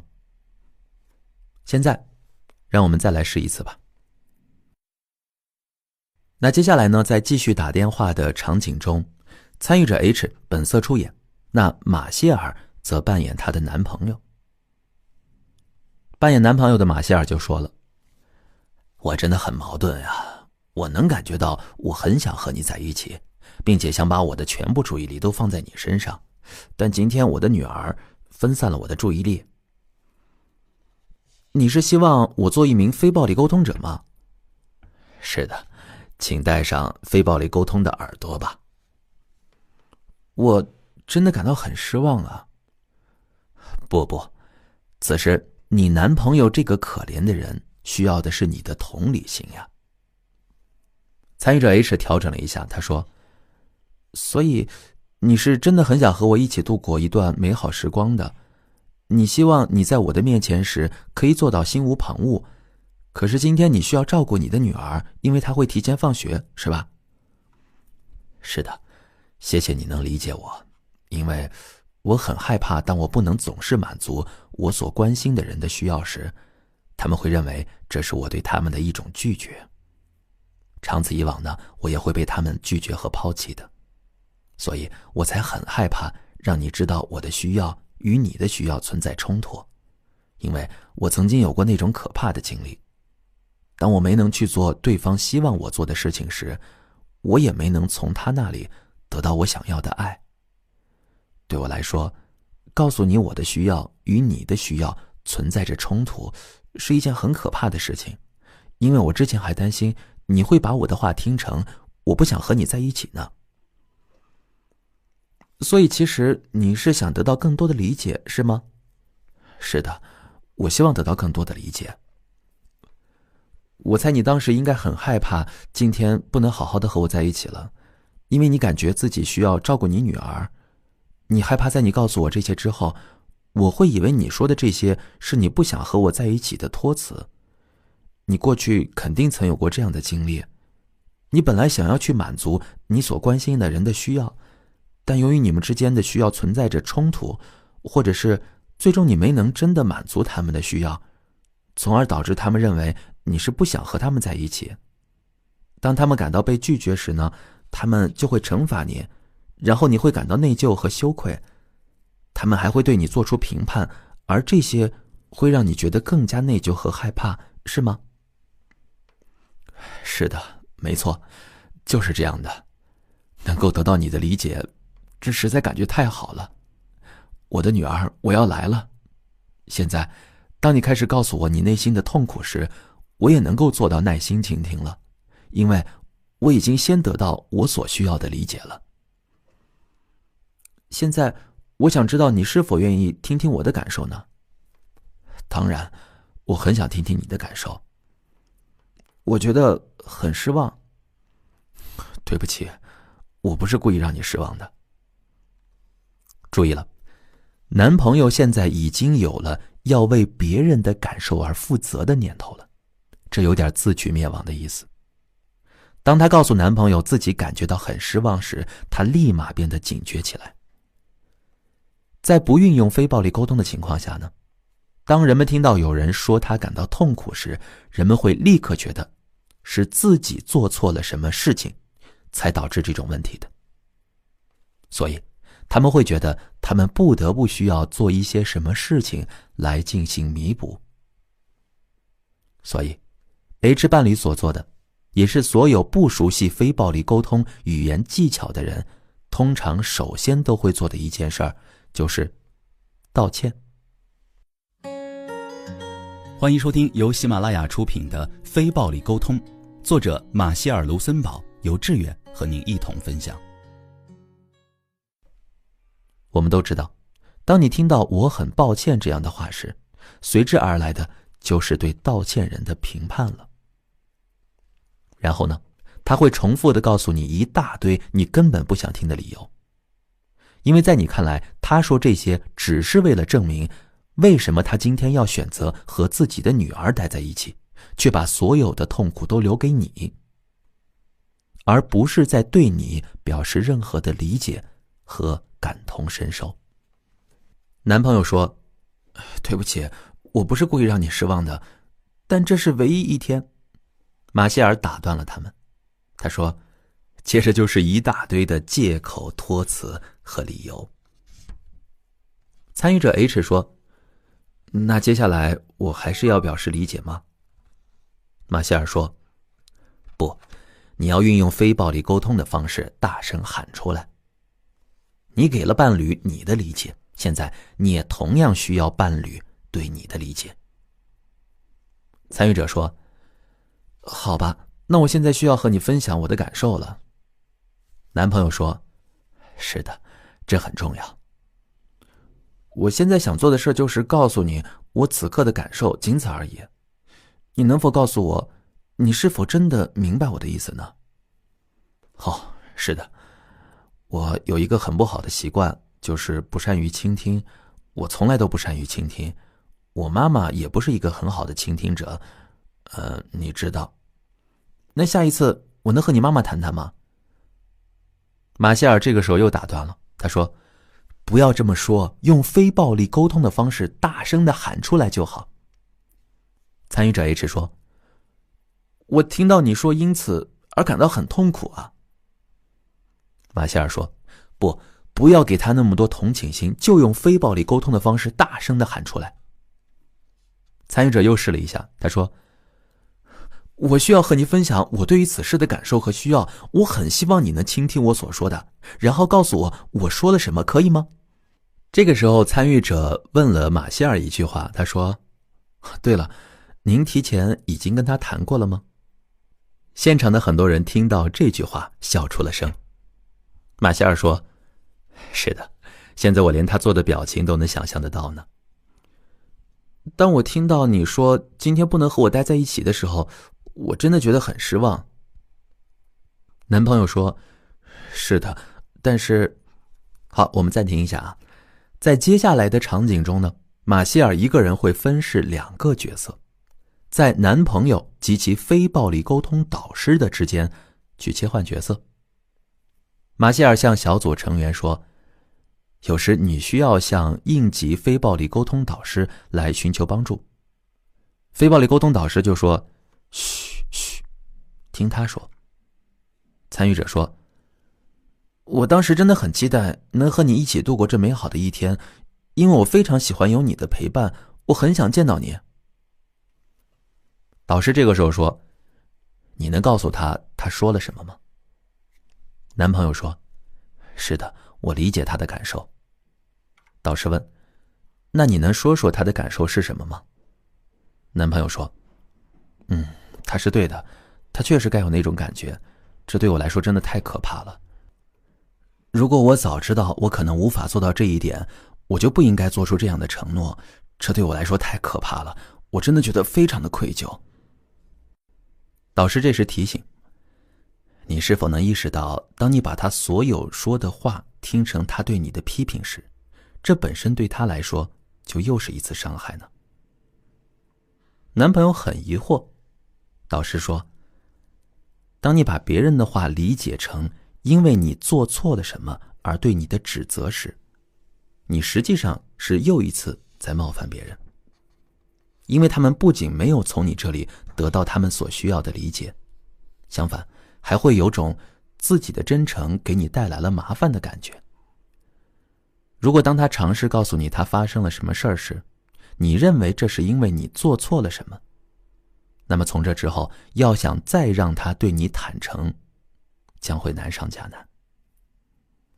男朋友说，但是当我没有带上非暴力沟通的耳朵时，除了我做错了什么，其他的我什么也没听到呀。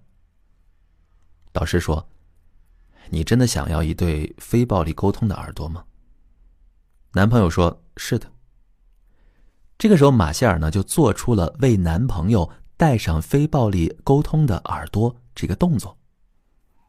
男朋友说，看来你真的很失望，因为我……导师说，不，你还是没有直接戴上非暴力沟通的耳朵。他并不是因为你这样或那样才感到失望的，不要再试图去为他的感受负责了，耐心地听听他发生了什么事儿就好。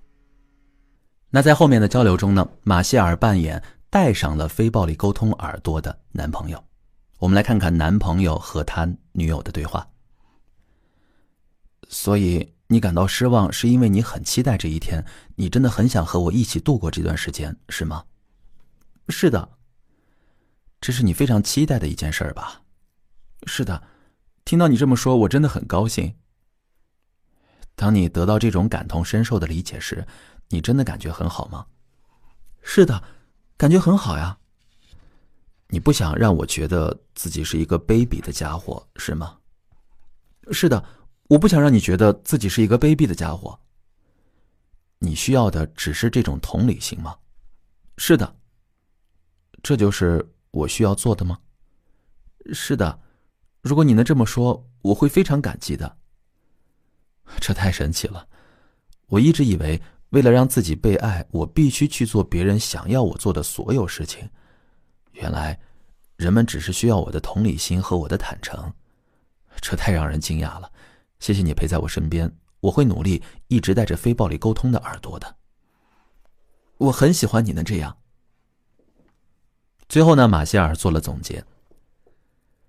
当我们开始生气或者即将发动攻势时，我们首先要做的就是意识到我们可能没有听清对方的话。因为能够让我们摆脱这些争吵的关键，正是我们的意识。如果我们从别人传递的信息中听到了除了恩赐之外的其他意思，那么肯定是我们没有听清楚他们所说的话。当你的非暴力沟通的耳朵掉落时，你必须引起注意。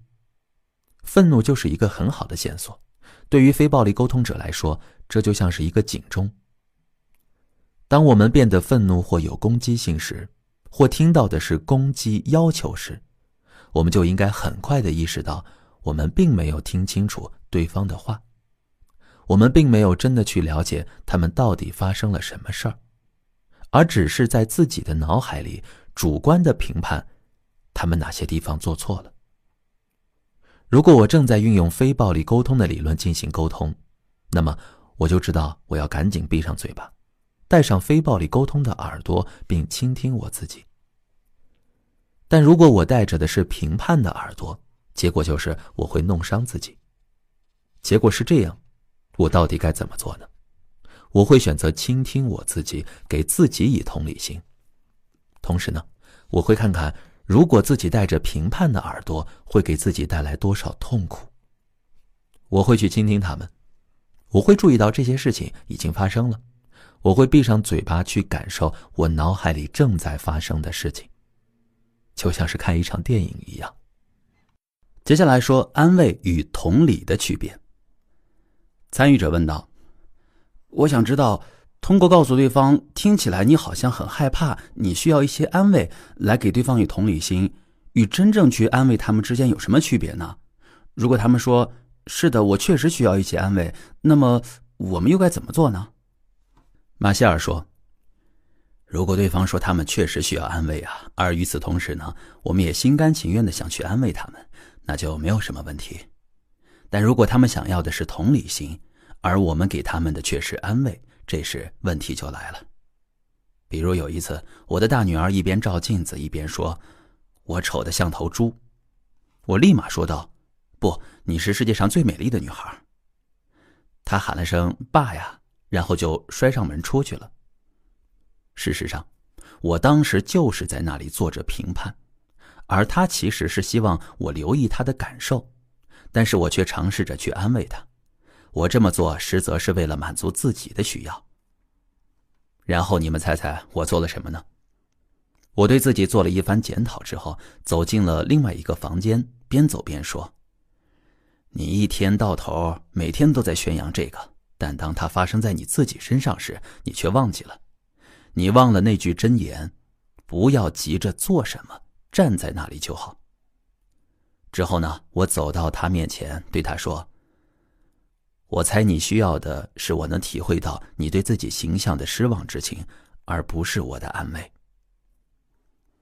这个时候呢，我让那位参与者来扮演我的女儿。她说，是的，你总想着和稀泥敷衍我。哼，我认罪。我们接着来说区分观察和评论。在本集内容，为了方便大家理解，我们在评论区会放3张图片来供各位参考。我们就一起来说明一下，如何从混杂着评论的句子中区分出观察。首先，表达方式：1. 未对自己的评论负责。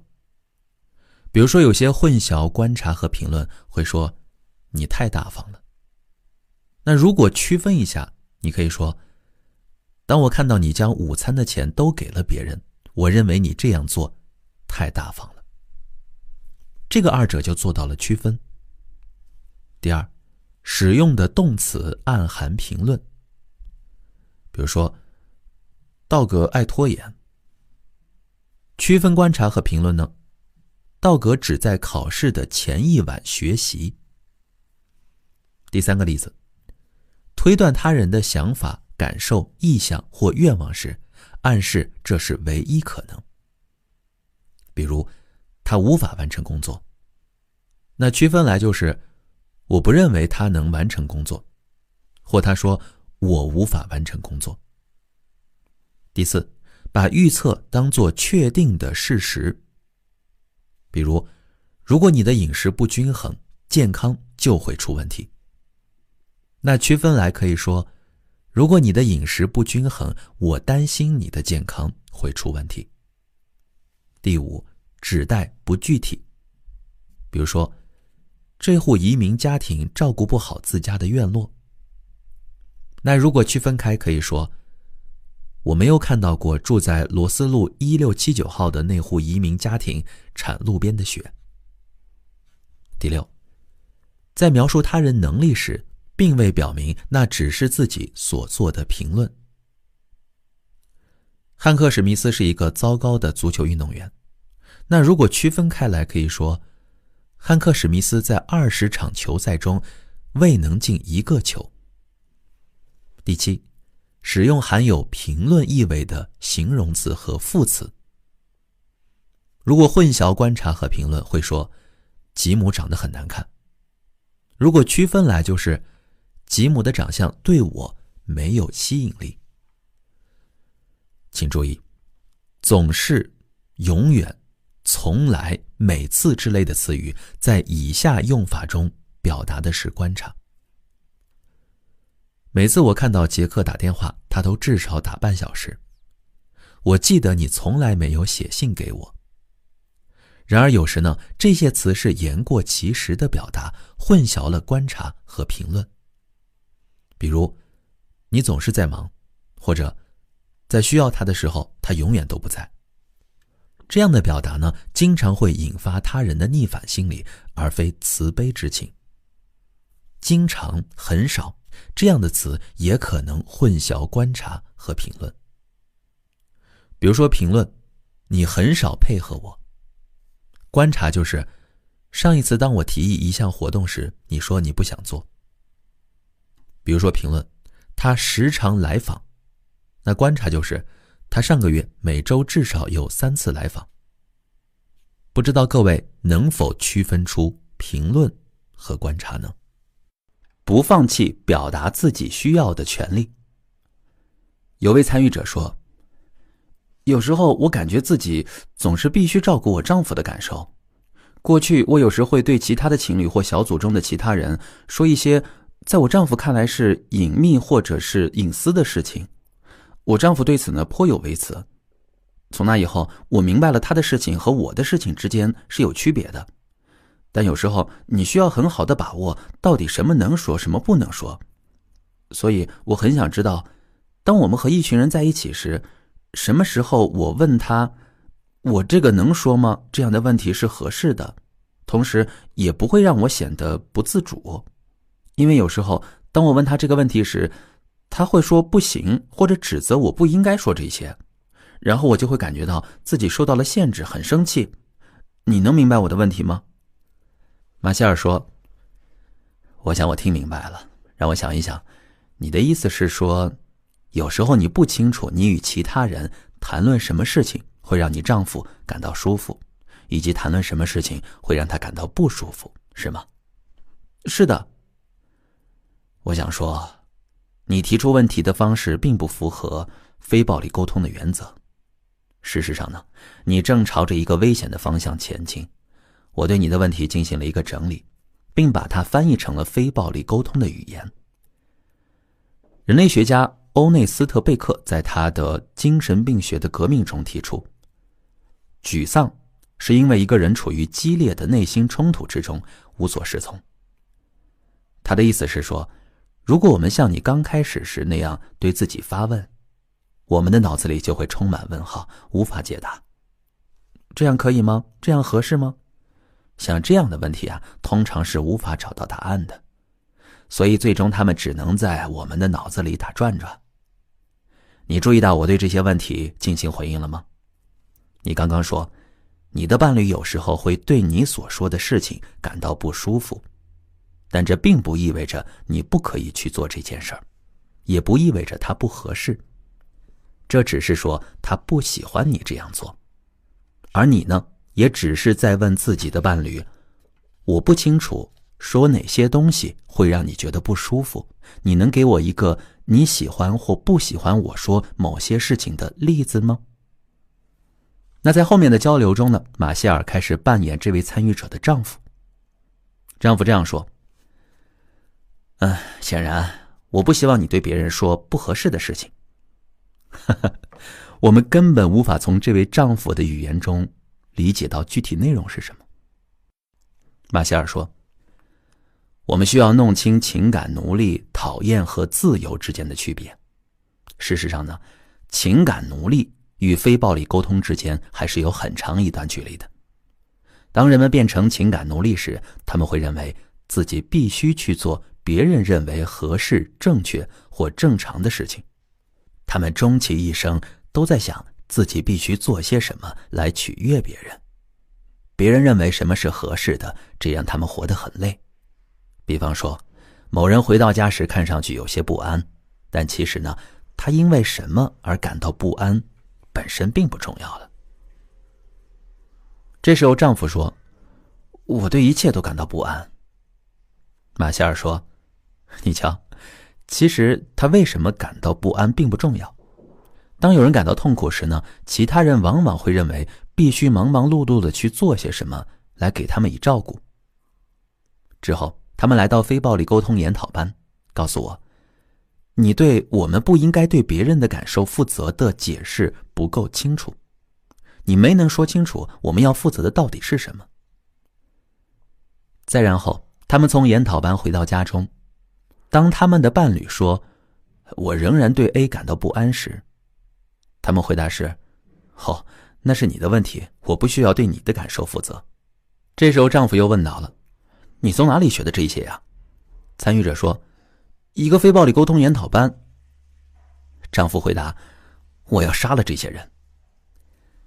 其实非暴力沟通的观念是，不，我们确实不需要对其他人的感受负责，但我们也要意识到，我们不能通过说出类似我不需要对你的感受负责这样的话来继续刺激他们。我们可以单纯的去倾听对方的感受，而不失去自我。我们可以倾听他们需要什么，然后给予他们同理心，但我们并不一定非要去做他们希望我们做的事情。我们要明确地表示，我们想要给予的是同理心，而不是让对方放弃或妥协什么。倾听和尊重对方的需要，并不意味着你必须要按照他们的要求去做。不知道这样是不是能够回答你的问题，还是我答非所问了呢？你需要非常明确自己需要的是什么。在不运用非暴力沟通语言进行沟通时，我们会说，我可以吗？这样可以吗？而非暴力沟通者从来不会想要得到别人的许可，他们从来不会放弃表达自己需要的权利，而让别人来告诉自己该怎么做。在非暴力沟通中，我们会这样说，这就是我想要的，并且我想知道你对此是什么立场。我想要了解你的需要和我自己的需要，但这并不意味着当我听到你的需要时，我会放弃我的需要或有所妥协。我知道我不能以牺牲你的需要为代价来满足我自己的需要，因为你的需要与我的需要同等重要。但是我也明白，这也不意味着我必须放弃自己的需要来满足你的需要。我们来看下一个场景，在你身边，我迷失了自己。参与者 K 是这样说的：马歇尔，你准备好回答另外一个问题了吗？有些人会说，我无法维持一段长期关系，因为在你身边我会感到迷失了我自己，可能是因为我在情感上还不够成熟吧。我能看到的是，当我同意与你建立和开始一段长期关系后，我出现了一些很不正常的行为，我感到有些地方好像不对劲儿了，这让我觉得惊讶，自己竟然能这么快就爱上了一个人。我告诉他，没关系，我仍然愿意和他做朋友，而他却说，我不知道该说什么好了。马歇尔回答道，是的，的确是这样的。这样的人呢，一直以来接受的都不是非暴力沟通的爱情观。比如说，他们会认为，如果你真的爱一个人，你就会有意识地克制自己的需要，而去照顾对方的感受。于是呢，每当进入一段亲密关系，一段充满爱意的关系时，他们就会变得很有评判性。而在这之前呢，他们其实也是很可爱的，他们的生命也很精彩。显然，这些评判的意识其实是非常危险的，因为他们都披着非暴力沟通的外衣呀。正如你所看到的那样，在一段关系刚开始时呢，双方都会真心的彼此给予，并享受给予的过程。这很容易理解，因为在他们越过那条线之前，他们是不会想到要放弃自己的需要，去照顾别人的感受的。那么，那条线指的是什么时刻呢？就是当人们害怕自己做出承诺的时候。如果你真想吓破一个人的胆，那就跟他谈谈承诺吧，或者用严肃这个词来定义你们的关系吧。一旦他们认为这是一段严肃的关系，或者在这段关系中出现了爱这个词，我爱这个人，你们的关系就要玩完了。因为一旦他把你们的关系定义为一段严肃的关系，他就会觉得自己要对你的感受承担责任了。他就会觉得，为了表达对你的爱，他必须为了你而放弃自己的需要。而这背后的潜台词就是，我在和你的关系中迷失了我自己，而我无法忍受这样的事情发生。我看到了你的痛苦，然后我感到很困惑，我希望自己可以远离这一切。不管怎么说呢，我们感到自己是对此承担责任，而在更深的层面上呢，他们会把这一切都归咎于你，是你太依赖人了，你要的太多。而这真的是逻辑混乱呀，因为他们并没有意识到，他们之所以会感到迷失，其实是和自己害怕为了你而不得不放弃自己的需要有关系的。那在后面的交流中，马歇尔分饰伴侣和非暴力沟通者来进行角色扮演。伴侣说，我很害怕身处这样一段关系中，因为我刚刚结束了一段类似的关系，每当我看到你有任何需要或者痛苦时，我都无法告诉你我内心有多么的痛苦。然后我甚至开始觉得自己像一个囚犯，我真的感觉自己快要窒息了，所以我必须尽快地摆脱这样的关系。作为一名非暴力沟通者呢，对此我需要做的还有很多，但我并不认为我的需要或我的爱有任何问题。如果我那样想，事情只会变得更加糟糕。我并不需要为此承担什么责任，我需要做的就是真正的去倾听你所说的内容。那这位非暴力沟通者会怎么回答呢？所以你陷入了恐慌之中，好好享受爱带给我们的关怀和蜜意的同时，又不去把这份爱看作一种负担、职责和义务。你发现这对你来说很难，你觉得自己的自由受到了压迫，你会有一种必须要照顾我的感受的感觉，是吗？完全正确，就像监狱一样，我都无法呼吸了。每当你发现我在痛苦或感受不好时，你就会觉得自己的生命好像停止了一样，是吗？是啊。我很高兴你能告诉我这些。如果把我们的关系界定为朋友而不是恋人，会不会让你更有安全感，更舒服一些呢？跟朋友我也这样，和任何我关心的人我都是这样，我跟我的狗都曾经也这样呢。天哪，我现在真的是进退两难了。我想表达我的痛苦，但如果我表达了自己的痛苦，我怕你会抓狂的。是的，我会的，我肯定会的。每当你表达任何痛苦时，我都会认为是我做错了什么，然后我会觉得我自己必须要做点什么。之后呢，我会觉得我的自在的生活就这样结束了，我必须要开始照顾你的感受了。然后我会对自己说，哇，无法得到别人的理解，对我来说是一件多么痛苦的事情啊！我想让别人能够明白我内心的感受和需要，并把它们看作一种礼物。但现在我却把我的需要变成了要求，这对我来说真的很痛苦。我不知道该怎样才能从这个人那里得到我想要的。让我再试一次，看看是否能够获得这个人的理解。你愿意试着只是倾听我所传递的某条信息，而不去考虑是否需要承担责任吗？你是什么意思呢？我想告诉你我的感受和需要，我希望你只倾听我的感受和需要，而不要在意其他东西。你只需要重复一遍你听到的我所说的话。你愿意这样做吗？我愿意尝试一下。我感到很难过。我很抱歉。先不要忙着抱歉，等一下，等我说完，你重复我所说的话就好。我感到很难过，因为我希望我的感受和需要对于你来说，可以成为给你的礼物，而不是威胁。你能告诉我，你听到我说什么了吗？我不应该反应如此强烈，是吗？不是的，我并不是想告诉你你应该做什么或不应该做什么。我只是说，我有一种感受和需要，只关注这一点就好。我感到难过，因为我希望我的感受和需要能成为给你的礼物，而不是威胁。你能告诉我，你听到我说了什么吗？我让你感到难过了。让我难过的不是你，而是我的需要。你能只听这一点吗？请再说一遍吧。我感到很难过，因为我真的很希望我的感受和需要能成为给你的礼物，而不是威胁。你感到难过，因为我……不是的。因为你……谢谢。因为你希望你的感受和需要能成为给我的礼物，而不是威胁。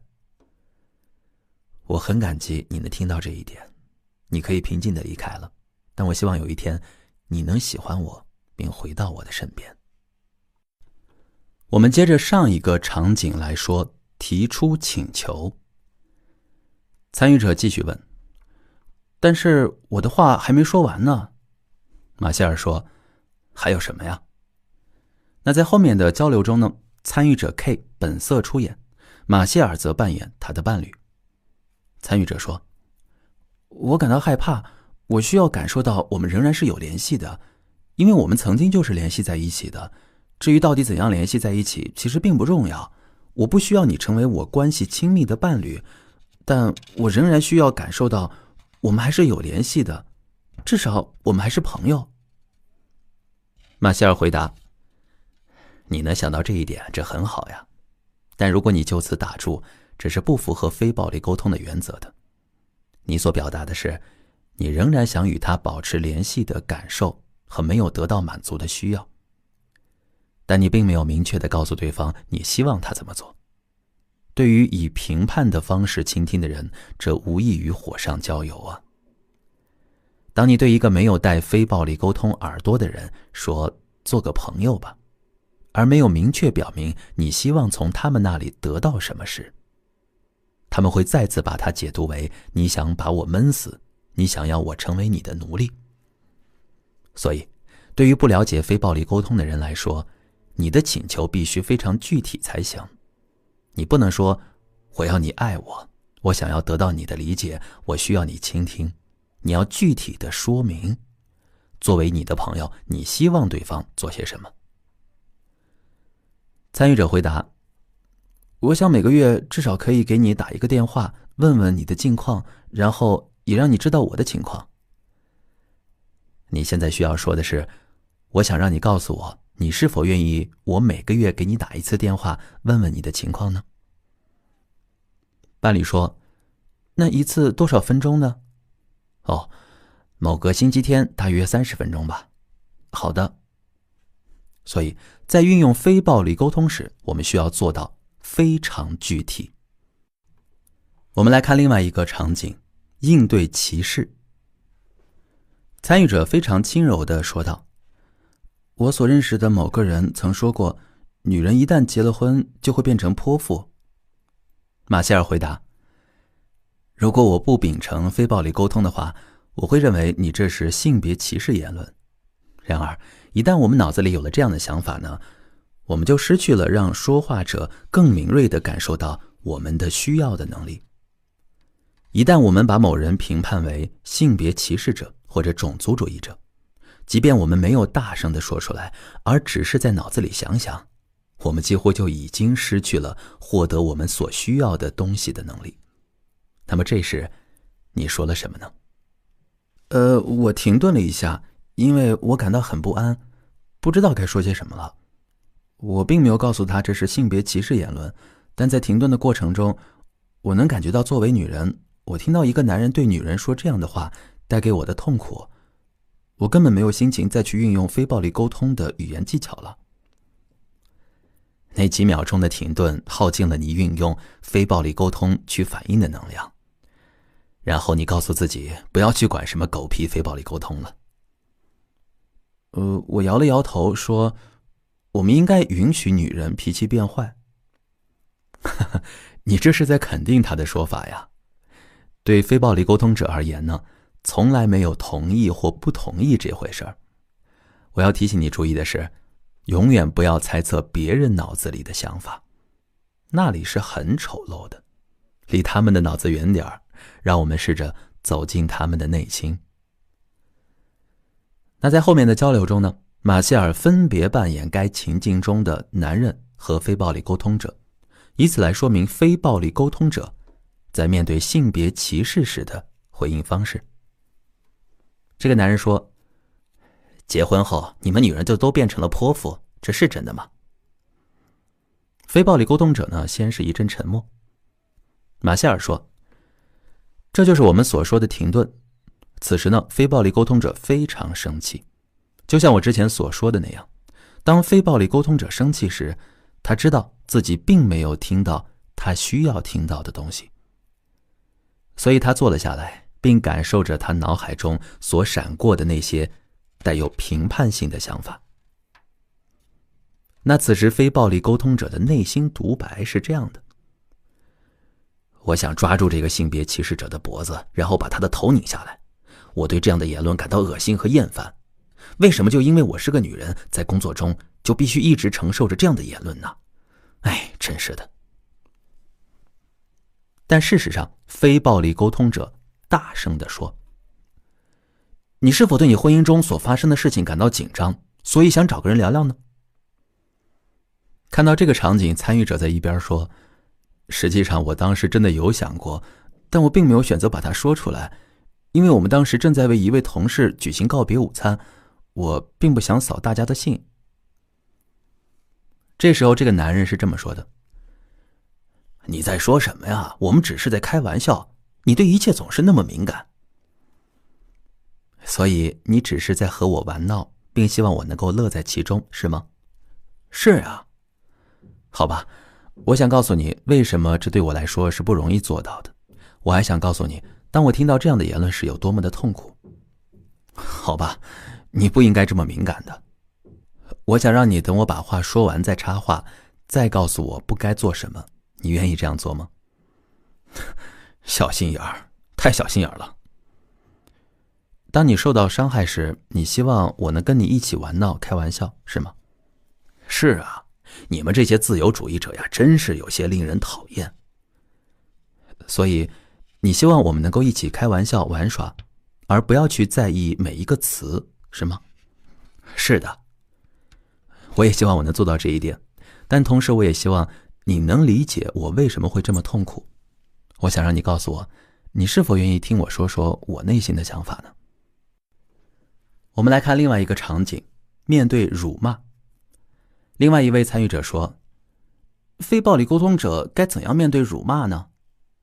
马歇尔说，在非暴力沟通中呢，所有辱骂都是那些需要没有得到满足时的极为可怜的表达方式。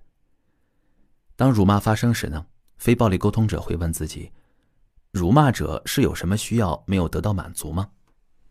可悲的是，辱骂者不知道除了辱骂，还有什么其他的方法能更好地表达自己的需要了。那在后面的交流中呢，马歇尔分饰骂人者和非暴力沟通者来进行角色扮演。骂人者说，你太敏感了吧？非暴力沟通者说，你想让我换个角度去理解你的话吗？你是我见过的最自私的人。你是希望我能把最后一块蛋糕留给你吗？马歇尔这时候在一旁说，辱骂只是那些需要没有得到满足时的可怜的表达形式。非暴力沟通者知道没有什么东西一定是正常或不正常，正确或错误的，好的或坏的。他们知道所有这些观念都是语言的产物，目的是要训练人们臣服于权威的统治。如果你想要训练人们服从于权威的意志，并顺从地融入等级结构中去，那么就需要对他们进行思想灌输，让他们知道什么是对的，什么是正常的，什么是合适的，并赋予上层对这些进行定义的权利。当一个人在这样的文化环境中长大时，他们就会让辱骂这种可怜的戏码在自己的身上上演。当他们感到很受伤时，或者非常需要什么东西时，他们就会对别人进行辱骂，因为除此之外，他们根本不知道该如何表达自己的需要。我们希望通过运用非暴力沟通来打破这种恶性循环。我们知道，当人们身处痛苦之中，却不知道该怎样明确表达自己时，他们就会诉诸暴力。有一本名叫《源于软弱》的书，是哈佛大学冲突解决学院的安迪·施莫克勒写的。他在书中写道，暴力，无论是在言语上、心理上或肉体上施加的暴力，还是夫妻之间、父母与孩子之间或国家之间发生的暴力，所有暴力的根源都是人们不知道该怎样和自己的内心感受建立联系。他们所接受的语言告诉他们，坏人就在那里，就是那些坏家伙导致了问题的发生。在这个过程中，人们不会发现对方言语背后那些没有能力表达的痛苦、恐惧，以及没有得到满足的需要。这其实是一种非常危险的现象，也是非暴力沟通者致力于只去倾听各种辱骂背后的痛苦和需要，而不去接受，也不以同样的方式加以回应的原因。接下来我们谈谈如何表达感激。参与者问，你能谈谈表达感激时需要做到哪3点吗？马歇尔回答说，在表达感激时呢，我们需要记住3个要素。不要试图通过语言去赞扬，因为在非暴力沟通中并没有赞扬之类的东西。赞扬实际上是一种典型的评判技巧。赞扬是为了操纵对方，让对方按照我们希望的方式去行事。而感激呢，则只是表明对方的行为给我们带来了一种美好的感受。经理们会觉得赞扬很管用，他们说有研究表明，如果他们每天至少赞扬员工1次，员工会更加努力的工作。虽然赞扬在短时间内可能有效，但一旦员工们发现经理们的赞扬是出于操纵他们的目的，赞扬就会失去作用。在非暴力沟通中，我从来不会为了尝试得到任何回报而去表达感激。我们表达感激只是为了去祝贺他人的行为，为了让对方知道他们所做的一些事情给我们带来了很棒的感受。表达发自内心的感激的3个要素是：一，我们需要很明确地知道对方做了什么让我们想要感激；二，我们的感受；三，这让我们的什么需要得到了满足。为了方便大家的理解呢，我们会将一张感谢卡的截图分享在评论区，您可以按照这个格式去感激你想要感激的人。如何练习非暴力沟通？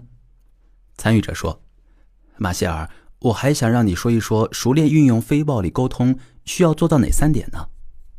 马歇尔回答，首先，好消息是他并不要求我们做到完美，也不要求我们成为圣人。我们不需要很有耐心，不需要有积极的自尊心，也不需要有自信心。就像我所证明的那样，你甚至都不需要是一个正常人。那他到底需要的是什么呢？首先是精神纯粹。我们必须非常清楚地认识到我们想要怎样的与他人建立联系。我得说，无论从历史还是从演变的角度来看，我们都生活在一个充满评判的社会中。虽然按照古生物学家德日进的说法，这个社会正在快速地向非暴力沟通进行着转变，但我还是觉得太慢了。所以我在尽我所能地加快它的转变速度。我所要做的最主要的事情就是从改变自身做起。当我全身心地投入非暴力沟通中时，我感觉我是在帮助这个世界。然后呢，我会用我的余生的精力去帮助其他人也投身到非暴力沟通中来。所以，运用非暴力沟通的最重要的一点就是要做到精神纯粹。我们要清楚地知道我们想要怎样与他人建立联系。从我自身来说，我每天都必须停下来2次、3次、4次，真正的停下来，并提醒自己，我想要怎样与这个世界上的其他人建立联系。那么，我是怎么做的呢？当然，这因人而异啊。有些人会把它叫做冥想、祈祷、停下和放慢节奏。其实不管你怎么称呼它都无所谓。实际上我自己每天也会去做不同的事情，但基本上都会停下来，放慢节奏，看看自己脑子里都在想些什么。我的脑海里是否有评判的想法出现呢？非暴力沟通是否萦绕在我的脑海中呢？我停下来，看看我脑子里发生了什么，然后慢下来，借用我最喜欢的影视剧之一1000个小丑中的台词，我提醒自己，我之所以生而为人，而不是一张椅子，是有其微妙、卑微但重要的原因的。所以，这就是最重要的一点，精神纯粹。第2点是练习，练习，再练习。每当我发现在评判自己或他人时，我都会记录下来，是什么刺激我去这样做的。我做了什么呢？别人说了什么或做了什么，使我突然之间放弃了非暴力沟通，并让自己重新陷入评判中呢？之后我会加以运用。我会在1天中的某个时候坐下来，看看自己的清单。我试着让自己去对当时我所经历的痛苦表示理解。我尽量避免让自己受到虐待。我试着去倾听当时是什么样的痛苦导致我以那样的方式去说话的。然后我会问自己，当时的情形是否我本可以怎样运用非暴力沟通呢？对方当时的感受和需要可能是什么呢？因为非暴力沟通者不会试图去做到完美。我们知道追求完美是危险的，我们只要试着一步一步变得不再那么愚蠢就好了。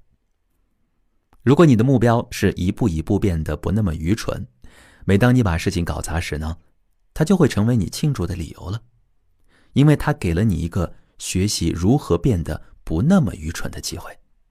你只需要练习，练习，再练习，并学习怎样变得不那么愚蠢就好了。第3点，加入一个非暴力沟通支持社区真的会很有帮助。由于我们生活在一个充满评判的世界里，所以如果我们能够在自己的周围建立一个小的非暴力沟通世界，它会从现在开始帮助我们去努力建立一个更大的非暴力沟通世界。所以我很感激我们有各种各样的地方性的非暴力沟通团队。非暴力沟通对爱是如何理解的？以上阐述可能会让你明白，非暴力沟通实际上来源于我在理解爱、表达爱和践行爱方面所做的尝试。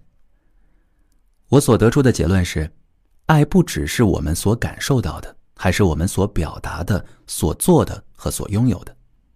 同时，爱还是我们能够给予别人的。我们通过某种方式奉献自己的时间和精力。任何时候，当你真诚地展示自己，敞开心扉，别无所求时，这本身就是一种恩赐。不指责，不批评，也不惩罚，只是告诉自己，这就是我，这就是我想要的，这就是我脆弱的地方。而在我看来，这种给予就是爱的表现。我们对他人的倾听是我们奉献自己的另外一种方式。带着同理心去倾听他人，与他们的内心联系在一起，不做任何评判，这就是一份礼物。当我们尝试去倾听别人的心声和他们想要的东西时，这也是一种礼物。所以，非暴力沟通只是我所理解的爱的一种表现。这么看来，它就类似于爱人如己和不论断人就不受论断的概念。当我们以这种方式与人交流时，不可思议的事情就会发生。这种美，这种力量，将我们与一种神奇的能量联系在了一起。所以，非暴力沟通能够帮助我将这种美丽而神圣的能量长留在心中，让我能够通过这种能量与他人建立联系。而这就是我所经历过的最接近于爱的东西。我们来做一个本章小结。非暴力沟通的第一个要素是区分观察与评论。当我们在观察中夹杂着自己的评论时，他人往往会认为我们在批评他们，并因而产生抗拒的心理。非暴力沟通是一种动态的语言，它不鼓励人们做静态一概而论的陈述，而是提倡我们在描述观察时，清楚地说出特定的时间和情境。例如，汉克在过去20场球赛中未进一球，而非汉克是名糟糕的足球运动员。本节我们来看看有关这本《非暴力沟通两性篇》的结语。在人际关系中呢，我们想要做我们自己，但同时我们也希望以一种尊重他人的方式来做事情。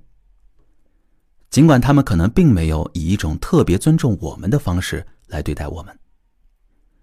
我们想要和他们建立联系，但我们又不想因为他们的处事方式而受到困扰。那么，我们该怎么做呢？我的建议是，我们可以通过坚定而且自信的表达，自己来做到这一点。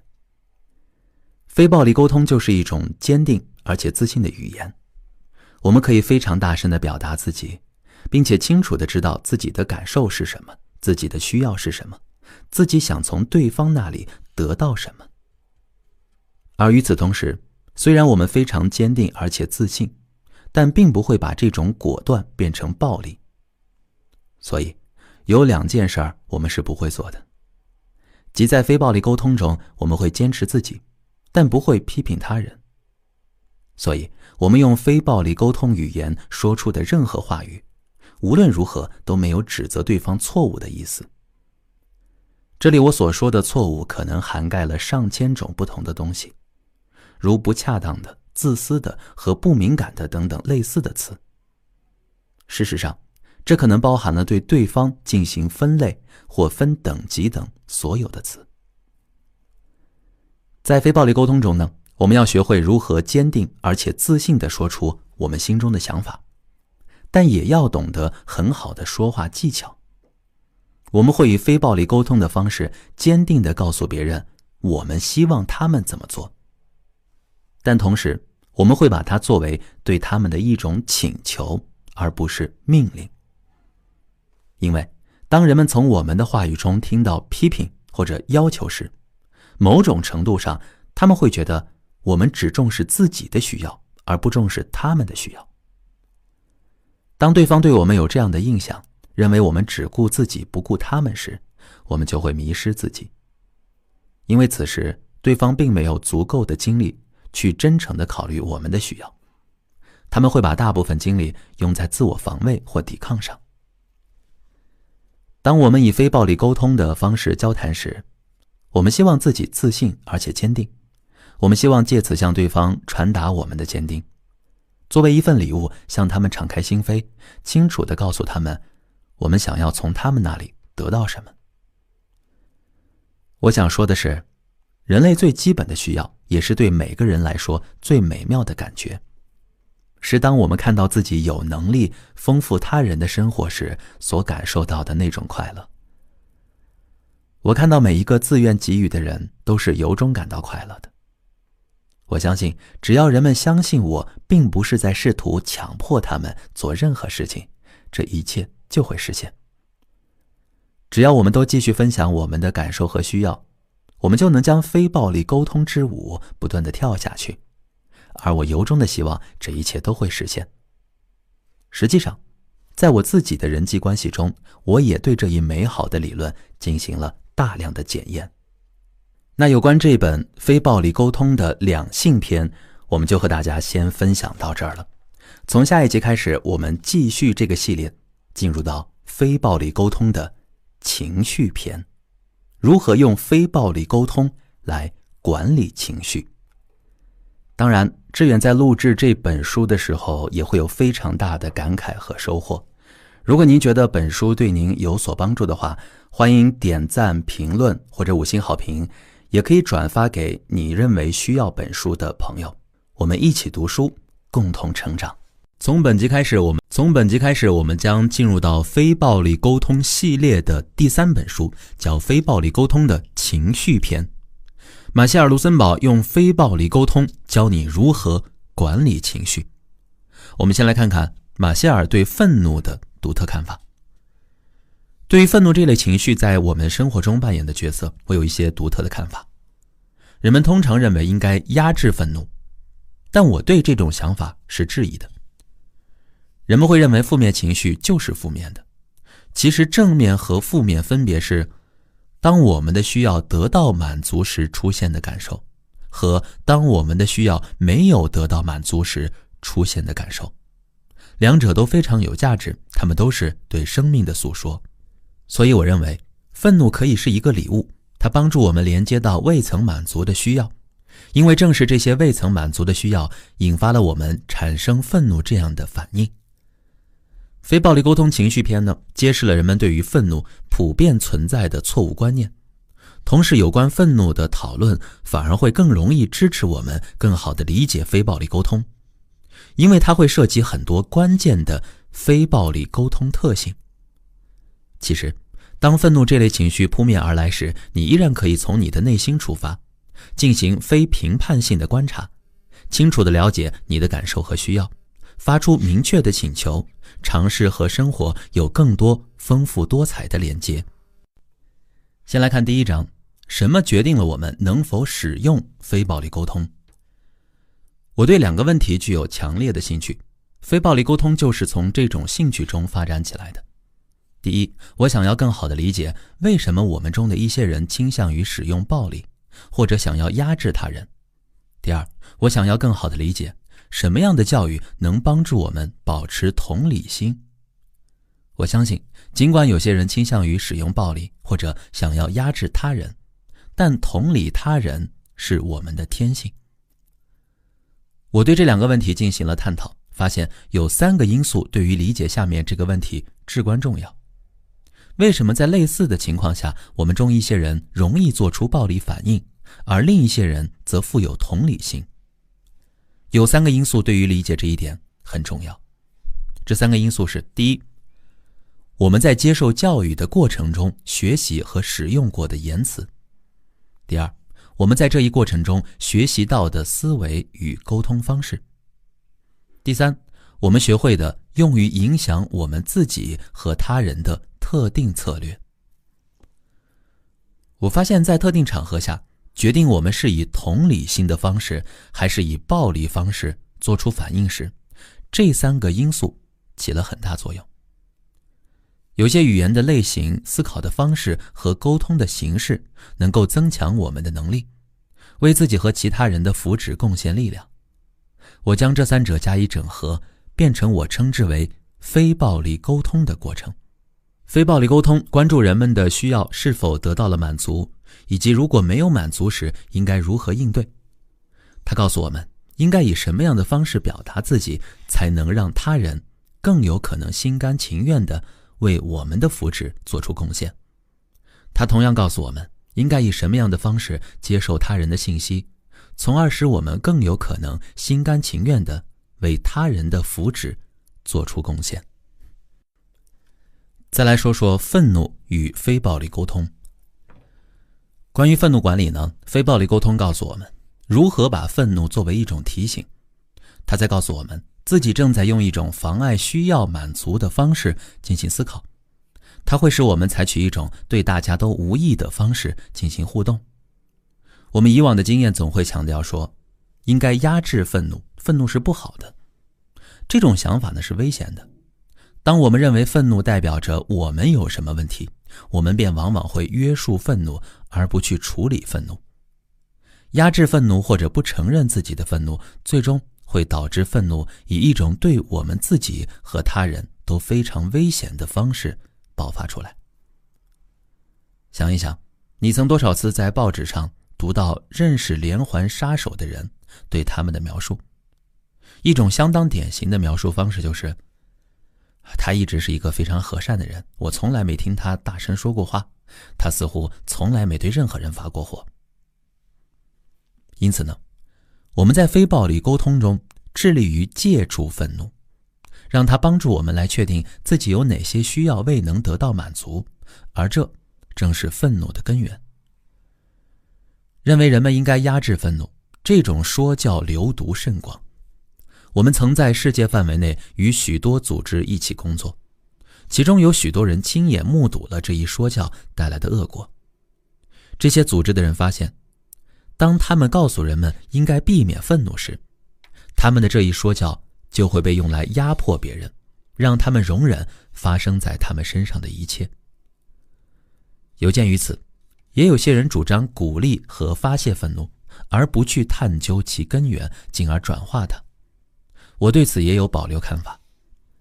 一些研究已经指出，有些管理愤怒的教学方式只是鼓励参加者发泄愤怒，如捶打枕头等，但这只不过是将愤怒进一步推向表层，结果使参与者以后更容易使用对他们自己和其他人都危险的方式表达愤怒。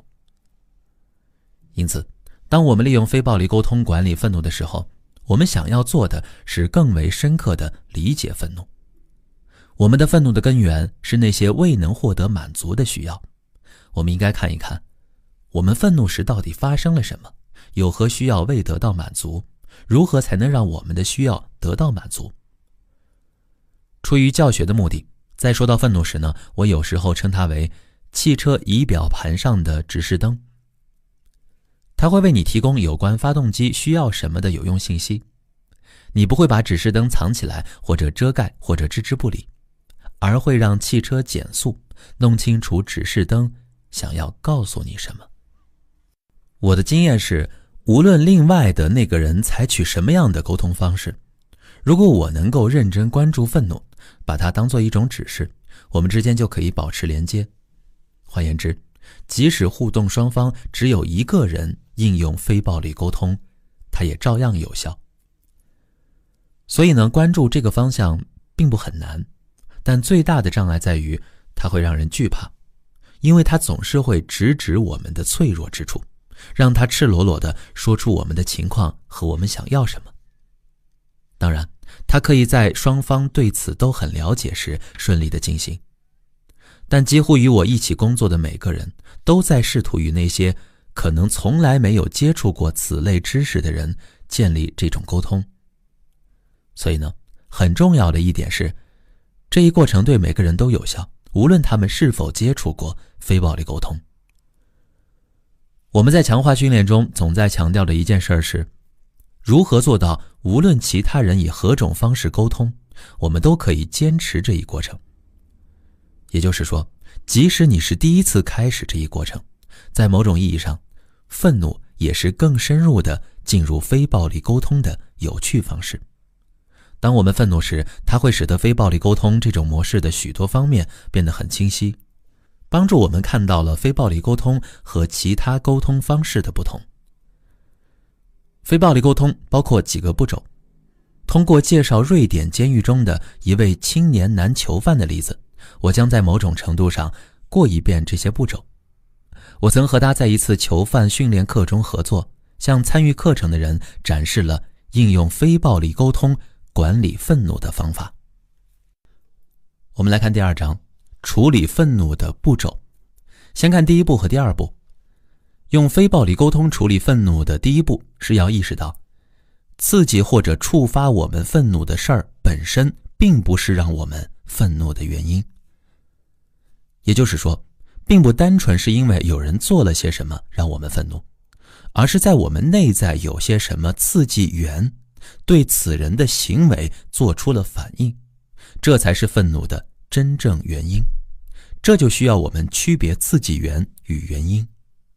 关于那位囚犯，从第1天集中讨论愤怒时起，我们便很清楚，他对监狱管理者感到非常愤怒，所以那天他很高兴我们可以帮助他处理愤怒。我问他，监狱方面做了什么事情导致他如此生气？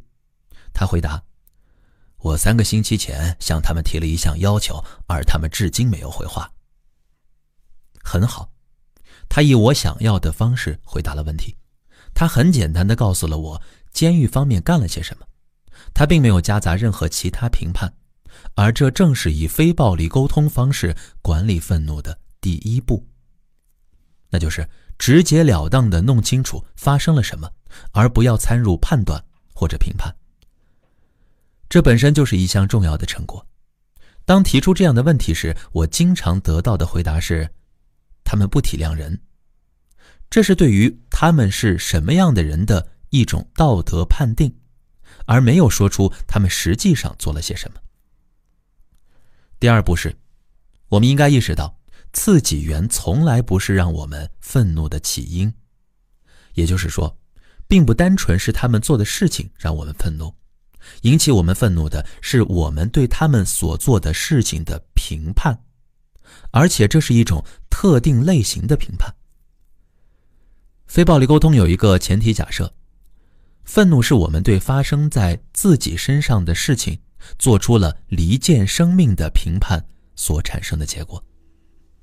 也就是说，它没有直接连接我们或者我们周围的人的需要。它的基础是这样一种思维方式，那就是认为其他人做了这种事儿，因此他们是不道德的或者恶劣的。评估引起愤怒的刺激源。我们可以用4种方式看待任何在我们的生活中触发愤怒的刺激源。在监狱管理人员3个星期没有回答那位囚犯的要求的问题上，他可以把这种情况看成是针对他个人的，是在拒绝他。如果这样做，他就不会感到愤怒。他或许会感到受伤，或许会感到气馁，但他不会感到愤怒。作为第2种可能，他可以审视自身，看看他需要的是什么。当有需要时，直接专注于我们的需要，是最有希望让需要得到满足的思考方式。正如我们随后将会看到的那样，如果他直接专注于他的需要，他也不会感到愤怒。当他真正知道他需要什么的时候，他或许会感到害怕。后来发生的实际情况正是如此。或者还有第3种可能，我们可以从与我们愤怒的那些人背后的需要出发，看看是他们背后的什么需要导致他们这样做。这种对于其他人的需要的理解也不会让我们感到愤怒。事实上，当我们真正连接到其他人的需要，即理解他们的需要那一刻，因为我们的一切注意力都在其他人身上，这时我们暂时可能会忘掉自己的感受了。我们还会用到的第4种方式是去想其他人做错了什么。我们在愤怒的时候总能最容易用到这种方式。在运用非暴力沟通时，只要我们感到了愤怒，我们就建议我们对自己说，我感到愤怒，因为我正在告诉自己什么什么。然后在自己的头脑中寻找那种让生活不如意的想法到底是什么，正是它造成了我们的愤怒。参照那位囚犯的情况，他告诉了我他的愤怒，以及他愤怒的刺激源是监狱官员3个星期都没有对他的要求做出答复。这时我让他向内看，并告诉我他愤怒的原因是什么。他似乎有些困惑，并对我说，我刚刚已经告诉你我愤怒的原因了呀，我3个星期前提出了一项要求，到现在监狱官员还没有给我答复。我就告诉他，请听我说，你告诉我的是让你愤怒的刺激源。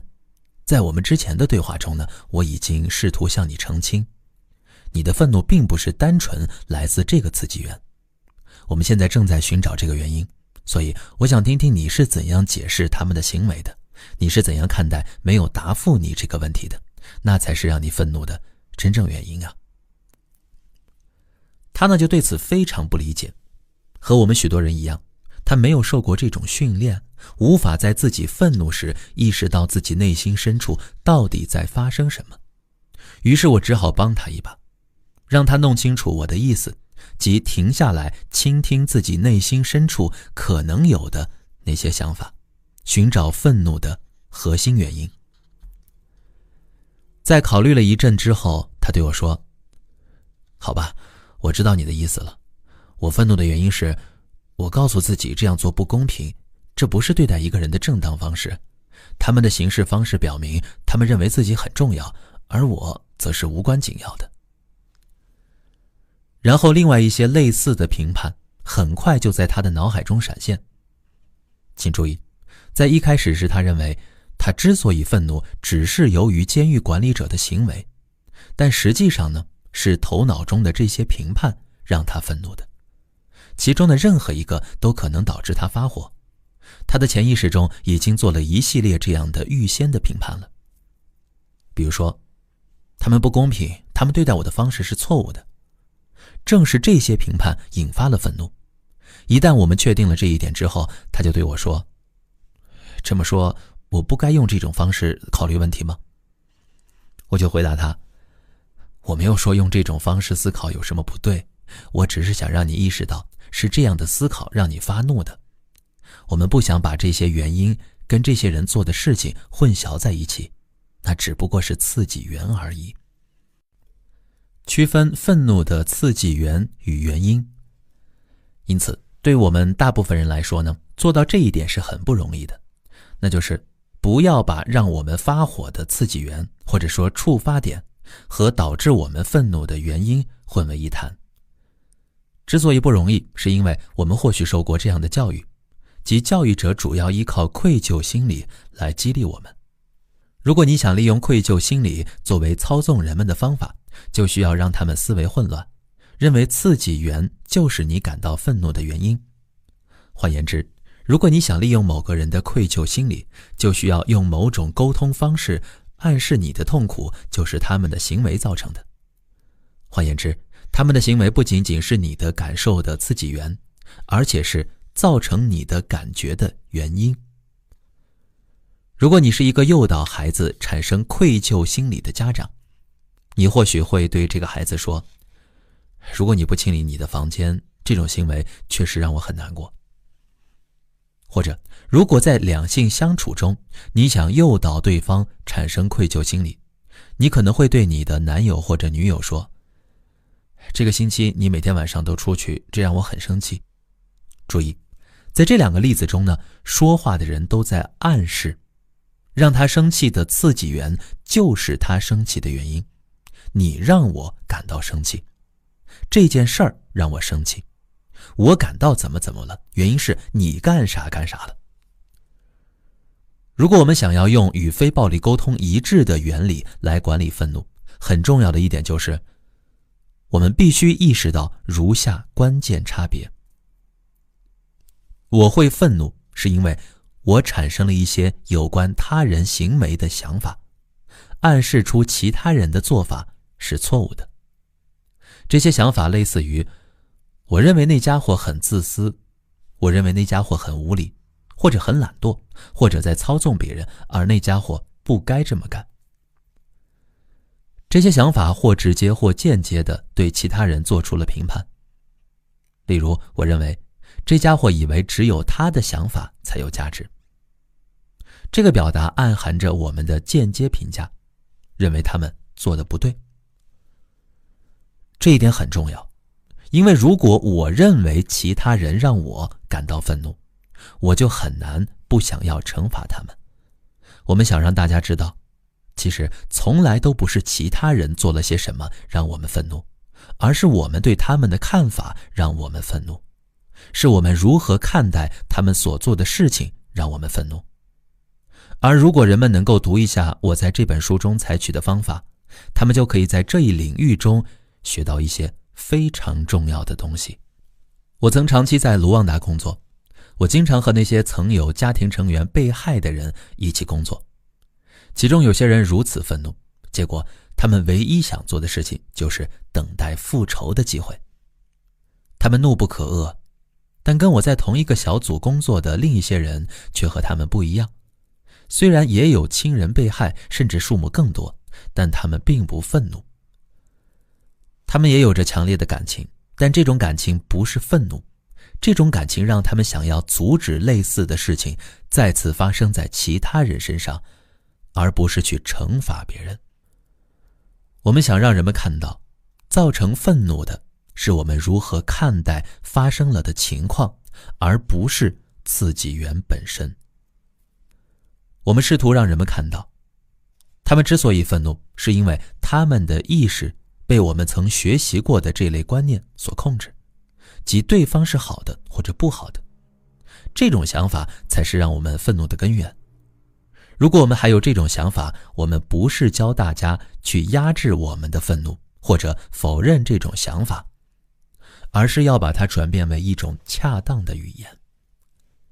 如果使用这种语言，我们就有大得多的可能性，能够与激起我们愤怒的人和平相处，不管他们是什么人。我们首先说一下，应该怎样才能察觉到这种在你头脑中让你感到愤怒的想法，以及如何把它转化到你由于他人的行为而未能获得满足的需要上，然后从这种认识出发，与那个人重新建立新的连接。按照非暴力沟通的方式表达我们的愤怒，并管理我们感受的第一步是确定什么是我们发火的刺激源，而不是把它和我们自己的评判混为一谈。第二步则是清楚地意识到，我们以某种暗示一些人犯了错误的方式评判他人，这才是让我们愤怒的原因。接下来我们分享一则对比愤怒的刺激源和原因的实例。有一段时间呢，我在一所为失足少年开办的惩戒学校里工作。我在那里获得了一项经验，确实帮助我学到了一课，让我永远不会混淆愤怒的刺激源与原因，让我在刺激源和愤怒之间保持一种思维过程。我呢，连续2天碰到了非常类似的事件，但这2次事件让我的感受有很大的差别。在这2次事件中呢，我的鼻子都被打了，因为我都跑去拉开一对正在打架的学生。2次我的鼻子都在拉架的时候被某个学生的胳膊肘给撞到了。第一天呢，我勃然大怒，但第2天，尽管鼻子疼得比第1天更厉害，但我却并没有发火。那么为什么第1天的刺激让我有愤怒的反应，而第2天却没有呢？首先，在第一天的情况下，如果你在我鼻子被打了之后马上问我为什么发火，我会很难想出是什么想法让我这么生气。我很有可能会说，我当然生气了，因为那孩子打了我的鼻子呀。但这并不是我愤怒的原因。我后来重新考虑了当时的情况，因为在事件发生之前，我就对当时胳膊肘撞了我鼻子的那个孩子的品行做过评判。我心里就认定他是一个被宠坏了的小霸王。所以呢，他的胳膊肘碰到我的鼻子之后，我的火马上就来了。看上去是胳膊肘撞了鼻子之后我发的火，但实际上在这个刺激源和我发火之间，我的头脑中已经闪过了这样的一个印象，那就是这是一个被宠坏了的小霸王。这一切看上去发生得很快，但正是那个被宠坏了的小霸王的印象让我发火。第二天呢，我对那个孩子有了完全不同的印象。他看上去是一个不幸的小生命，而不是一个被宠坏了的小霸王。因此呢，当他的胳膊肘倒上我的鼻子时，我没有发火。我当然觉得疼痛，但我并不生气，因为我的脑海中闪过的是完全不同的印象，那就是那个孩子看上去非常需要支持，而不是那种让我生气的宠坏了的小霸王的样子。这些印象浮现即消失得非常快，它们很容易就会让我们产生错觉，认为刺激源，也就是胳膊肘撞上鼻子，就是我们生气的原因。第三步呢，是去寻找令我们愤怒的根源背后我们的需要。这种寻找基于一个假定，即我们是因为需要未能得到满足而生气的。问题是，我们并不知道我们有什么需要，我们并没有直接的与这种需要连接，而是进入另一种状态，那就是去想另一方做错了什么，让我们无法满足需要。我们对于其他人做出的评判，也就是我们生气的原因，是对我们未满足需要的一种扭曲的表达。很多年来，我慢慢意识到，我们对于其他人的这种会导致自己生气的评判，不仅是对自己需要的扭曲的表达，也是对自己的需要悲剧般的自杀式表达。我们不会在心中认真思考，去体会究竟自己有哪些需要没有得到满足，而是直接把自己的关注点放在评判其他人做错了什么上，使得自己的需要没有机会得到满足。而如果我们这样做了，往往会导致以下事情的发生。首先，我们的需要最终也很有可能得不到满足，因为当我们用评判的语言在某种程度上断定对方错了，这些评判通常会激发我们自我保护的天性，而产生更多的防御心理，更激烈的为自己辩护，而不会让我们从中学到什么，或是促成与他人更好的沟通。至少他们不会为我们与他人合作创造更多的机会。有时候，在我们给出了认为别人犯了错误，或者是懒惰，或者是不负责任的评判之后，对方确实暂时会做出一些令我们喜欢的事情，但他们这种做法最终是需要我们付出代价的。我们会为此付出代价，是因为当我们愤怒地评判别人时，这些评判会以语言的形式或非语言的行为表达出来。对方会意识到我们在以某种方式评判他们是错误的，即使人们随后做了些我们希望他们做的事情。他们这样做的原因很可能是出于担心或遭受惩罚，害怕被人给予不好的评判，或者出于他们的愧疚心理或者羞耻心，而不是愿意同理我们的需要的。通过接下来的观察还是评判练习，一起来体会什么是评判吧。本集呢，我们将分享一个非暴力沟通的实例。这个例子的名字叫我们遇到过的最傲慢的演讲者。以下对话是来自我主持的一场工作坊，在讲解了约半小时后，我停下来请学员谈谈他们的心得。这时呢，有人举起手说：“你是我们遇到过的最傲慢的演讲者。”当听到有人这样说我的回应方式可以有几种选择。其中一种是认为这确实是我的问题。我知道，一旦我想讨好对方，为自己辩护或开脱，就可以将错误归咎到自己身上。另一种方式是认为对方在攻击我而开始反击，这也是我过去时常选择的方式。而这一次呢，我选择了第三种方式，既没有辩解，也没有指责对方，而是将注意力放在他言语背后发生了什么。我们一起来听听马歇尔博士和菲尔的对话。马歇尔博士首先猜测他的观察，他说：“你这么说是针对我连续讲了半小时才给你们机会发表意见吗？”“不是，你把事情说得太简单了。”接下来呢是请他澄清。那是不是因为我没有提到非暴力沟通对有些人来说用起来会很困难呢？不是有些人，而是你。所以你这么说是因为我没有提到，有时我也很难运用非暴力沟通，是吗？正是。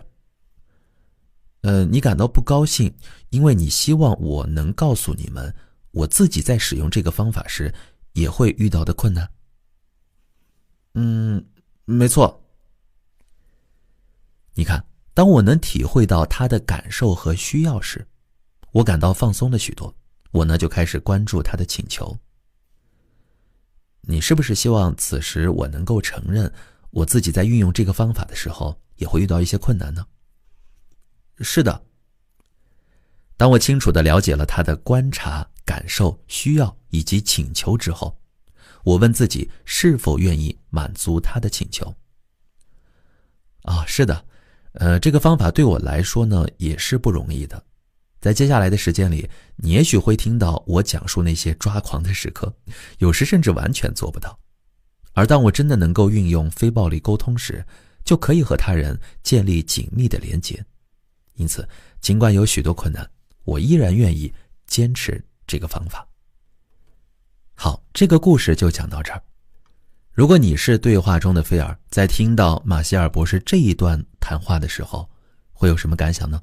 欢迎在评论区和大家一起聊聊。接下来要跟大家分享一个小小的互动游戏。你认为以下这些句子哪些是观察，哪些是评判呢？可以在评论区分享一下你的见解。我们先来看第一句：哥哥昨天无缘无故对我发脾气，这个是观察还是评判呢？第二句：昨晚妹妹在看电视时啃指甲。第三句：开会时经理没有问我的意见。第四句：我父亲是个好人。第五句：麦克的工作时间太长了。第六句：姑姑在和我说话时爱发牢骚。第七句：他告诉我穿黄色衣服不好看。第八句：我儿子经常不刷牙。我们来看一下马歇尔先生对这个游戏的理解。第一，哥哥昨天无缘无故对我发脾气。如果你认为这一句是观察，我们的意见不一致。我认为无缘无故是评论。此外，我认为说哥哥发脾气了也是评论。他也可能是感到害怕、悲伤或别的。以下例句描述了观察结果而不含任何评论。哥哥告诉我他生气了，或是哥哥用拳头砸了一下桌子。第二句，昨晚妹妹在看电视时啃指甲。如果你认为这是一句观察，我们意见一致。第三句，开会时经理没有问我的意见。如果你认为这是一句观察，我们的意见一致。第四句，我父亲是个好人。如果你认为这是一句观察，我们意见不一致。我认为好人是评论，以下例句中描述了观察结果而不含任何评论。在过去的25年中，父亲将他工资收入的1/10捐给了慈善机构。第五句，麦克的工作时间太长了。如果你认为这是一句观察，我们意见不一致。我认为太长了是评论。以下例句描述了观察结果而不含任何评论。本周麦克在工作室工作了60个小时以上。第六句，姑姑和我说话时爱发牢骚。如果你认为这是一句观察，我们意见不一致。我认为爱发牢骚是评论。以下例句描述了观察结果，而不含任何评论。本周姑姑给我打了3次电话，每次都说别人不尊重她。第7句，她告诉我穿黄色衣服不好看。如果你认为这是一句观察，我们意见一致。第8句，我儿子经常不刷牙。如果你认为这是一句观察，我们意见不一致。我认为经常是评论。以下例句描述了观察结果，而不含任何评论。本周我儿子有2次没刷牙就上床睡觉。您可以看看您的答案和马歇尔是否一致呢？当使用非暴力沟通时，我们要一直有这样的意识。人们是出于什么样的原因愿意按照我们喜欢的方式做事情，这是十分重要的。因为最终真正做这些事情的是他们。因此我们要有这个意识，我们真正想要的是人们心甘情愿地这样做，而不是因为他们认为自己不这么做就会受到惩罚，受到责备，良心会受到谴责，或者会被人羞辱。积累关于需要的词汇。这个练习要求我们积累需要的词汇，增强对需要的意识，能使用更多的可以表达我们需要的词汇，我们就能更容易地触碰到那些隐藏在我们愤怒评判背后的需要。因此呢，无论我们的需要是什么，只有当我们有能力清楚地表达我们的需要时，其他人才有更多的可能去同理我们的需要。让我们回头看看瑞典监狱囚犯的那个例子。在我们了解了他内心导致他生气的评判是什么之后，我能请他看看他的这些评判背后隐藏了哪些未满足的需要。实际上，这些未满足的需要已经通过他对监狱官员们做出的评判获得了表达。他要做到这一点并不容易，因为人们已经被训练成习惯先去考虑对方有什么错误。他们常常不了解自己的需要，也非常缺乏能够表达自己的需要的词汇。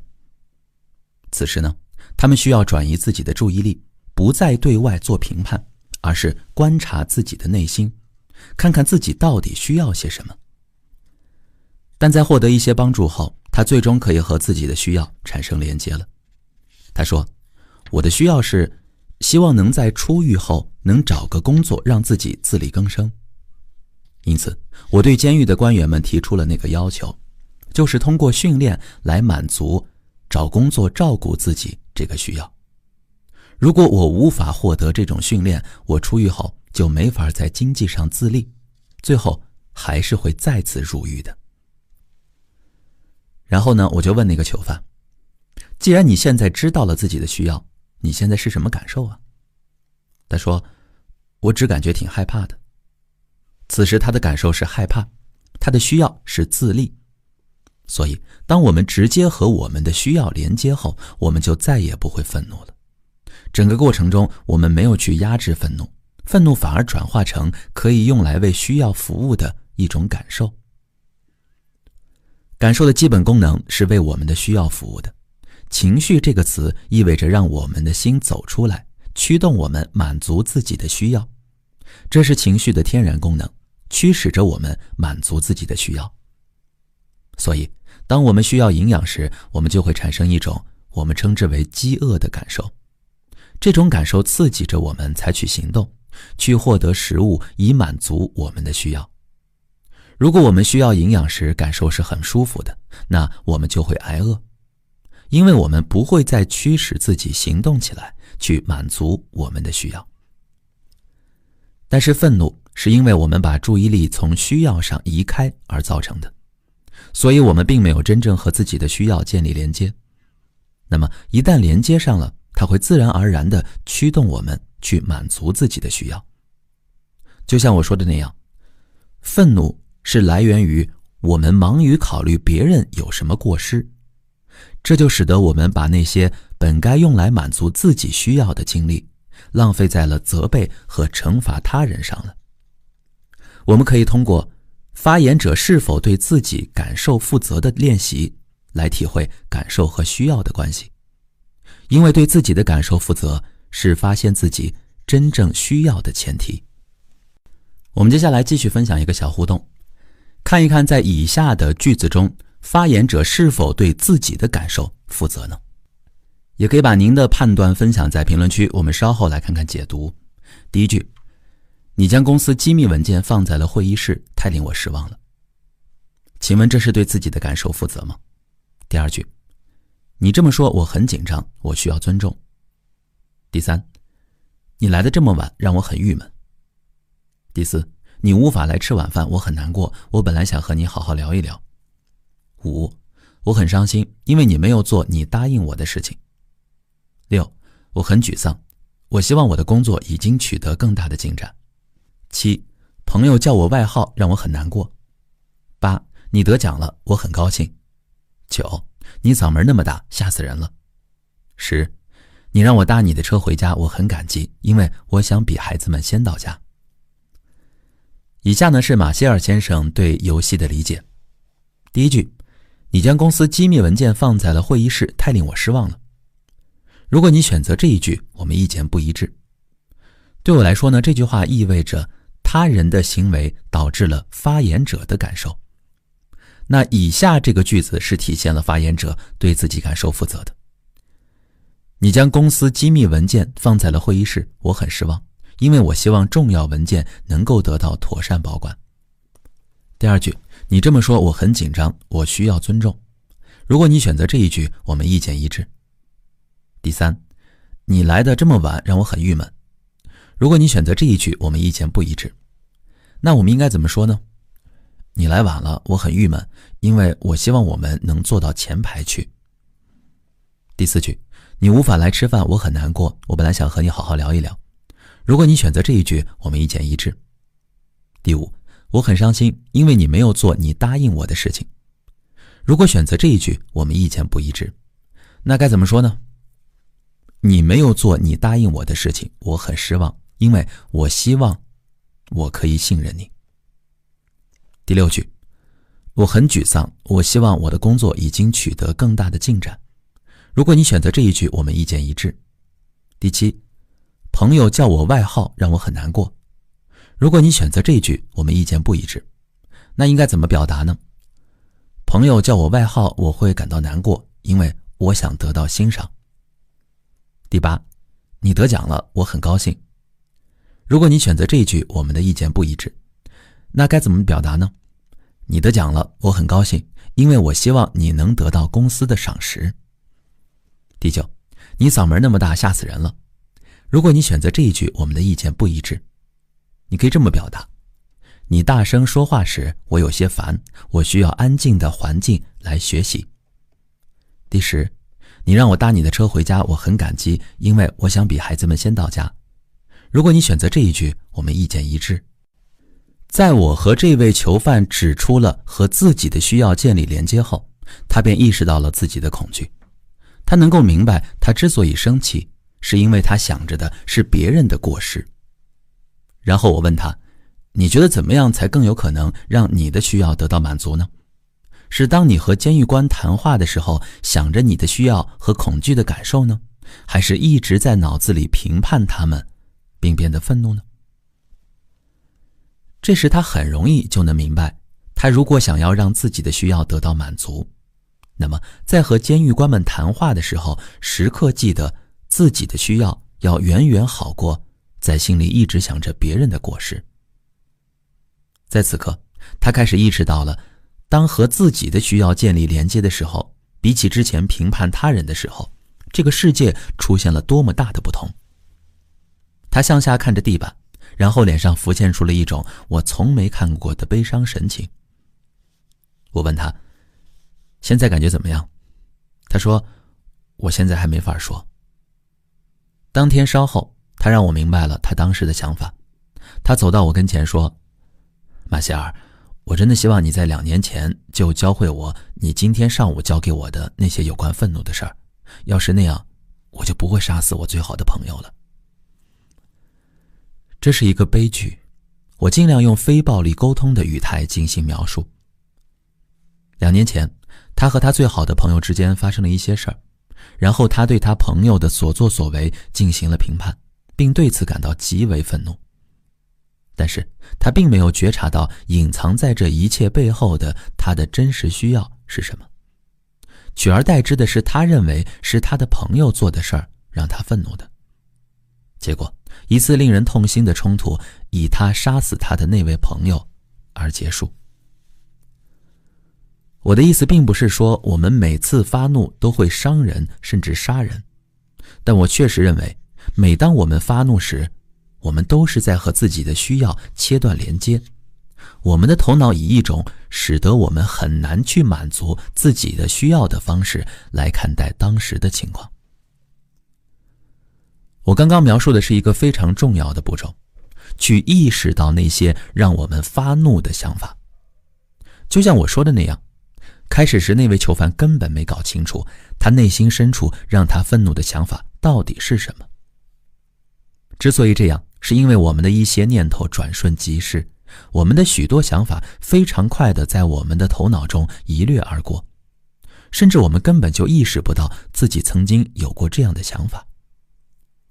于是便会真的以为刺激源本身就是让我们愤怒的原因。以下是我总结的运用非暴力沟通管理愤怒的3个步骤。1. 确定让我们愤怒的刺激物是什么，不要把它与对它的评判混为一谈。第2，识别出真正让我们感到愤怒的那些头脑中的内部认知和判断。3，将这种评判性的想法和印象转化为他背后希望表达的需要。换而言之，把我们的全部注意力集中放在隐藏在这种评判背后的需要上面。这3个过程是发生在我们内部意识层面上的，我们并没有真的说出什么，我们只是弄清楚了我们的愤怒并不是因为另一个人所做的事情引起的，而是由我们自己的评判所引起的。然后我们就要去寻找隐藏在这个评判背后的需要了。本集最后呢，我们会在评论区分享一张图片。如果你搞不清楚什么是自己的需要，什么是愤怒的刺激源的话，通过这张图片来梳理自己的愤怒。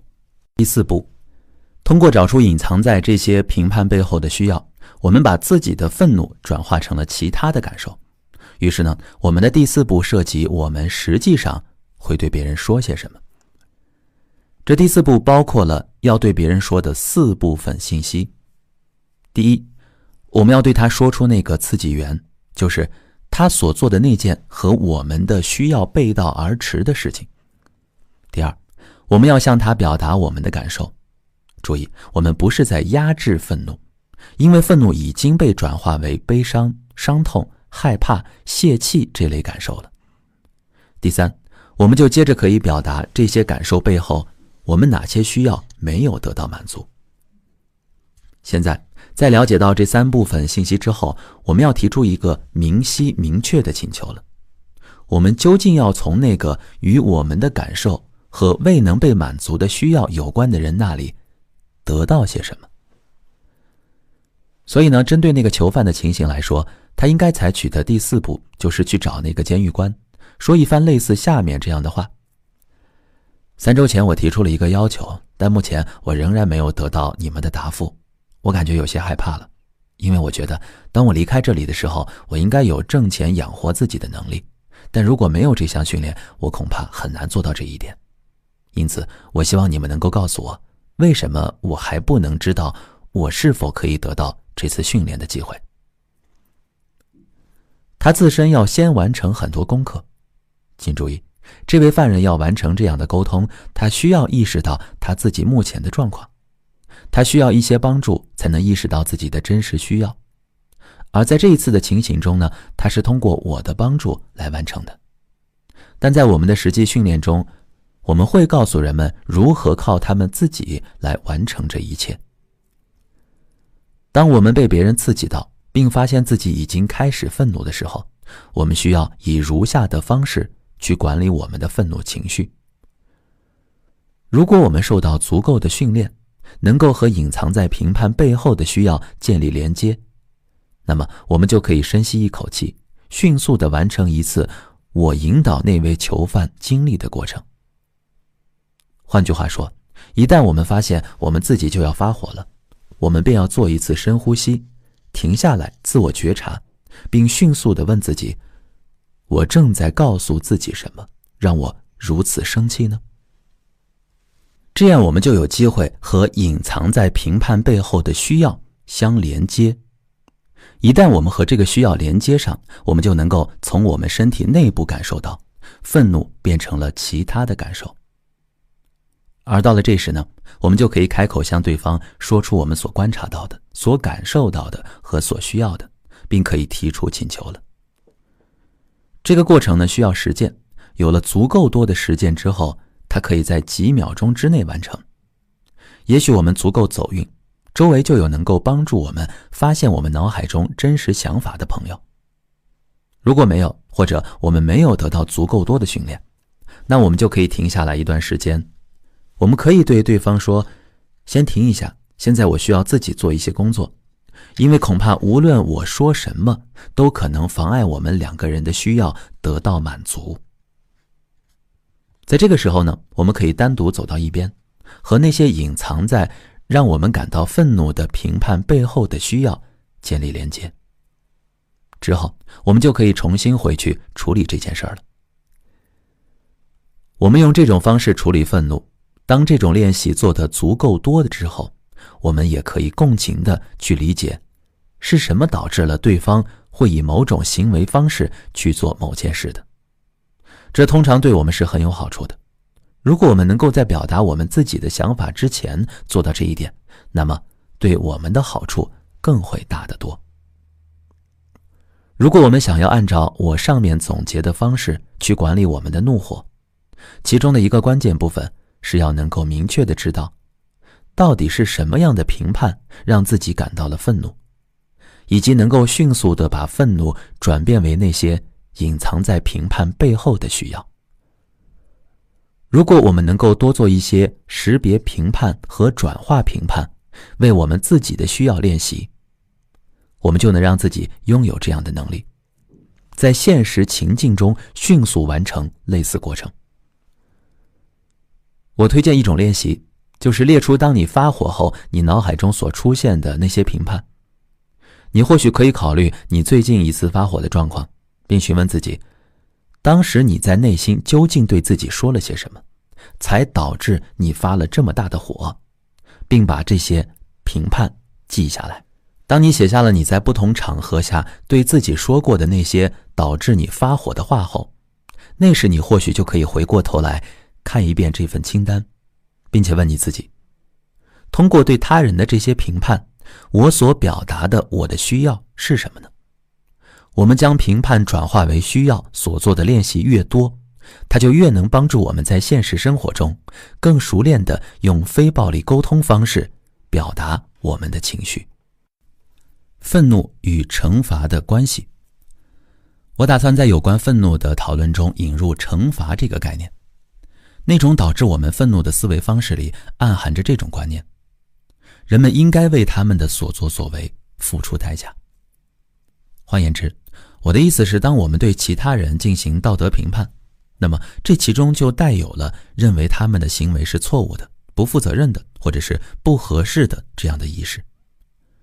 说到底，所有这种评判都带有那些人不应该去那么做的含义，以及他们应该为他们的行为受到某种形式的谴责或者惩罚的意思。我相信，如果我们能够问自己2个问题，我们将会看到，惩罚永远不会以建设性的方式让我们的需要真正得到满足。第一个问题是，你想要对方去做哪些和现在不一样的事情呢？如果我们只问这一个问题，可能有时候看上去惩罚的确会起作用。因为对一个打他妹妹的孩子，我们或许可以对他施以惩罚，通过惩罚让他不要再这样做。我说看上去会起作用，实际未必起作用，是因为人们因为孩子这样做而对他施加了惩罚。但实际上，这种惩罚本身会刺激到他，让他产生对抗的情绪。结果，出于怨恨或者愤怒，他并不会真正停止这种行为，甚至还会让他一有机会便打得更加起劲儿。但如果我们再加上第二个问题，这时候我们就会明白，惩罚永远不会帮助我们以不令自己后悔的方式满足自己的需要。第二个问题就是，我们想要对方出于什么目的而去做我们希望他们做的事情呢？当我们问了这个问题时，我想我们就能够看出，我们应该永远不会希望其他人是因为不想受到惩罚而去做那些他们本不愿意去做的事情。我们不想让人们出于责任、义务、愧疚、羞耻，或者出于有意讨好而去做某些事情。只要大家有这些意识，我便可以十分自信地说，我们每个人都能看出，我们只希望人们心甘情愿地去做事情，因为这才能让他们清楚地看到，他们这样做之后，他们的生活是如何变得丰富和充盈的。任何其他的驱使人们做某件事的理由，都很有可能让人们在未来更难做到以充满同理心的方式对待彼此。第3章，伤害别人确实简单。我的一部分目的是告诉大家，非暴力沟通的过程是如何帮助我们充分表达愤怒的。清楚地表达这一点，对于与我一起工作的许多团体来说都非常重要。因为我的大部分时间都受邀前往不同的国家，与来自不同团体的工作人员一起工作，他们都曾感到自己遭受过严重的压迫和歧视，并且他们是想要提高自己改变现状的能力的。在听到了非暴力沟通这个术语时，经常有些团体成员会感到担心，因为在历史上他们频繁受到各种不同的宗教和其他训练的影响，教导他们要压抑自己的愤怒，冷静下来，接受命运的安排。因此，当面对任何告诉他们发脾气不好或者不应该发脾气的教导时，他们都会感到更加焦虑。但他们最终看到了我们的工作，并且真正相信我所谈论的这一过程完全没有让我们压抑自己的愤怒或者咽下愤怒的意思。这确实让他们大大的松了一口气。非暴力沟通完全和他们之前受到过的压制自己愤怒的教育不同，取而代之的是它提供了一种充分表达愤怒的方法。因此，就像我以前说过的那样，我认为伤害别人确实简单。我认为无论是怎样的杀戮、责备、惩罚或者伤害他人，都是在以一种非常粗浅的方式表达着我们的愤怒。直接的去伤害别人确实很简单，我们需要的是远远比在肉体和精神上去伤害别人更行之有效的方式，这样才能完整且高效地表达我们自己的感受。为了用非暴力沟通来充分地表达我们的感受，我建议第一步是让对方完全不需要对我们的愤怒承担任何责任。就像我在前面说的那样，不要再让我们自己觉得他或他们在做这些事情的时候会让我们愤怒。因为当我们一旦以这种方式去看待问题时，我相信我们会置身一种非常危险的境况当中，并且我们不大再有可能充分地表达我们的感受了。我们很可能会以责备或者惩罚他人的方式来肤浅地表达我们的愤怒。我向那些因别人的行为而去惩罚他人的囚犯们说明，报复只是一种非常扭曲的呼求同理心的方式。当我们觉得我们需要伤害别人的时候，我们真正需要的其实是想让那些人知道我们是怎样受伤的，从而让他们知道他们的行为曾经对我们造成了怎样的伤害。有许多囚犯曾经与我一起工作过，他们中绝大多数人都从来没有从让他们受到委屈的人那里得到过这种同理心。去伤害别人是他们能够直接想得到用来减轻自己痛苦的最好的方法。有一次我试图向一个囚犯演示这一点，因为他曾告诉我他想杀了他的死对头。我说，我敢跟你打赌，我能够告诉你一件比复仇更让你感到开心的事情。那个囚犯对我说，你得了吧，这2年能让我在监狱里活下来的只有一件事，就是想着走出监狱的那一天，我会抓住那小子，对他曾经对我做过的事情进行复仇。这是我在这个世界上唯一想做的事儿。他们会为此再把我弄进来，不过那也没关系。我想做的一切就是出狱，然后狠狠地整那小子一通。我说，我敢跟你打赌，我能够告诉你一件更棒的事情。我跟你说，这绝不可能。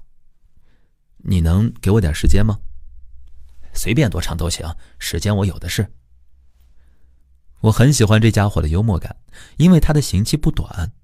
这就是我喜欢跟囚犯一起工作的原因，他们不会急着去跟谁约会。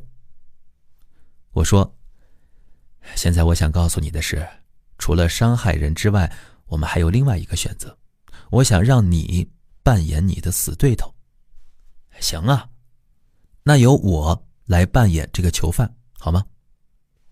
那接下来我们听听马歇尔所扮演的囚犯和囚犯所扮演的死对头之间的对话。马歇尔说，这是我出狱的第一天，我逮到你了，我要做的第一件事就是先抓住你。囚犯说，哈哈，头开得不错呀。我把你推到一张椅子上，现在我说，我要告诉你一些事儿，我想要你告诉我，你听我说了些什么，明白了没有？囚犯扮演死对头的角色说，但我要解释我曾经为什么要那么做。闭嘴，你没听到我说啥吗？我想要你说你听到我说了啥。那好吧。我曾把你带回我家，像亲兄弟一样对待你。在我家的那8个月里，我给了你一切，然后你就对我干了那件事儿，我太受伤了，简直无法忍受。但我可以解释我为啥那么做呀。闭嘴，告诉我你听到了什么。你曾为我做过那么多事情，所以你觉得特别受伤，你真希望事情会是另外的样子。而且还有呢，你知道吗？在此之后的2年里，我每日每夜都在为这件事生气，除了想报复你之外，再也没有别的事情能让我感兴趣了。你知道这是什么滋味吗？所以这件事真的把你的生活弄得一团糟，结果你在这2年里什么都干不了，只剩下愤怒了。于是呢，我们就这样继续的演了几分钟，然后这个犯人非常激动地说，别演了，别演了，你说的对，这正是我需要的。大约1个月之后，我又去了这座监狱，他在那里等我，但这次他简直像换了一个人一样。他在那里来回踱步，他对我说，嘿，马歇尔，还记得上次吗？你说当我们真的想要伤害某人时，其实我们真正需要的是要让他理解我们受了多少苦。是啊，我还记得。今天能不能再来一次？但这次进行得慢一些。3天后呢，我就要出狱了。如果我没法把这件事彻底搞明白，有人恐怕就要吃苦头了。所以呢，我的判断是，任何一个想要伤害他人的人，他们自己本身也都遭受过暴力伤害，也许是心理上的，也许是其他方面的。对于他们所感受到的巨大的痛苦，他们需要别人的理解和同理心。那接下来我们一起做一个小小的练习，来思考一下，这是观察还是评论呢？请完成以下练习，看看你是否可以熟练地区分观察和评论。请标出那些只是描述观察而不带有评论的句子。我呢会一句一句地跟大家来分析。当然，本章的评论区也会有一张参考图，你也可以根据图片上的提示来做出判断。第一句话，昨天约翰无缘无故地冲我发脾气，这个是观察还是评论呢？第二句，昨天晚上南希一边看电视一边咬指甲，这是观察还是评论呢？好，第三句，会议上我没有听到桑姆询问我的意见。第四句，我的父亲是个好人。第五句，詹尼斯花在工作上的时间太多了。第6句，亨利很强势。第7句，这周潘每天第一个来排队。第8句，我的儿子经常不刷牙。第9句，卢克说我穿黄衣服不好看。第10句，姑姑和我说话时一直在抱怨。一共10句话，请各位标出哪些只是描述观察而不带有评论的句子，看看你的答案跟评论区的其他朋友是否一样呢？那接下来我们就对这10句话一一的做出回应。第1句，昨天约翰无缘无故冲我发脾气。如果你认为这句话是观察，那我们的意见是不同的。我认为无缘无故是评论。此外，我认为说约翰发脾气也是评论。他也许感到受伤、害怕、伤心。不带有评论的观察可以是约翰告诉我他在生气，或者是约翰用拳头砸了一下桌子。来看第2句话，昨天晚上南希一边看电视一边咬指甲。如果你认为这句话是观察，我们的意见一致，这是一个不带评论的观察。第3句，会议上我没有听到桑姆询问我的意见。如果你认为这句话是观察，我们的意见一致，这是一个不带评论的观察。第4句，我的父亲是个好人。如果你认为这句话是观察，我们的意见不同。我认为好人是评论。不带评论的观察可以是过去25年来，我的父亲将他收入的1/10捐给了慈善事业。第5句，詹尼斯花在工作上的时间太多了。如果你认为这句话是观察，我们的意见不同。我认为太多是评论。不带评论的观察可以是这周詹尼斯在办公室工作了60小时以上。第6句，亨利很强势。如果你认为这句话是观察，我们的意见不同。我认为强势是评论。不带评论的观察可以是亨利在妹妹切换电视频道时撞了他一下。第7句，这周潘每天第一个来排队。如果你认为这句话是观察，我们的意见一致，这是一个不带评论的观察。第8句，我的儿子经常不刷牙。如果你认为这句话是观察，我们的意见不同。我认为经常是评论。不带评论的观察可以是本周我的儿子有2次没有在睡觉前刷牙。第9，卢克说我穿黄色衣服不好看。如果你认为这句话是观察，我们的意见一致，这是一个不带评论的观察。第10句，姑姑和我说话时一直在抱怨。如果你认为这句话是观察，我们的意见不同。我认为爱发牢骚是评论。不带评论的观察可以是这周我的姑姑给我打了3次电话，每次她都会说起别人用她不喜欢的方式对待她。接下来说说愤怒之下，感受、他人行为、需要这3者之间的关系。再次重申，第一步呢，我们应该清楚地意识到，我们的所感从来都不是源于别人做了什么。那么我的感受是源于什么呢？我认为我们的感受是源于我们在任何时刻是怎样的去解读别人的行为的。如果我请你6点钟来接我，但你是6点30分来的，我会有什么感受呢？这取决于我如何看待这件事儿。无论我是什么感受，我比你说的迟到了30分钟，这件事儿本身不会引发我产生这种感受。我选择如何去解读这件事儿，才是引发我产生某种感受的前提。现在我可以选择戴上一对我所说的评判的耳朵，它们是一种完美的工具，可以玩一个关于谁是对的，谁是错的，谁该去承担责任的游戏。当你戴上这对耳朵的时候，你就会发现有人应该对此承担责任了。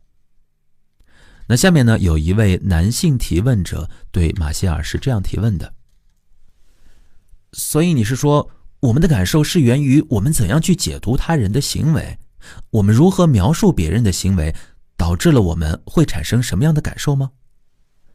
完全正确。情况是这样的，我们如何解读他人的行为，是构成我们有着什么样感受的一部分。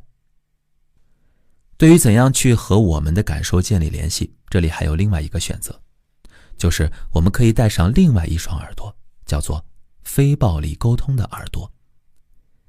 当我们带上它们时，我们就不会再一味地去想到底是谁的错，我们自然也就不会花费脑力去分析这是我们的错误还是别人的错误了。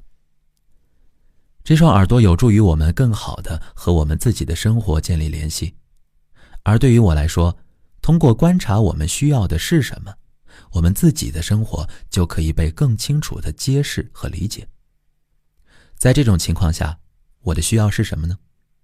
当我与我的需要建立连接的时候，我就会产生很强烈的感受，但这从不会是愤怒。愤怒是一种割裂生活的思维造成的，这种思维与我的需要没有什么联系。愤怒意味着我已经用我的头脑选择去分析另外一个人的错误了，此时我便切断了我与我的需要之间的联系。我的需要其实是源于那些正在发生的事情所带来的刺激，是源于我现在愤怒的感受所带来的刺激。但我并没有意识到我的需要是什么，我的意识现在只专注在那位没有满足我的需要的人犯了什么错上。另外，如果我连接到了另外那个人的需要，我也绝对不会感到愤怒。我不是去压制我们的愤怒，而是我根本感受不到愤怒。我觉得我们会有怎样的感受，取决于每当我们面对这种情况时，我们会在这4个选项中做出的选择。1，我们会不会进入我们的头脑去评判另一个人？2，我们会不会进入我们的头脑去评判我们自己？3，我们会不会选择换位思考来明白其他人的需要？4，我们会不会选择有同理心的去理解我们自己的需要？正是这个选择决定了我们会有什么样的感受。这就是为什么非暴力沟通在因为这个词之后要加上另外一个重要的词，我，而不是你。比如说，我感觉愤怒，因为我如何如何。这提醒我们，我们的感受不是因为其他人的行为引起的，而是由我们自己做出的选择而决定的。请记住，我认为所有的愤怒都是一种隔离生活的暴力思维导致的结果。我认为，在某种意义上，一切愤怒都是正当合理的。充分的去表达愤怒，意味着我们把我们的全部意识都放在了那些我们未能得到满足的需要上面。存在着一个未能得到满足的需要，这是正常的。我的意思是，在某种需要确实未能得到满足的时候，我们有权利有这种感受，我们必须满足这种需要。所以，我们需要某种能量来刺激我们，让这种需要得到满足。但是我认为，愤怒让这种能量偏离了目标，从满足需要偏离到惩罚行为上去了。在这种角度来说，它就是一种破坏性的能量了。接下来带你从理论到策略再到实践。让我来给你们看，我所说的是更加偏重于策略性的东西了，而不是侧重于理论性的。为了解释我所说的策略性是什么意思，让我们回头看看我举出过的那位囚犯的例子。我并没有从理论原理的角度出发，引导他理解非暴力沟通的过程，而是通过策略原理来完成的。所以，当他说监狱管理人员没有对他的要求做出回应时，我问，好吧，那是什么让你愤怒的呢？接着他说，我已经告诉你了呀，他们没有回应我的要求。我说，停，不要再说我感到愤怒是因为他们怎么样了，停下来，尝试去觉察，当你在和自己对话时，你告诉自己的是什么原因让你如此愤怒呢？但他没有理论来源或者心理学背景，没有办法习惯自然地弄清楚他自己的头脑在想些什么。于是我说，停下来，别着急，听我说就成。你在心里想些什么呢？这时答案就出来了。他说，我在告诉我自己，他们不尊重我的人格，他们是一群不通人性的冷血官僚。而且他还要接着说，但我说，停，这就够了，这就够了，这就是让你愤怒的原因。然后我对这位囚犯说，正是你自己的这种想法才让你感到非常愤怒的。现在呢，请把你的注意力集中在你的需要上面。在这种情况下，你需要的是些什么呢？他想了一会儿，然后对我说，马歇尔，我需要得到我要求的那个训练，如果没有这个训练，我出去之后没多久还会回来的，对这一点我清楚极了。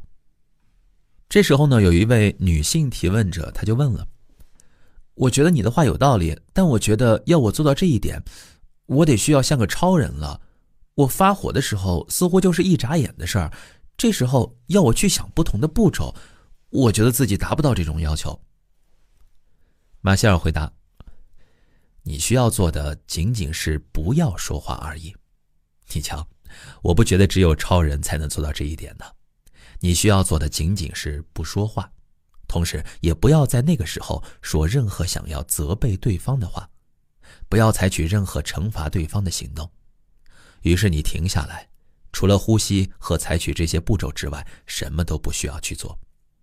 第一是闭嘴，什么都不说，这是重要的一步。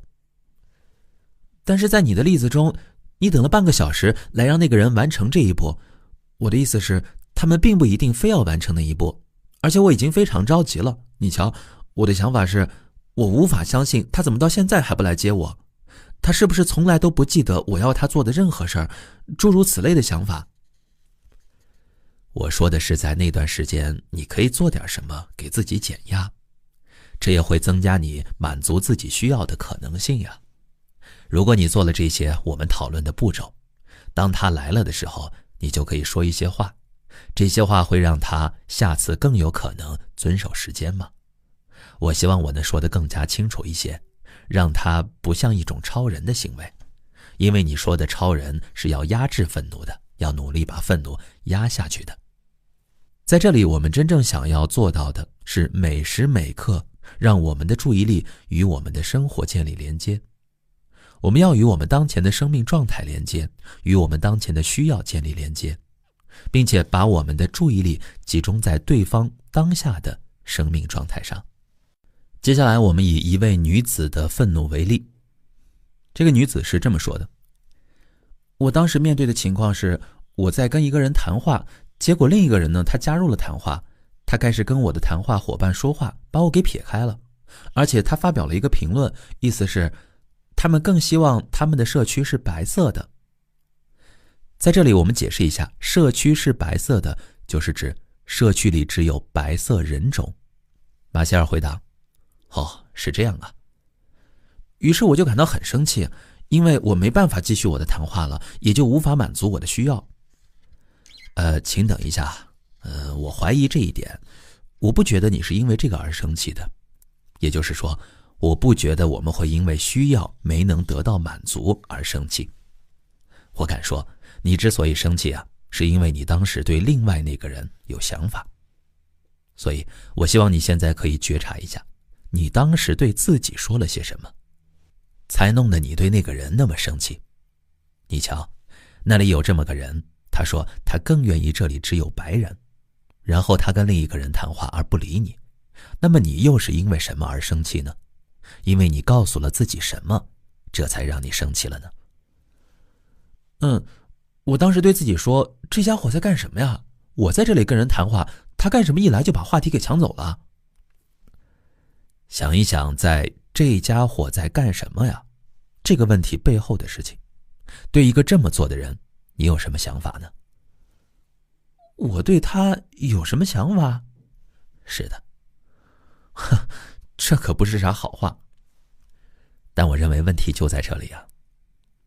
我并不想要你一定有某些想法，我只是想要让你意识到，我刚刚所预测的事情就在这儿，这些想法很可能是很快闪过去的。不，我立刻就觉得自己被人冷落了。好，这就接近些了，就是说你对他有一个评判，认为他冷落了你。但是要注意一下，这个留下的印象并不是一种感受啊。我明白了，这是一种解读啊，就像被人抛弃了似的。我感觉自己被人抛弃了，我感觉人们都不注意我，所以说这更是一种印象。你有一种被人冷落了的印象，那时还发生了些其他的什么吗？我想当时不止一种印象，因为他们在进行目光交流，互相交谈，而在他们做这种交流的时候却不跟我说话。但是我觉得当我们考虑这种情况时，可以有20种不同的想法，冷落你只是其中的一种，还有许多其他的解读方法呀。而且我要说，其中每一种都可以对你的感受有重大影响。所以让我们再一次放慢步子，当时还有什么其他想法出现在你的头脑中，让你感到生气吗？我还有一些想法，跟他用白色这个词有关系。是啊，我觉得我们现在快说到点子上了。那么当有人以这种方式使用了白色这个词的时候，你的头脑中出现了什么想法呢？特别是当他们不看你，而在互相看的时候呢？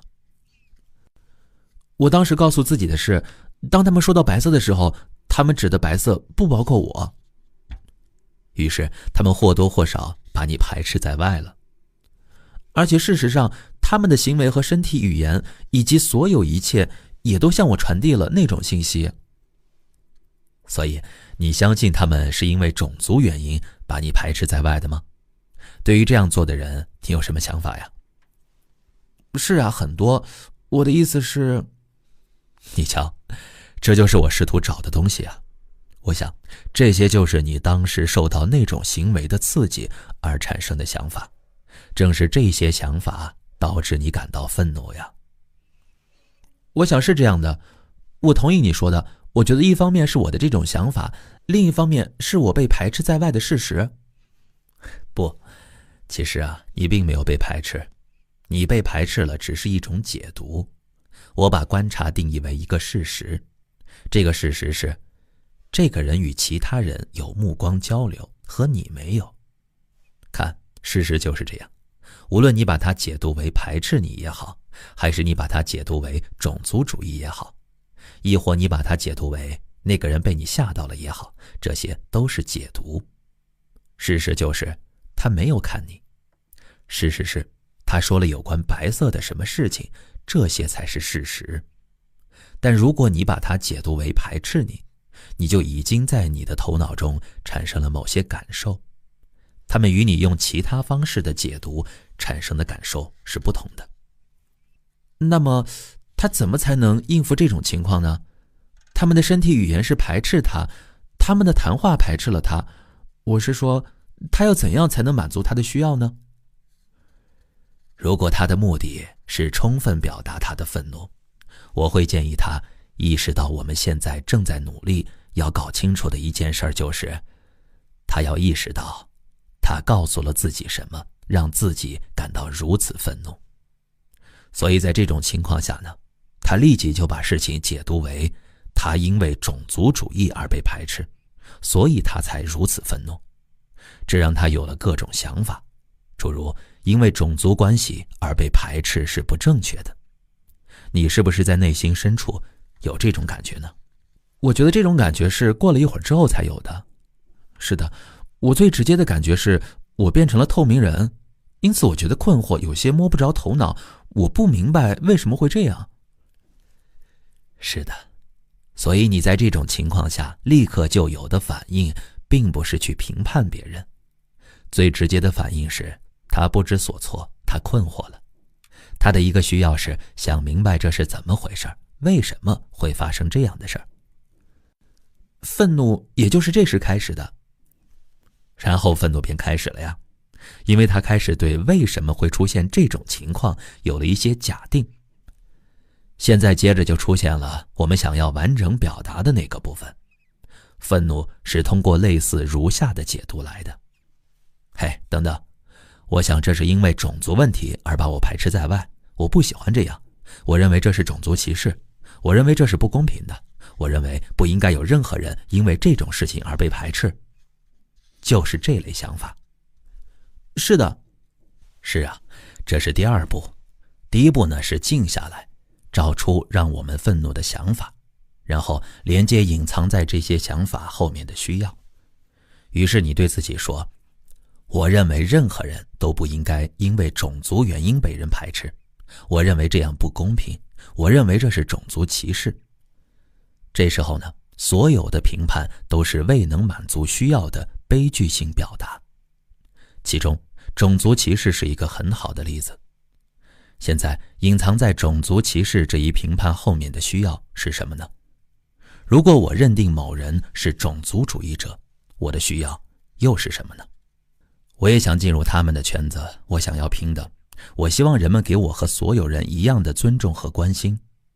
现在为了充分地表达我的愤怒，我张嘴说出了这样的话，因为我的愤怒现在转化成了我的需要和与需要相关的感受。但现在我的这种与需要相关的感受比愤怒更加让我害怕，让我更加难以表达，对不对？这是种族歧视。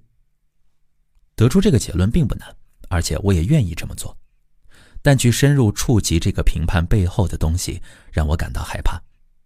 因为我的感觉与种族主义有着深刻的联系，而种族主义令人恐惧，但那才是对于我的愤怒的表达。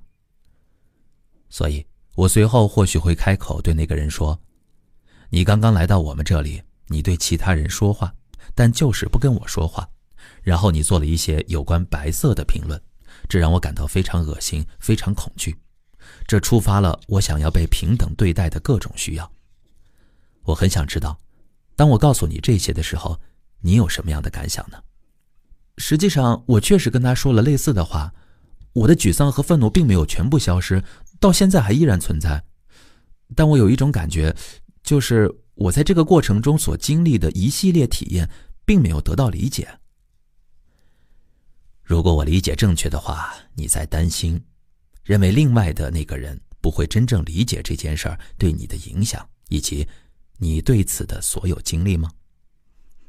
是的，而且这是许多年中形成的东西。你瞧，就是我觉得应该称之为对于隔阂的愤怒。接下来进入到第4章，如何让他人理解我们的感受和需要。我们想要得到来自他人的一些理解，那么充分地表达愤怒不仅意味着表达这些事情背后的深层次的感受，更是要让这个人可以明白。为此呢，我们必须掌握一些技巧，我们必须发展一些技巧。因为你们一定注意到了，如果我想要得到这样一个人的理解，得到你谈到的理解的最好方式就是首先给予他理解。你瞧，我越是换位思考去理解那个人这样做的原因，之后我就越有可能让这个人报以同样的理解，去倾听我从他们那里获得的所有深层的体验。让他们听到这一点是非常不容易的，所以如果我想让他们听到，我就必须首先换位思考。让我跟你们说一下，在类似这样的情境下，我是怎么获得进展的。在最近30年间呢，我拥有许多有关种族主义的经验。因为我最初研究使用非暴力沟通，就是和一些具有强烈的种族主义倾向的人一起工作的。令人遗憾的是，直到今天，在我工作过的许多国家中，那里的公民担心的最大问题还是种族问题。在世界上许多国家中，光头党和其他新法西斯主义者让人在外面感到很不安全。这是一个非常大的问题，所以我们需要非常努力，才能让这些人明白这个道理。说起来，有一次呢，我上了一辆出租汽车，那是一大清早，车里面除了司机之外，只有我和另一个乘客。司机从机场接了我们俩到城里去，接着我们就听到出租车的喇叭里面有人说：“请到某某街道的犹太人会堂接菲什曼先生。结果坐在我旁边的那个人就说，那会儿犹太佬一早上就起来了，压榨我们每个人来赚钱。我气得耳朵里都冒烟了。这是真的，因为当时比这再温和的话都会让我发狂。许多年来，我回忆自己的第一反应都是想动手揍这家伙。于是呢，在大约20秒钟之内，我必须做深呼吸，来同理我自己内心的所有这些伤痛、恐惧、愤怒和其他感受。20秒之后，我可以听到他的话了。我意识到，我的愤怒不是从他那里得来的，并不是因为他说的话引起的，导致我的愤怒以及深层次的恐惧的根源要比这深刻得多。我知道这和他说的话没有关系，他的话只是让我想要像火山那样爆发。于是呢，我坐了下来，只是很享受地观看着这个出现在我脑子里的判定是怎样继续发展的。你知道我的意思。我看到了一个图像，里面的人对着他的脑袋一顿狂揍，然后我从嘴里面说出的第一句话是，你感觉到了你需要做些什么了吗？我想要同理他，我想听听他有什么苦痛。我为什么这样做呢？因为我想让他理解这一点。我想让他知道，当他说这些话时，在我身上发生了什么。但是我知道，想要他理解在我身上发生了些什么，如果他们自己的内心正经历着一场狂风暴雨的话，他们是听不到的。所以呢，我想要与他连接，通过带着尊重的同理心，理解那个评判背后存在于他身上的生命能量。因为根据我的经验，如果我这么做，他将能明白我的意思。这不会是件容易的事，但他会听到我的话的。于是我说，听起来你似乎跟犹太人有些什么不大愉快的过往呀。他看了看我说，是啊，你瞧，这些犹太人太恶心了，为了挣钱他们什么都能做得出来。听上去你好像很不信任他们，而在跟他们有金钱来往的时候，你需要保护你自己。是的。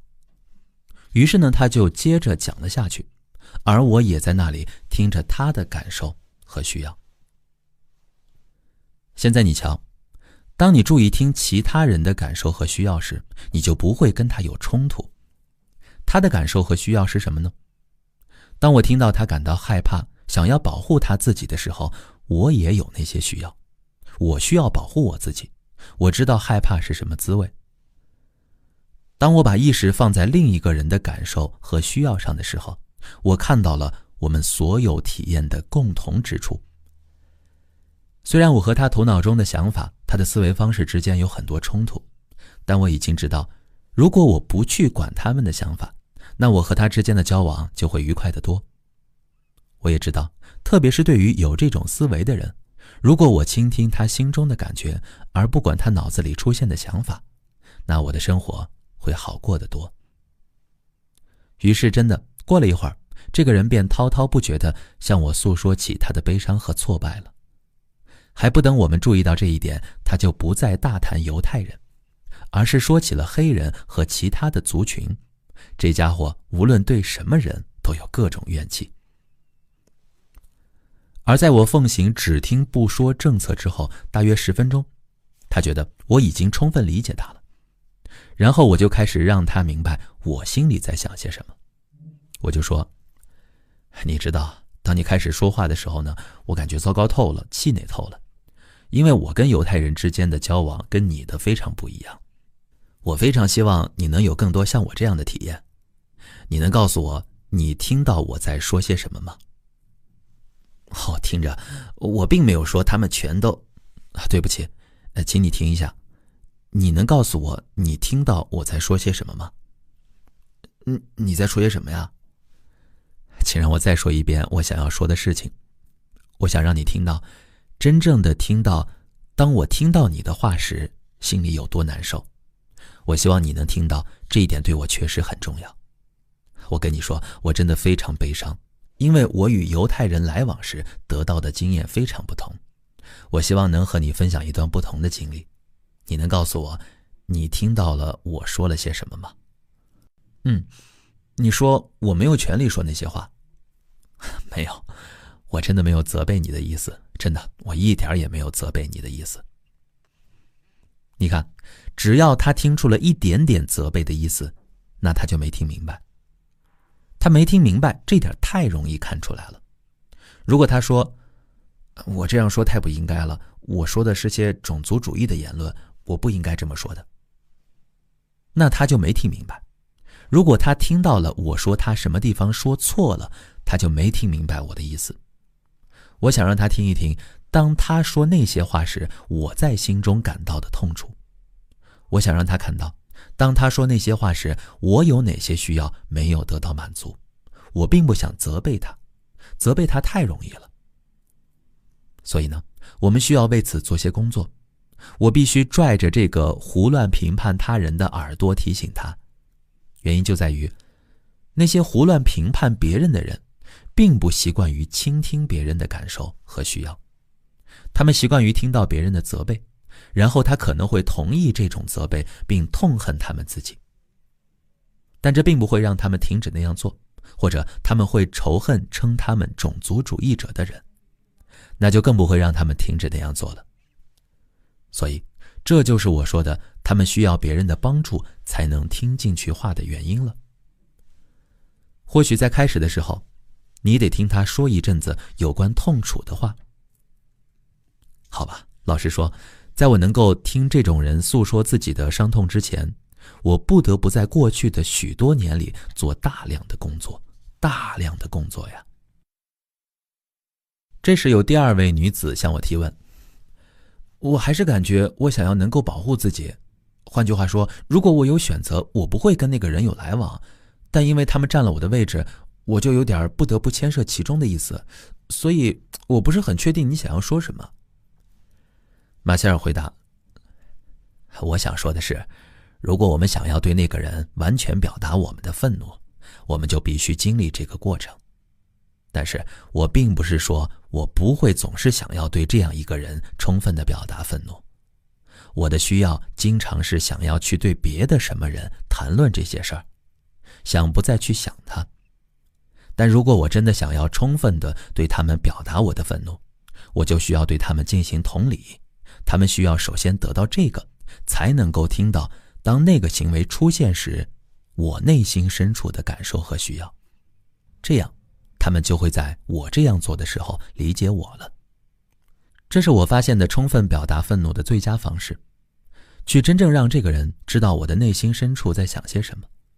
正如你指出的那样，单单是把你想说的东西说出来是不够的，我需要他们完全的理解，我需要他们听到我心灵深处的声音，需要他们的同理。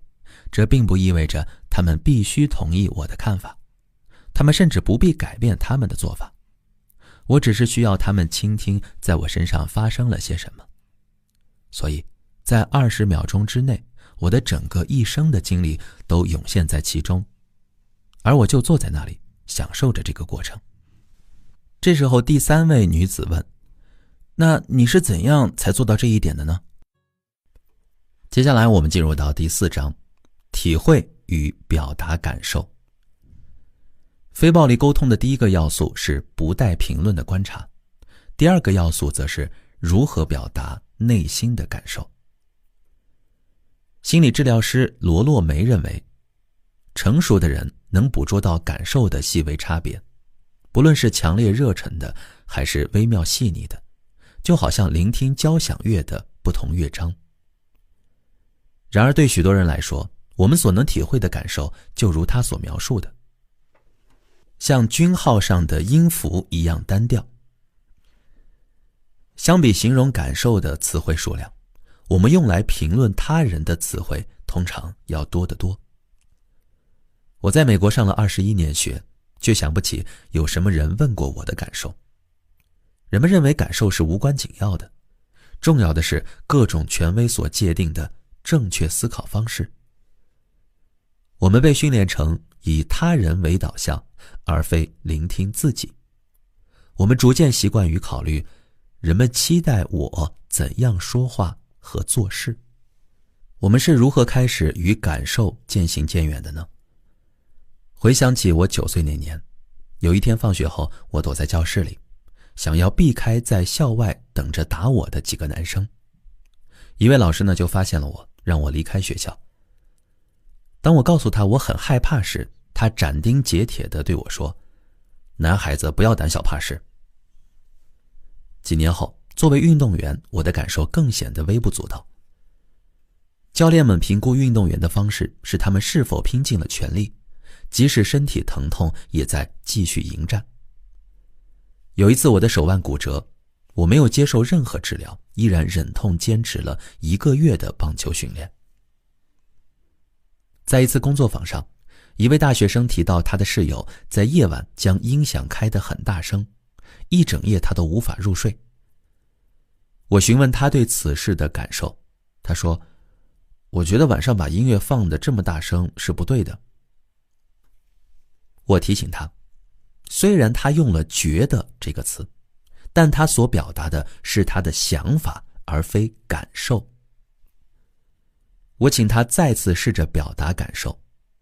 这一次他说：“我觉得那样做会打扰到别人。”我向他解释，这依然是一个想法，而非感受。他想了想，激动地大声说：“我对这件事情没有任何感受可言。”很明显，这位学生有着强烈的感受。遗憾的是，他体会不到感受，更不用说表达了。对许多人来说，体会和表达感受并不容易。对律师、工程师、警察、企业经理人、军人尤为困难。流露情感与他们的职业形象相冲突，而在家庭中，家人之间无法交流情感是很悲哀的。乡村歌手瑞巴·麦克因特尔在父亲过世时写了一首歌，名为《我未曾认识的伟大人物》。许多人渴望与父亲建立情感连结，却从未能做到。他表达的正是这样一份感伤。我经常听到这样的说法：“请别误会我的意思，我的先生是一个很棒的男人，只不过我从来不知道他有什么感受。”有一次呢，一位女士将先生带到了工作坊中。上课时她对我说：“我觉得我就像嫁给了一堵墙。”而这位先生的反应真的像极了一堵墙。他坐在那里一动不动，一言不发。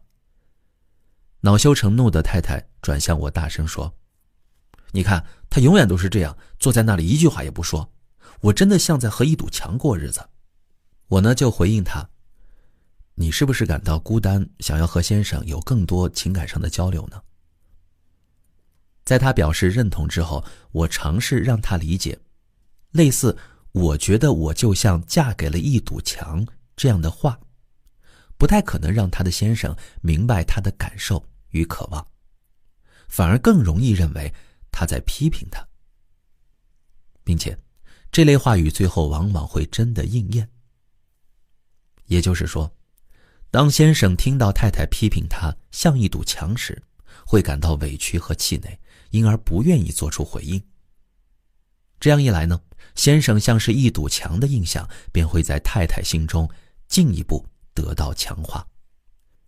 静观那些出现在你脑海中的评判。我不久前遇到一件事儿，有一个人找到了我，很粗鲁地对我说了一番话，话语里面呢是满满的斥责和评判。在这种情况下，我是这么回复他的：“你感到真的很烦，你才想以这样的方式说话吗？”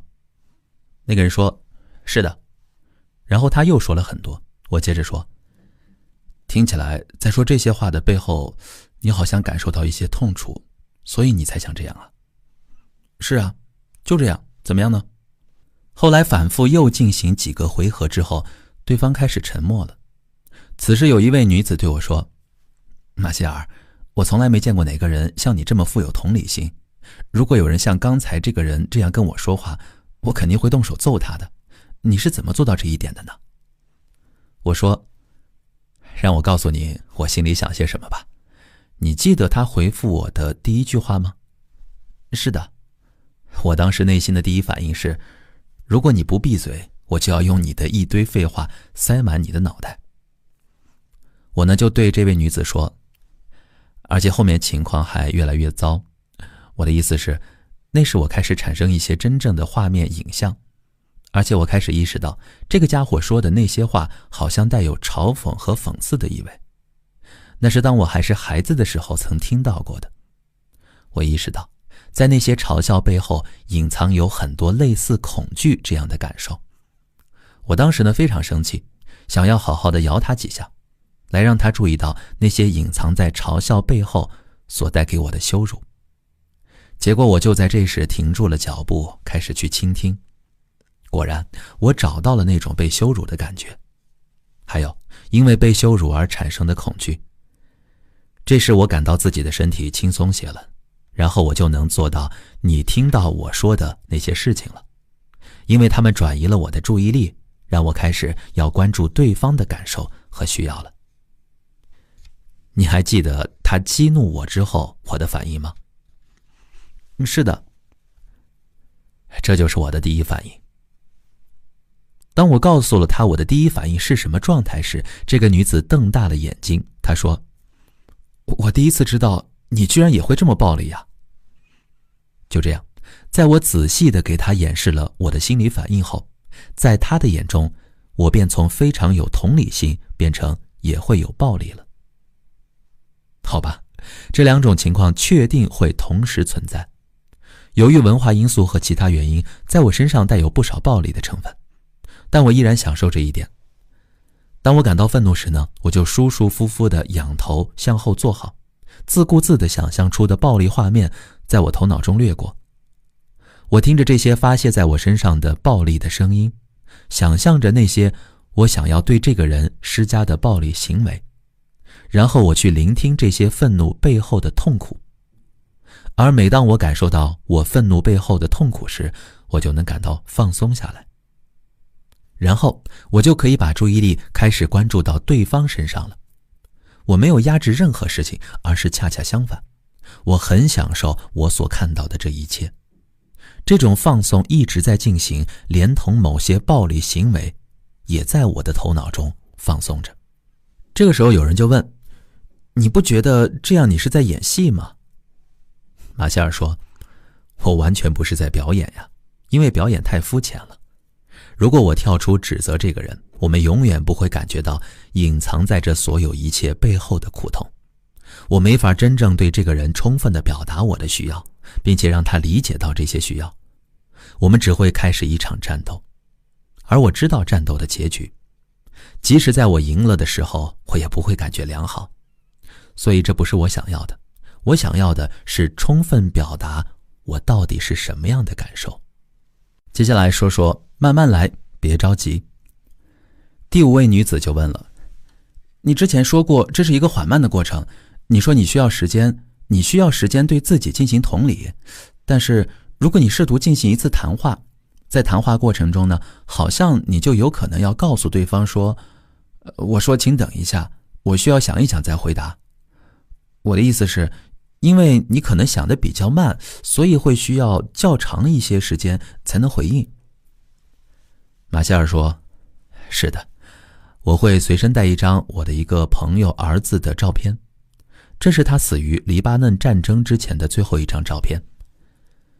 我带着他的原因是因为在这张照片的里面，这个小伙子穿了一件 T 恤衫，上面印着慢慢来，别着急。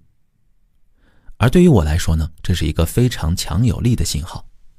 这对于我在这个过程的学习来说，这说不定是最重要的部分，全靠着这一点才有可能学会。慢慢来，别着急。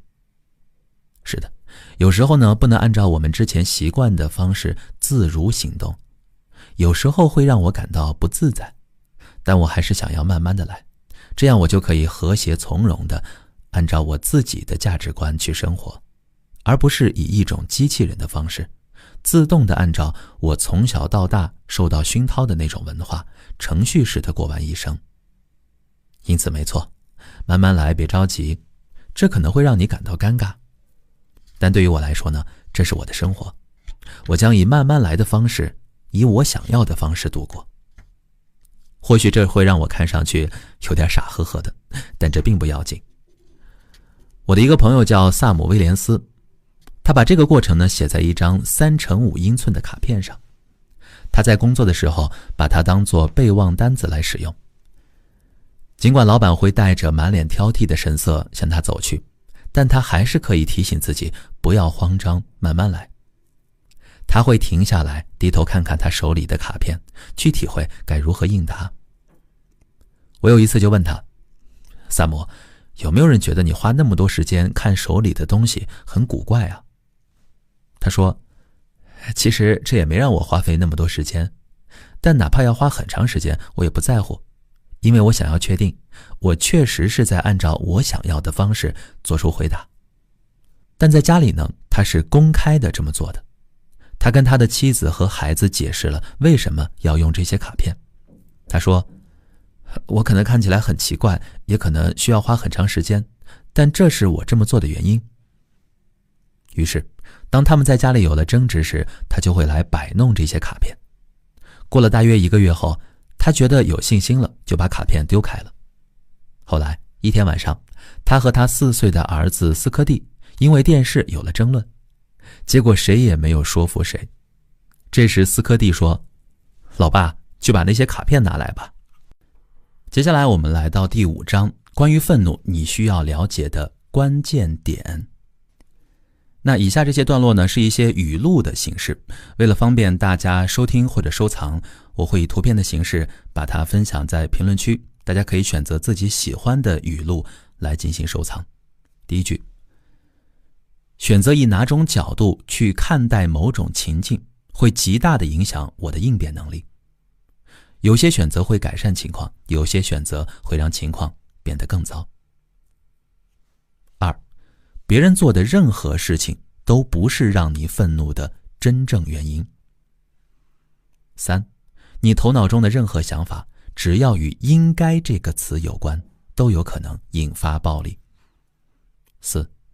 我认为我们不会因为我们的需要未能得到满足而发怒，我们之所以发怒，是因为我们对他人进行的评判激发了我们的愤怒。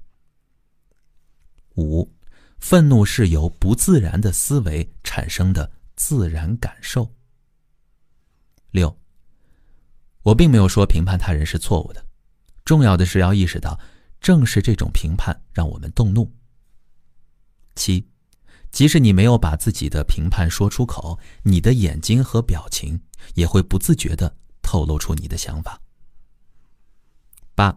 用这样的句式，比如，我感觉怎样怎样，是因为我如何如何，来提醒我们，我们能够感觉到这一点，并不是因为他人的行为，而是因为我们自己做出的选择。第9，对我而言，通过了解我们的需要是什么，我们可以最大限度地把握我们当下的生活。问问你自己，在这种情况下，你的需要是什么？10，当我与我自己的需要相连接的时候，我会有强烈的感受，但这不会是愤怒。我将一切愤怒视为与生活疏离的、暴力的、挑衅的思维方式的结果。11，我认为任何的杀戮、责备他人、伤害他人的行为，都是我们对愤怒非常浅陋的表达方式。12，我们的目标是随时随地让我们的注意力与我们的生命状态建立连接，与我们内在的生命进程连接。随时问自己，此时此地我们的需要是什么？其他人的需要是什么？13，悲伤是一种能够触动我们身心去满足我们需要的感受。愤怒是一种驱动我们身心去责备与惩罚他人的感受。14，充分的表达愤怒，并不意味着我仅仅只是去表达愤怒背后的那些深层次的感受，而是要让对方可以理解到这些感受。15，充分的表达愤怒，意味着把我们的整个意识放在未能得到满足的需要上。16，能取得别人理解的最好方式，是同样也给予对方理解。如果我想要对方倾听我的感受和需要，我首先需要对他人进行同理倾听。17，当我给了其他人他们需要的同理倾听后，我发现再让他们倾听我说的话并不是什么难事儿。18，在非暴力沟通中，愤怒是一种非常有价值的感受，这是一个警钟，它告诉我们，我现在正在用一种几乎不能让我的需要得到满足的方式在进行着思考。为什么呢？因为我的能量并没有连接到我的需要，并且当我愤怒时，我甚至都不知道我的需要是什么。接下来说说分为4部分的非暴力沟通过程。在不责备或者评判他人的情况下，清楚地表达我的情况，不去听别人的指责或批评，而是带着同理心接受他人的情况。第一步，观察。我所观察到的东西可能会，也可能不会与我的福祉有关。那第一步观察，你可以这样说：当我听到或者看到什么什么。第二，你所观察到的可能有助于或者无助于让我的生活变得更美好。第二个步骤叫感受。我对于我所观察到的事物有什么感受？情绪或感觉，而非想法。比如说，我觉得什么什么。第二，你对于你观察到的事物有什么感受？比如说，你觉得怎样怎样。第三个是需要。我需要或者看重的能够引起我的感受的东西是什么？或者是你需要或者看重的能够引起你的感受的东西。清楚地提出请求，这涉及那些能让我的生活丰富的东西，但不是命令。带着同理心，倾听那些能够丰富你的生活的东西，而不将它当成命令。